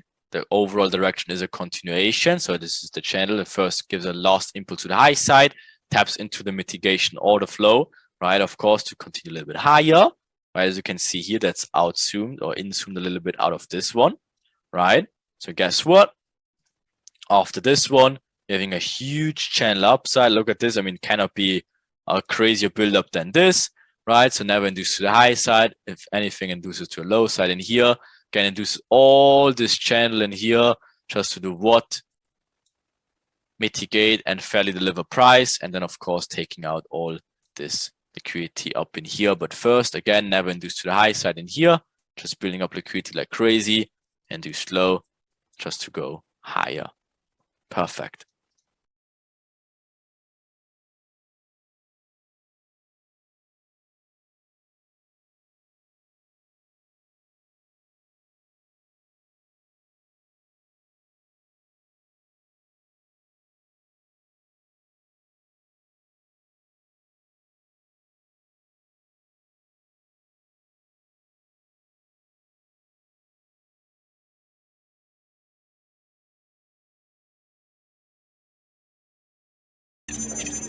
Then, after we digged into the meat of the liquidity of what it is and how it's getting induced left and right, we now slowly can also add into advanced structure and again how we use it and how it will technically look like. We had a few examples already.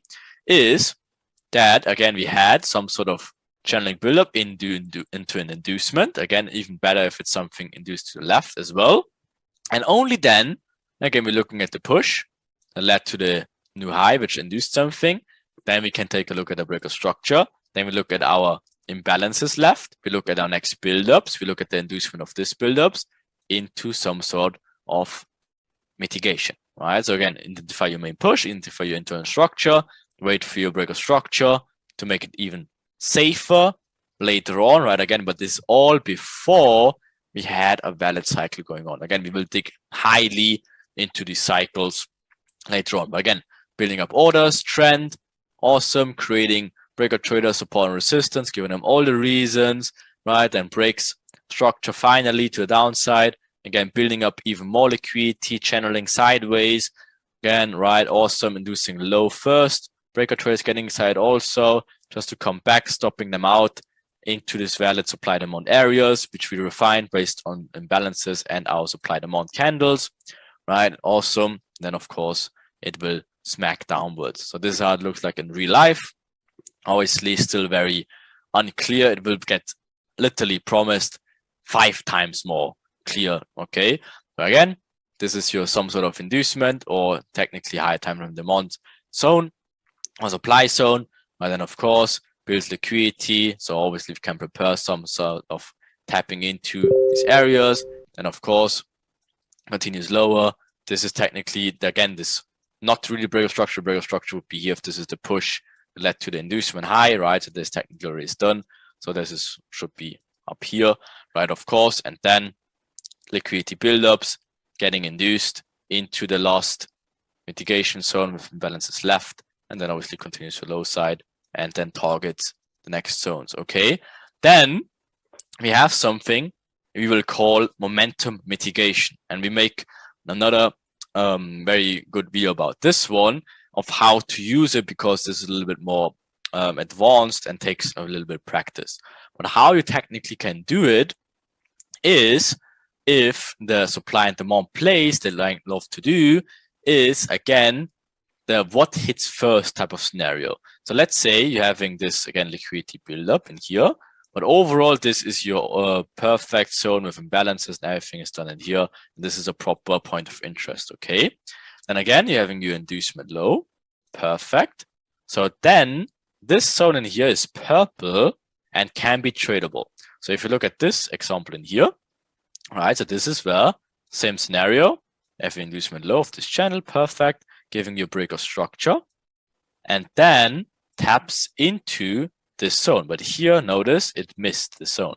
Okay, so it's still valid, until it hits the next supply area. So the demand is obviously valid until it hits the next valid supply area. Then guess what? Cycle is completed, and we can begin the whole run from before. Channel buildup, equal highs, inducement high into mitigation, obviously later. Break of structure to downside now of this valid cycle inducement, comes back into mitigation, and then guess what? At this moment, it taps into supply. This zone in here becomes invalidated. Okay, that again helps you identify the right spots, but obviously we'll dig into it much more later as well, but just a nutshell here. So again, let me just see this one. Okay, so this is the push, obviously, huge selling downwards, building up liquidity, inducing it. Maybe this even taps into something in here, right? But then the moment it induces, or not induces, but breaks of structure, again, this zone is definitely valid to take now until the next supply area, right? And of course, taps into and then the only time you have to be a little bit aware of it is, again, if this is now super valid, break of structure, but now it tapped into, again, demand first, then it comes back into supply. That's, of course, where you have to be a little bit more careful. If you just look at these overall plays, but in combination with the inducement would be perfectly fine. Okay, so how would that look like in the charts? Again, exactly like we covered, right? So again, huge seller buildup of all of a sudden momentum, perfect. Now break structure to the high side, perfect. Inducement is done, comes back, fills the imbalance, then runs until next at least supply areas. And again, technically this push now led to the new highs in here. So this just barely just broke it. Okay, the moment this gets broken in here, this would be a zone you can be interested in to the downside. Okay, then again, this becomes a smart money trap, of course, for later on. Right, again, you see this picture, exactly the same. Okay, so but of course, we will spend more time about it later. Right, it's the same thing in here. You see the channel buildup, huge momentum, making people excited to the downside, break structure, comes back, mitigates, fills market efficiently, channels upwards now. Right, where's your inducement? Here's your inducement with speed into some sort of demand areas or supply areas.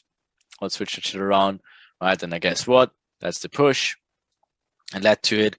Finally gets broken. Right, so this is when this one obviously gets immediately invalidated as well. Right, let's say this one tapped into here, it would be valid. Why? Because it never tapped into supply first, and you never had a valid build up before that as well. Right, okay. So then, of course, just delete that. Then after this break of structure here, that's again the push, led to the highs. In here, gets broken. Here's your next imbalance zone, supply area, supply candle, taps into the smart money trap, obviously wants to fake the continuation high side for all these people, gives them a really nice reaction, just to obviously tap at the mitigation, and then continues lower. Okay, so get these variations into mind also. One more, right? So again, same scenarios, having the channel buildup, but guess what? This is the channel buildup. This is your obviously and very obvious inducement. This was valid, let's say, if this channel induced in here and tapped in here. Super, super valid, could be tradable, right? But guess what? It never tapped in here, so it leaves this imbalances open. Okay, but guess what? Then you see the channel building up, inducing high, right? Obviously first inducing a little bit low here. So that's why, again, this can be tradable to the high side, inducing this channel higher into a higher time and point of interest. And then, of course, the moment it does that, it immediately invalidates the zone and it becomes obviously a trap later. Okay, very easy stuff to identify these smart money traps and when these imbalance zones should not look at. Okay, then another more, just one more small, right, where we have it very clear, visible, right? Again, huge channel buildup, right? Again, faking liquidity down here, faking, just to give a false reaction, induce this liquidity into point of interest, perfect. And then, of course, after this one, then this, of course, becomes a trap because again it tapped into this valid demand areas first. So let's say you left this liquidity in here and this one in here, something like this, taps even one more low at the low side, builds liquidity. You can trade until these areas, but then after it hit these areas, then of course it just fakes the reaction. You take the order flow, now this, and then obviously you smoke the highs in here. Okay, so be always very careful about what supply or demand areas get tapped first. This will help you in the long run.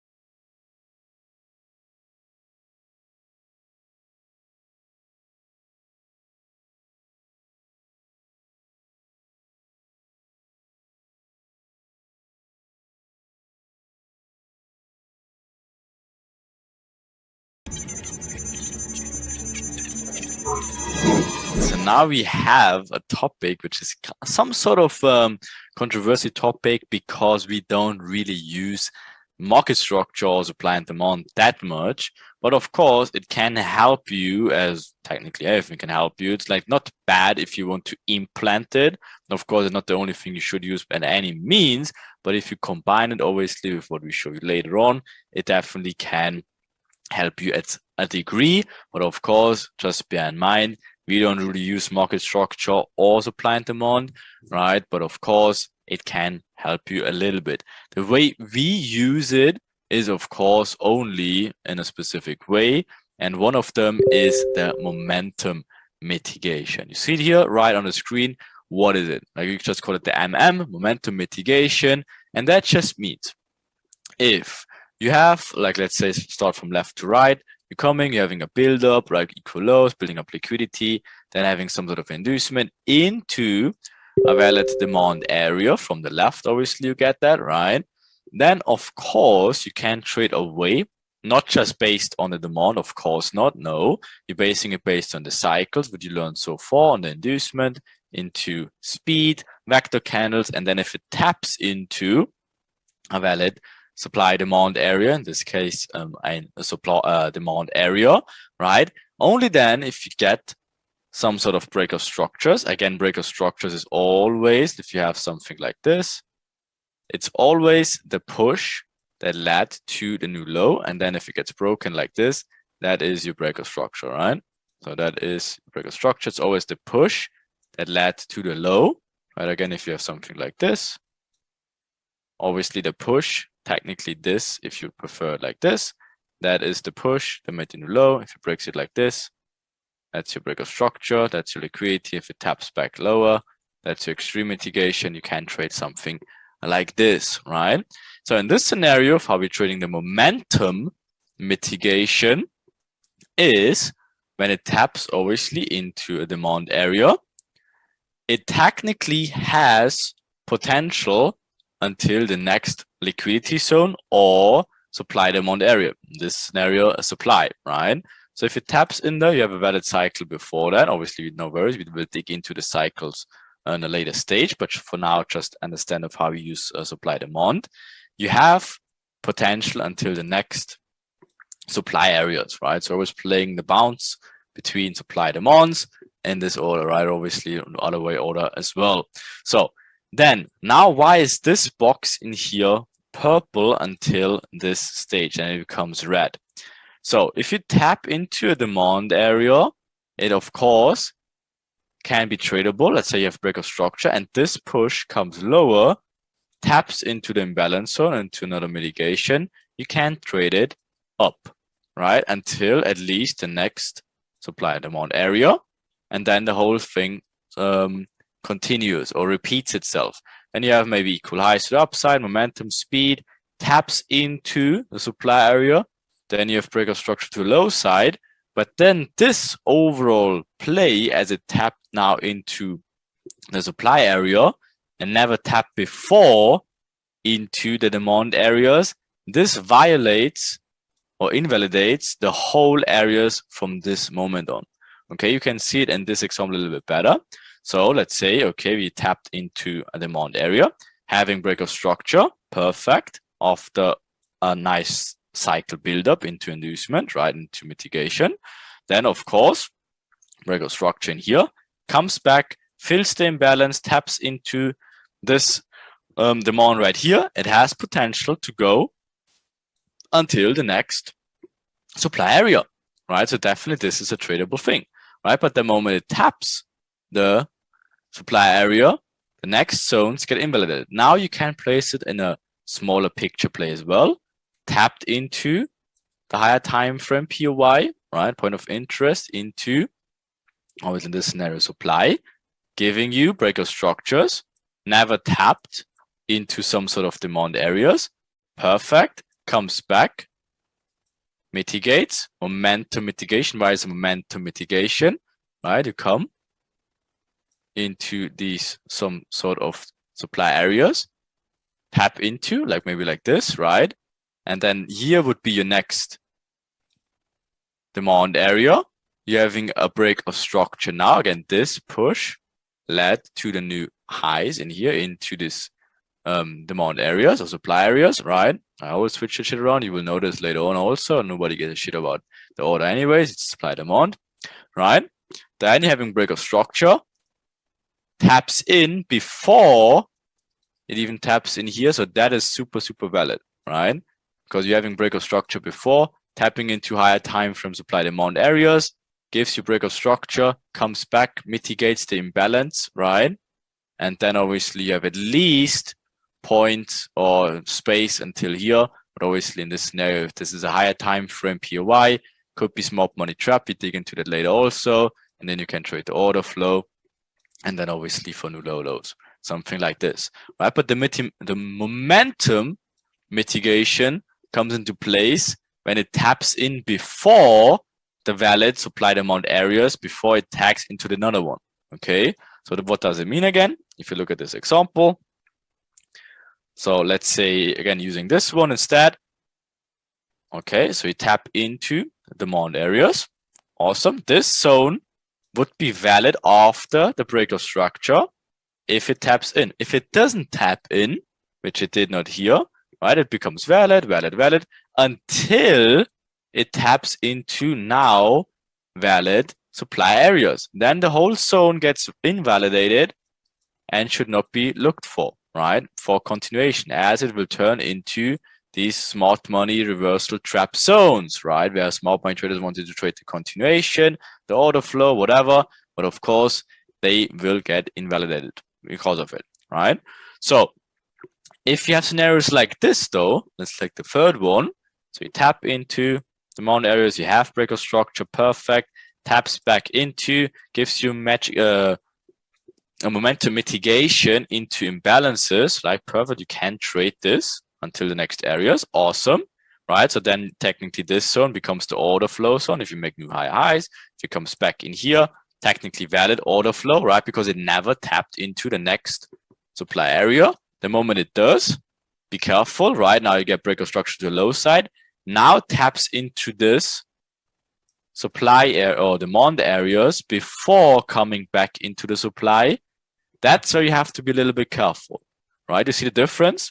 Here, it did not tap into the supply demand area before, or in this case, not taps into demand, but comes into supply first after break of structure, after tapping into supply areas higher time frame wise, right? You see, that is way nice, and that becomes our momentum mitigation, because the momentum is still on your side, because you never had the resistance or whatever, this kind of other traders tapping into your counter direction, right? And obviously this gives you at least space until the next areas, right? For always later purposes, this can be nice for entries. For now, you just have to understand the supply demand plays and what comes first, and trading in line with the overall direction. Okay, so how does this now work obviously on charts, and how can we use it in combination with the inducements of how you learned in the chapter before that? So if we use our magic box again for orientation of where the days are, right? So we see we're having 3 days, technically with this one type of 4, right? But now see what's going on in here. So we already can see we don't really have any medium inducements, right? Because again, medium inducement would be this one, never did it.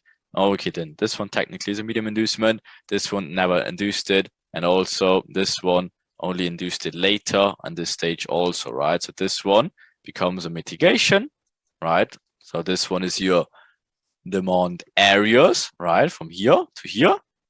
Awesome, becomes your demand. Also, of course, we have to check the higher time frame if what's going on to the left in here. And of course, in here, if that also is valid for this, or if you should follow inducement in here. So let's actually look it up. This one is the 5-minute right here. So this is the 5-minute chart, right? Now we look at the 15 and 15, and we can see, of course, huge down run, huge imbalances left, right? Comes all the way back into these supply areas, taps into right in here. Perfect. Okay, so that's definitely a very valid zone in here. Perfect. But what did they do before that? If you check this area below here, also, if you check just on the 5-minute, the day before that, this is the inducement area, which induced structure internally, right? This now gives you the break of structure, the break, obviously, right? This push led to, obviously, the inducement down here. This breaks it, comes all the way back, taps into this inducement POI now, right? So valid demand areas. And this point in here came even back one more time into this demand area. So, okay, perfect. So this can give us another point of interest until when? Next supply demand areas. In this case, supply is supply, right? Awesome. But let's do this chronologically to see what actually was going on in here. So first, if we jump into, or price comes, taps into this point of interest, which was an inducement POI, gives us valid demand areas. Awesome. What does it do now? So if it taps into the valid demand areas, we have space to go until the next supply areas, right? So you can see this was this day before, tapped into it, right? This one induced the day before. So obviously perfectly fine. You see, this is the mitigation of here. Awesome. And this, of course, was the inducement of these areas, right? Perfect. So this one is valid until when? Grabs liquidity. You see the huge equal highs in here. Perfect. We want to grab liquidity into valid supply areas, right? And then, of course, we break it down to the smaller picture, which is now the M5. Taps into it. What do we have? Huge momentum to the upside first. Taps into this M15 POI after grabbing liquidity coming from an inducement low. Perfect. Grab liquidity high now. Taps into supply areas. And guess what we have after that? This is the push that led to the new high, right? This made a new high in here. That's also tapped into it. Then we have break of structure, right? Break of structure. This point gets broken. We have imbalances left. This point of interest in here becomes our momentum mitigation, and we are valid until when? At least the next demand areas, right? Perfect. Okay, so let's see. Before that even, like taps into, right? Obviously we had potential until the next area, but what happened before we tapped into here, right? You see, this is obviously the push that led to all this this lows, right? And this push got broken, like first of all, huge buildups, tapped it 4 times before it what? Gets broken, right? So that's your break of structure. After you get an inducement POI in here, right? This inducement obviously into another mitigation to the left. Perfect. Now break of structure to the high side, leaves imbalances, comes back, never tapped supply before. So this is your your momentum mitigation, right? Perfect. You get make sense? Because of course we never tapped into higher time frame POIs first. So we're trading the momentum into this next supply level. Okay. Then of course we tap the supply level. The whole thing begins from the beginning. We have a valid cycle, but obviously we dig into it way later what the cycles are. But we grabbed this liquidity, all the retailers getting stopped out of this equal highs, right? That then normal intentions were to fill the imbalances, come back to the supply areas, and then if you look at the lower time frames, this push, break of structure, never tapped demand first, right? The next demand areas would be here, right? So never tapped anything in these areas, but breaks market structure, comes back, mitigates, and that's your potential short trade, right? Until when? Until the next demand areas, right? When it comes back, obviously, it comes back to the next demand areas. Obviously, this one to probably together break even here, no problem. But just for now, understand, okay, this is your higher time frame support. Obviously, definitely not support, but supply, right? And then, of course, you have space until here. Of course, it comes even back one more time, not a problem, but never took out this high. So it just taps into the next demand areas. After it did that, right? Of course, what it's doing in here, break of structure, leaves imbalances, right? Of course, comes back. That's your, again, your momentum mitigation, because guess what? It breaks market structure, never came back, obviously, to some sort of supply areas, right? Of course, you take the momentum into the next valid supply areas after a break of structure is done. Now, obviously, see the huge buildup they're trying to do, right? What's going on here? This, did it tap into any valid mitigation zones or supply demand areas, or in this case, obviously supply? No, it did not. It stayed short of it, right? So of course, this one is just the inducement of the build up to the downside, induce the channel, right? Of course, what is going on here?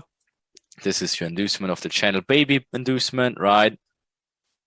Leaves imbalances, taps into it, gives you the breakage structure, right? Again, this is the push that led to the new lower low, break of structure in here, leaves imbalances, little build up going on before that, taps into, is valid until when? Next supply areas where it taps into, perfect, right? After it taps the next supply areas, what's the next thing to do? Here's your push that led to the new highs, gets broken, right? And then obviously there's your next imbalance zone, comes back, taps it. That's always a little bit more tricky one, because of course you would better one be looking for the extreme, not a problem, but just showing you how it actually worked out in here.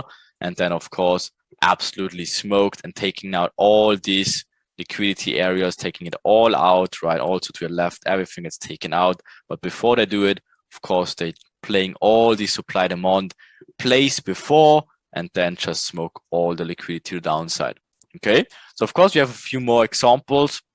The next one will show you Cam, of course, our green wizard. So enjoy this one. So let's jump into this one. So let's just look over a little bit of what we've learned so far. So let's identify our liquidity and our inducements. So we've obviously got an inducement here, liquidity and inducement here, possible break of structure here, because this is the push that caused this new low here. So at this point here, we would be interested in possibly this mitigation here. This is what we'd want. But let's continue to look at price action and let's see what happens. So next we have our push. We're getting into Asia. Asia does its thing. And then here we build equal highs right here. And then when we look to the left over here, what do we see? Well, we have a potential mitigation that we could look at. So if I just, you guys can see, I'll drag that like that, and we'll just like that.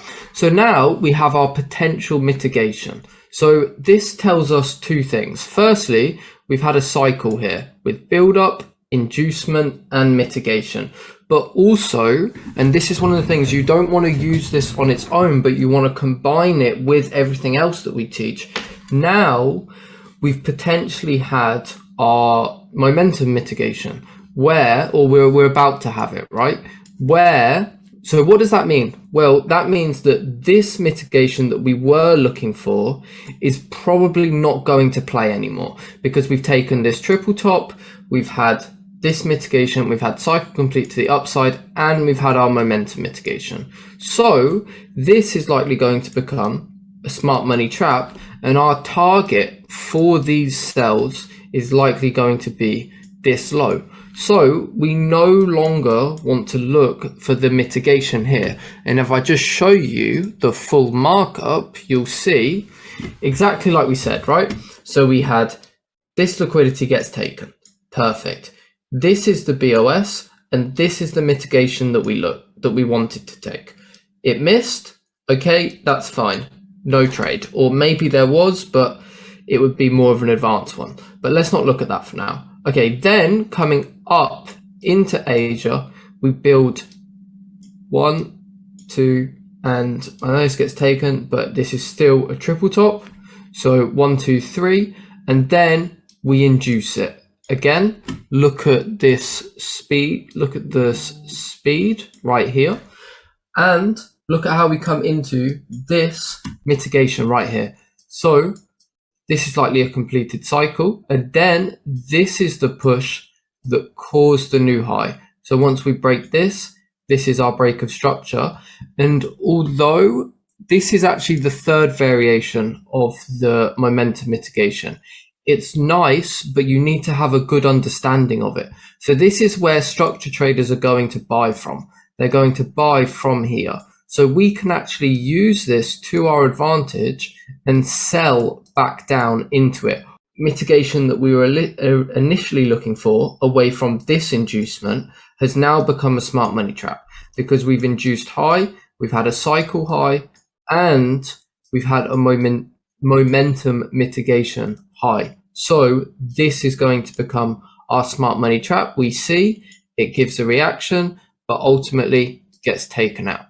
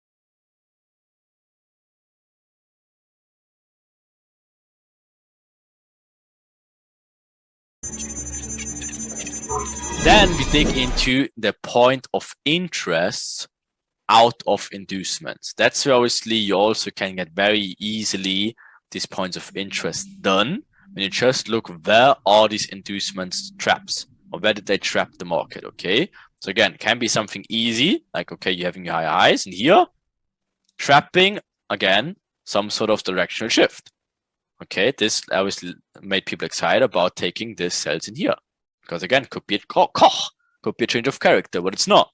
Right, so again, this is some sort of an inducement of the structure to left, right? Or again, you're having equal lows in here, getting induced, and this even taps into this other point of interest, right? Or again, if you have reversal, very easy, obviously, getting some sort of equal highs, getting induced, getting a break of structure in here. Of course, this point of interest is your inducement point of interest, which gets tapped into later, right? How does it look like? Equal highs being formed. Here's your point of imbalance left, right? So guess what? Takes out the liquidity in here, taps into inducement POI. So this becomes your inducement in here because it took out the liquidity. makes a new low. So technically this made a new high in here. So this technically can be a break of structure in here, right? Guess what? Builds up liquidity, leaves imbalances, builds equal lows, gives you a nice juicy target, grabs the equal lows, equal highs into the point of interest, makes new low. Same thing all over again, right? Equal highs, never been taken out. This obviously took out this point in here, right? So perfect. Okay, equal highs being built. Induce this equal highs, comes back lower. Okay, awesome. This obviously now can reverse, taps into small point trap, makes all the continuation traders excited, right? But of course, this obviously took out all the inducement targets already. And of course, we can look for reversal trades from there on. And out of sudden, boom, they choop out of there. Okay. But also being very obvious about this one, this is still very watered down. You see of how much more clear we can make the whole thing. We'll show you some other stuff we will include later on, because this is just blanket charts.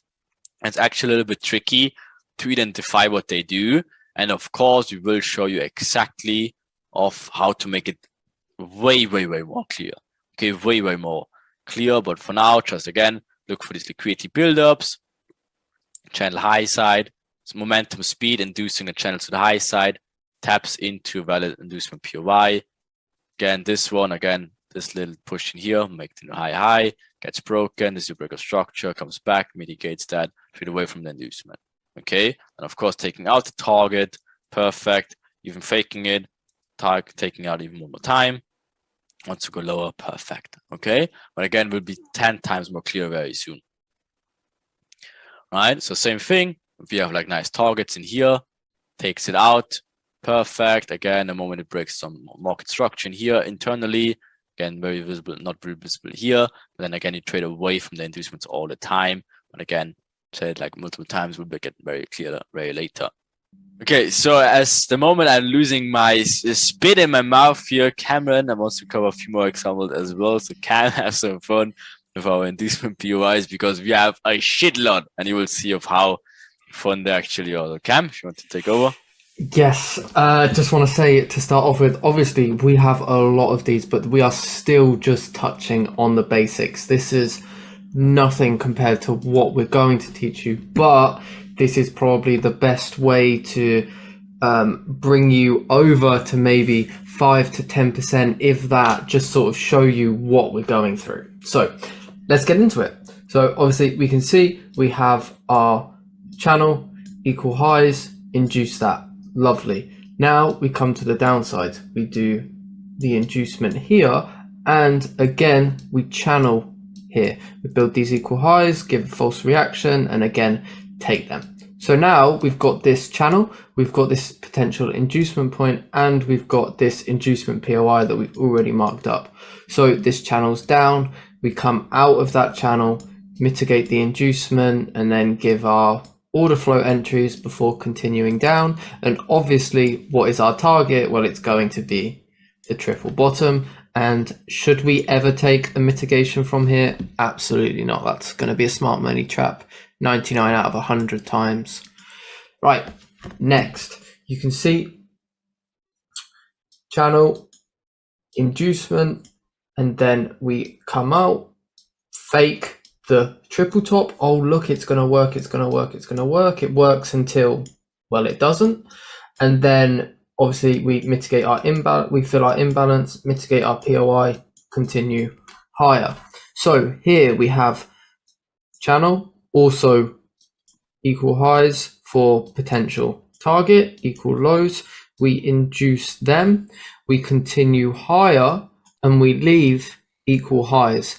Then coming into this, we have our channel, we come out of the channel, fill the imbalance and mitigate the demand. So then we continue up. Where do we think we continue up to?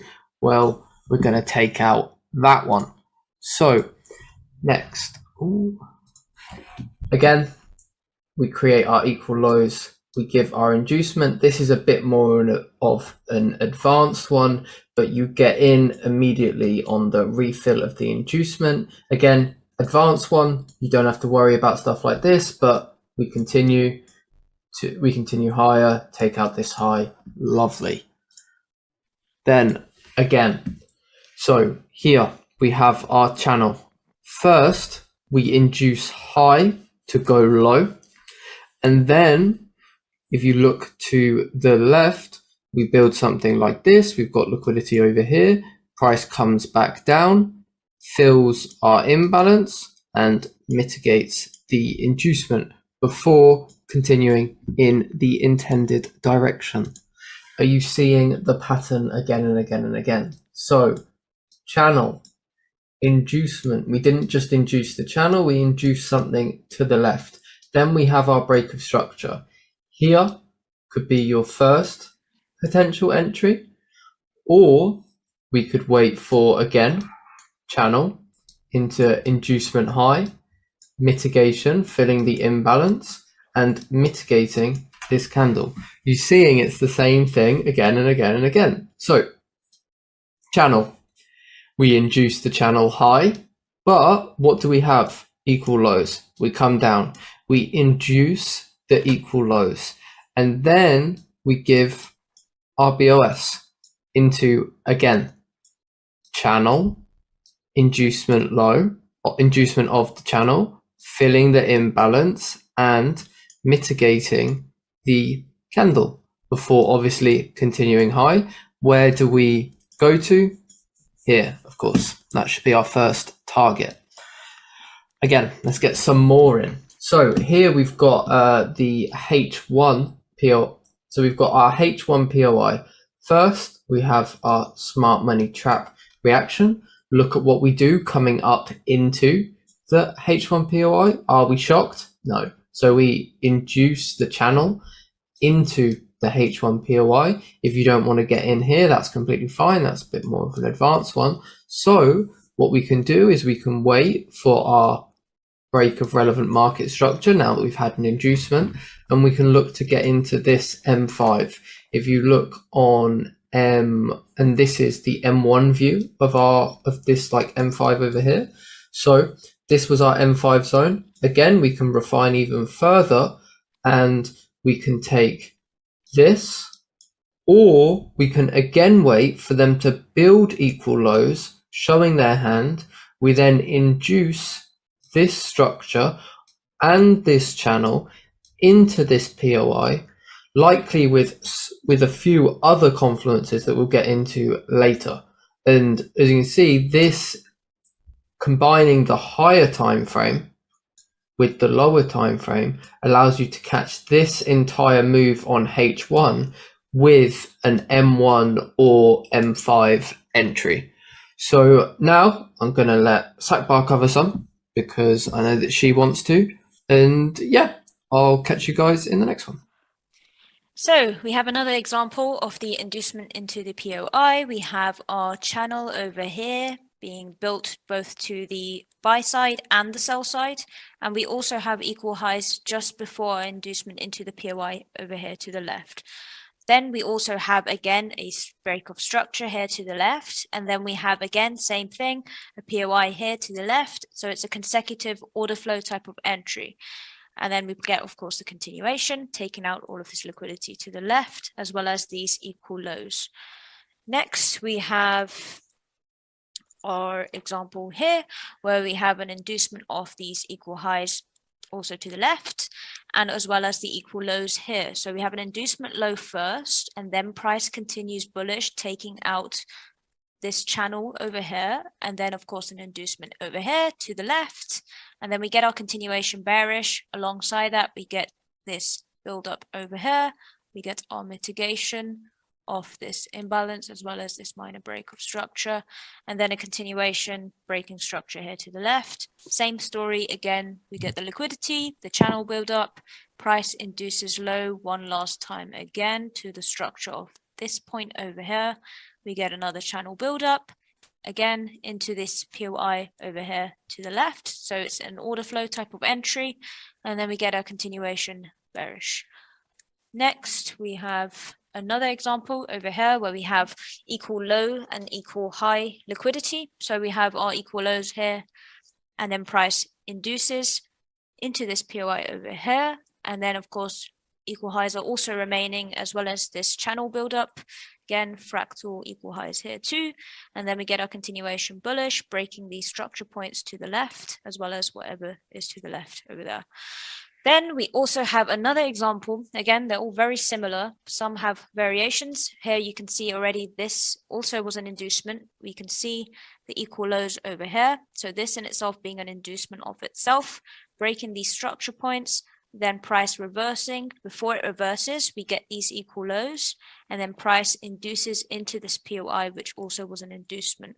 And then we get a continuation, breaking this channel buildup, as well as this equal high type of liquidity. Then we have another example of the same thing. We have our equal highs, channel buildup from there to there, an inducement high. Again, we still have a channel buildup going to the high side.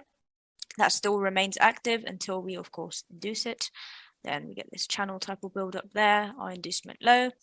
Again, more liquidity, channel type of build up, trend line, whatever you want to call it, these equal highs building on a fractal level. And then we get our continuation into our inducement over here with all of this imbalance, as you can see. And the price taps into it a few times, creating this fractal liquidity as well as the lows over here, and then we get our continuation bearish. Same thing is here, we get our trend line build up channel. Again, different ways you can see it, of liquidity to the high side and the low side. But first, price induces high into this imbalance over here. Then we get our continuation, taking out all of these buyers over here. Same thing, another channel. Then we induce this liquidity here into this POI of imbalance. And then we get our continuation with these minor structures as well, and price mitigating into there and breaking out of that zone over there. Now we have another example over here where we have our channel build up down here, price induces it, then we get price break above that zone, and of course more liquidity being built. We get these fractal inducements as well as lows being built, and then price makes this build up over here, as well as a pullback into our POI over here. Remember this being our inducement with all this imbalance, crazy big imbalances, and taking out the liquidity over here. Then we get our break of structure of this point down here. As you can see, we get our mitigation here, and again, more consecutive zones like such, these minor structures being broken to the high side, and our continuation bullish, taking out this structure point over there. Okay, so we have another example over here where we have these equal highs as well as a trend line, whatever type of liquidity we have over there. Again, same thing, equal lows, exactly the same thing. We get our inducement high to come lower, and as we come lower, we get this channel build up over here into our POI down here. Again, lots of imbalance over there. Then we get our continuation, our break of structure to this point. Upon reversal, we have all of this liquidity, trend line stuff, everything, and our mitigation down here, and then our continuation bullish, taking out, of course, the target over here. Maybe this one. Okay, so let's see what we have in here. Again, easy stuff ever. I think now it's very visible of what they're doing already. Channel buildup, momentum, again, not inducing the channel high. So guess what? They're inducing low first into what? Into a point of interest with imbalances left. And of course, same thing in this example, left imbalances. Look at what they're doing here, even equal lows in here, perfect. Channel buildup, you see the same stuff over and over in a mini cycle, mini buildup into inducement in here of this channel goes higher. Then of course, being a bigger channel, this bigger channel is getting obviously induced with even a mini channel in there, both not being induced to the upside yet. So guess what? Both induced to the low side into the finally POI. And guess what? We never had inducements high. So that's why we're smashing through the whole thing and even building mini channels in there. So we can obviously understand what's coming next, right? Okay, so with that being said, I think that's enough examples, because guess what? We still haven't covered anything yet. It's just like blank charts on like understanding of liquidity of how they induce it.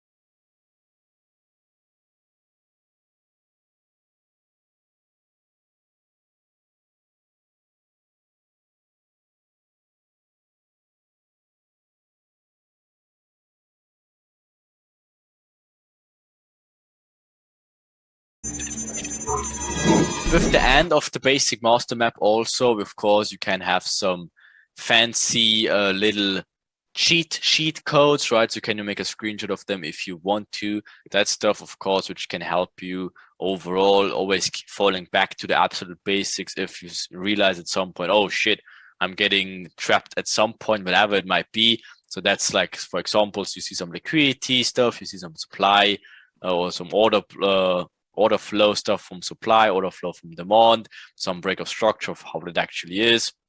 Then imbalances, obviously, demand to supply, what is this?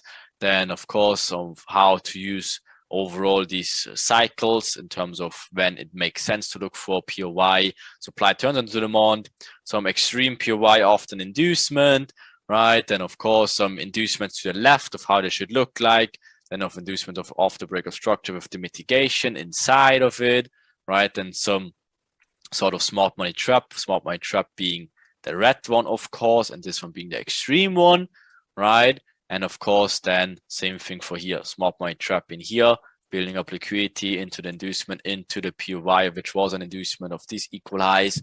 Okay, so keep that in mind. You can screenshot it also if you want. And then, of course, some other stuff in the other side direction. So the most important one probably being this one, right? But it's a little bit more stuff going on in here, but you can see of how it works. If that's being the inducement, that's your break of structure, liquidity buildup, building the channel into the extreme mitigation, right? After obviously having imbalances, speed, inducing a channel, then having a break of structure of this one, and obviously you can look for an entry in here, right? Or the extreme mitigation of how it should look like then, right? If this point in here is some sort of higher time frame point of interest, gives you break of structures here, builds liquidity, taps into that as well, right? Also very good one.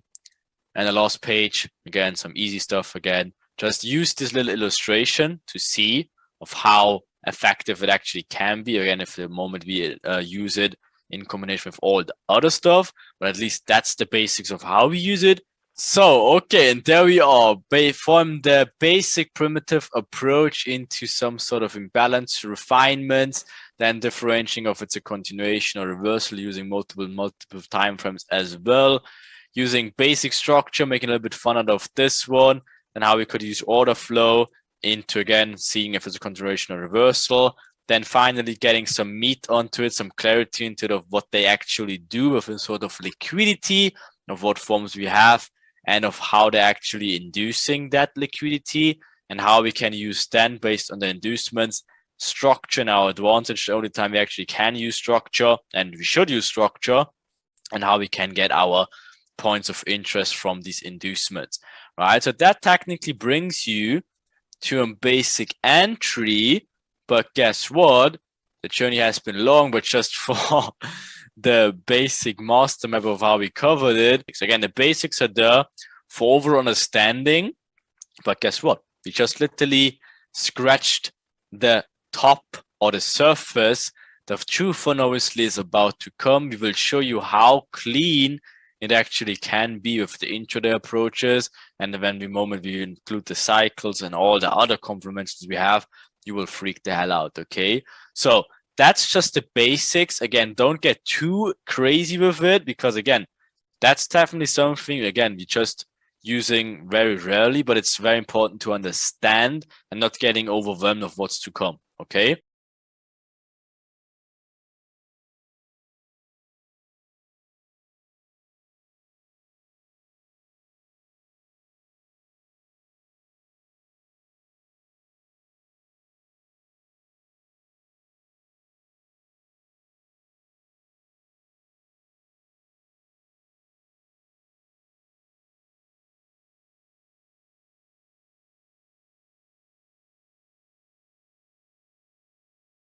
Our new home in general, in terms of time frames, will be the M5. Okay, from every time on, you will see a chart from us. Always expect it's being the M5 minute. Okay, because obviously from now on, we're starting to break everything down as a more clearer cycle. And that's how we're doing the intraday approach to the whole overall concept. Okay, and you will be surprised how much clarity in overall the Asia ranges and sessions and whatsoever will bring to the whole table if you just use these little tips. And of course, we give you a slight introduction about it in overall. But first, understand 5-minute charts. Again, if you see a chart from now on, that is the 5-minute chart. Okay. If not, then we say it otherwise. Okay. The different types of inducements, as a few people already are asking, even in terms of the bigger picture of structure.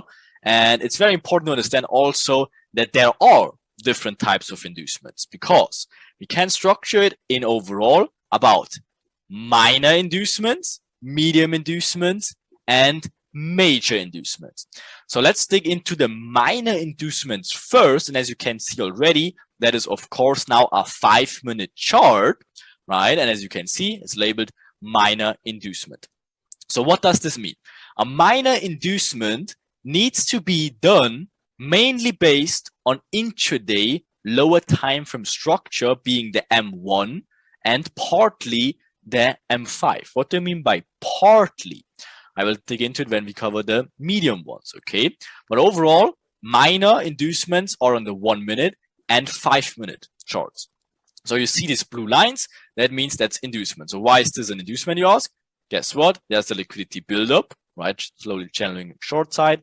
And of course, inducing this lower. But guess what? Before they continuing lower, they're inducing this minor structure in here with even this wick higher to go lower, right? So guess what? Is the channeling upwards, they're creating this structure point, inducing that one lower to go even higher, right? And in the process, that would be like a very juicy entry opportunity for us later. But even this little structure in here gets a pullback, induced higher even once more to move even lower, push price even way lower, inducing now this structure in here, grabbing the liquidity short side, inducing all the people short, building up this channel selling, right? Of course, now breakout traders, that's the final and last step for even adding so much more sellers.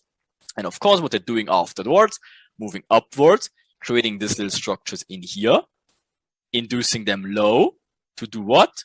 Exactly to go higher, building now this false uptrend in here, inducing now this overall higher highs with this major major candle in here. We will call it vector later on. Of course, we will teach you exactly what that is going to mean, right?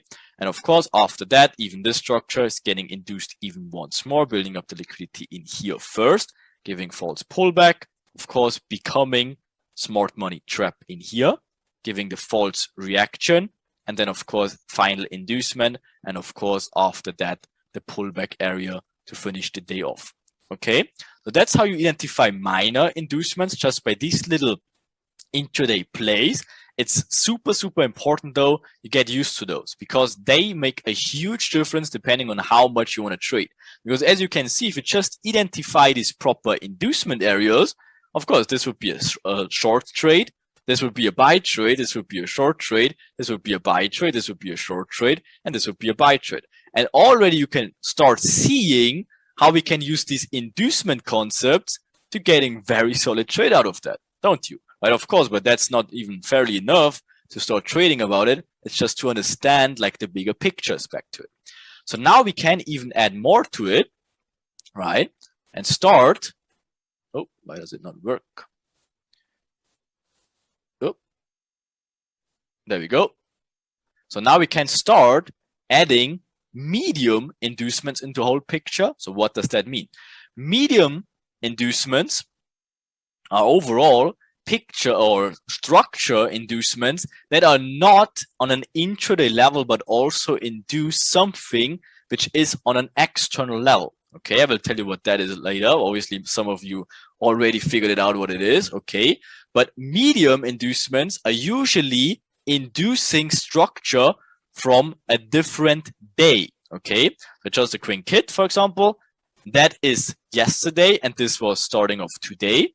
Okay, and as you can see, this point in here induced the major structure of the previous day. And this signalized that the day was ended and this is a new day. So this is a yesterday's point, and that got induced by this area in here. And then obviously the short trend comes after grabbing this liquidity. Okay, so this becomes a medium one. Okay, what else can we do? Medium inducements are mainly based on combination of multiple days, right? And requires to look to the left, can be the M5 and also the M15, right? Or of course, like just a previous day structure.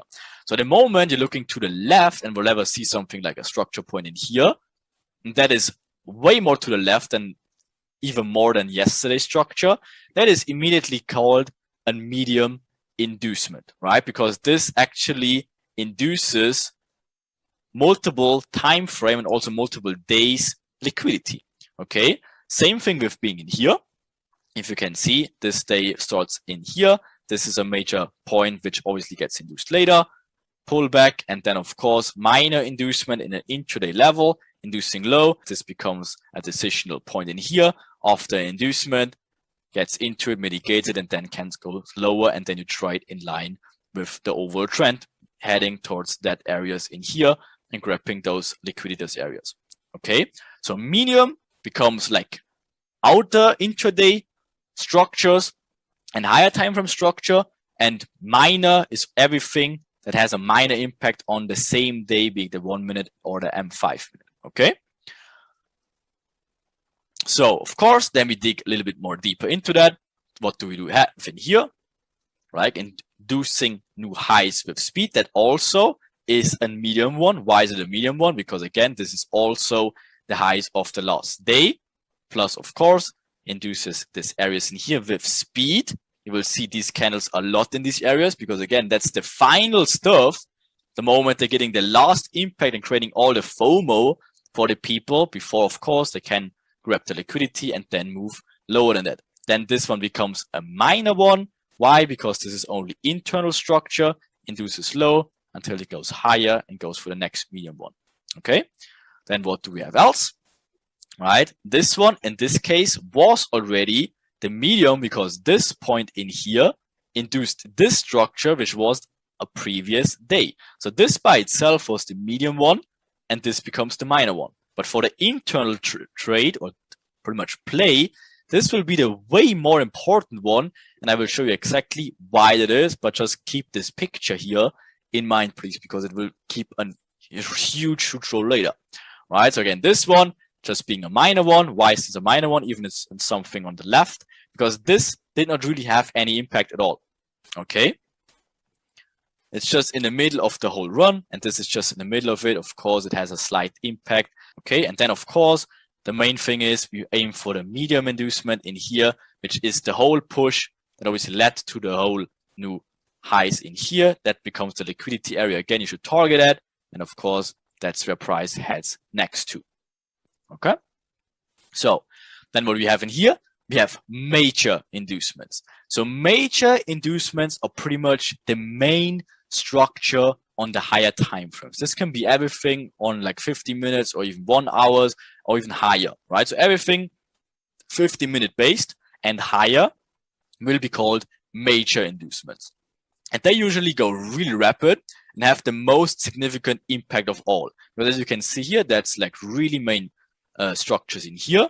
And of course, first liquidity gets built up with this equal highs in here. Does not really induce these zones, more like builds the liquidity. Guess what happens in this internal play? First induces this highs. Secondarily, builds liquidity in here with this equal highs.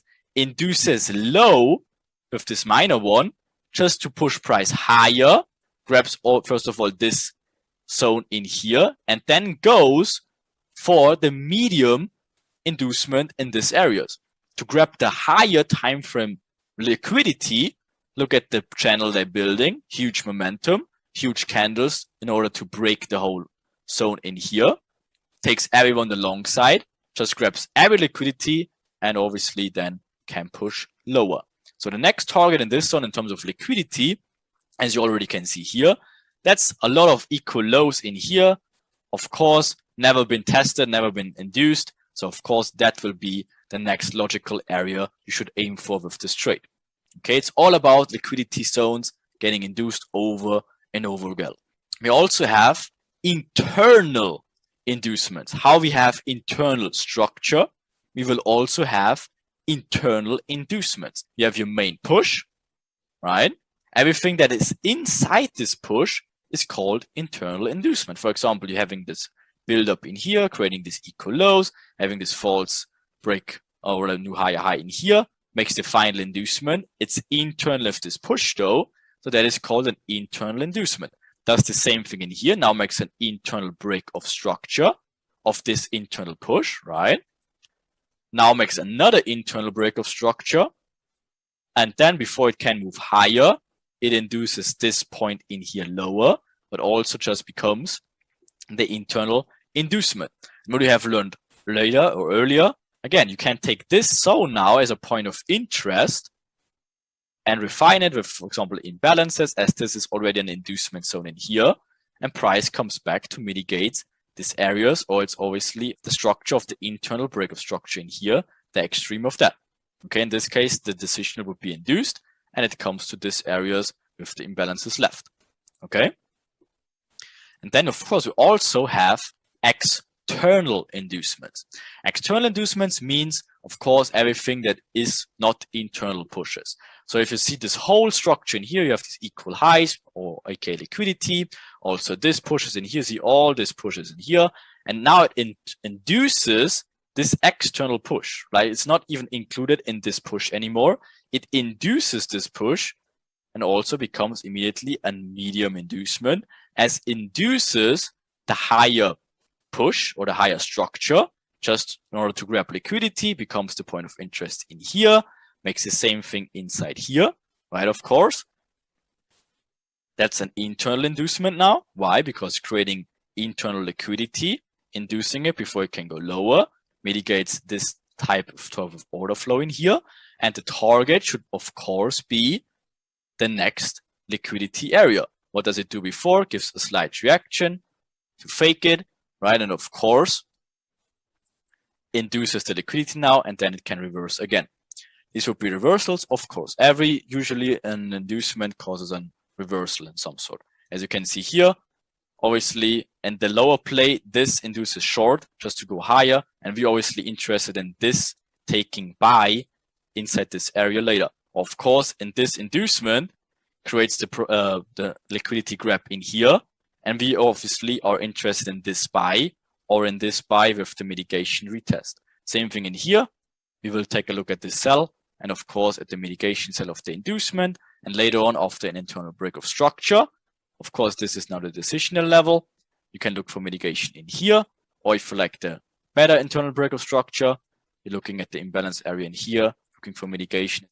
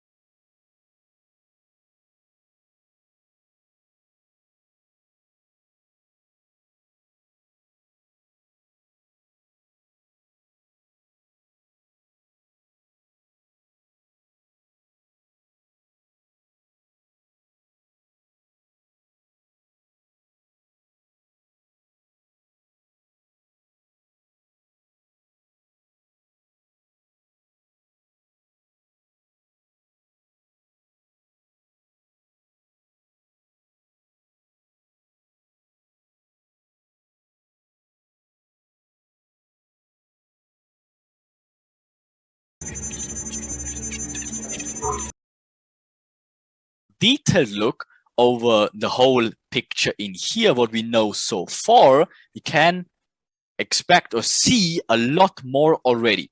So, and let's look at it. First of all, we're having the structural points, right, which creates equal lows. We have also this equal lows created, this internal inducement to induce higher, but not even inducing this one, just inducing this internal structure in here. creating equal lows in the process, right? Then again, goes lower, aims for the liquidity, induces it low, right? Again, now this becomes a proper inducement of the internal break of structures. For example, if there's a structure point in here, that's like an internal break of structure. You can use then to later for mitigation, or if you like the more obvious internal break of structure, like this point, right? Of course, in here becomes the decisional level you want to get mitigated. And again, you can take a look at the lower time frames in here, building liquidity in here, getting inducement low, mitigates the zones which you're already interested in after the internal break of structure, gets mitigation after the inducement. Of course, you take the buy inside here. With the understanding of that you have the inducement low side now, the external one, you should not look at the mitigation areas in this area, as the liquidity is grabbed lower, and the next logical thing is to grab liquidity higher and then go lower first. Right? Again, it will make a lot more sense like very soon. But again, now this becomes the smart money trap. Again, trade tricks people on which thought that this is a break of structure, and they will taking this short in here, right? Because they don't know that this is a liquidity grab. They think it is a break of structure, as you asked the question, right? But how you will know that? Obviously, in a few slides after, okay? But as you noted, this is an inducement. You should not look at this area. This becomes a smart money trap. Again, gives the false reaction. And then, of course, aims for the liquidity again. Takes out all these people who are looking for the short, right? And even building this triple top in here, given a false direction. Final inducement, inducing everyone long now. And of course, now this becomes the external inducement. And that's how we easily can trade the mitigation of the inducement or of the internal break of structures. Of course, you expect the proper mitigation area with the imbalance inside to get mitigated. And after this internal break of structure, you trade in the order flow after that. And then the structure is normally the same way. The most important thing is that you're trading everything after these inducement zones. It's always the same cycle. And you just need to figure out where these inducements are and not getting tricked in thinking it might be a break of structure as you asked me the question. But again, you make it very, very clean. But just let me show you some examples to make it even more clear. So as you can see here, right, what do we have if we're starting from the left? So first of all, we're having this push upwards, right? And then of course, this is the break of structure, the internal one. And that's the push that led to the internal break of structure. So this already becomes a valid point of interest for you, of course, to take short trade because you have the internal break of structure after this final inducement, maybe something to the left, right? And of course, what is going on here? Building up equal lows inside these areas. So building up liquidity in other sense, having this inducement area with the imbalances maybe on the lower time frames inside these areas, mitigates it, goes lower, of course, to grab, first of all, this liquidity, but also the external liquidity to even gives more lower lows. C gives first the smart money trap, faking the false reaction upwards. But look at this huge candle again. That's the inducement candle that grabs finally this external zone. Of course, now this becomes our inducement. Guess what the inducement does all the time? Usually creates imbalances. So after, first of all, internal break of structures, right? You can take the mitigation, or you wait for more clean break of structures internally, like this one, right? So now you have an internal break of structure with this price action here. So guess what? You can trade the mitigation inside here. Now you're just trading the order flow back in the next areas, right? This becomes a smart money trap because you grab liquidity low side externally and obviously trading into the next liquidity zone, which is obviously this highs. There's a very easy trick to keep you out of these false areas in here. As you can see, this is get mitigated, of course, but this turns out a smart money trap, gives the false reaction. But what is before that? Building up equal highs, building up a triple top, doesn't shoot like instantly for this area. No, what does it do? It builds liquidity up here as well, induces low first. Again, people getting the short trade, getting breakout traders, whatsoever, seeing the false channel building, whatsoever, and then finally grabbing these liquidities, getting to the next area, which becomes the smart money trap area, gives the false reaction, builds this false channel again, and look at the huge speed, which grabs liquidity, now external again, And then finally, all the liquidity long side is grabbed, obviously building the whole buy trend in the process. And now obviously all the liquidity is grabbed. There's no more sellers into the market. That's why easily price can return now, and we're looking for shorts instead. And of course, the next target is the liquidity area again. What do they do before that? They're building up liquidity in here, right? Inducing those same liquidity areas, internal and also external. This becomes a very interesting point of interest for us, creating imbalances in the process. Obviously, not really gives a perfect breakout structure, but equal highs, which is obviously liquidity as well. And then, of course, mitigates that, and we can look for the buy trends after that.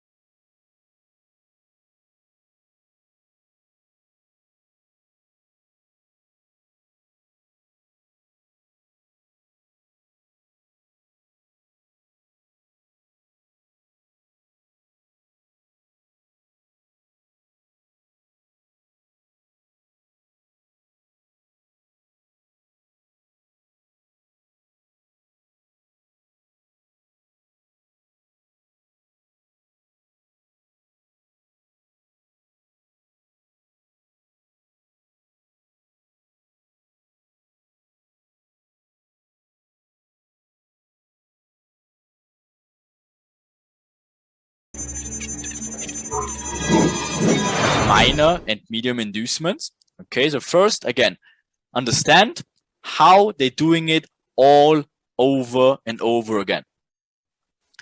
So if, for example, an internal inducement mitigates something, let's say you have the structures in here, this is your push, right? And that creates a mitigation or an imbalance in here, right? And now you're having this internal play like this, with building up liquidity in here, and then grabs the liquidity like being an internal inducement, and now also mitigates in here. Obviously now makes a internal breakout structure here. You can look for this areas and then obviously push higher. That's the internal inducement in here. And that's just the mitigation area. So you're combining two things simultaneously. And that's how inducements always led to mitigations also. And you see that over and over and over again. For example, this one is exactly that one. This one grabs liquidity high. Here's the build up. You see? That creates the liquidity. That is the internal inducement. And that obviously leads to what? To the mitigation after the inducement. It's literally over and over again. It's always the same. Okay. Same thing for here. You see, there's the imbalance, never got mitigated. There's still a small imbalance left in here. That never mitigated it. Stay short of it a little bit. That's the equal highs. That's the inducement of these equal highs. Leads to the mitigation of this area. And obviously now it can drop. Okay. But let's move from the left to see what they're doing. Creating equal highs in here. Right? So what's the next thing they do? Creating a channel, moving higher. Right? Now, guess what? They induce this level in here just by a little bit. You see, that's sometimes even enough if they just ping it with like a few pips, because again, that grabs the stops of obviously the people taking the long trade. The stops are below this area. The moment this gets induced in here, they're out of it. Right? So what's the next target they go for? Of course, the liquidity, building up the channel, grabbing this build up liquidity in here for now to go short, of course, right? So they're going short instead, grabbing this liquidity, building up the false channel. Guess what they're doing? And breaking the internal inducement in here, going for the mitigation area. You can see the imbalance from this candle to here, mitigates this area, building the whole sell channel. Now has all the sell side liquidity built up and obviously can push higher now. Next day starts, they're doing the same exact thing. What do? Right? making equal lows in here, making the inducement low, just to do what? Go higher. This now is the external inducement. So what do? Of course, it's the same thing all over again, right? Building up this equal lows in here, inducing high, building up this whole short trend, right? Is in the middle of nowhere, does not induce anything to the left. So we expect price to go even lower. But what does it need to do in order to go even lower? It of course needs to build up more liquidity higher. Of course, they're doing it. First showing the false channel again, right? Also making the internal break of structures in here, or lower lows to get even more people short in. But where is the significant structure point? It's of course in here. And that builds the buy channel, induces these areas, mitigates the imbalance in here, just to do what? To go lower, to go where? At least this next liquidity zone in here. Of course, grabs it. Always, course, after the inducement, there's a pullback, as always. Right? Let's just move further. Obviously, grabs to these stages, builds the channel again after it. Like, what do they do afterwards? Building the buy channel, right? And again, making this structure point in here, inducing it low, just to do what? To go higher again. It's rinse and repeat at this point, making this structure point in here, making it low, inducing it, just to do what? To go lower. See how they're doing it? They're building it up over and over again. Does everyone see that? It's very, very important to see that. See how they're doing it literally over and over and over and over again. So in a nutshell, what they're doing, in summary, an inducement either makes people open a position, right? Or hits the stops of other positions, right? So guess what? Like this by itself, what does it do? This little price action in here. First of all, this induces smart money traders, again, with this some sort of like demand zone, whatever in here, right? Again, this is the reaction, the false one. And this, of course, after that will become the inducement, which first of all stops out the people who are taking the buy, but also introducing or inducing people, obviously the short side, right? Of course, breakout traders, trend traders, whatsoever, they think that's a new point.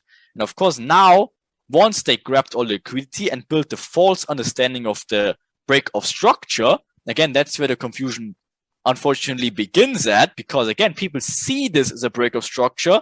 They're now taking this as an order flow, maybe taking this as an area to go shorter. No, of course, that's the valid inducement in here. And the better direction is the long side. But again, no worries, it will become so much clearer in just a second.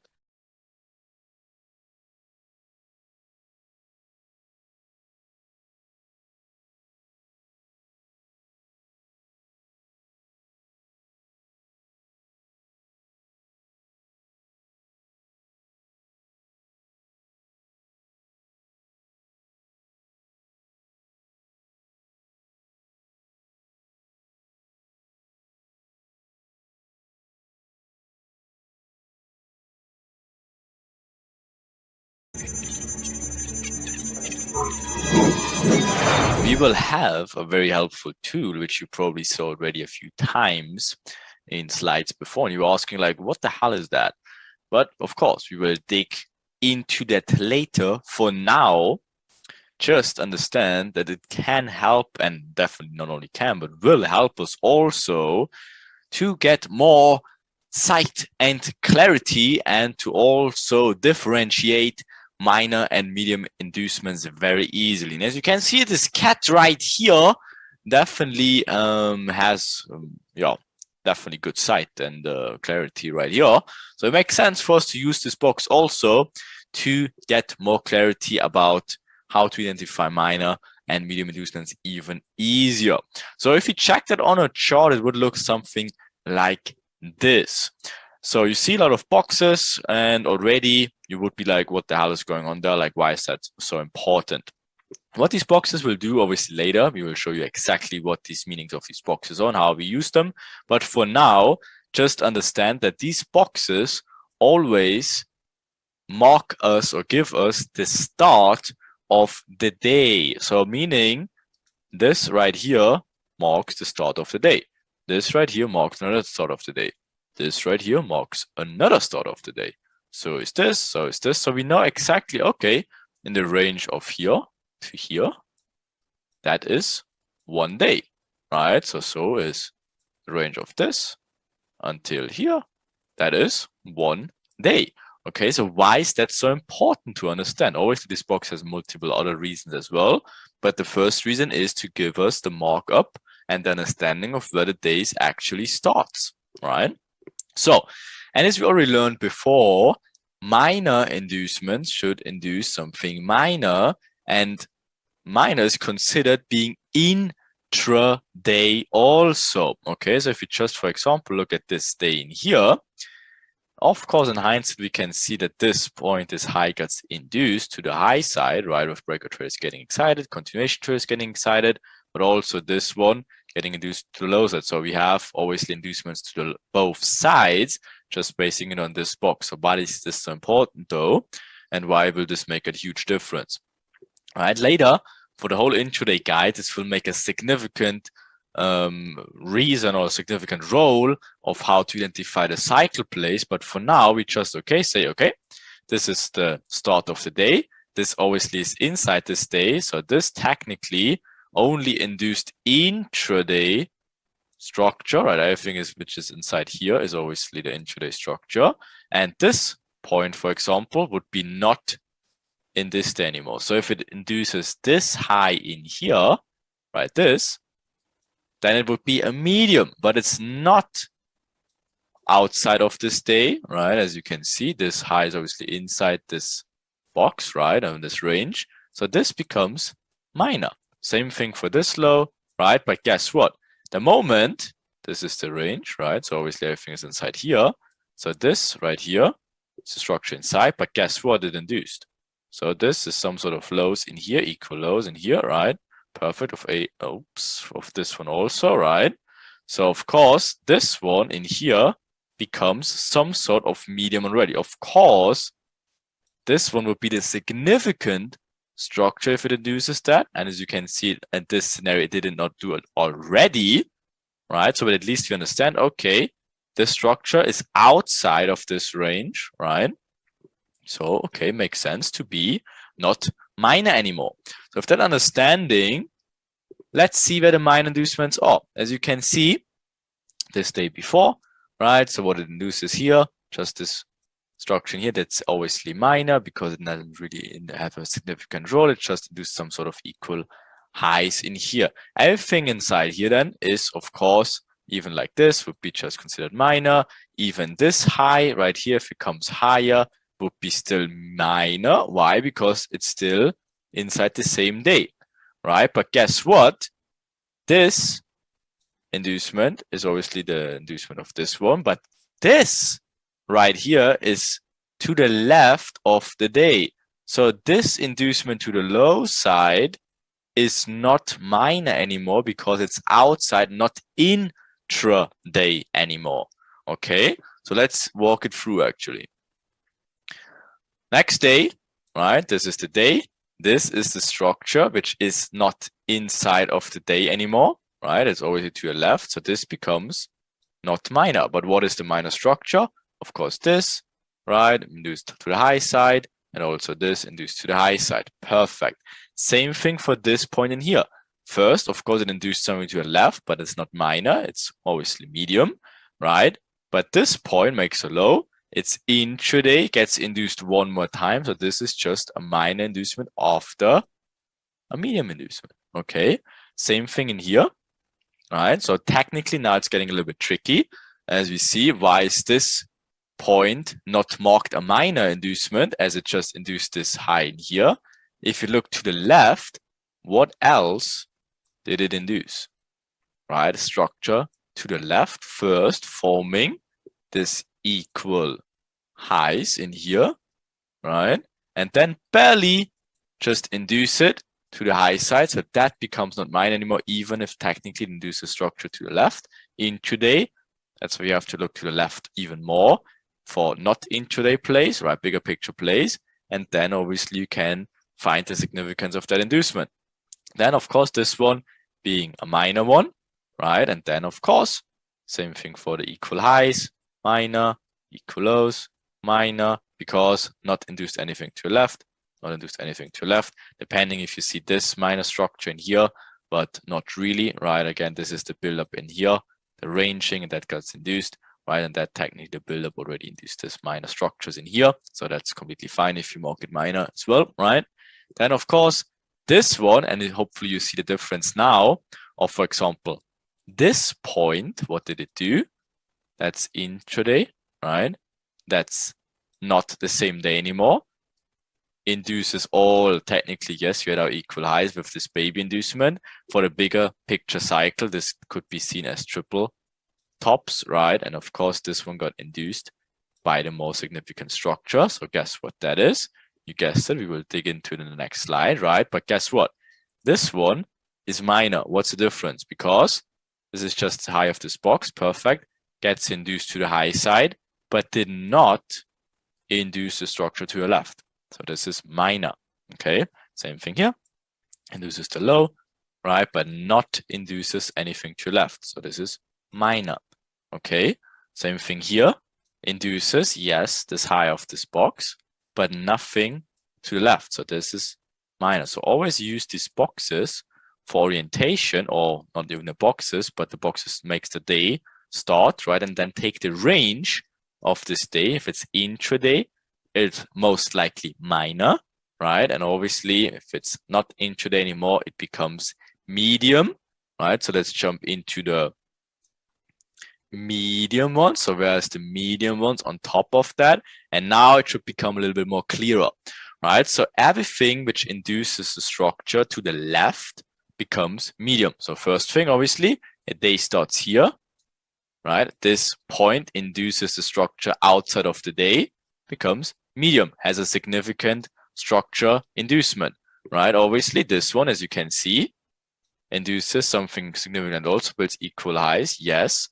But induces, why is there no immediate reaction? Because it's very late in the day, as you can see. We have to wait for the next day to get our significant inducements done, right? Where is it? Obviously, this induces something to the left, even comes low, right? Gives a significant reaction, gives some minor inducements, but then obviously comes lower one more time, then induces kind of the inducement in this scenario, not a problem. Of course, all very reasonable later on, so don't get confused by it by now. Just understand the inducement types, right? So of course, this one, we spoke earlier, equal highs, structure to the left, induces it to the peak, right? A little bit just, but classifies as medium inducement. Then of course, this one, this wick in here, induced it just a little bit, given reaction wasn't enough already, comes back and induces it one more time, and then gives the reaction from here on, okay? So that's when the liquidity grab, it wasn't big enough, then sometimes, of course, they can come back. So then, of course, you have our buildup intraday internally, right? Because our range of this box is in here, so it's internal inducement. Then, of course, induces something to the left, outside of this day, becomes medium. Look at the significance of this inducement, very big, obviously. Then we have a minor inducement after that. So that's obviously our Mona Lisa scenarios where we have a medium inducement and then internally minor inducements. And then, of course, you can see how beautiful these reactions are. And then you can trade these order flows later. And that's like classified a Mona Lisa trade also. And for multiple reasons, which we will dig into it also. But just understand, medium inducement, minor inducement, and then another minor inducement internal intraday into a mitigation of obviously the previous day, right? So that's really nice. Trading away from the medium one, away from a minor one, and then having a minor one which mitigates this area later. This is absolutely Mona Lisa shit, and we will obviously show you exactly very later how to use that. But for now, understand again these inducement types. Then a target, of course, if you have inducements like medium, minor, minimum should be again what? Liquidity, building up these equal lows, right? Never induced it here, builds equal lows. And of course, you should target the liquidity at least for these equal lows, which it did. Then of course becomes medium in here. But of course, you have to look to the left if there's more liquidity zones.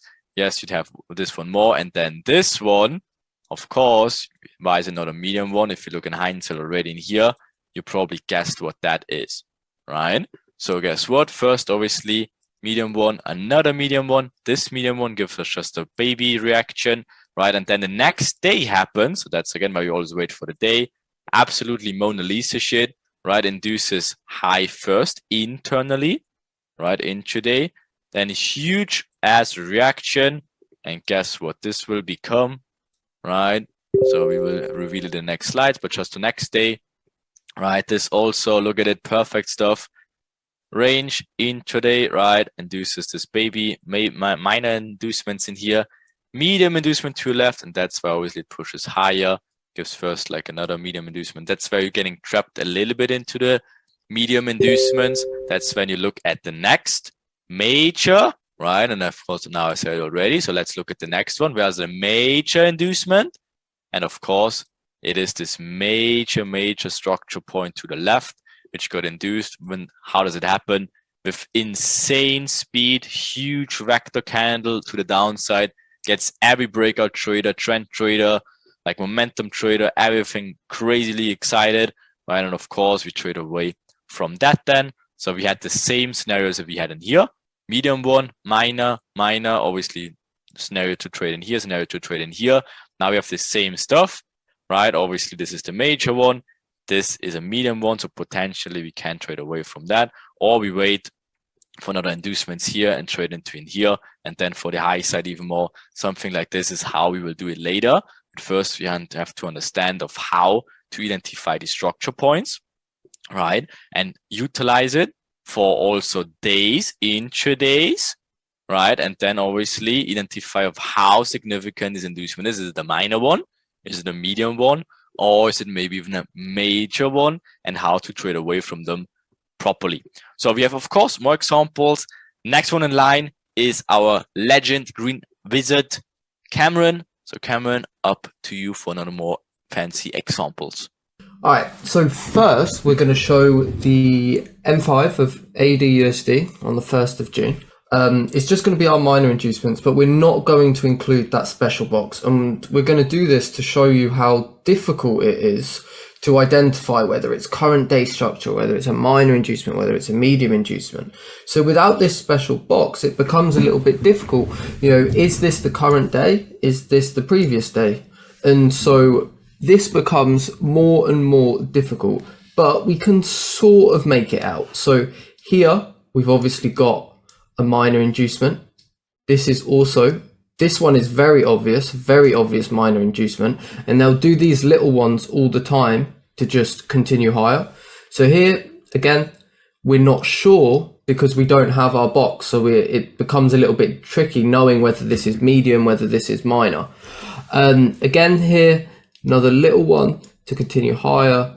This probably induced something on the left, so medium, but again, without the box, it becomes difficult. And then we can see we came up here with lots of momentum, lots of speed, tricking everyone into the buys. And then what do? Crash back down, taking all of these points, minor, minor, and minor. Again, notice the momentum, notice how we induce something, we get a pullback, but we still have liquidity lower. So we come and collect that. We're getting towards the end of the day, so we see price begin to stall around a little bit, and we don't expect anything huge from this inducement right here.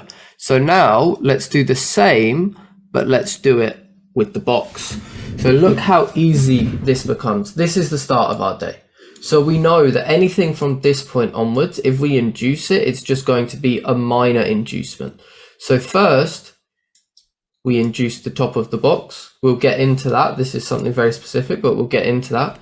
Next, we have a little minor inducement where first we build our equal lows, give the reaction, fake it, allow people to get in, allow people time to enter, and then we induce it and continue in the direction.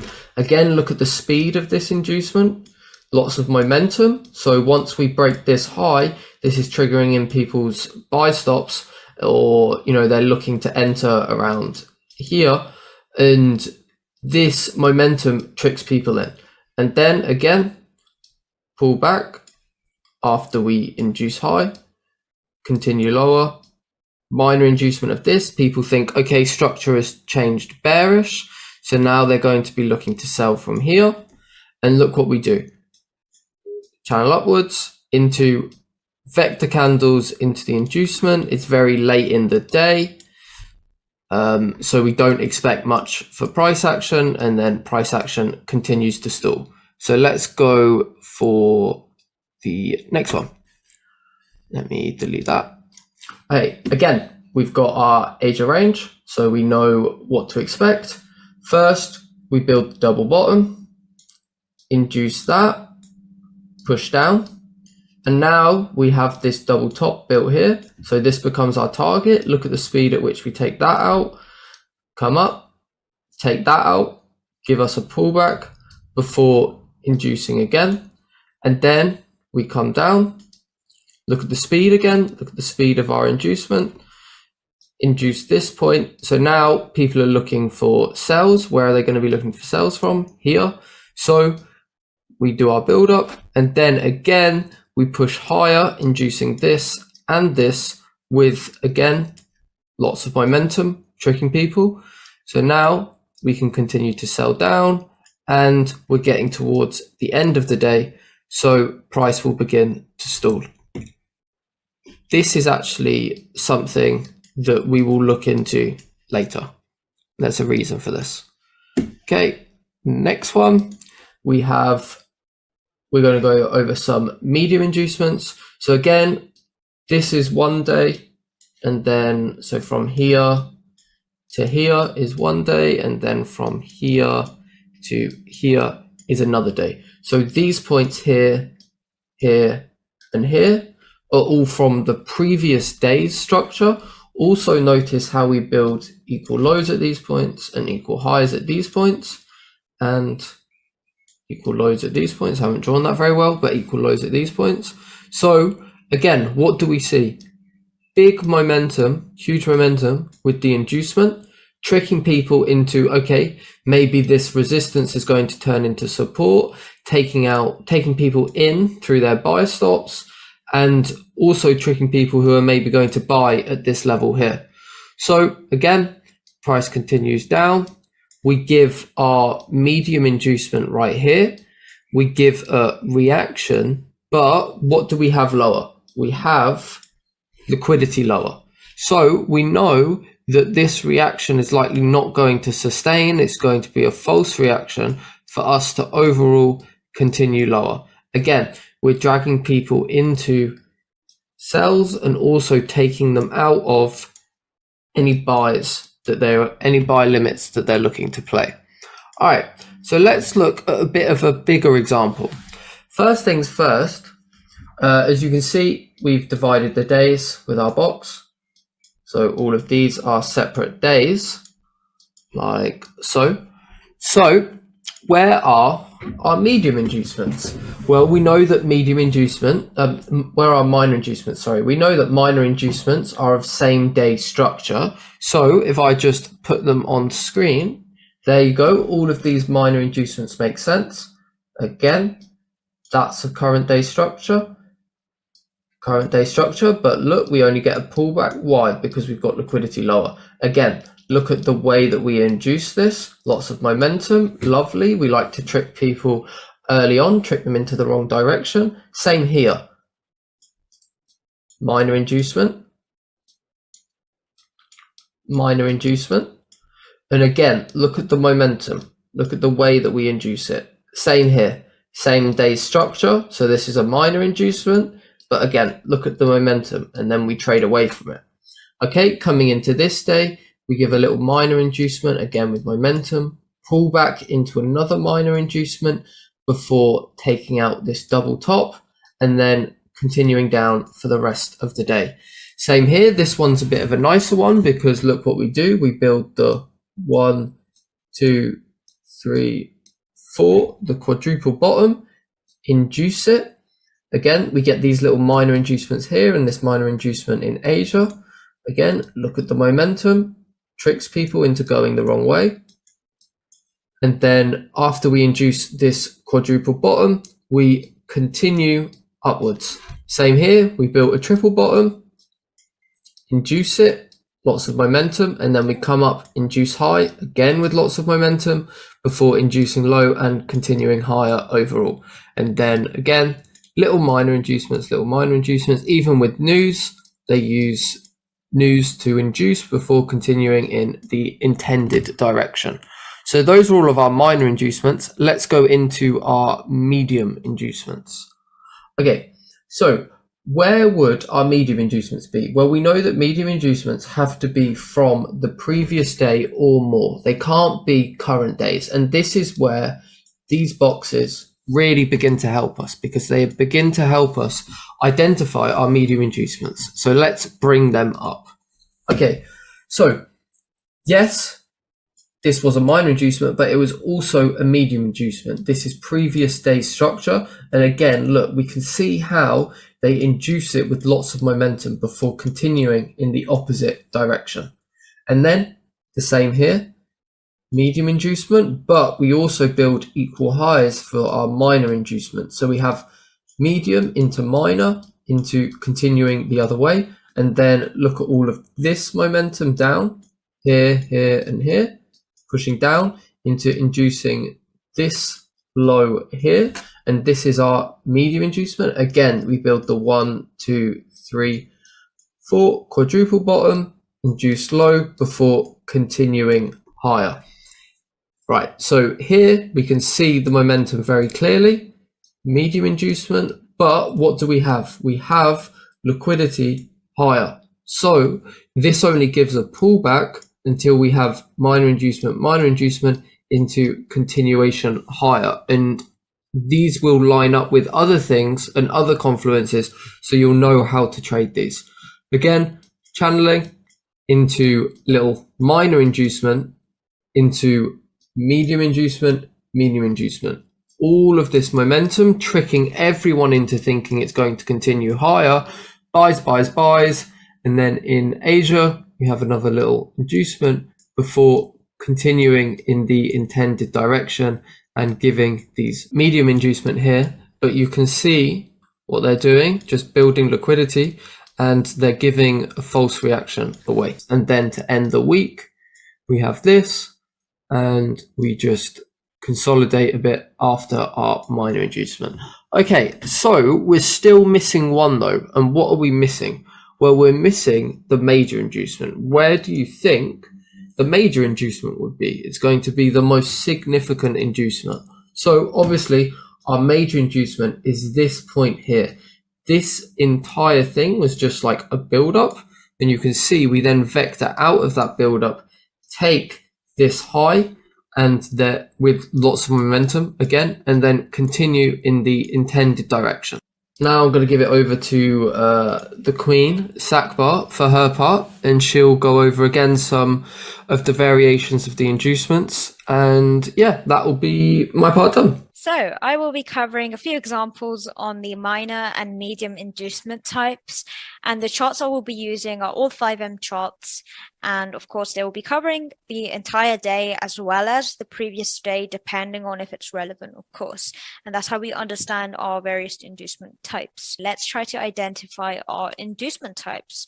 So we have a plain chart. It's a little bit tricky to identify the inducements, particularly the minor inducements, I would say, because they appear more often than medium ones.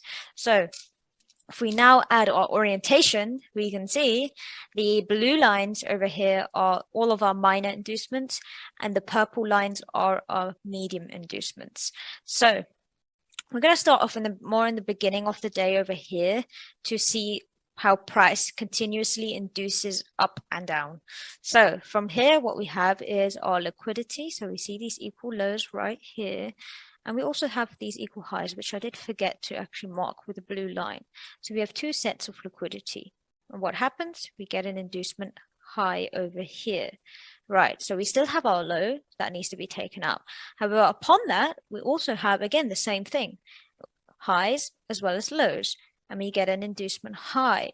Now what happens is price takes out both these liquidity points. So it induces in one impulse both minor inducements. Now that's particularly important to understand that you don't always get an inducement of one area. So you get two inducements here, two sets of liquidity or structures, whatever it be of the inducement, you get two. So you have your inducement low now. Again, continuously the same thing happens. We have again a structure this time, right? A high, you could say, of internal structures that needs to be induced. We already have the inducement here that takes out everything before. So our only remaining objective is this point right here. Upon that, again, we get this fractal liquidity right there. Again, forgot to mark that. And then we also have the same thing, the lows here, these equal lows. Exactly the same thing.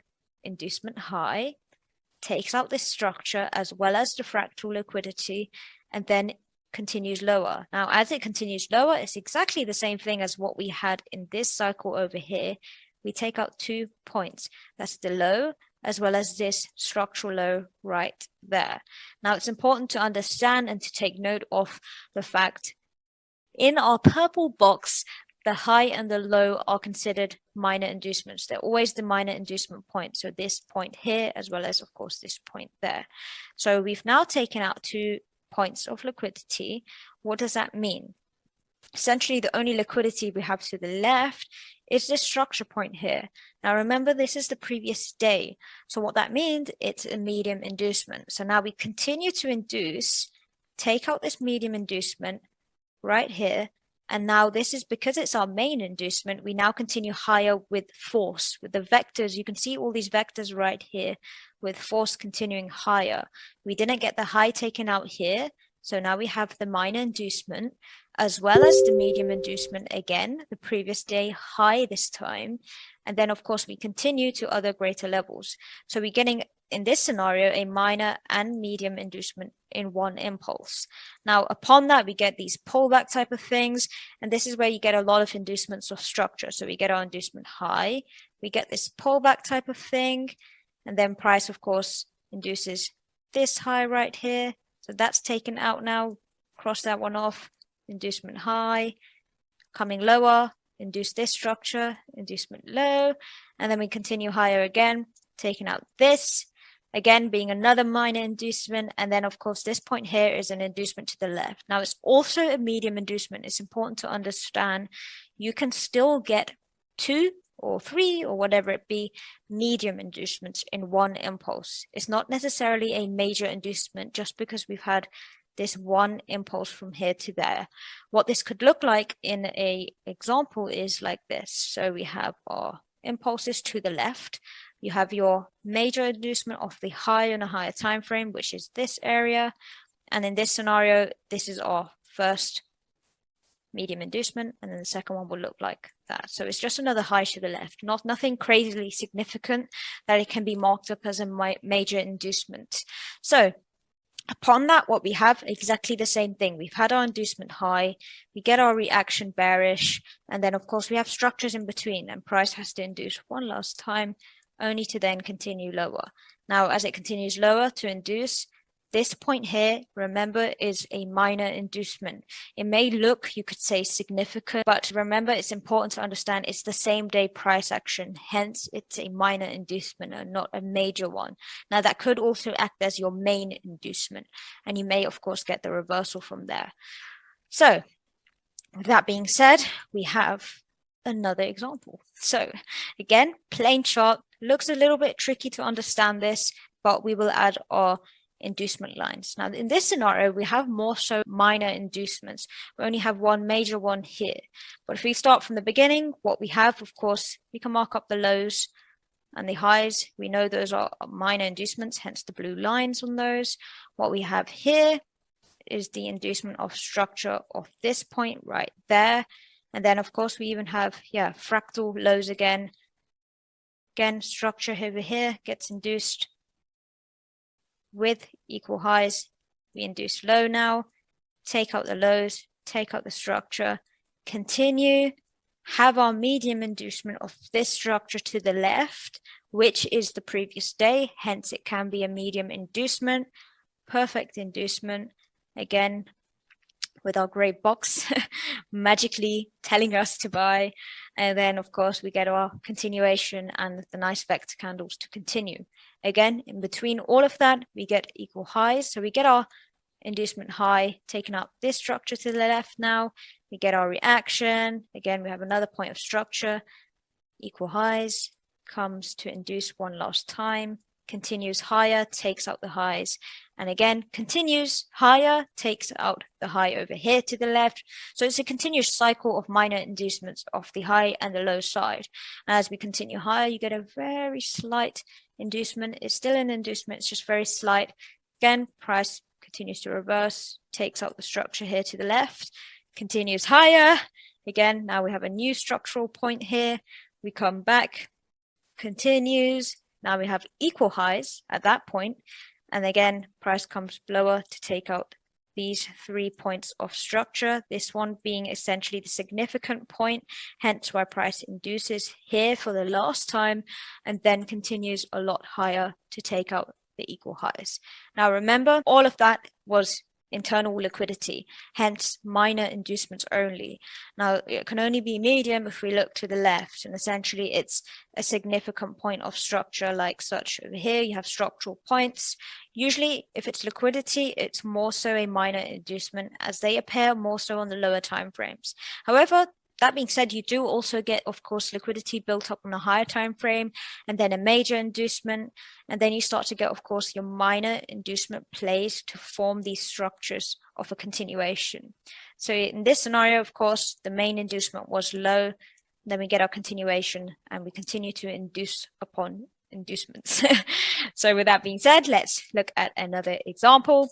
Plain chart. Again, these are all very different examples when it comes to the liquidity. So you can see typical liquidity such as support, resistance, or equal highs, equal lows, but you also see structure, and that's usually one that not many people figure out much. And with inducement trading, it is a key one, I would say. So looking at this, again, I've incorporated the previous day price action as well as it's relevant to, of course, our purple box over here. So let's add orientation lines. And in this one, we have several main inducements, such as medium inducements. And what we have, if we look to the left, we can just analyze a bit of the previous day. So price induces low. What does it induce? This does not sustain. Then what happens? We continue higher. Again, you continuously take out these structures. Now, of course, that being said, we also get the same thing occur. We get this reaction. Okay, price is doing what? At this point, you have equal highs. Then, of course, equal lows, right? So you have equal lows. Price induces low one last time, right? Then you're getting all of this crazy little liquidity points. Again, that's your spread type of wick. That's not so important. Nevertheless, it just has to induce one last time of this structure perfectly. Then that consolidation type of play or equal highs, equal lows, it induces low first, only to then induce high. Now, both of these did form the high and the low of this box. Hence, those are also points that will be induced via a minor inducement. That's important to understand too.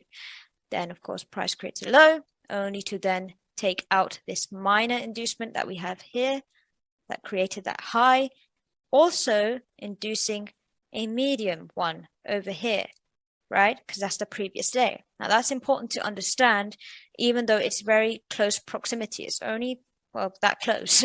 It's not about the range. It's more about what does it induce, even if it's a few pips. So that's a minor, a medium inducement.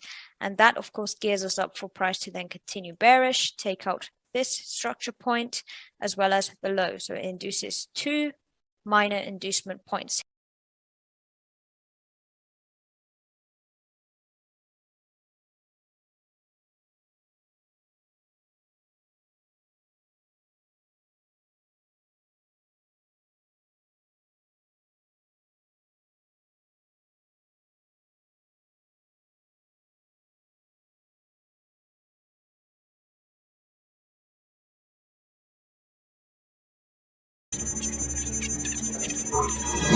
Basic inducement rule sets.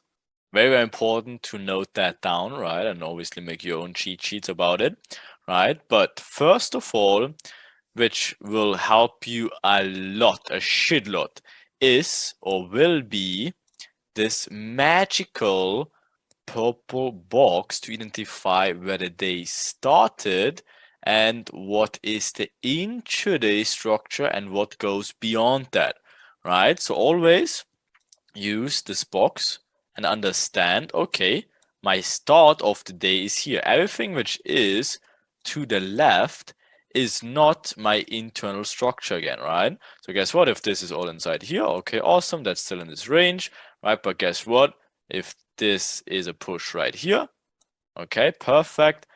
This is still only a minor inducement. Yes, and then whatever, it induced Asia high, right? But it's just a minor inducement. Awesome, boom. And out of a sudden it becomes a medium one because it induced higher, right? Of course, if this now is obviously some other confirmations we will dig into later, then of course we can look for trading away from this medium inducement to the left, right? Everything inside here, minor inducements, right? Of course, even better if they sometimes do stuff like this, right? Minor inducements, okay, boom, trading the long trade into the medium inducement, into the bigger liquidity, and then trading away from that, right? So that's why you have a really nice guideline of how to use the box for day starts and to understand what's internal inducements and external inducements in terms of intraday and beyond that, right? So overall, minor inducements are usually internal inducements, right? Again, if you have like a push from here to here, you have something like this, build up, boom, inducement, something of bigger structure in here, and then obviously you can trade mitigation into the continuation, right? But this is obviously your internal minor inducement based off this mini build-up in here, but it's all inside this bigger push in here, right? So minor inducements can be still external inducements, right? But it has to be the structure of the same day. What does it mean? Of course, if you have this push again, high, whatever, and then comes back, now you have your box, right? And then let's say whatever, this push goes like this. Okay, so you have a range, something like this, perfect, right? And then it induces low in here. Okay, that is of course an external inducement intraday, right? Because it obviously induces out of this range externally, but is still considered internally because it's still in this bigger push, right? So of course, depending on what the day did, right, we either can look for mitigations in here or inducements, again, depending on what the day and the cycle did, but we'll dig into that later, but understand this also, right? Then medium inducements are always external inducements and require an inducement of structure to the left. Again, easiest scenario, we covered it before, where we have our range, the day starts here, right? And of course here, range is around, perfect. Then minor inducement out of Asia range, right? Let's make it like this, even more obvious, perfect, right? Triple top in here, comes here, fakes obviously the break of structure to the low side, right? Fakes some sort of smart money mitigations in here, but then obviously fakes the directional shift, comes higher, builds up equal highs once again, induces, now becomes medium, and now obviously we can get interested into that. Okay, so medium always needs structure to the left outside of the day. Okay, perfect. Then what we have as well, major inducements, they of course are always based on multiple days, and of course they're always external, right? And they require a significant structure to the left. Higher time frames will help you. Of course, sometimes, right, if whatever, if you have 5-minute structure like this, blah blah, finally gets out, right? And then there's multiple days, blah blah, forming equal lows here and here and here, and then comes lower into some sort of mitigations in here, right? Perfect, that's makes sense. But this, guess what? Faking the equal lows for the later purpose, right? Building a smart money trap, then induces all these crazy inducement equal lows in here, and then we trade away from that, right? So that's major inducements looking of significant structures to the left, what went on there, where's the major liquidity, higher time frame biases, and all stuff like that. Okay, so that's the basic inducements, and let's go to the next topic.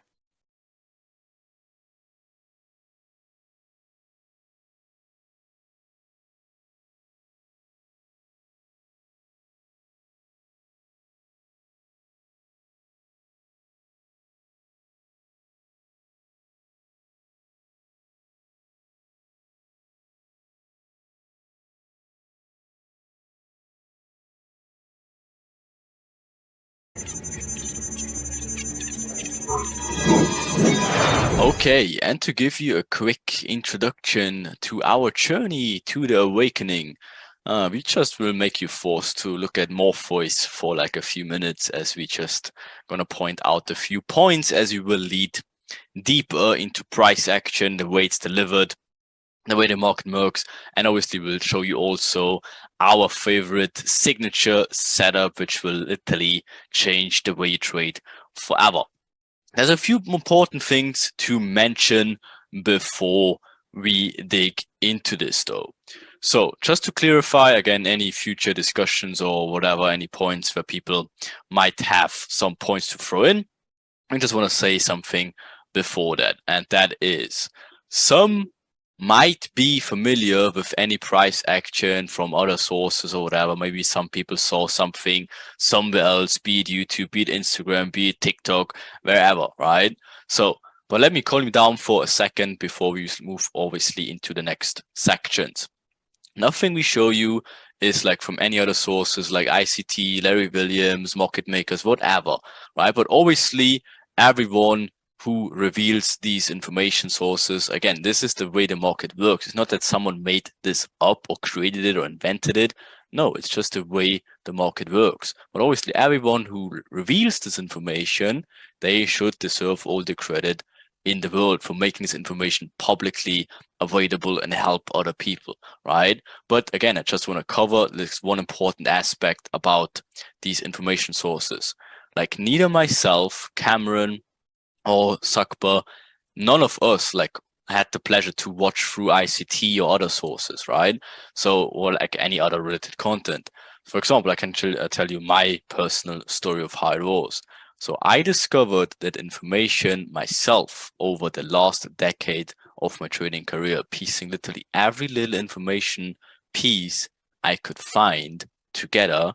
And again, I found everything on the internet. It's not a secret. I did not run out of the streets and the lightning hit me in the head. And then I had all these visions about the market. No, of course, I did my research over multiple sources as well. It's not a secret, right? But I pieced everything together. It's not that, again, there was a guideline like we give it to you before. No, it did not exist. That guideline did we create over, again, the last, at this point, even years. Again, we doing lit for almost 3 years at this point, right? So again, it's not that something like this existed before. That's the way we approach the market. But of course, there's other people that maybe have a similar understanding than us and figured the market out. Again, one of the most well-known persons probably is ICT. Again, you can give this guy all the credit you have. Again, he's much longer around than us. I think he started teaching in the 90s. So again, of course, he has much more experience as well, and what he covers is definitely very, very good as well. And again, he also put out his free mentorship on YouTube. If you have not seen that, and it will definitely not hurt you, that you will look at his point of view about the market as well to see a different but very similar approach as well. Again, I just can say none of us did these courses, did these mentorships, but again, we heard a lot of good things about it. So make sure to also check it to hear other people's opinions and points of view about these topics as well. Everything you see and hear in the Awakening Master Guide, though, is the point of view about the markets from our understandings, the way we learned it over the last, again, in my case, close to a decade of trading, right? And again, we did everything. In my case, I tried everything possible you could ever imagine, like no joke. Like literally, I've tried everything, every ridiculous shit you could think of. I started obviously with normal retail strategies like support, resistance, trend lines, all that stuff, even breakout to a point, right? Going into EMAs, adding Ichimoku clouds with combination of harmonic patterns. At some point I went so crazy, I even did moon cycles, not even a joke. I went all crazy with all that shit, right? So obviously I did everything you could ever think of, right? But smart money was unfortunately something I've missed like very, very big, because again, I'm not a secret. Yes, I discovered like ICT, for example, like I would say 7 years ago, but I watched the first videos and it just wasn't my style of like enjoyment of learning. Again, he has like a very specific, I would say, dry approach of speaking, and like the way he explains things with a bit of an ego, and that just wasn't for me. So I just never had the pleasure to watch it and learn it. That's why the smart money stuff literally crossed away from me for like literally years. And obviously now I just see like, oh, there's some similarities to it, right? But I unfortunately missed the whole thing, which hindsight speaking probably would have shortened my learning curve by years. I would actually say years. But yeah, I had to go the hard way, and now we just come up with this perfect guide for you.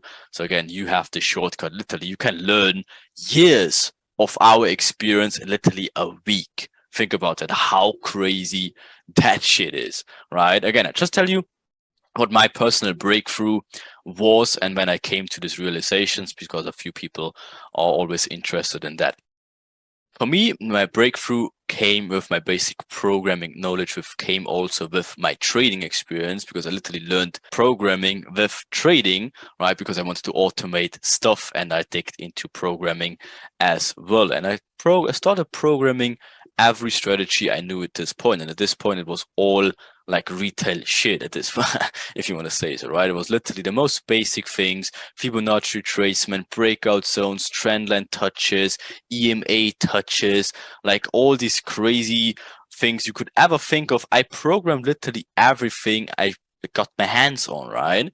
And the funny thing was, I came to the realization, when you put any, it doesn't matter how random the strategy was, on a 1-to-1 risk-reward ratio, it came up with a 50% winning rate.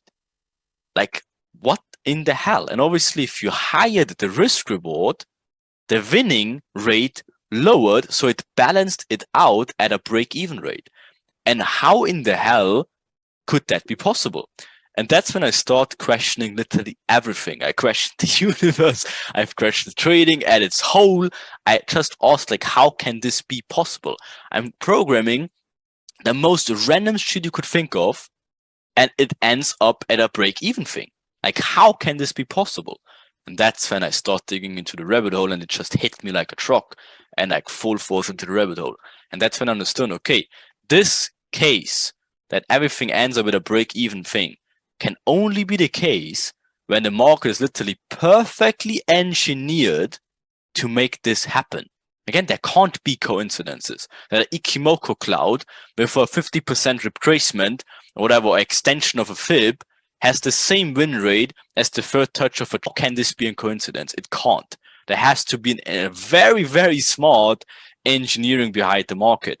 And that's obviously shit, right? So that's what opened the eyes for me, and that's when I discovered, okay, there has to be more. That it can't be like a random thing.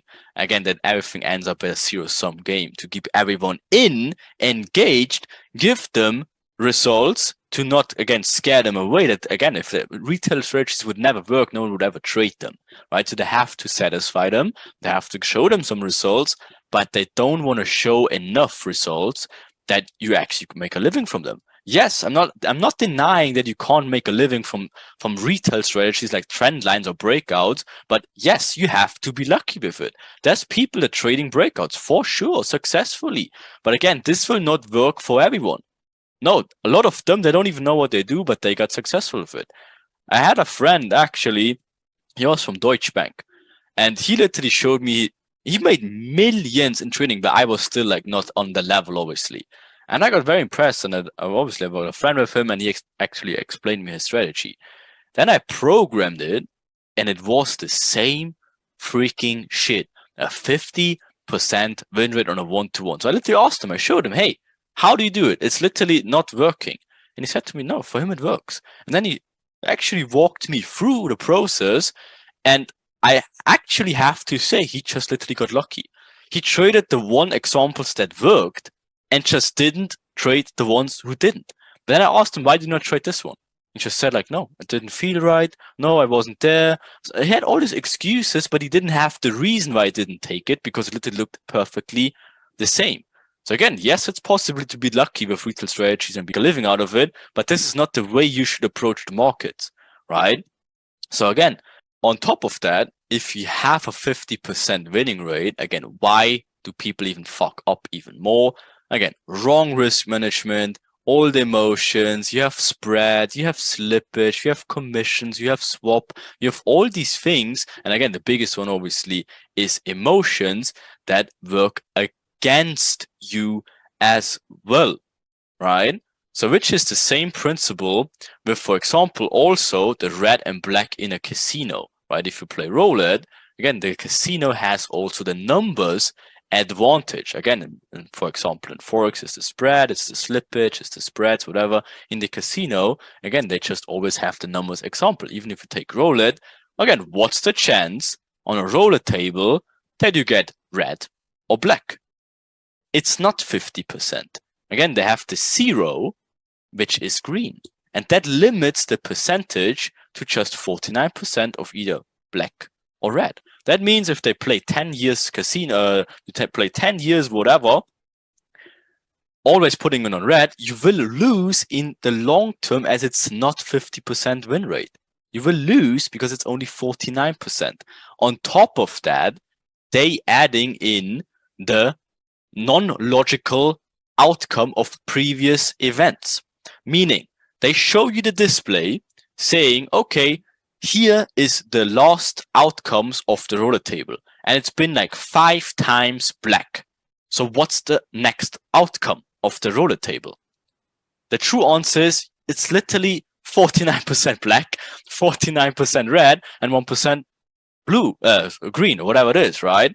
So that's how they confuse people on purpose, to give this false illusion that, again, previous events will have an impact on future events, which is not true. It's there to confuse people on purpose, to give them false expectations. Same thing in trading.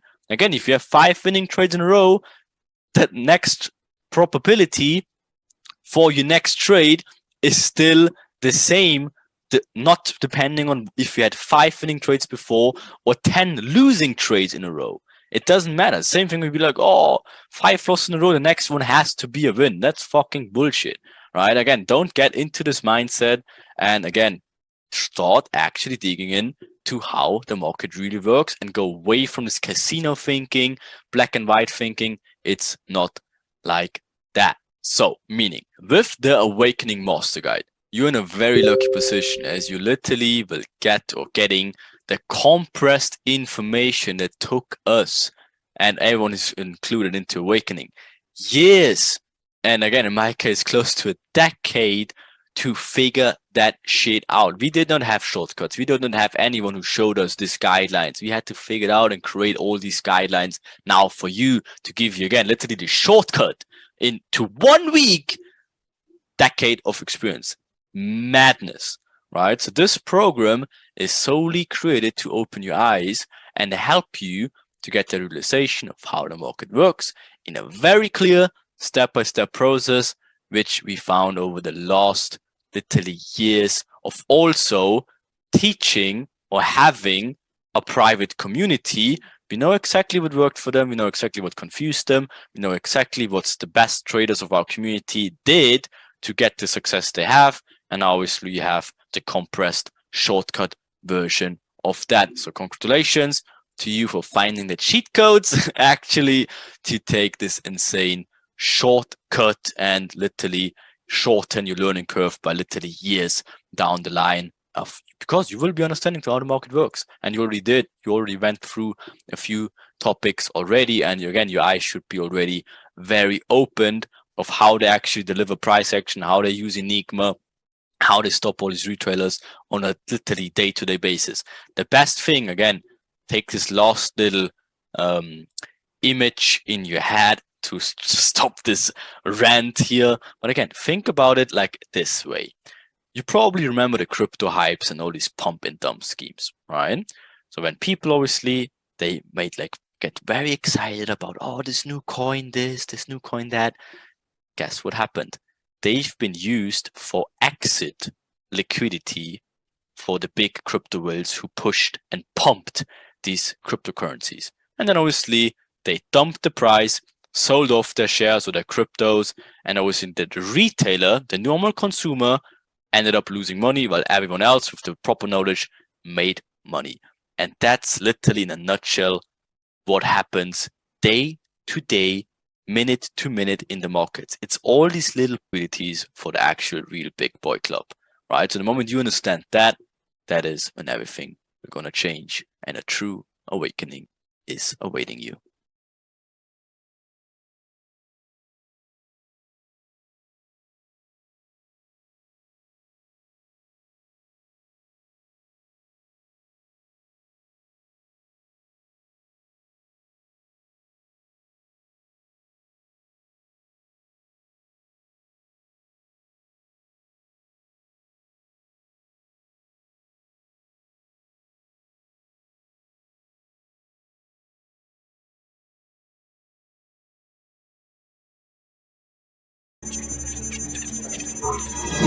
What the fuck is that box? So, and this little box will bring so much clarity to you, you will be astounded, okay? It actually is crazy what a little box can do to your chart vision, okay? So, introducing you our guide, beautiful Asia session, okay? But as you can see, sometimes might be not so beautiful, right? But in overall, Asia session is just beautiful. It is so clear sometimes. It helps you so much identify the right areas. But now I show you how to actually use it as your advantage. Okay? Why do we trust and choose Miss Asia session for our guide? So first of all, we have to understand that we will section the day in cycles and pretty much chapters. Okay? And that will help you so much not getting confused with the overall structure playing like, oh, why is this a break of structure? Why is this maybe an inducement? Like, where do I start? Like, all these questions will actually be solved by just this little box. You wonder why, how? No worries, we will show you. The starting point of every day from now on will be Asia session for us. Because funnily enough, at my time, which is German time, Asia starts like almost midnight, which literally is the next current day. So if you have like a day, obviously when do you open up the day? Like, I don't even know why I'm drawing. It's obviously midnight. So technically Asia starts a little bit earlier, but I will show you obviously in the next slide how and what times we will use. But just for now, write that down. It's very important. The starting point when we now analyzing charts from now on and forever will be Asia session. We start with Asia session. You will always have a starting point. Okay, that's essential because you always know, okay, I need to start here. That's my point one. Okay, so shows us the first true market intention for the day. We use Asia for a guide and it will help us immensely seeing what the overall day will look like and what they're trying to do, like what Enigma is doing and how we can figure out what the true intentions are. And gives us the first overlook of the first build up for the day. Okay, because again, we need a build up for an inducement and Asia will give us the first overlook of where this build up will be and we can orientate ourselves after that. Has recurring behavior we can always rely on. I will show you so many examples and you can trust me, you will think this fucker shows us the same example over and over again. It's not. It's literally hundreds of different days, but they all look the freaking same, right? Then a very important one as well, the Asia session needs to be induced. Like 99 out of 100 trading days, the Asia range will be induced. There's rarely a day where the whole price action is inside the Asia range. So we already understand like 99 out of 100 times, Asia range will be induced. What do I mean by induced? If this is the Asia range, price action make like this, whatever, we expect the price either induces high or low. We almost know that for fact. It happens 99 out of 100 times. Okay. Then of course it eliminates noise. Again, if you have like this overall price action and like this and this, like where do you even start? Like where do you start? We don't know. Of course, we need like a starting point. And if we say, oh, out of a sudden this is Asia range, guess what? So this is the inducement of Asia. Oh, there you go. Needs to go lower, right? It will actually make a lot of sense. Keeps us patient also. Like if you have something like this structure point, like why do you know that maybe this point in here or this one in here, even if they have imbalances, why is it not a point of interest? Let's say if this is Asia range, guess what? And prices do something like that. Asia needs to be induced. So guess what? They will induce it and then go lower. So you don't even look at them anymore because you understand that Asia low needs to get, or Asia high needs to get induced first and then will drop. Right? But again, easy stuff. I will show you so many examples if we regard. Right? And then of course it will give us a directional bias for the first stages or the first stage of the overall daily cycle. We need to start somewhere. Again, today we show you the first step of the whole puzzle, which starts with Asia. Okay? And of course, on top of that, if that's not enough, it will add a lot of clarity to the charts. So write that down. Let's see how she actually looks like. The beautiful Asia. So our starting point, and write that down. Our starting point will be 11 p.m. UTC plus 2. Okay, that is our starting point for Asia. And the end, there's a lot of controversy about like how long is the Asia range. There's a lot of discussion. I actually talked with Josh a few days ago about this exact topic. The Asia range is obviously 8 hours long. It starts at 11 p.m. and it ends at 7 a.m. UTC plus 2. So whatever time is that for you, that is the true Asia range. Okay. Then also we have an Asia high and we will have an Asia low. Asia low being just the low of the whole Asia range, and the high, of course, being the high of the whole Asia range. And we draw this beautiful box around it. Right? So what do we expect though? So Asia session is the first session which opens every new day. That's an overall worldwide fact. Okay, so overall, if the markets open, Asia is literally the first session that opens. If you have our session tomorrow, guess what? It's Sunday. But then when the markets open, what session is it for the whole world? It's obviously Asia session. So Asia always opens the day. It doesn't matter if it's Tuesday, if it's whatever. Always the first day opens with Asia. Okay, that's why we're taking that starting point all the time as well. Right? And of course, that's why it's being the first session. It is usually the weakest of the 3 main sessions. We have 3 main sessions, which is Asia, London, and New York session. That's the main 3 we will orientate on, okay? And it builds up the liquidity before the biggest session, which is London session, opens. That's write that down because that's essential. Asia range does nothing more than building up liquidity until, of course, the huge liquidity comes into the whole market, which comes with London session. London session has the most money involved of the whole day or every day. It's literally always the same. London session is where the money is. Okay. So that's why they're using Asia for a guide to build up those liquidity the moment the real money gets introduced when London opens. Okay. So we are interested in seeing what trend they show before they break out of Asia range, before they break out of the range. Be interested in seeing what they're doing before that. So if you make it a little bit more visible, what do they do in here? Right? So now let's find out what the world with the analysis, whatever the retail strategy is seeing at this exact point. So one of the most used breakout strategies is actually, funnily enough, the Asia range breakout strategy. So that's one of the most common strategies in the whole world. And that just means they're taking the high and low of Asia.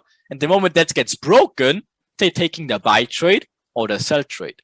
Crazy. Google it. It's one of the most used strategies overall. So again, they're using their Asia range breakout strategy to add even more liquidity in even the wrong side direction. But what else do we have? If you just look at this illustration in here, Asia low also created this some sort of doppel bottom or even like this support or whatever, even for smart money trader, maybe whatever I have to call it, the order blocks, I don't even know, right? And guess what? Out of a sudden, like price starts from here, building up this trend. This trend is forming. Look at the channel. So everyone obviously sees, oh yeah, the price will go up forever, this like that. And finally, last but not least, there we go. There's the Asia breakout to the high side. So question for every single one in here. What or how do you think is the short to buy ratio at this specific point in price ending up here? Is the whole world buying like this? Or is the whole world selling like this? Of course, every single one in the whole world is buying right now. But obviously, they don't have any reason at all who's selling in here. Nobody with retail strategies sells in here. They don't have any reasons. There's no breakout, there's no retest, there's no trend line, there's no nothing, there's no indicator, there's no nothing. Everything that confirmations say is long. Okay, so that's why the buy to sell ratio looks like that. So with the understanding of liquidity and what should happen next, the question is, so I guess you all know what will happen next. Ha ha. So what will happen next? Obvious and easy answer is, of course, choop. Choop them all. They're all buying. Where's the last stop loss? Of course, in here. They're getting all built up in the wrong side direction. Breakout traders entering here. Internal break of structure, mitigation, choop. See how that works. Is that too easy? Is that actually too easy? Maybe you think that is too easy. Maybe you think like that can unbelievable be like that easy in the chart. Like there's no point, zero chance that this happens in the charts like that, right? So guess what? We do whatever. We make it obvious for us. We can whatever, add the break of structure in here, imbalance in here. That's your entry in here. Seems too easy? Guess what? So Miss Asia, please bring some clarity to the charts. Because look at that. If you're just now looking at a naked chart like this, where do you even start?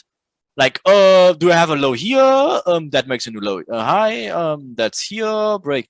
No. Inducement. What did he say? Imbalance. So yeah, that's an imbalance in here. What is about that imbalance? You see, that's a mess. That's a mess. We never do that ever again. So guess what we do? Choop. We put in the Asia range, and out of a sudden, that actually makes sense. We completely can ignore whatever that says something here, then here, even that one. We completely ignore that. Because why? At this point, what do? They're building up the short trend, building up this creatine here. But what do they do after they break out of Asia range? Huge channeling upwards like crazy. Not even giving any pullbacks at all. Look at this smooth moving upwards after breaking out of Asia range. Guess what the whole world is doing? So guess what? After this, Asia low gets never been broken to the low side. That's Asia low in here. If anything, they're building up equal lows, not even inducing it. Guess what?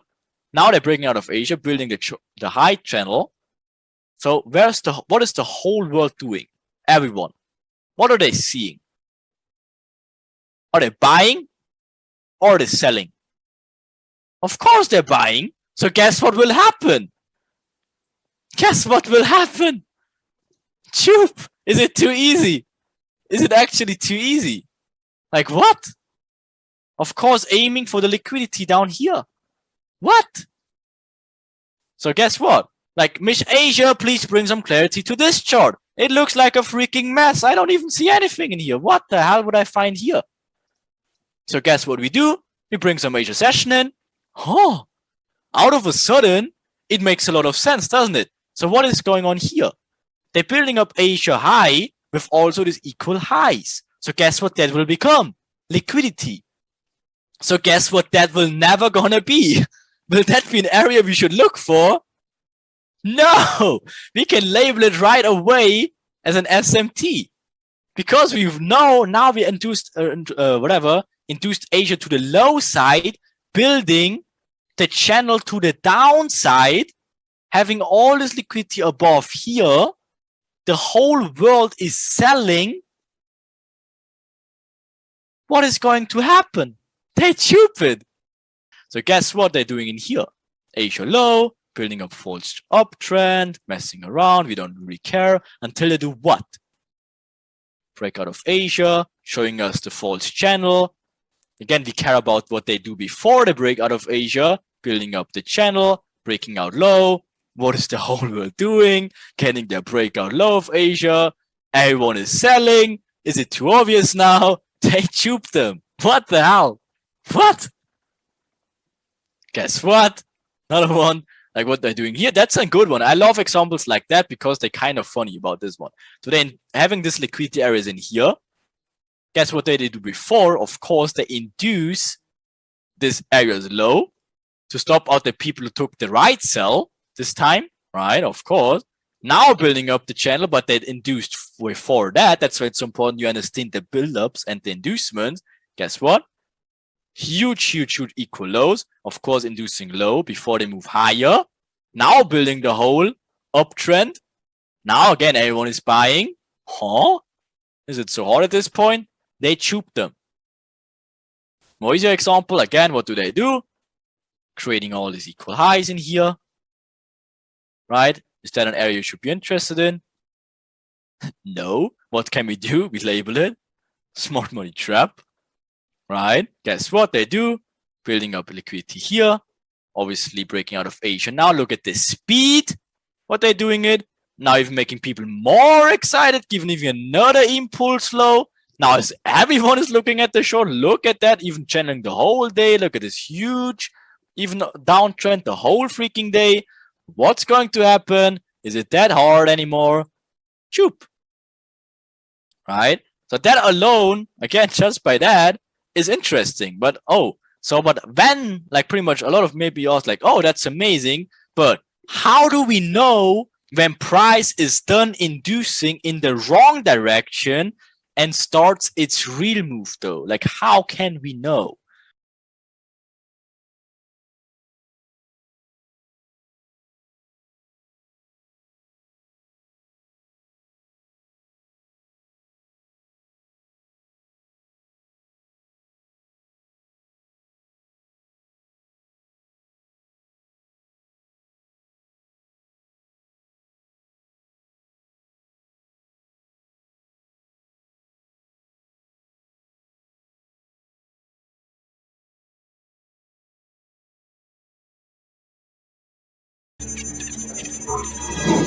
When do we know they starting reversing and are done inducing?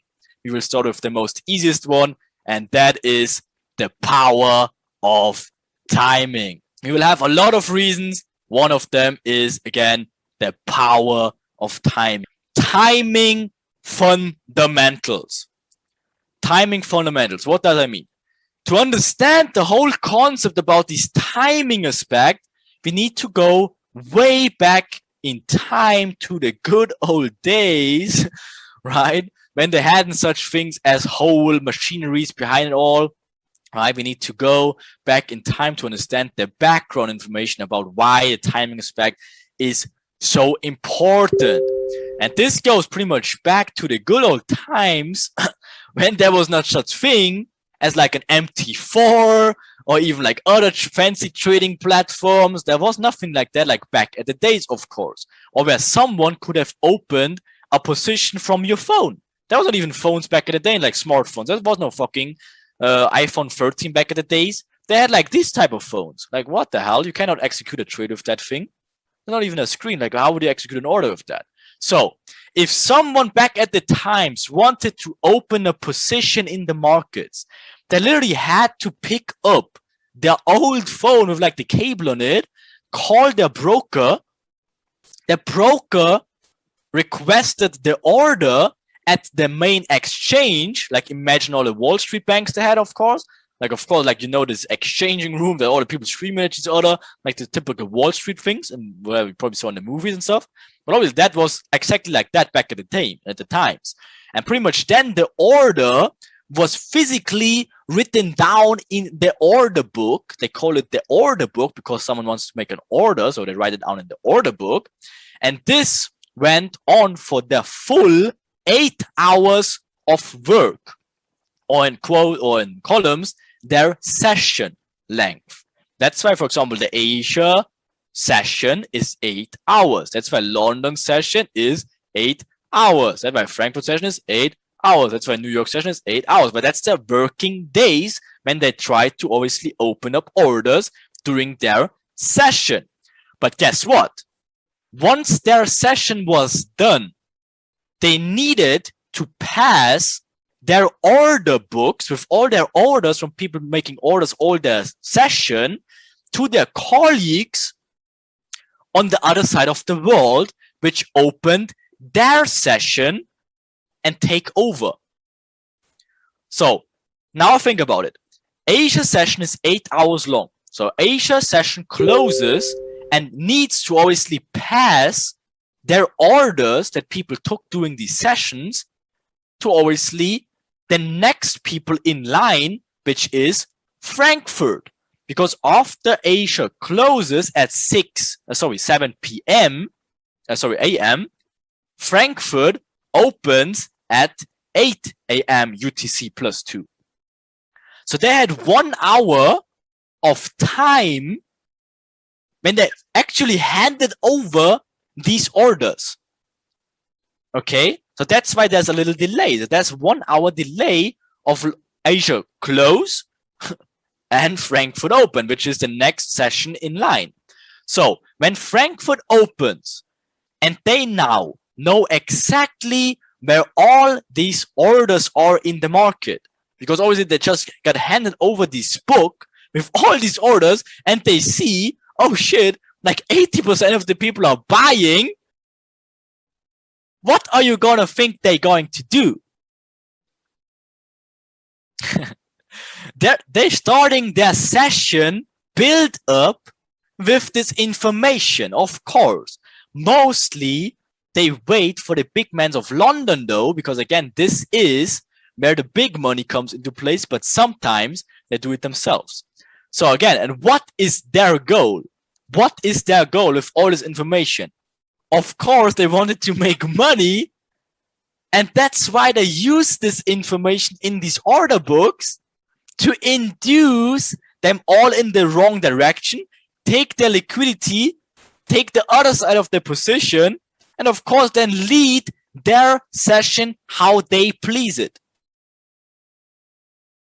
Do you understand how this whole thing comes together now? It's just step by step. Now, of course, they're having all this machinery that does the things for them, but intentions are still the same. They need to pass over these order books. And again, that's why this guy is so happy. If you look at him, he's getting his phone call, whatever, from Asia. Like, oh, like 90% of people are buying. It's like, yeah, thank you. Time to make money. Guess what he's doing? Taking all the opposite directions and obviously inducing them the wrong side, and then leads their session how they wanted to do it. And that's literally how they did it. Does this make sense? It's so important to understand. Okay?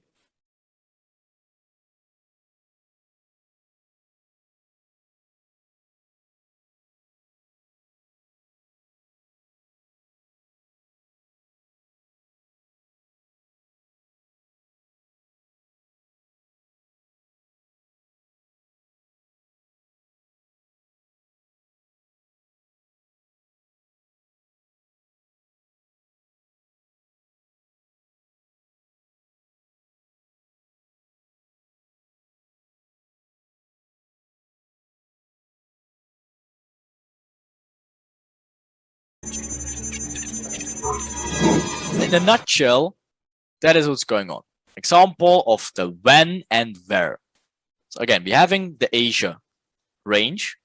We're having our minor inducement to the upside. Again, adding breakout fishes. That's a minor inducement because it only makes new higher high. It only induces Asia range to all these fishes to getting their buy positions in.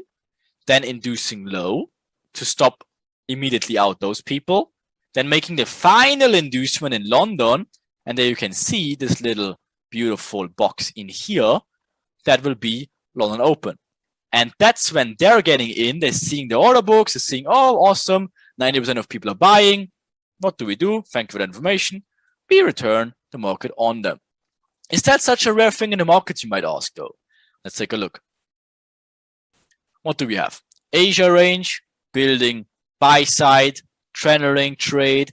That is the minor inducement in here, giving the final or first inducement of Asia high here.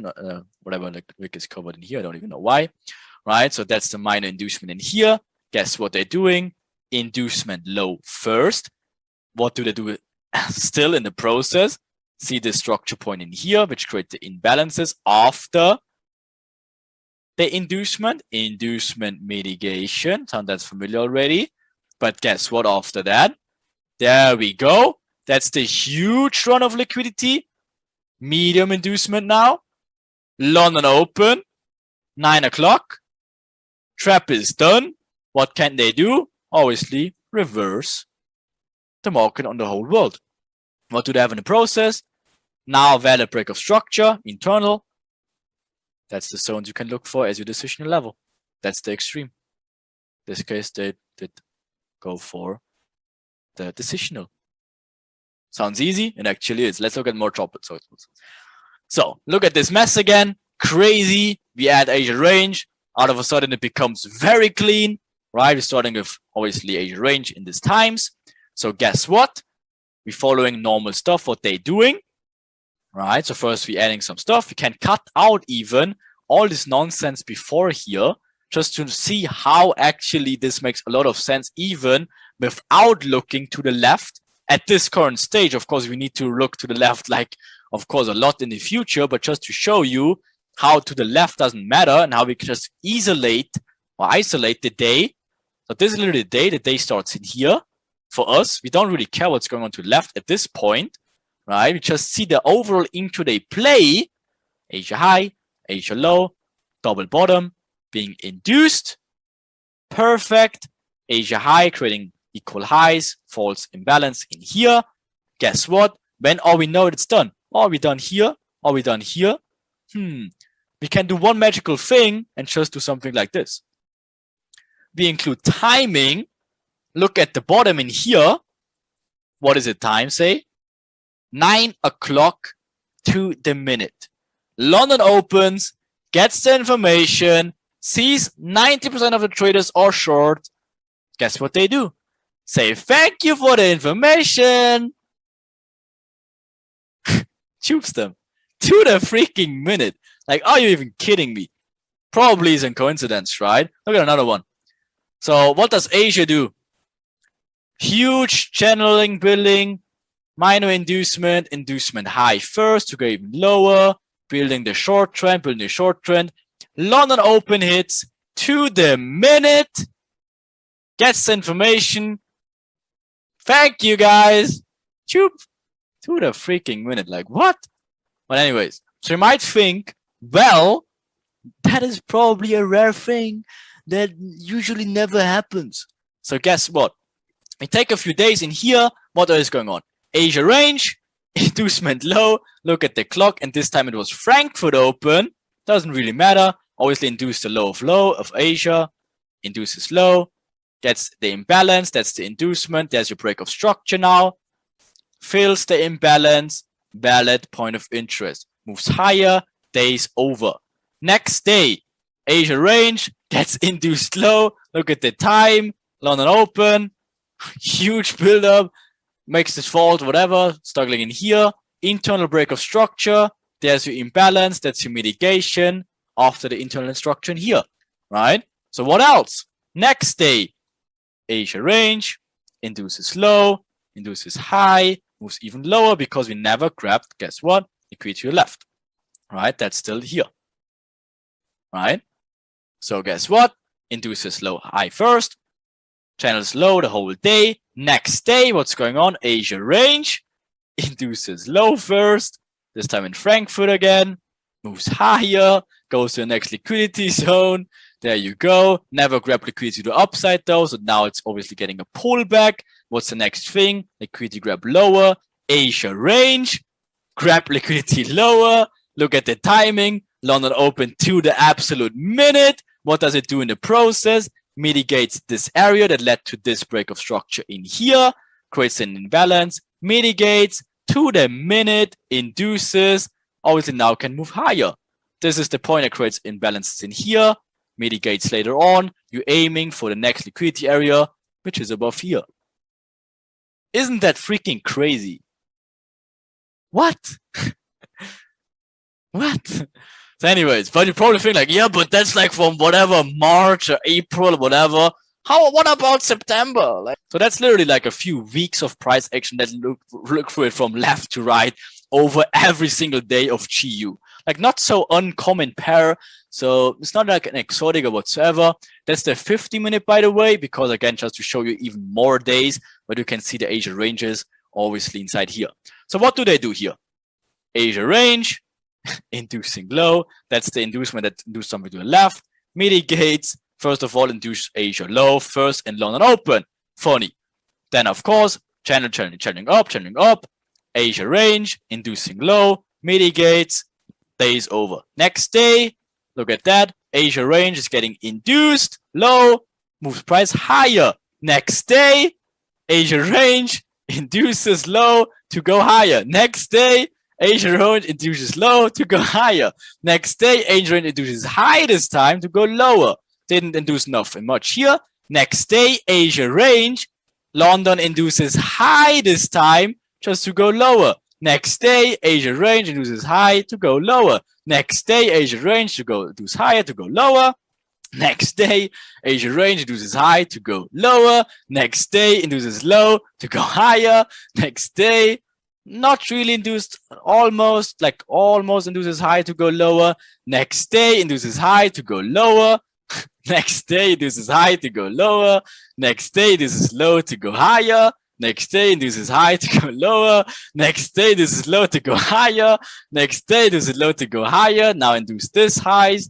Obviously, you can go lower now. Next day, induces high to go lower. Where's the next mitigation areas? In here. What do? Induce low, mitigating to the left for the significant structure with all the imbalances. Obviously, now they don't need to induce low. They did it in here to go higher. Next day, induce high to go lower. Next day, induce high to go lower. Now to go even higher, making the false build up in here, giving the false direction, making this internal inducement, this time in Asia. So they don't need to induce lower, going higher. There you go. Next day, inducing high, going lower. Next day, inducing high to go lower. Of course, what is going on here? Oh, no inducement. That's strange. But why? Because this Asia is already an inducement to go, guess what? Higher, never induced. So that's why they don't need to induce anymore here. Next day, inducing low, go higher. Next day, of course, building equal lows, making this inducement in Asia this time here. Next day, no inducement in here, but on New York this time late. So that's the inducement of this area. Guess what? There's no inducement needed in Asia this time because it's already induced here prior. So next day, inducing high to go lower. Next day, inducing low to go higher. Inducing low to go higher. It's, guys, what in the hell? What in the hell? Like literally, can you see that? That's like 3 weeks in a row. They're doing the same shit over and over again. Like, what in the hell? What? Like midnight swears, right? But guess what? At this point, you should already be like, holy shit. What's going on? Like, what in the hell? So you should slowly but surely awaken out of the stuff and realize how clean it can become.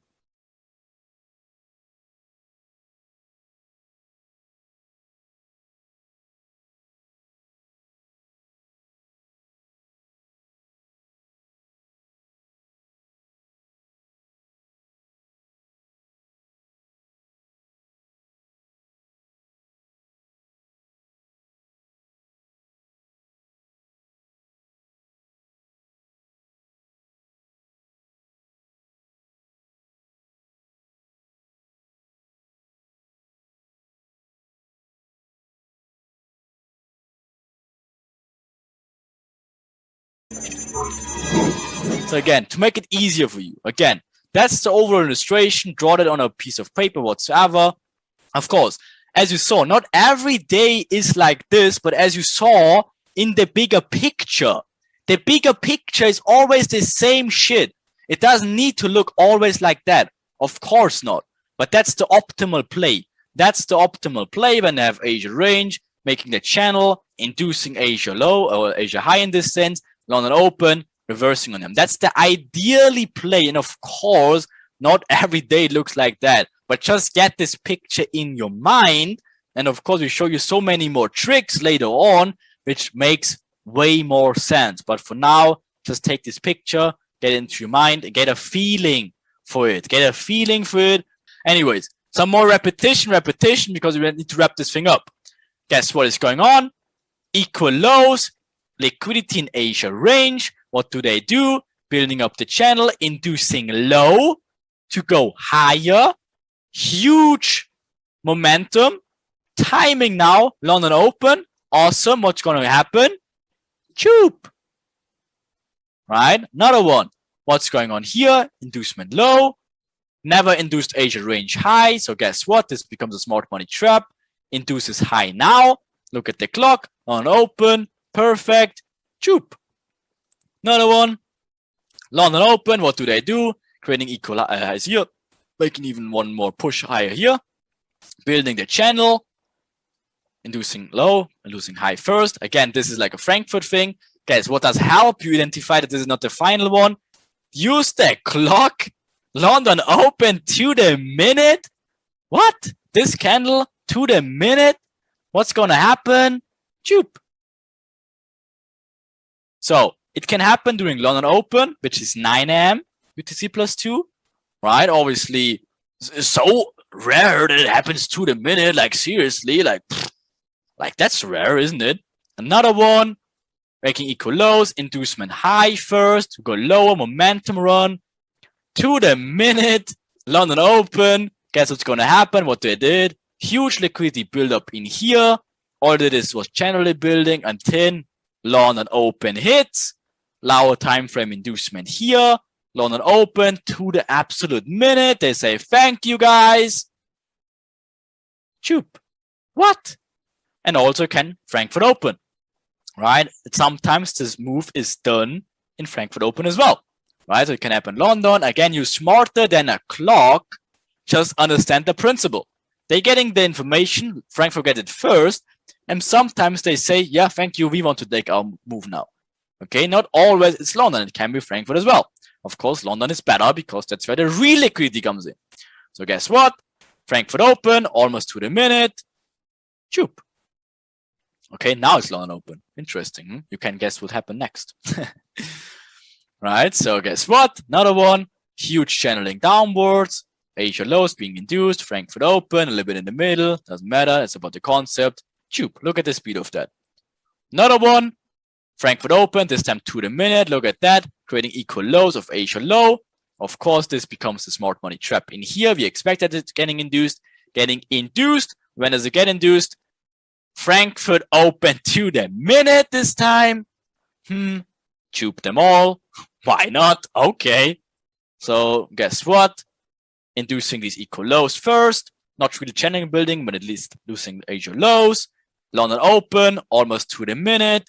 Choop them all. So all this up, freaking same over again. There you go. Channel building up. Inducement low just to go higher. London open. Says thank you. Choops them all. See this and just get it in your mind. Because we will obviously give you so much more clarity in the whole picture. But this is literally step 1 about like how we're building the whole intraday aspect of it. And you already can see how it will melt insanely well together. Okay? So also we can refine it obviously later. And we use structure to even more clarifying the whole thing. So guess what?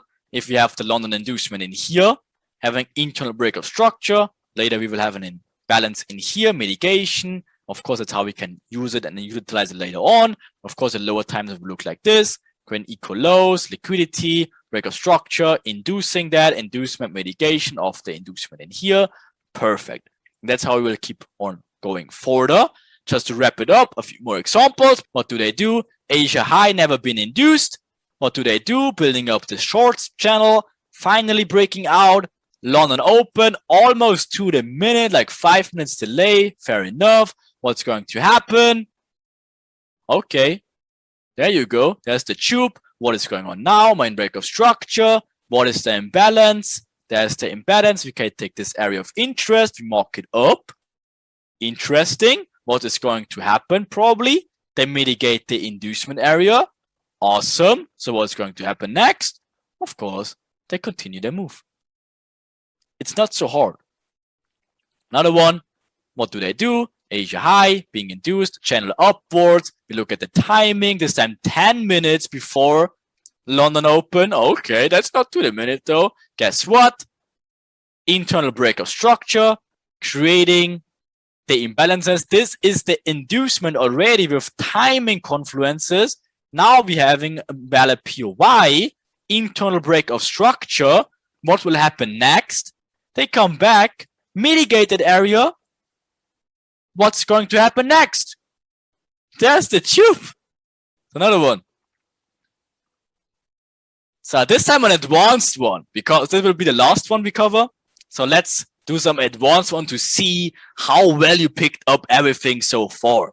So please bear with me. Use your brain. Just want to last for a few minutes. So what is going on here? First things first, Asia range is never been induced. Not to the high side, not to the low side. So all this stuff is internal now. So what is going on? We expect an inducement of Asia high or Asia low, at least. What we see already, what we can see is they're building up a channel to the buy side. What should that do, right? So guess what? Now we're having a false break of structure. Asia high was never induced yet. Again, that keeps you out of like, what about this? And that's exactly the example. I told you, you will 100% know after this that this is not an area of interest anymore at this play, is it? Anyways, what we can do now, you mark this area up. It's a smart money trap. You don't look for short in here. No.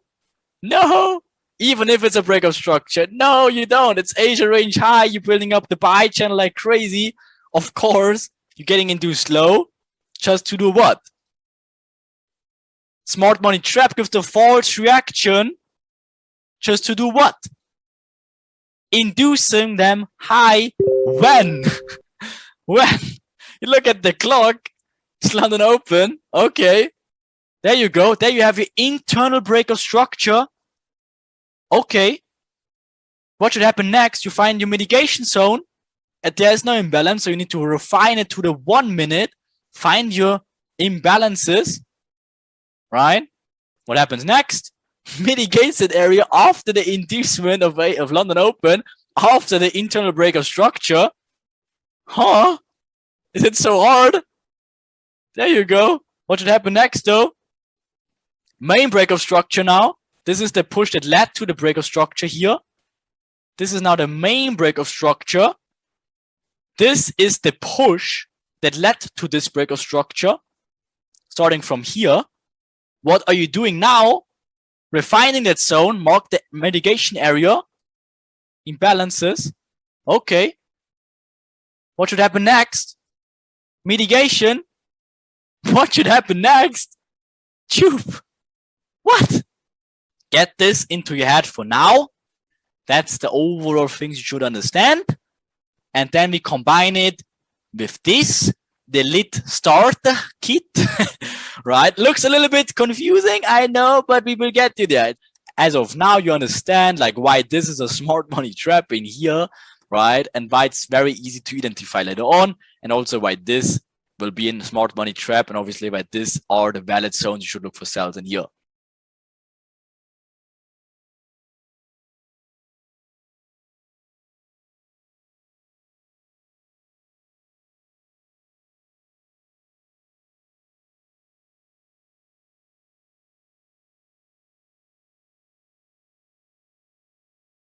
Let's just dig into it. Of course, 3rd or 4th of April, right? So guess what? Asia range brings us some clarity. We're having huge channel buildup, right? You can see that trend traders getting all excited, breakout traders out of Asia range, right? Speed, momentum, some little pullback, and even more speed and momentum to the upside, building the trend trainers or trend traders getting all excited. And obviously they look for buys. What's going to happen? You probably figured it out by now. Choop, right? Next example, on our 29th of March, right? So guess what? Same scenario, breaker traders getting induced first, right? Of course, now huge momentum speed. Look at this momentum of these candles building the channel before that. Stops out the channel a little bit, induces them one more time to the upside. Now makes everyone excited to the upside, right? So guess what can expect? Never took out Asia low. So guess what is next on the list? Of course, Choop, right? So guess what? Next thing, now we're having, again, bigger channel build-up to the downside this time, right? We're having forming already this some sort of build-up down there. We have inducement of Asia low, right? One more time, one more impulse. So guess what we can expect after? There's YouTube, right? So again, how can we use our beautiful Miss Asia to bring even more light into the darkness? Again, if you look at this mess and you're just a normal naked trader or retail trader, of where do you even start from? It's so confusing, it's so hard, right? So let's get what? Obviously, we're putting, again, we had this example before, we're putting Asia range on top of it, right? Starting from 11, UTC plus 2, until 7, UTC plus 2, right? And guess what? Now all of a sudden we can see what they're trying to do. Building now, of course, it'll have to be very, very important later on, but for now we're just understanding the intraday perspective of when the day starts here, right? Obviously ends somewhere around there, right? So guess what? What will gonna happen next? We add timing to it, as you already learned, like London open to the absolute minute. If for indication that the inducement might be ready, right? Big players come in, London players come in, big London liquidity comes in also. Everyone looks for a short side. Boom. That's why they can choop to the right direction, right? But this is again 16th of March last year. So guess what? 16th of March this year, right? Same day, just 1 year later, right? So guess what they're doing? Building the channel, right? Or like this, right? Perfect. Inducing first. When do they do it? In Frankfurt, giving a little pullback, inducing low one more time. When do they do that? London players come in, right? So Frankfurt tried it, didn't get enough liquidity in. That's when London comes in and say, okay, let me try that again. Makes a new low, breaks the low, takes out the sell, the buy side liquidity, of course, because all the buyers stops are below there, right? So takes them out also, brings in new sellers, and guess what? Finally, they're done inducing to the short side, and then they can choop. Same exact shit, same pair, both EU USD, right? On literally the same exact day, or maybe this is GU. I'm not can I remember exactly because it doesn't say it in here, but either EU or GU. Same shit, literally every day. Like not every day, but obviously always the same stuff, right? They cannot do the same stuff every single day, of course not. But you have to get used to at least these first price time inducements, right? And of course, slowly building an understanding of what they're trying to do. Again, if they do it exactly to the day a year before, they do it in the same exact day a year later, over and over and over again. Of course, you will have days where this is not the case, but then we have multiple different cycle variations. You need to get used to it, right? But that's, of course, one of them. So another example, right? So guess what they're doing? Asia range, huge channel buildup, inducing out of Asia range. Breakout trade is getting even more exciting, right? Momentum to the upside, and you already can see this candle in here. What's the purpose of that? And of course, stops out all the people that induced and built up to the long side. And guess what's next? Choop, right? The target, of course, is Asia range low, and to stop out all of them, right? Doing it over and over again. Another one. March, again, 22nd of 2022. Okay, not bad. Again, you already can see, look how slowly you realize how clean everything becomes. right? So maybe there was like some wick of fear to indicate Asia high. You can see what they're trying to do here, building up. Now finally, again, not a build up, but then overall they're showing the short direction, building the short trend, channeling downwards. Again, inducement 1, minor 1 out of Frankfurt, little pullback. Big players come in, London to the absolute minute. They open the position or they open the session. See that 90% of the world is to the short side. Guess what they can do? Chup. Right? Over and over again. And of this, again, this moment, you probably realize, oh shit, they did that a year ago. They're doing that literally yesterday or whatever, a week before. It's always the same stuff, right? So guess what? If the movement happens to the absolute minute, you should not be surprised like this guy. You should expect that stuff, right? Again, the only thing which sometimes can vary, of course, also is the timing in terms of it doesn't happen in London Open to the minute, as you saw earlier. It also can happen Frankfurt Open to the minute. But guess what? Is it something different? See what they're trying to do here, building the channel. Never induced Asia low, right? So getting a little pullback direction, of course, but then continuing lower. Huge momentum to the downside. Vector candles, vector candles, vector candles into timing. Frankfurt Open almost to the minute, 5 minutes delay. But guess what they're doing on the same day on Euro USD? So that's GU, what they're doing on Euro USD. Same stuff, building equal highs of Asia. Look at this, like even giving multiple hits to the high side, showing the channeling downwards, obviously giving a little pullback, making even resistance trader even more excited about it, right? And now look at these huge momentum candles, vector candles to the downside, inducing out of Asia range low. Exactly the same timing as I did it for GU. So guess what we can expect out of that? Boom. Both obviously smashing the liquidity to the upside and take everything out just like that, right? Is it surprising at this point? No, right? So guess what? Other pairs maybe. Euro GBP, AUD USD. Let's see if it's something different there. Of course, building up the equal highs of Asia, right? Just building a wick in here. But guess what they're doing here? Huge channel downward. You see, there's always the same stuff. Either they're building up liquidity to equal highs or something like that, right? Or they show the channel, right? It's always the same place. But guess what? Never took out Asia low until here, little pullback channel, induced this channel to downside, breaks out of Asia range, comes even one more time down, right? So this one is obviously even way obvious, more obvious, right? Even like little channel in here, induced finally out of Asia range to downside. What's the timing? What should happen? Boom! Frankfurt Open to the absolute minute. Frankfurt Open to the absolute minute. Is it surprisingly at this point, right? It doesn't matter, again, what pair it is. These scenarios and these liquidity traps are always the same. Again, these situations when they induce out of Asia range, building liquidity before that, and then are done inducing when these major sessions start, like London or Frankfurt, right? Of course. So again, another one for GU, for example.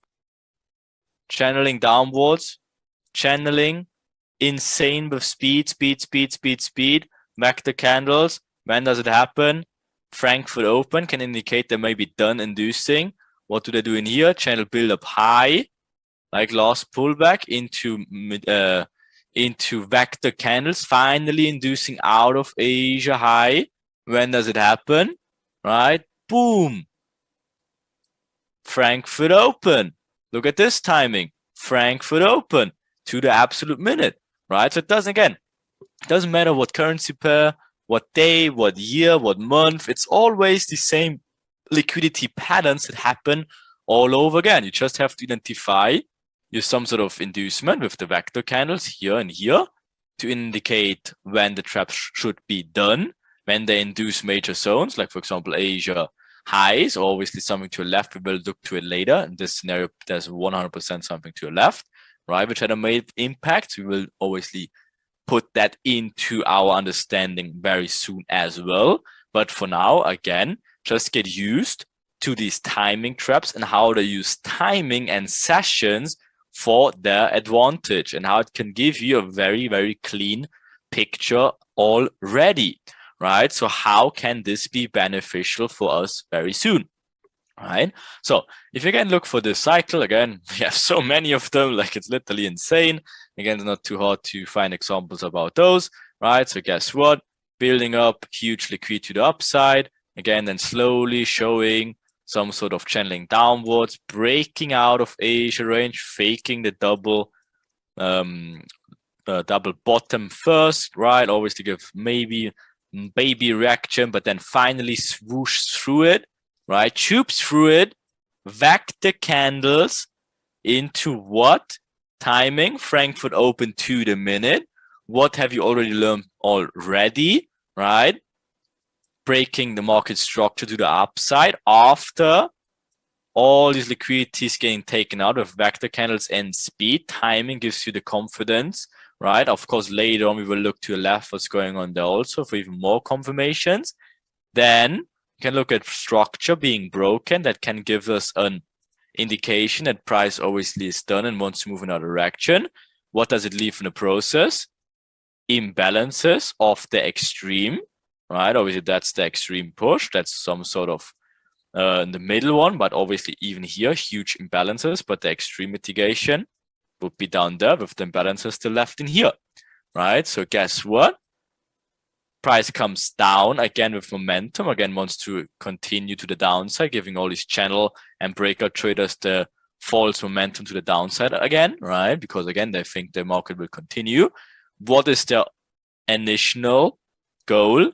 Mitigating out of their positions in here, filling the imbalance. Market is fairly delivered. Enigma did the task, induced everyone in the wrong direction.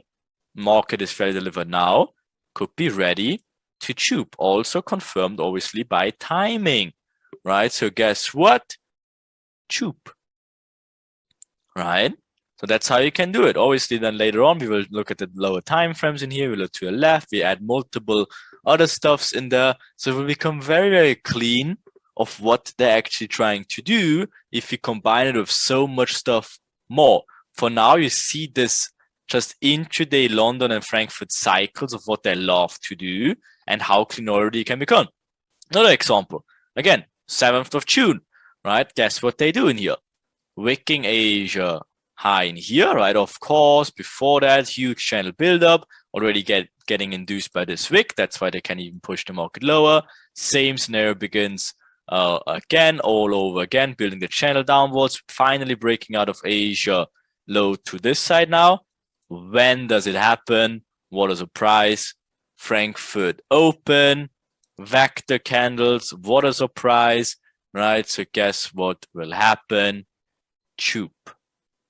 Okay, another one, Euro USDs, again from 6th of April, 7th of June, literally everywhere, right? See, it's always the same stuff, always the same stuff.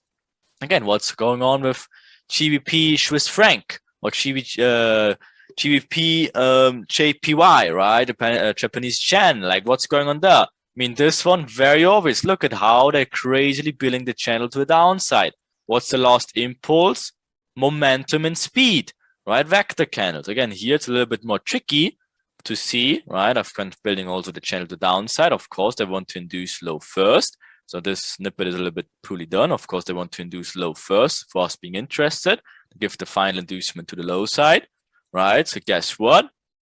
Boom, swoosh to the minute after. I mean, this one is very, very obvious, isn't it? With the vector candles into Frankfurt open, finally done inducing to low side. Guess this one can mess around a little bit to low side. Again, it gives 1, 2, head and shoulders, nonsense shit, right? Even fake break of structures to the upside. We talked about it. Of course, main intention is inducement. When does it happen? Frankfurt open timing, done inducing to low side, can tube to the upside. Okay. But of course, this was Frankfurt open scenarios, or you can see multiple of them. But of course, focus on London inducements instead of Frankfurt, right?